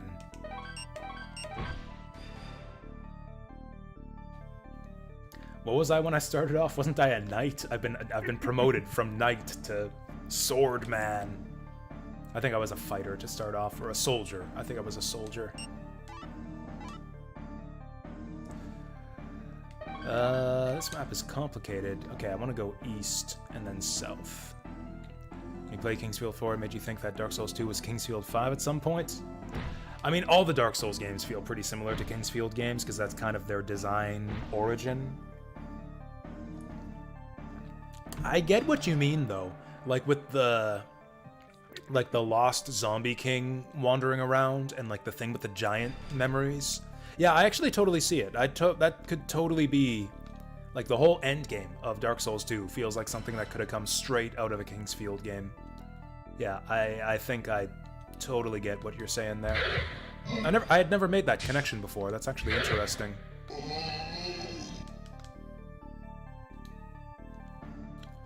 The guy... what's the Dark Souls guy's name? Something or other Miyazaki. I believe he didn't work on Dark Souls 2, or maybe he worked on it in conjunction with someone else. But no, I think that was the one that he didn't work on. And actually, I don't think he made any of the Kingsfield games. They were strong influences on him in making Dark Souls, but I don't think he actually worked... maybe he worked on Kingsfield 4, I'm not sure. But, like, the Dark Souls guy is not the Hidetaka, that's it, yeah. Hidetaka Miyazaki, I believe, didn't make any of the Kingsfield games. Although he was strongly influenced by them. I don't remember who's responsible for Dark Souls 2. Am I just wandering around in circles here? I think we are. He did Armored Core. Yeah, that sounds he would be at the company at around the time of Kingsfield 4. Do we just go put that fire seal into place? I actually don't know for sure that there is a wind seal, so I guess we could just go deliver that. I do know that there are 4 altars, though. I really hope that our last seal is on this floor. Okay, so here's this guy again. This is as far as we made it last time. I was too low on health to progress, so we teleported back to the save point and chicken shitted out of this floor. Yeah, 3 he co-directed with the guy who made Dark Souls 2, I think.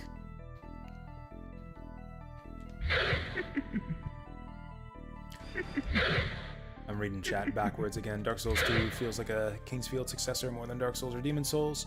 Actually, I think Demon Souls has a lot of Kingsfield in it too, just in like the way the story is presented and like the tone of it. Like the false king Alant, even though he doesn't fight like a Kingsfield boss, like he looks and kind of feels like a Kingsfield boss, if that makes any sense.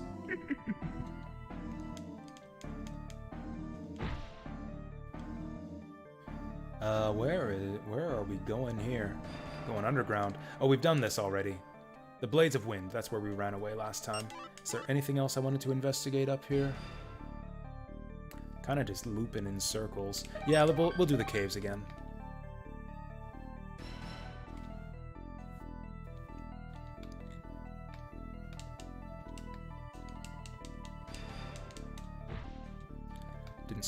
Anyways, now I'm caught up.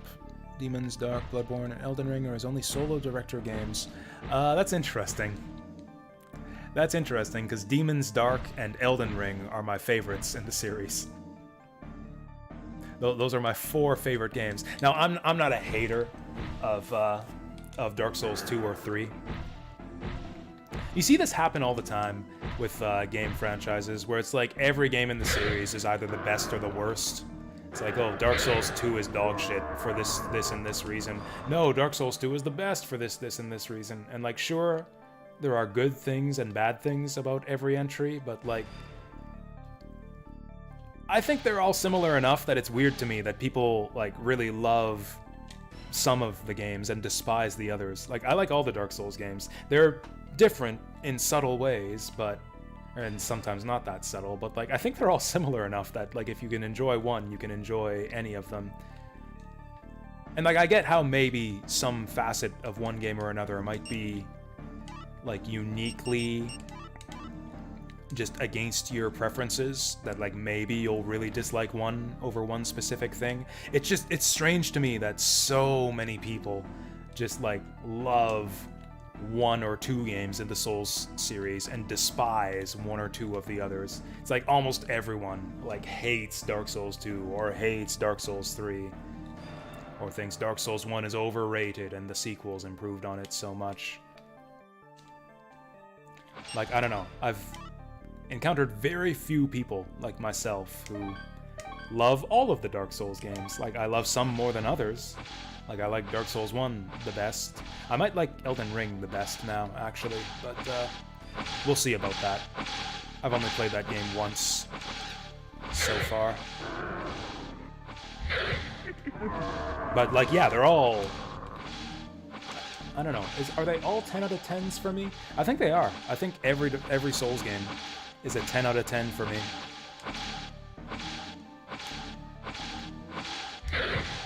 Oh, you know what? I also, hate Scholar of the First Sin. I don't hate it, but I do prefer the original. I think Scholar of the First Sin exhibits a lot of thoughtless design with its encounters. Like, they just spammed enemies in a bunch of rooms and said, fuck it, prepare to die. I hated that whole marketing push. It's like, prepare to die, Dark Souls, hard games. You're gonna pull your hair out with its hair-pulling difficulty. You're a true gamer if you get through this one. It's like, I never thought that's what Dark Souls was about. Like, they were always difficult, but the difficulty was kind of incidental. That wasn't the point of the games, was to be difficult. Clearly it was the point for a lot of people, but for me it never was. Those games had other virtues that were much more important to me than the difficulty.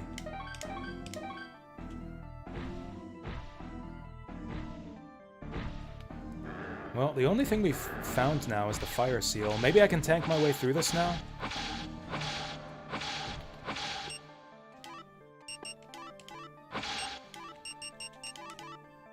There have been several obstacles in this game that I haven't found a good way to get through other than tank through it. So maybe we'll just tank through this. Oh, that doesn't even do that much damage.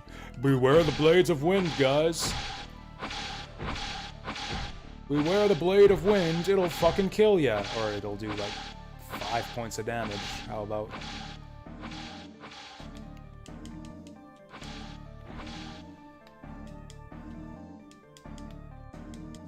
Honestly, Scholar of the First Sin might not be a 10 out of 10 for me. Scholar of the First Sin might be a 9. Whoa! Yeah, beware the blades of wind. More like beware of the fucking demon gargoyle. Beyond the blades of wind. No treasure chests here. Oh, there we go. It's his blades of wind. Oh, never mind. That guy's easy.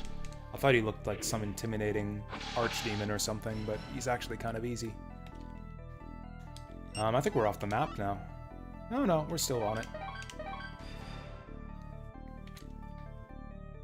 I am under attack. Or am I?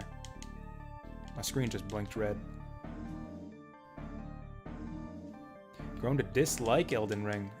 Fair enough. It's a big game, so if you're not loving it, I can totally understand wanting to give up on it. It had its ups and downs for me, but on the balance, I really loved it. Like, almost all the stuff they changed from Dark Souls is stuff that I liked that they changed. I mean, it's a different type of game. Like, almost everything they adjusted was stuff that was changed to accommodate the big, new, open world. And I thought they did a great job of it. I did the thing I always do with Souls games, too, where, like, I started up 5 different save files to try out 5 different character builds, and I barely played any of them past, like, the first 6 or 7 hours of the game.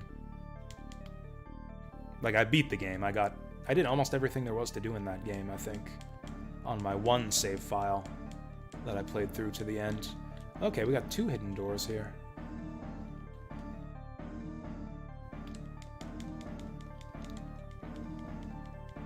You cannot love all Souls games. We have a one-child policy.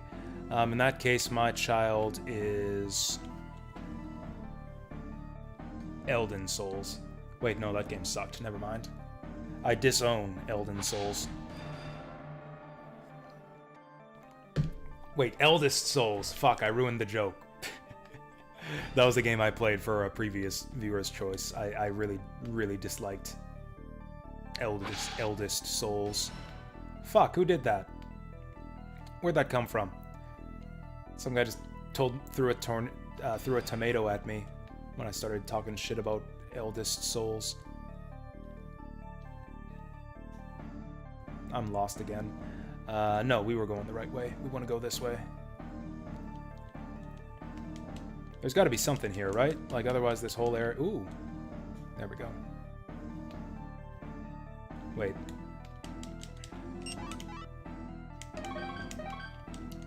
Like, we got nothing out of this whole side area so far, right? Like, we still haven't found anything here other than a bunch of gargoyles.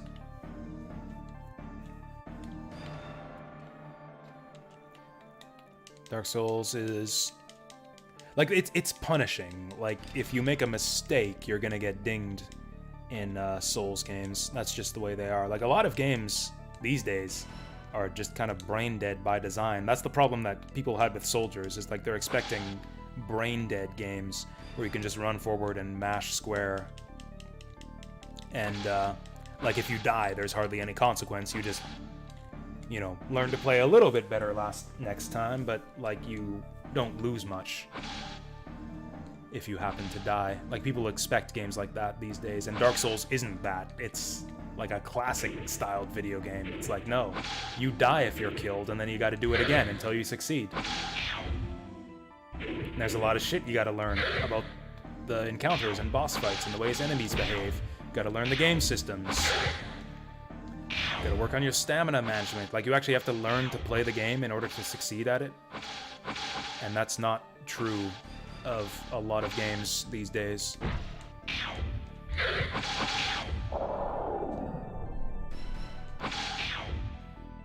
Like, Dark Souls is a real video game released at a time when they kind of stopped making real video games to a large extent. And that's why it kind of caught a lot of people by surprise. I think, at least. Having a good time throwing these fireballs. This fucking guy. Is this like an amethyst demon or something? Is he a slightly different color from the others? I think we got our first boss fight here. There he goes. Oh, he was a boss. We got a Windblade bracelet from him. Okay, so that's the thing we were supposed to find in this area. What do I get besides a Windblade bracelet? A Wind Seal Stone? I just got one of these. I didn't even buy it. That's not even like a replacement for a thing I bought in the shop. I found another tower shield in a different chest on this same fucking floor. Okay, maybe I can do something with the bracelet? Is that equipment or what? No, it is. What does it actually do, though?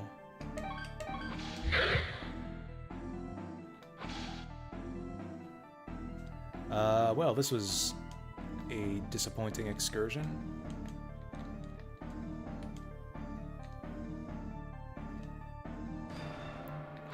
Maybe there's more secret doors here? Also, a little bit of health there.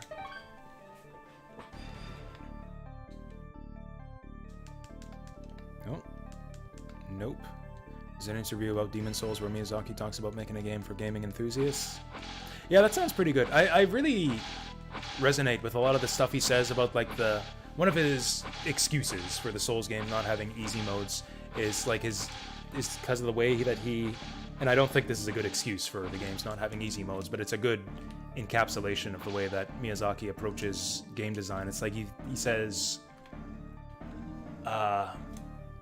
frick, I can't remember how he says it.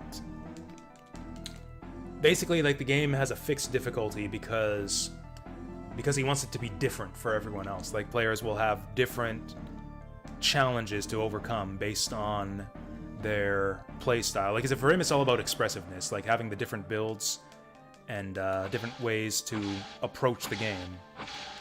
All these different tools in your toolbox with all the different items.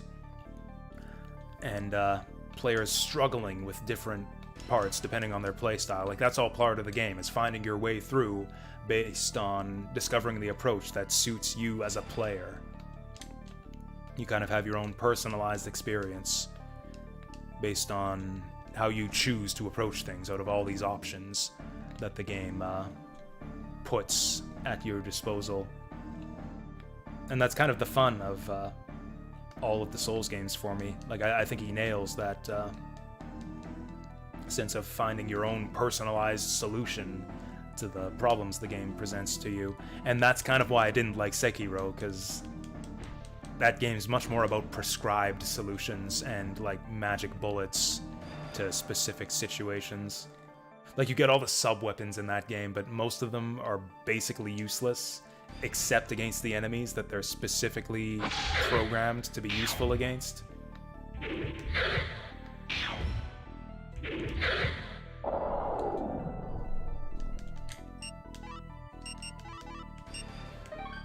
So we got this wind bracelet. I guess that must be some kind of key item, but I don't know what to do with it. I mean, or it could just be nothing. Like, that would hardly be unheard of for this game to throw in just this massive side area with nothing but some new gear at the end of it for you. Oh, does this make me immune to the wind blades, maybe? Okay, resistant, maybe. Maybe it makes me resistant enough. It doesn't seem to. But we can grab some new stuff. Blood mask. That looks awesome.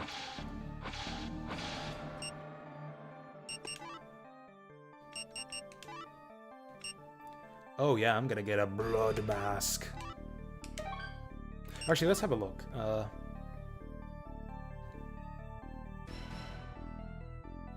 Average attack and average defense. Okay, so my defense... Is that flame magic?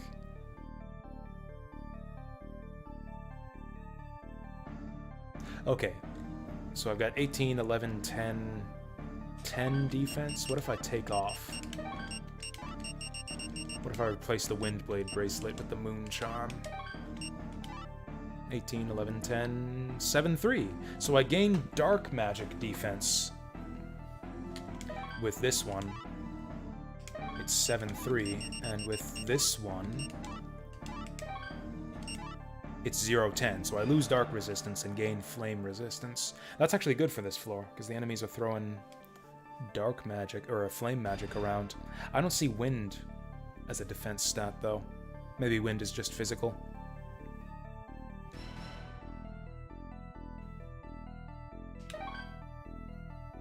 I technically didn't fight the final boss of Sekiro either. That was the other thing that pissed me off. So there's the big decision near the end, right? Like, do you side with Kuro or side with your father or whoever? I didn't realize that I was gonna be, like, locked into the ending based on my choice there. So I figured it would be like, okay, I'll choose the obviously wrong decision first. I'll get the bad ending or whatever, and then we'll reload and then get the good ending. But no, you're locked in if you choose to side with your father and obey the Iron Code. Yeah, I fought Ishin, or whatever his name is. And then it sends you back to the start of the game, and there's no way to go back to the decision point. You have to restart the entire game from the beginning to see the true ending and fight the real final boss. Not just the real final boss, but like a quarter of the bosses in the game are behind that decision. So I missed out on like 6 or 7 bosses because of this decision I made. And I just didn't like the game enough to want to play through all of it again. So I said, fuck it. I got an ending. That's good enough for me. I'll mark it as finished. We got the Shura ending of Sekiro.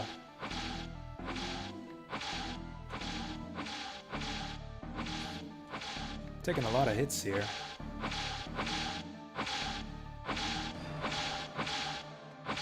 he stopped spitting? Oh, I think we've, like, despawned him. He's, like, too far away to even know that I'm here. Oh, hey. I've got a few of these dragon tree leaves now. Let's get that. Wait, this guy spits fire. I wonder if that makes him resistant to fire. Apparently not. Leg guards, I got those already. Sealstone? Dragon tree fruit. Fuck off.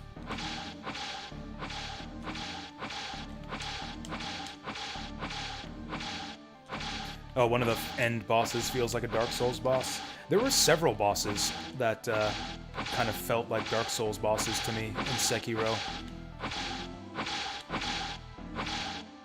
They tended to be my least favorite because they, I don't know, just messed with my expectations, and I often had difficulty fighting them.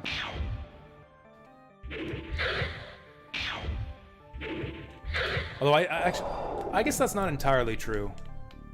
There were some bosses in that game I actually had an easy time with that apparently a lot of people struggle with. Apparently the frickin', what is it, the Chained Ogre or whatever, is considered like some bullshit boss, one of the ones that people have a tough time with, even experienced Sekiro players. I found that to be the easiest one. I don't think I ever died against a Chained Ogre at any point in that game, because it's just a Dark Souls boss. You just roll around behind them. Like, there's nothing to it. Have I played any of the Tenchu games? No, I haven't. Like, I've loaded up Tenchu 1 on the PS1. I played it for like half an hour a while back when I was getting into emulation. This would have been like 10 years ago. But I didn't really dig into it. I would like to. Saturn Meteor has been on me to play the Tenchu games. I've been meaning to do it for years. I've just never been able to schedule it. I would like to stream Tenchu at some point. I think those games look really cool. Yes, Tenchu. No. This fucking guy. I thought I had 10 flame defense. These flame spells are still doing tons of damage to me, and now I'm poisoned. I think we're gonna have to go back and heal pretty soon. Maybe not just yet. You know, I don't think there's anything for us to do progress-wise, other than go insert that flame seal and hope that something good happens.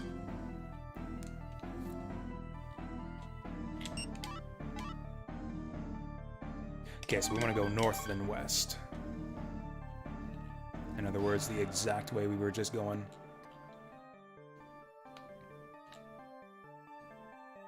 Yeah, the ogre is weak to fire. That's kind of one of the things I was sort of complaining about too, is like, yeah, the sub-weapons in that game, it's all silver bullet type solutions. It's like, oh, fire is weak and useless except against enemies that it's designed to be really powerful against. It's like a Mega Man bosses. You just go down the list until you find the one that the guy is weak to, which, I don't know, I find to be kind of boring. I would prefer more versatile tools that are useful in a variety of different situations. Tenchu's your favorite series. Cool. I've been meaning to try them. So From Software made one of the Tenchu games, didn't they? Did I make that up? They made like one of the ones on PS2? The one that everyone hates, from what I remember? The worst one, according to some people?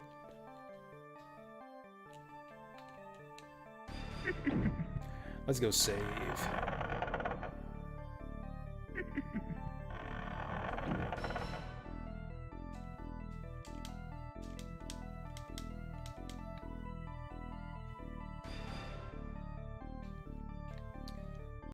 I wonder if this guy has anything new to say now that I've gone exploring a little bit. Wind, so I'm still looking for the wind seal stone. The sage has water. The king has fire. I talked to the king already, and I got his seal stone. Water we found on the previous floor. I'm still looking for wind. I would have hoped we could have gotten it from that windy gargoyle guy. But instead we got nothing.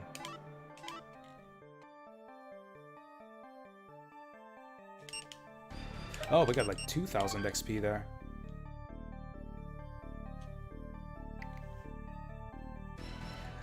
You know, I haven't tried Xbox emulation in a while. Last time we tried it with my old graphics card, it really didn't work that well at all. But I got the new 3060 Ti now. And, you know, it handles Switch emulation, so I imagine it'll be just fine with the original Xbox. What was this over here again? Have I gone this way? Oh, it's nothing, because I don't have the key. Yeah, let's just go put in the fire seal stone and see if that does anything.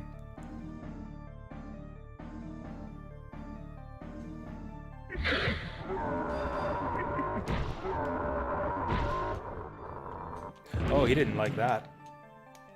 He didn't like my firepower. I think what I'm going to do is I'm just going to spam magic here to exercise my magic stat. And then we're going to go back to the fountain and heal up.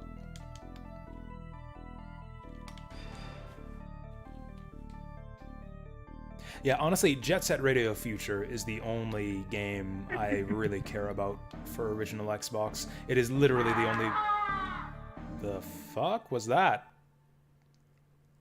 It's a good thing we just saved.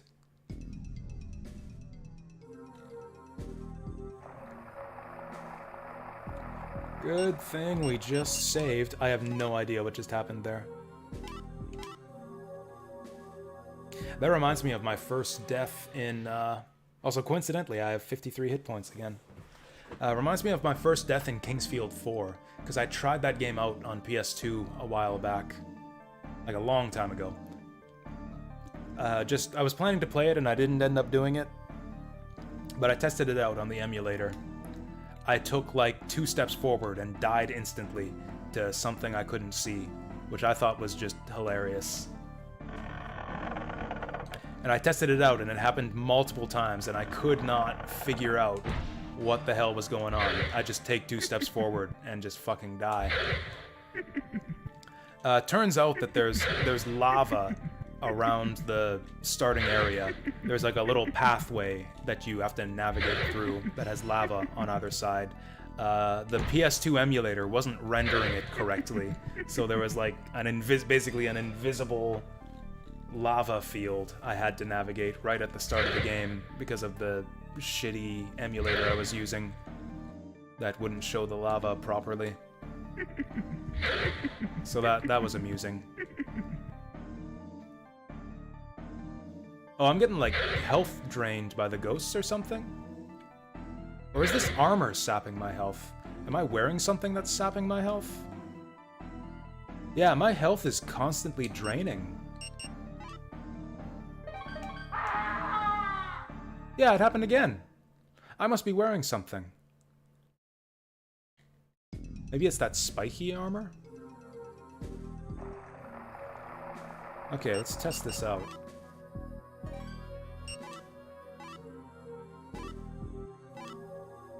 Kind of wish it would just load my last save point on its own, but okay.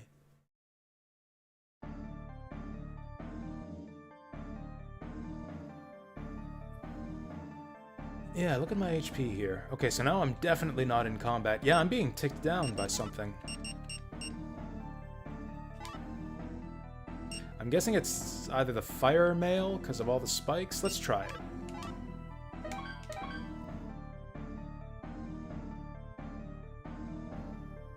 No, it's still going down. Is it that wind blade?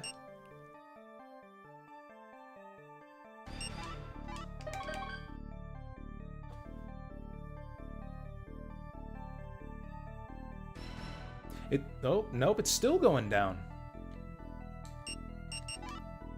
What the fuck is happening here? Flame sword, maybe? Maybe that's it. The sword's on fire. So I'm taking a bunch of damage. I mean, I guess that is fair. Since, you know, it's on fire. That's gonna hurt to hold a sword that's on fire. Yeah, that was it. It was the flame sword. Flame sword burning my hands off. That's probably the reason I've taken all of this damage. That's a bit of a shame, because I really enjoyed using that flame sword. I guess we'll only break it out for emergencies. Wait, I'm still losing health. Is that right? I'm still draining health. What the fuck is going on here? Is this a glitch? I have no idea what's going on. Oh, the blood mask. Yeah, I probably should have known better than to put on something called a blood mask. I bet you that's it. I bet you that was it.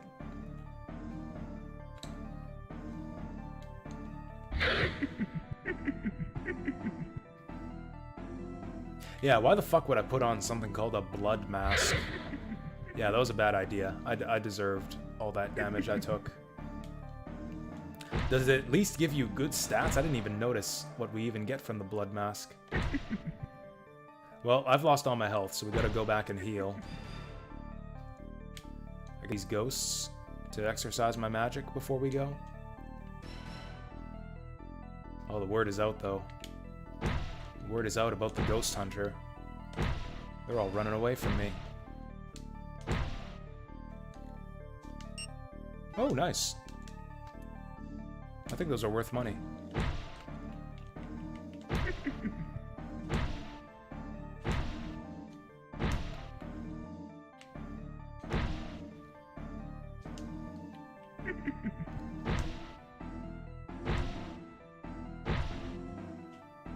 Alright, now we gotta go all the way out. Man, this game is supposed to... Maybe we won't quit this one. I'm, like, engaged now.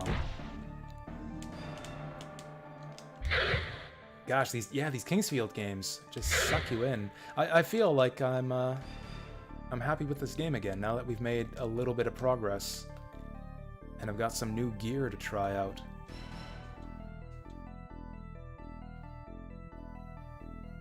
Yeah! How's it going, Nissan? Yeah, you're just in time for some, No, this is Elden Ring. This is the Elden Ring demake right here, is what it is. I don't need to run for the teleporter. We can just use that, the green dragon rod. I'm going well. Today's stream was really fun. We played some Sonic. We played the new Sonic, the Sonic Origins, which was honestly a big disappointment. It is probably one of the worst ways to experience, or okay, not the worst ways, because there's like the Game Boy Advance ports. It's not the best version of those games. There's some cool new stuff that they threw in there, but it's not the best. It's just barely good enough, which made it a bit of a disappointment.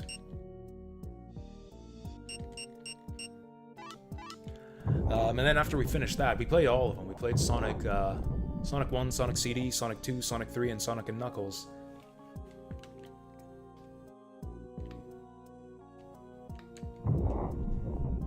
Actually, this takes us to floor 1.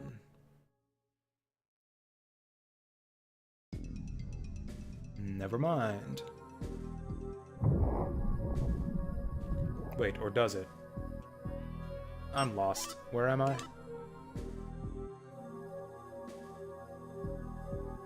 Oh yeah, this is back to floor 1. This is back to floor 1.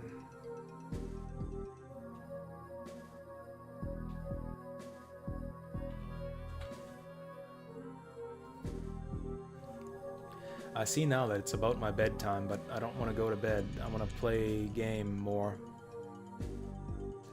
The Eternal Struggle.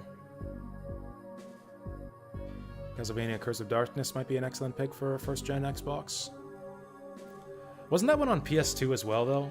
Like, even for games that are better, technically better on Xbox, or were better in Xbox back in the day, I feel like it's mostly going to be better to play them on PS2, yeah? Because PS2 emulation is so much better off than Xbox emulation.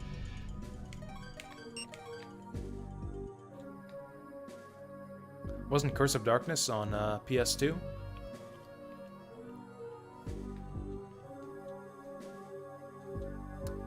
I mean, stealing and farming rare materials sounds like Symphony of the Night.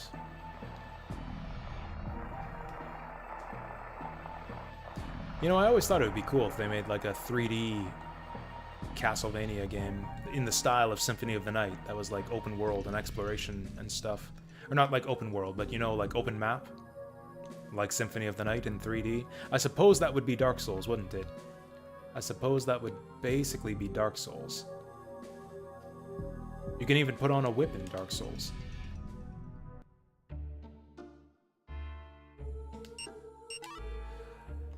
Okay, so we got some junky equipment to sell in. That dropped off the enemies. Ooh, $1,000 for that tower shield. Oh yeah, so how good are my weapons? So the game values the Kolishamarde less than the Morning Star, or even the Bastard Sword. I don't know, I think it's cool. Yeah, so the game seems to think that this Crescent Axe is my best weapon, but I didn't like how slowly that thing swung. Never putting on this stupid blood mask ever again if I can help it.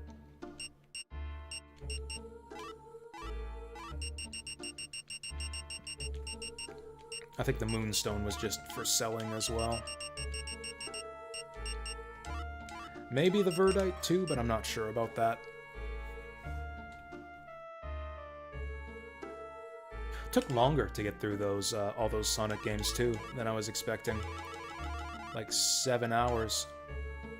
Oh, I was misreading the cost for the number owned. I thought I had 18, but I actually have 30. Whoops. Oh, I've got to go down through the menu. Antidote, more expensive than medicinal herbs.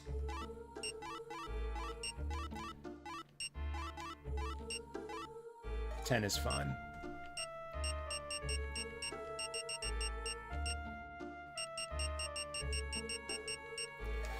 Cool, there is nothing else of use for this shop, from this shop anymore. Okay, so now we can go back up to the top and save. In fact, I think it's a slight shortcut if I use the Green Dragon Rod. Can Sonic Origins be called the definitive if it lacks Sonic the Hedgehog 4? Exactly. Honestly, Sonic Origins feels like Sonic the Hedgehog 4 sometimes. Just with like the shitty jank of the audio. Also, actually, the new music kind of reminds me of Sonic 4. Where it like kind of tries to imitate the Genesis style, but fails miserably. The new music in Sonic 3 actually kind of reminds me, especially the Supersonic theme. Sounds like something that could have come straight out of Sonic 4.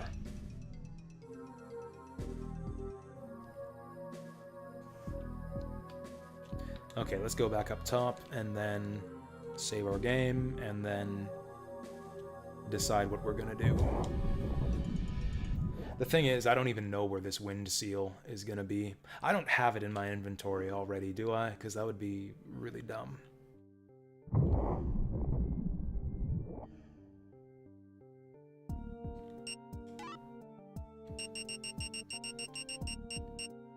No, I've got a fire seal stone and that's it. Pretty sure we've cleaned out this floor already. Like, we've been everywhere here. God, the floors in this game are huge.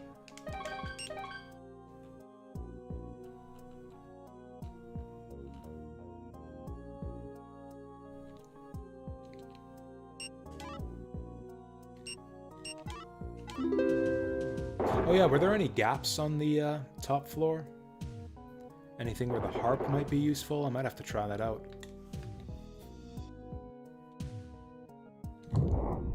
Shroom.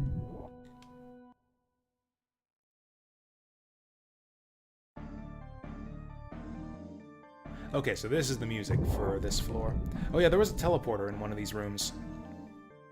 I think it warped us backwards or something, but I should try it again, just to be sure. If it ends up being a bullshit teleporter, we can just, like, you know, one that sends us backwards.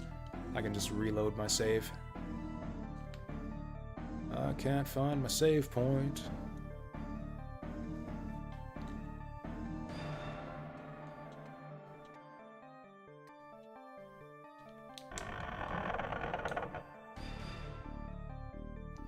I really should be doing like some more pen and paper action to help me navigate this game. like annotated maps and shit would help a lot. I did that with La Mulana 2. Hell, I did that with La Mulana 1 when I played that game way back in the day.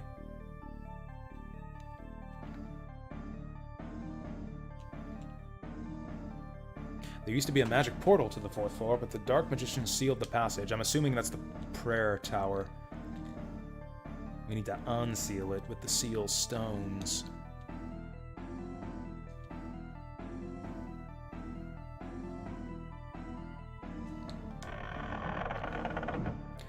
Yeah, there was a little room with a teleporter at the end of it. I think it might have been this one.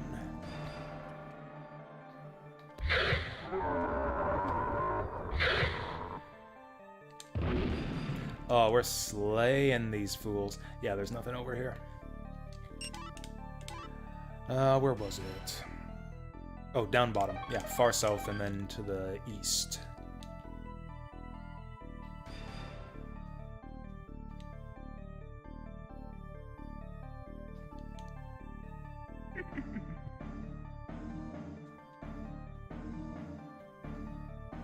Or was it? Yes, it was.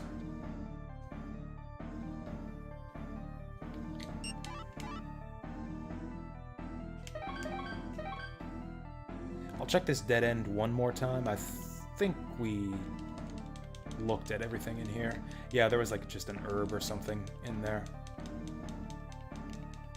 It's weird. This room looks almost identical to one that we saw earlier in the game, with the well in the corner and everything. I wonder if that's just copy-paste going on with the dungeon design here, or if that's a significant clue of some kind.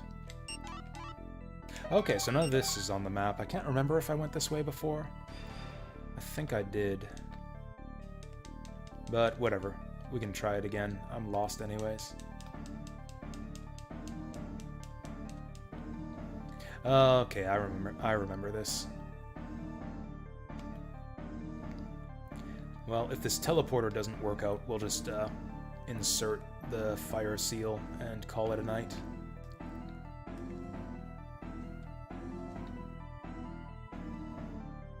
Yeah, so there's a teleporter on the ground here, but where does it lead? I feel like it warped us back to the 1st floor last time.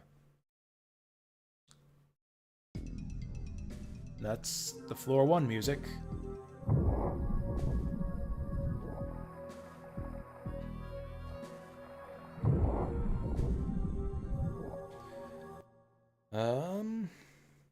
I didn't mean to do that, but this might be a new part of floor 1, someplace that we couldn't get to before. Okay, so it's a straight two-way teleporter. Takes you there and back.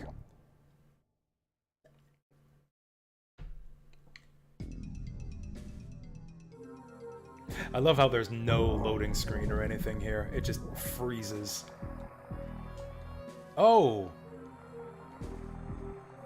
So I'm just stuck in a locked room?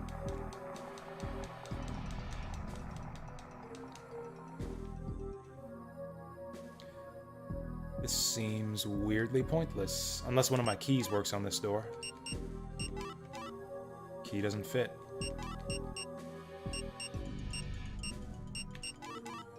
Key doesn't fit.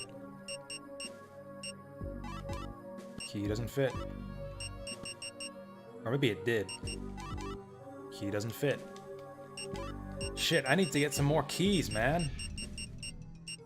Where are all the good keys? The ones that, you know, fit into things. Okay, so this teleporter is useless. Where am I on the map? Interesting. So this doesn't even lead anywhere useful. This just takes us back to the start of the dungeon. Weird, useless teleporter. Okay, let's go return the fire seal and see if that does anything.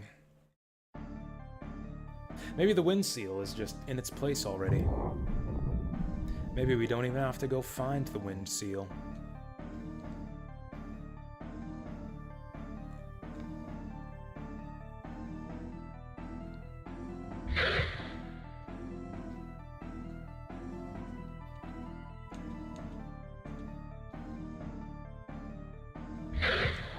It's gonna take me a million hours to solve this game at this rate. It doesn't actually track your playtime on your save file. That's smart. It probably hasn't been that long. It's probably been more like a dozen hours on this game so far.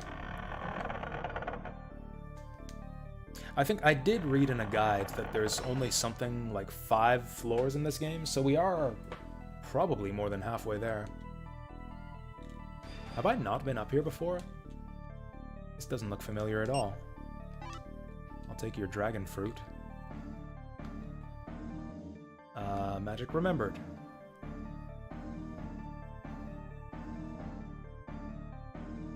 That's weird. Magic remembered. Is that like restoring my MP or something?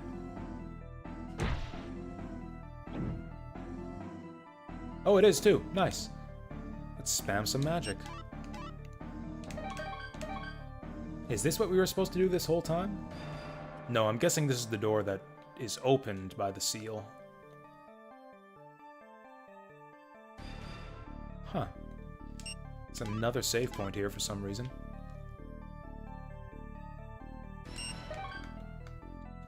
Is it gonna pull the bridge away from me because I didn't find the seals? Hey, there's some mummies. I'm guessing they don't like fire. Oh, I am like way overpowered for these guys. Oh, I'm paralyzed too. Come on, shake it off. There's some soldiers shit going on right here.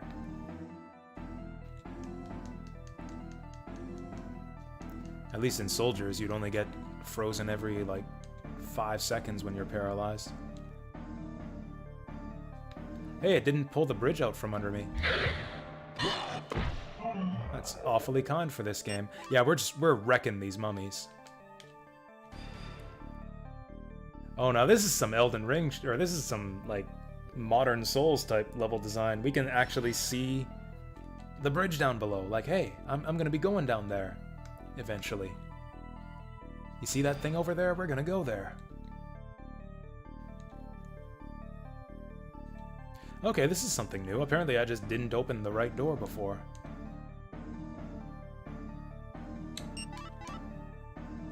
Oh, this is all uncharted territory, too.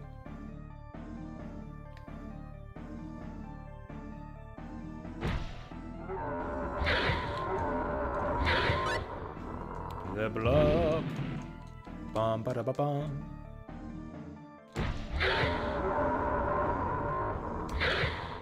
Okay, let's not waste our MP that much. This seems to be the sequence, like the way it goes on every floor so far. I get hopelessly lost. I end up killing a bunch of enemies while I'm hopelessly lost. And by the time I start making progress and finding the way forward, I've killed so many enemies from wandering around that I'm way over-leveled. Another teleporter. Is this one gonna go anywhere good?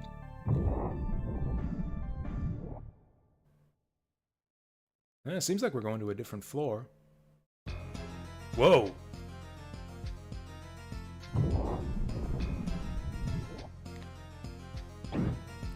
Rude. Such as me, or is he doing more damage? Whoa. Nah, these are the same as the other guys. There are enemies that look the same but have more stats, though. Like, we fought tougher versions of skeletons that still look like the old skeletons.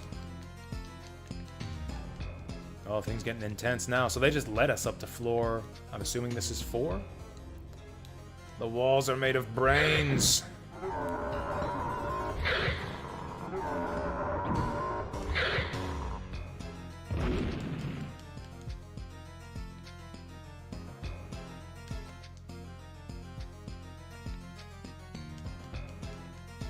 Okay, no secrets here.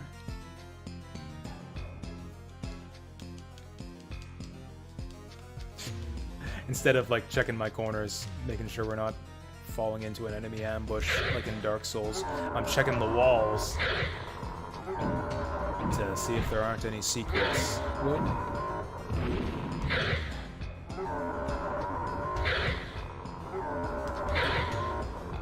These guys are easy as fuck. This is floor 4? Seriously? No, it is too. Floor 4. Okay, so that's where we came from. This is where we're going. There's like... This is like the nexus of the universe here. We have like 5 different pathways we can take from this room.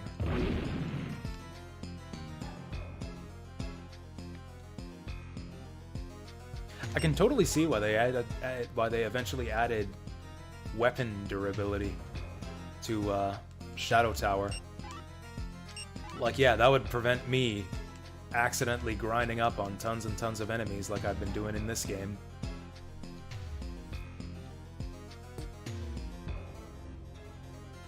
Okay, yeah, let's go clockwise. Ooh, ice golems now. I bet you I know what he's weak to.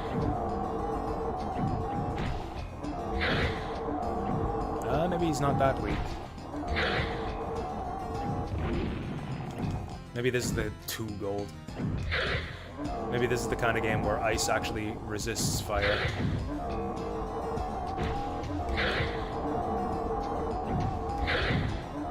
Oh, this guy's got like a fists of fury here.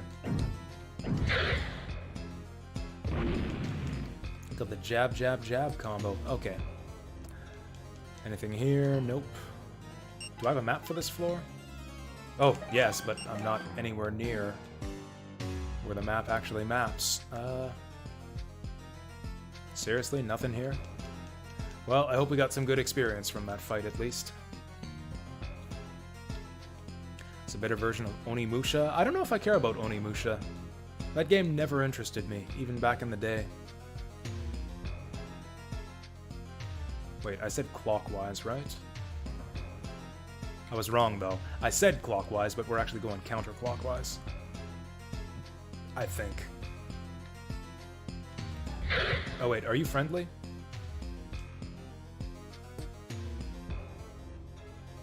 Oh, I need a higher level of magic to open the passage to the 5th floor.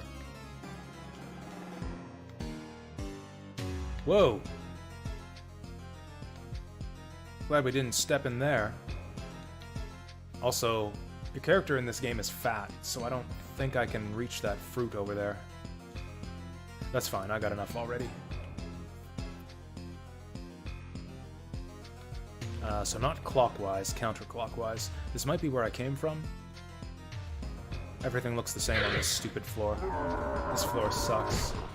Really? I wish this did Onimusha? I don't remember that. I didn't even know there was an Onimusha game on Steam.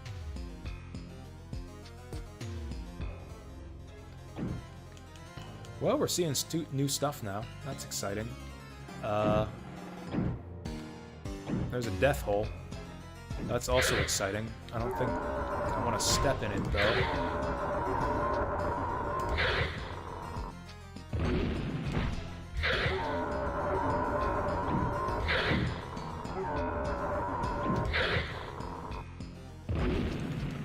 I'm gonna step in this trap and take damage, and there's nothing I can do about it. Oh, Onimusha Warlords. That's like a strategy game, isn't it? That's like not even the same thing as Onimusha.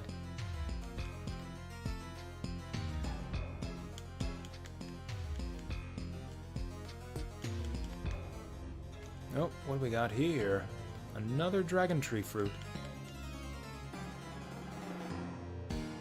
Can I just grab that? Can I just reach out and take it? I can. Oh, it's the first Onimusha? Oh. I must not have known what it was.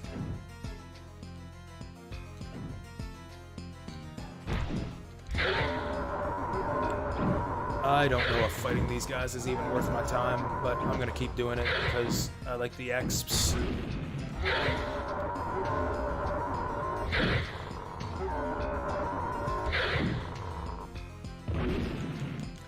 Yeah, your attack range in this game is deceptively long.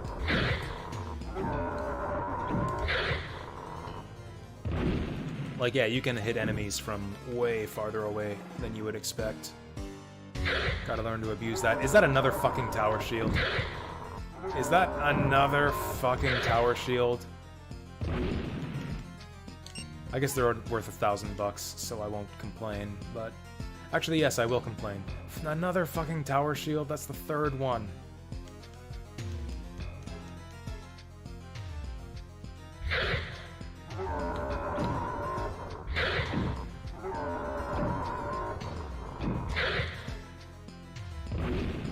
Three shots. Oh boy. Okay, let's heal up a little bit. Oh cool, we're in a new Nexus. I should really be mapping this out. This zone is ridiculous.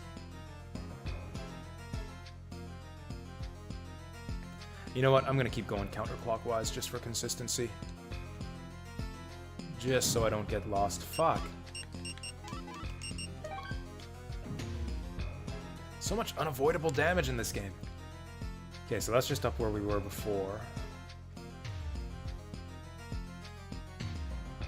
I'm gonna get poisoned every time I come back here, aren't I?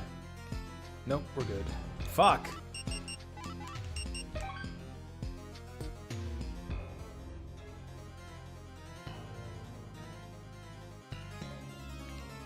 Okay, I saw a treasure chest through one of these windows. Oh, there it is. Now I was gonna say it looks like it's been opened, but actually no. It's just... Oh, it's locked!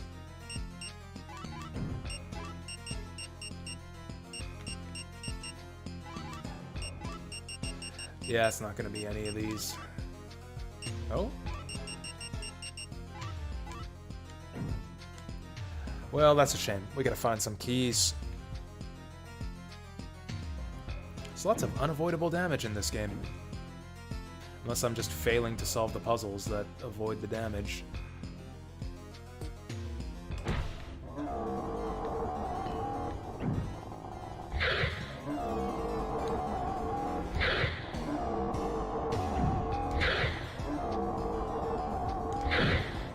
Whoops. Okay, it seems like our sword does a lot more damage to that guy than the fireball.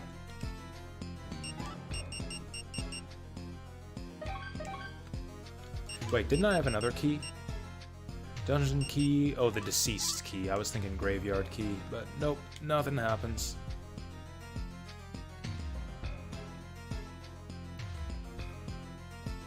Like, I'm assuming those are death holes. The camera only lets you look down so far in this game, but it looks like those are death holes.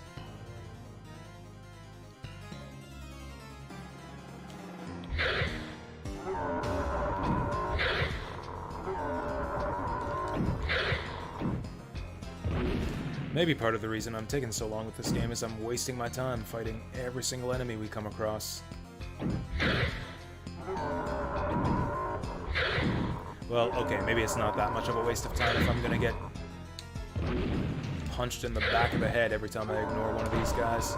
I'm gonna have to go back and save anyways.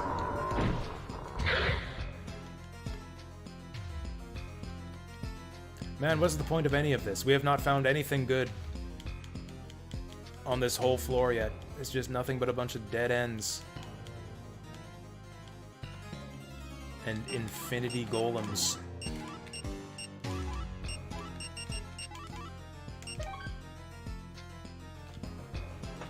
Well, if we keep checking every passageway, I guess we'll eventually find something. Or is this nothing? Is this all just one giant troll floor? And like the real entrance to floor 4 is somewhere else. Oh boy, a medicinal herb. That'll make up for the 8 that I just spent a moment ago. Okay, this looks promising. This is something new. Yeah, this room looks fun. Fuck. And now there are 2 of them.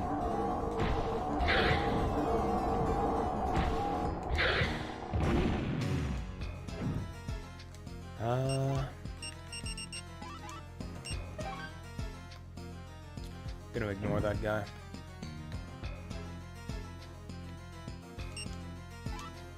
Oh sweet, I just got my dragon tree leaf back. How much do you want to bet that these things insta-kill you? No, we're fine.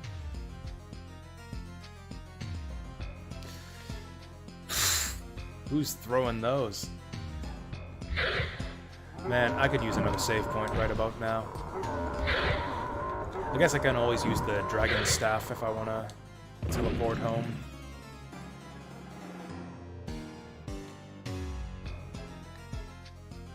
Is this where we started? No, we started out in the flesh hallway. Oh, that's like bouncing around the room. That looks silly.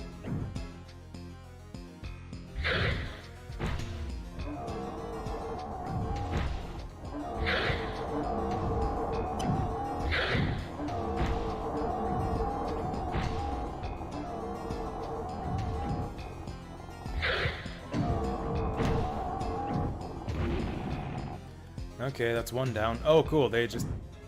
Does he just respawn there? Is that what just happened? Or...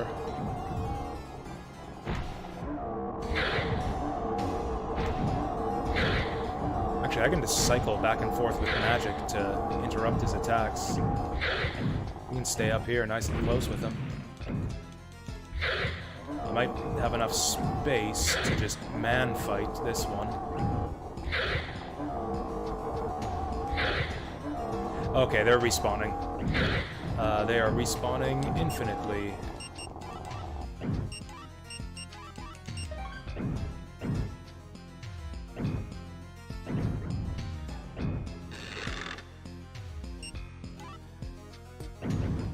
Cool. Totally worth it when this thing clocks me. Well, I deserved that. So that's like all of our progress lost there. Like nothing that we did on floor 4 got saved. That's brutal. That's pretty brutal. I should have teleported back. I could have done like an emergency teleport once I realized that I couldn't have escaped the rock. Oy.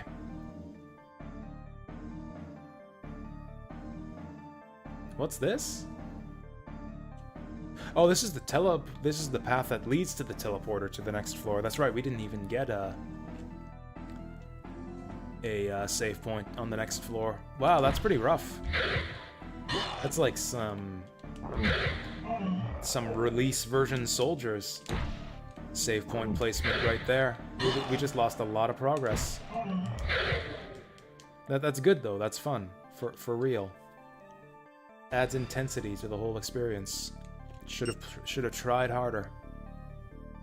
Does it tell us how close we are to the next level?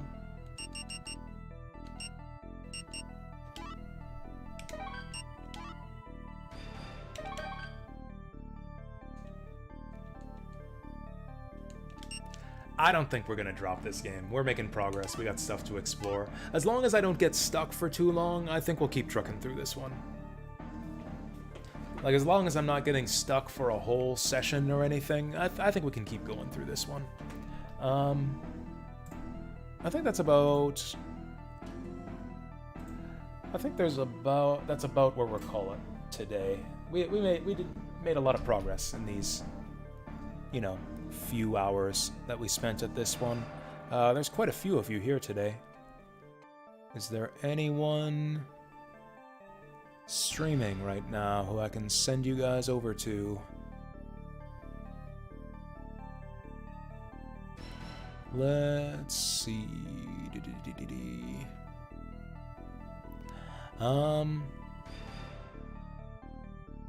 Not really. Are there any cool games being played right now? Not really. Well, I guess we'll just leave it at that. Gee, I need to find cool streamers. I need to find more cool streamers who stream at around midnight my time. Anyways, that's the stream for today. Tomorrow, we're going to be coming back with some viewer's choice. We got the nominees down here. Going to be playing some Freedom Planet, the demo for Neon White, Billy Hatcher, Valkyrie Profile, and Bravely Default 2. We'll do a couple hours of each, because that's what you've demanded. What you guys have spent your hard-earned Pengo points to see me play. So yeah, we're gonna play through all that, and it's gonna be a ball. But I gotta go get some rest for that. So good night. Y'all get rested too. Have a good one.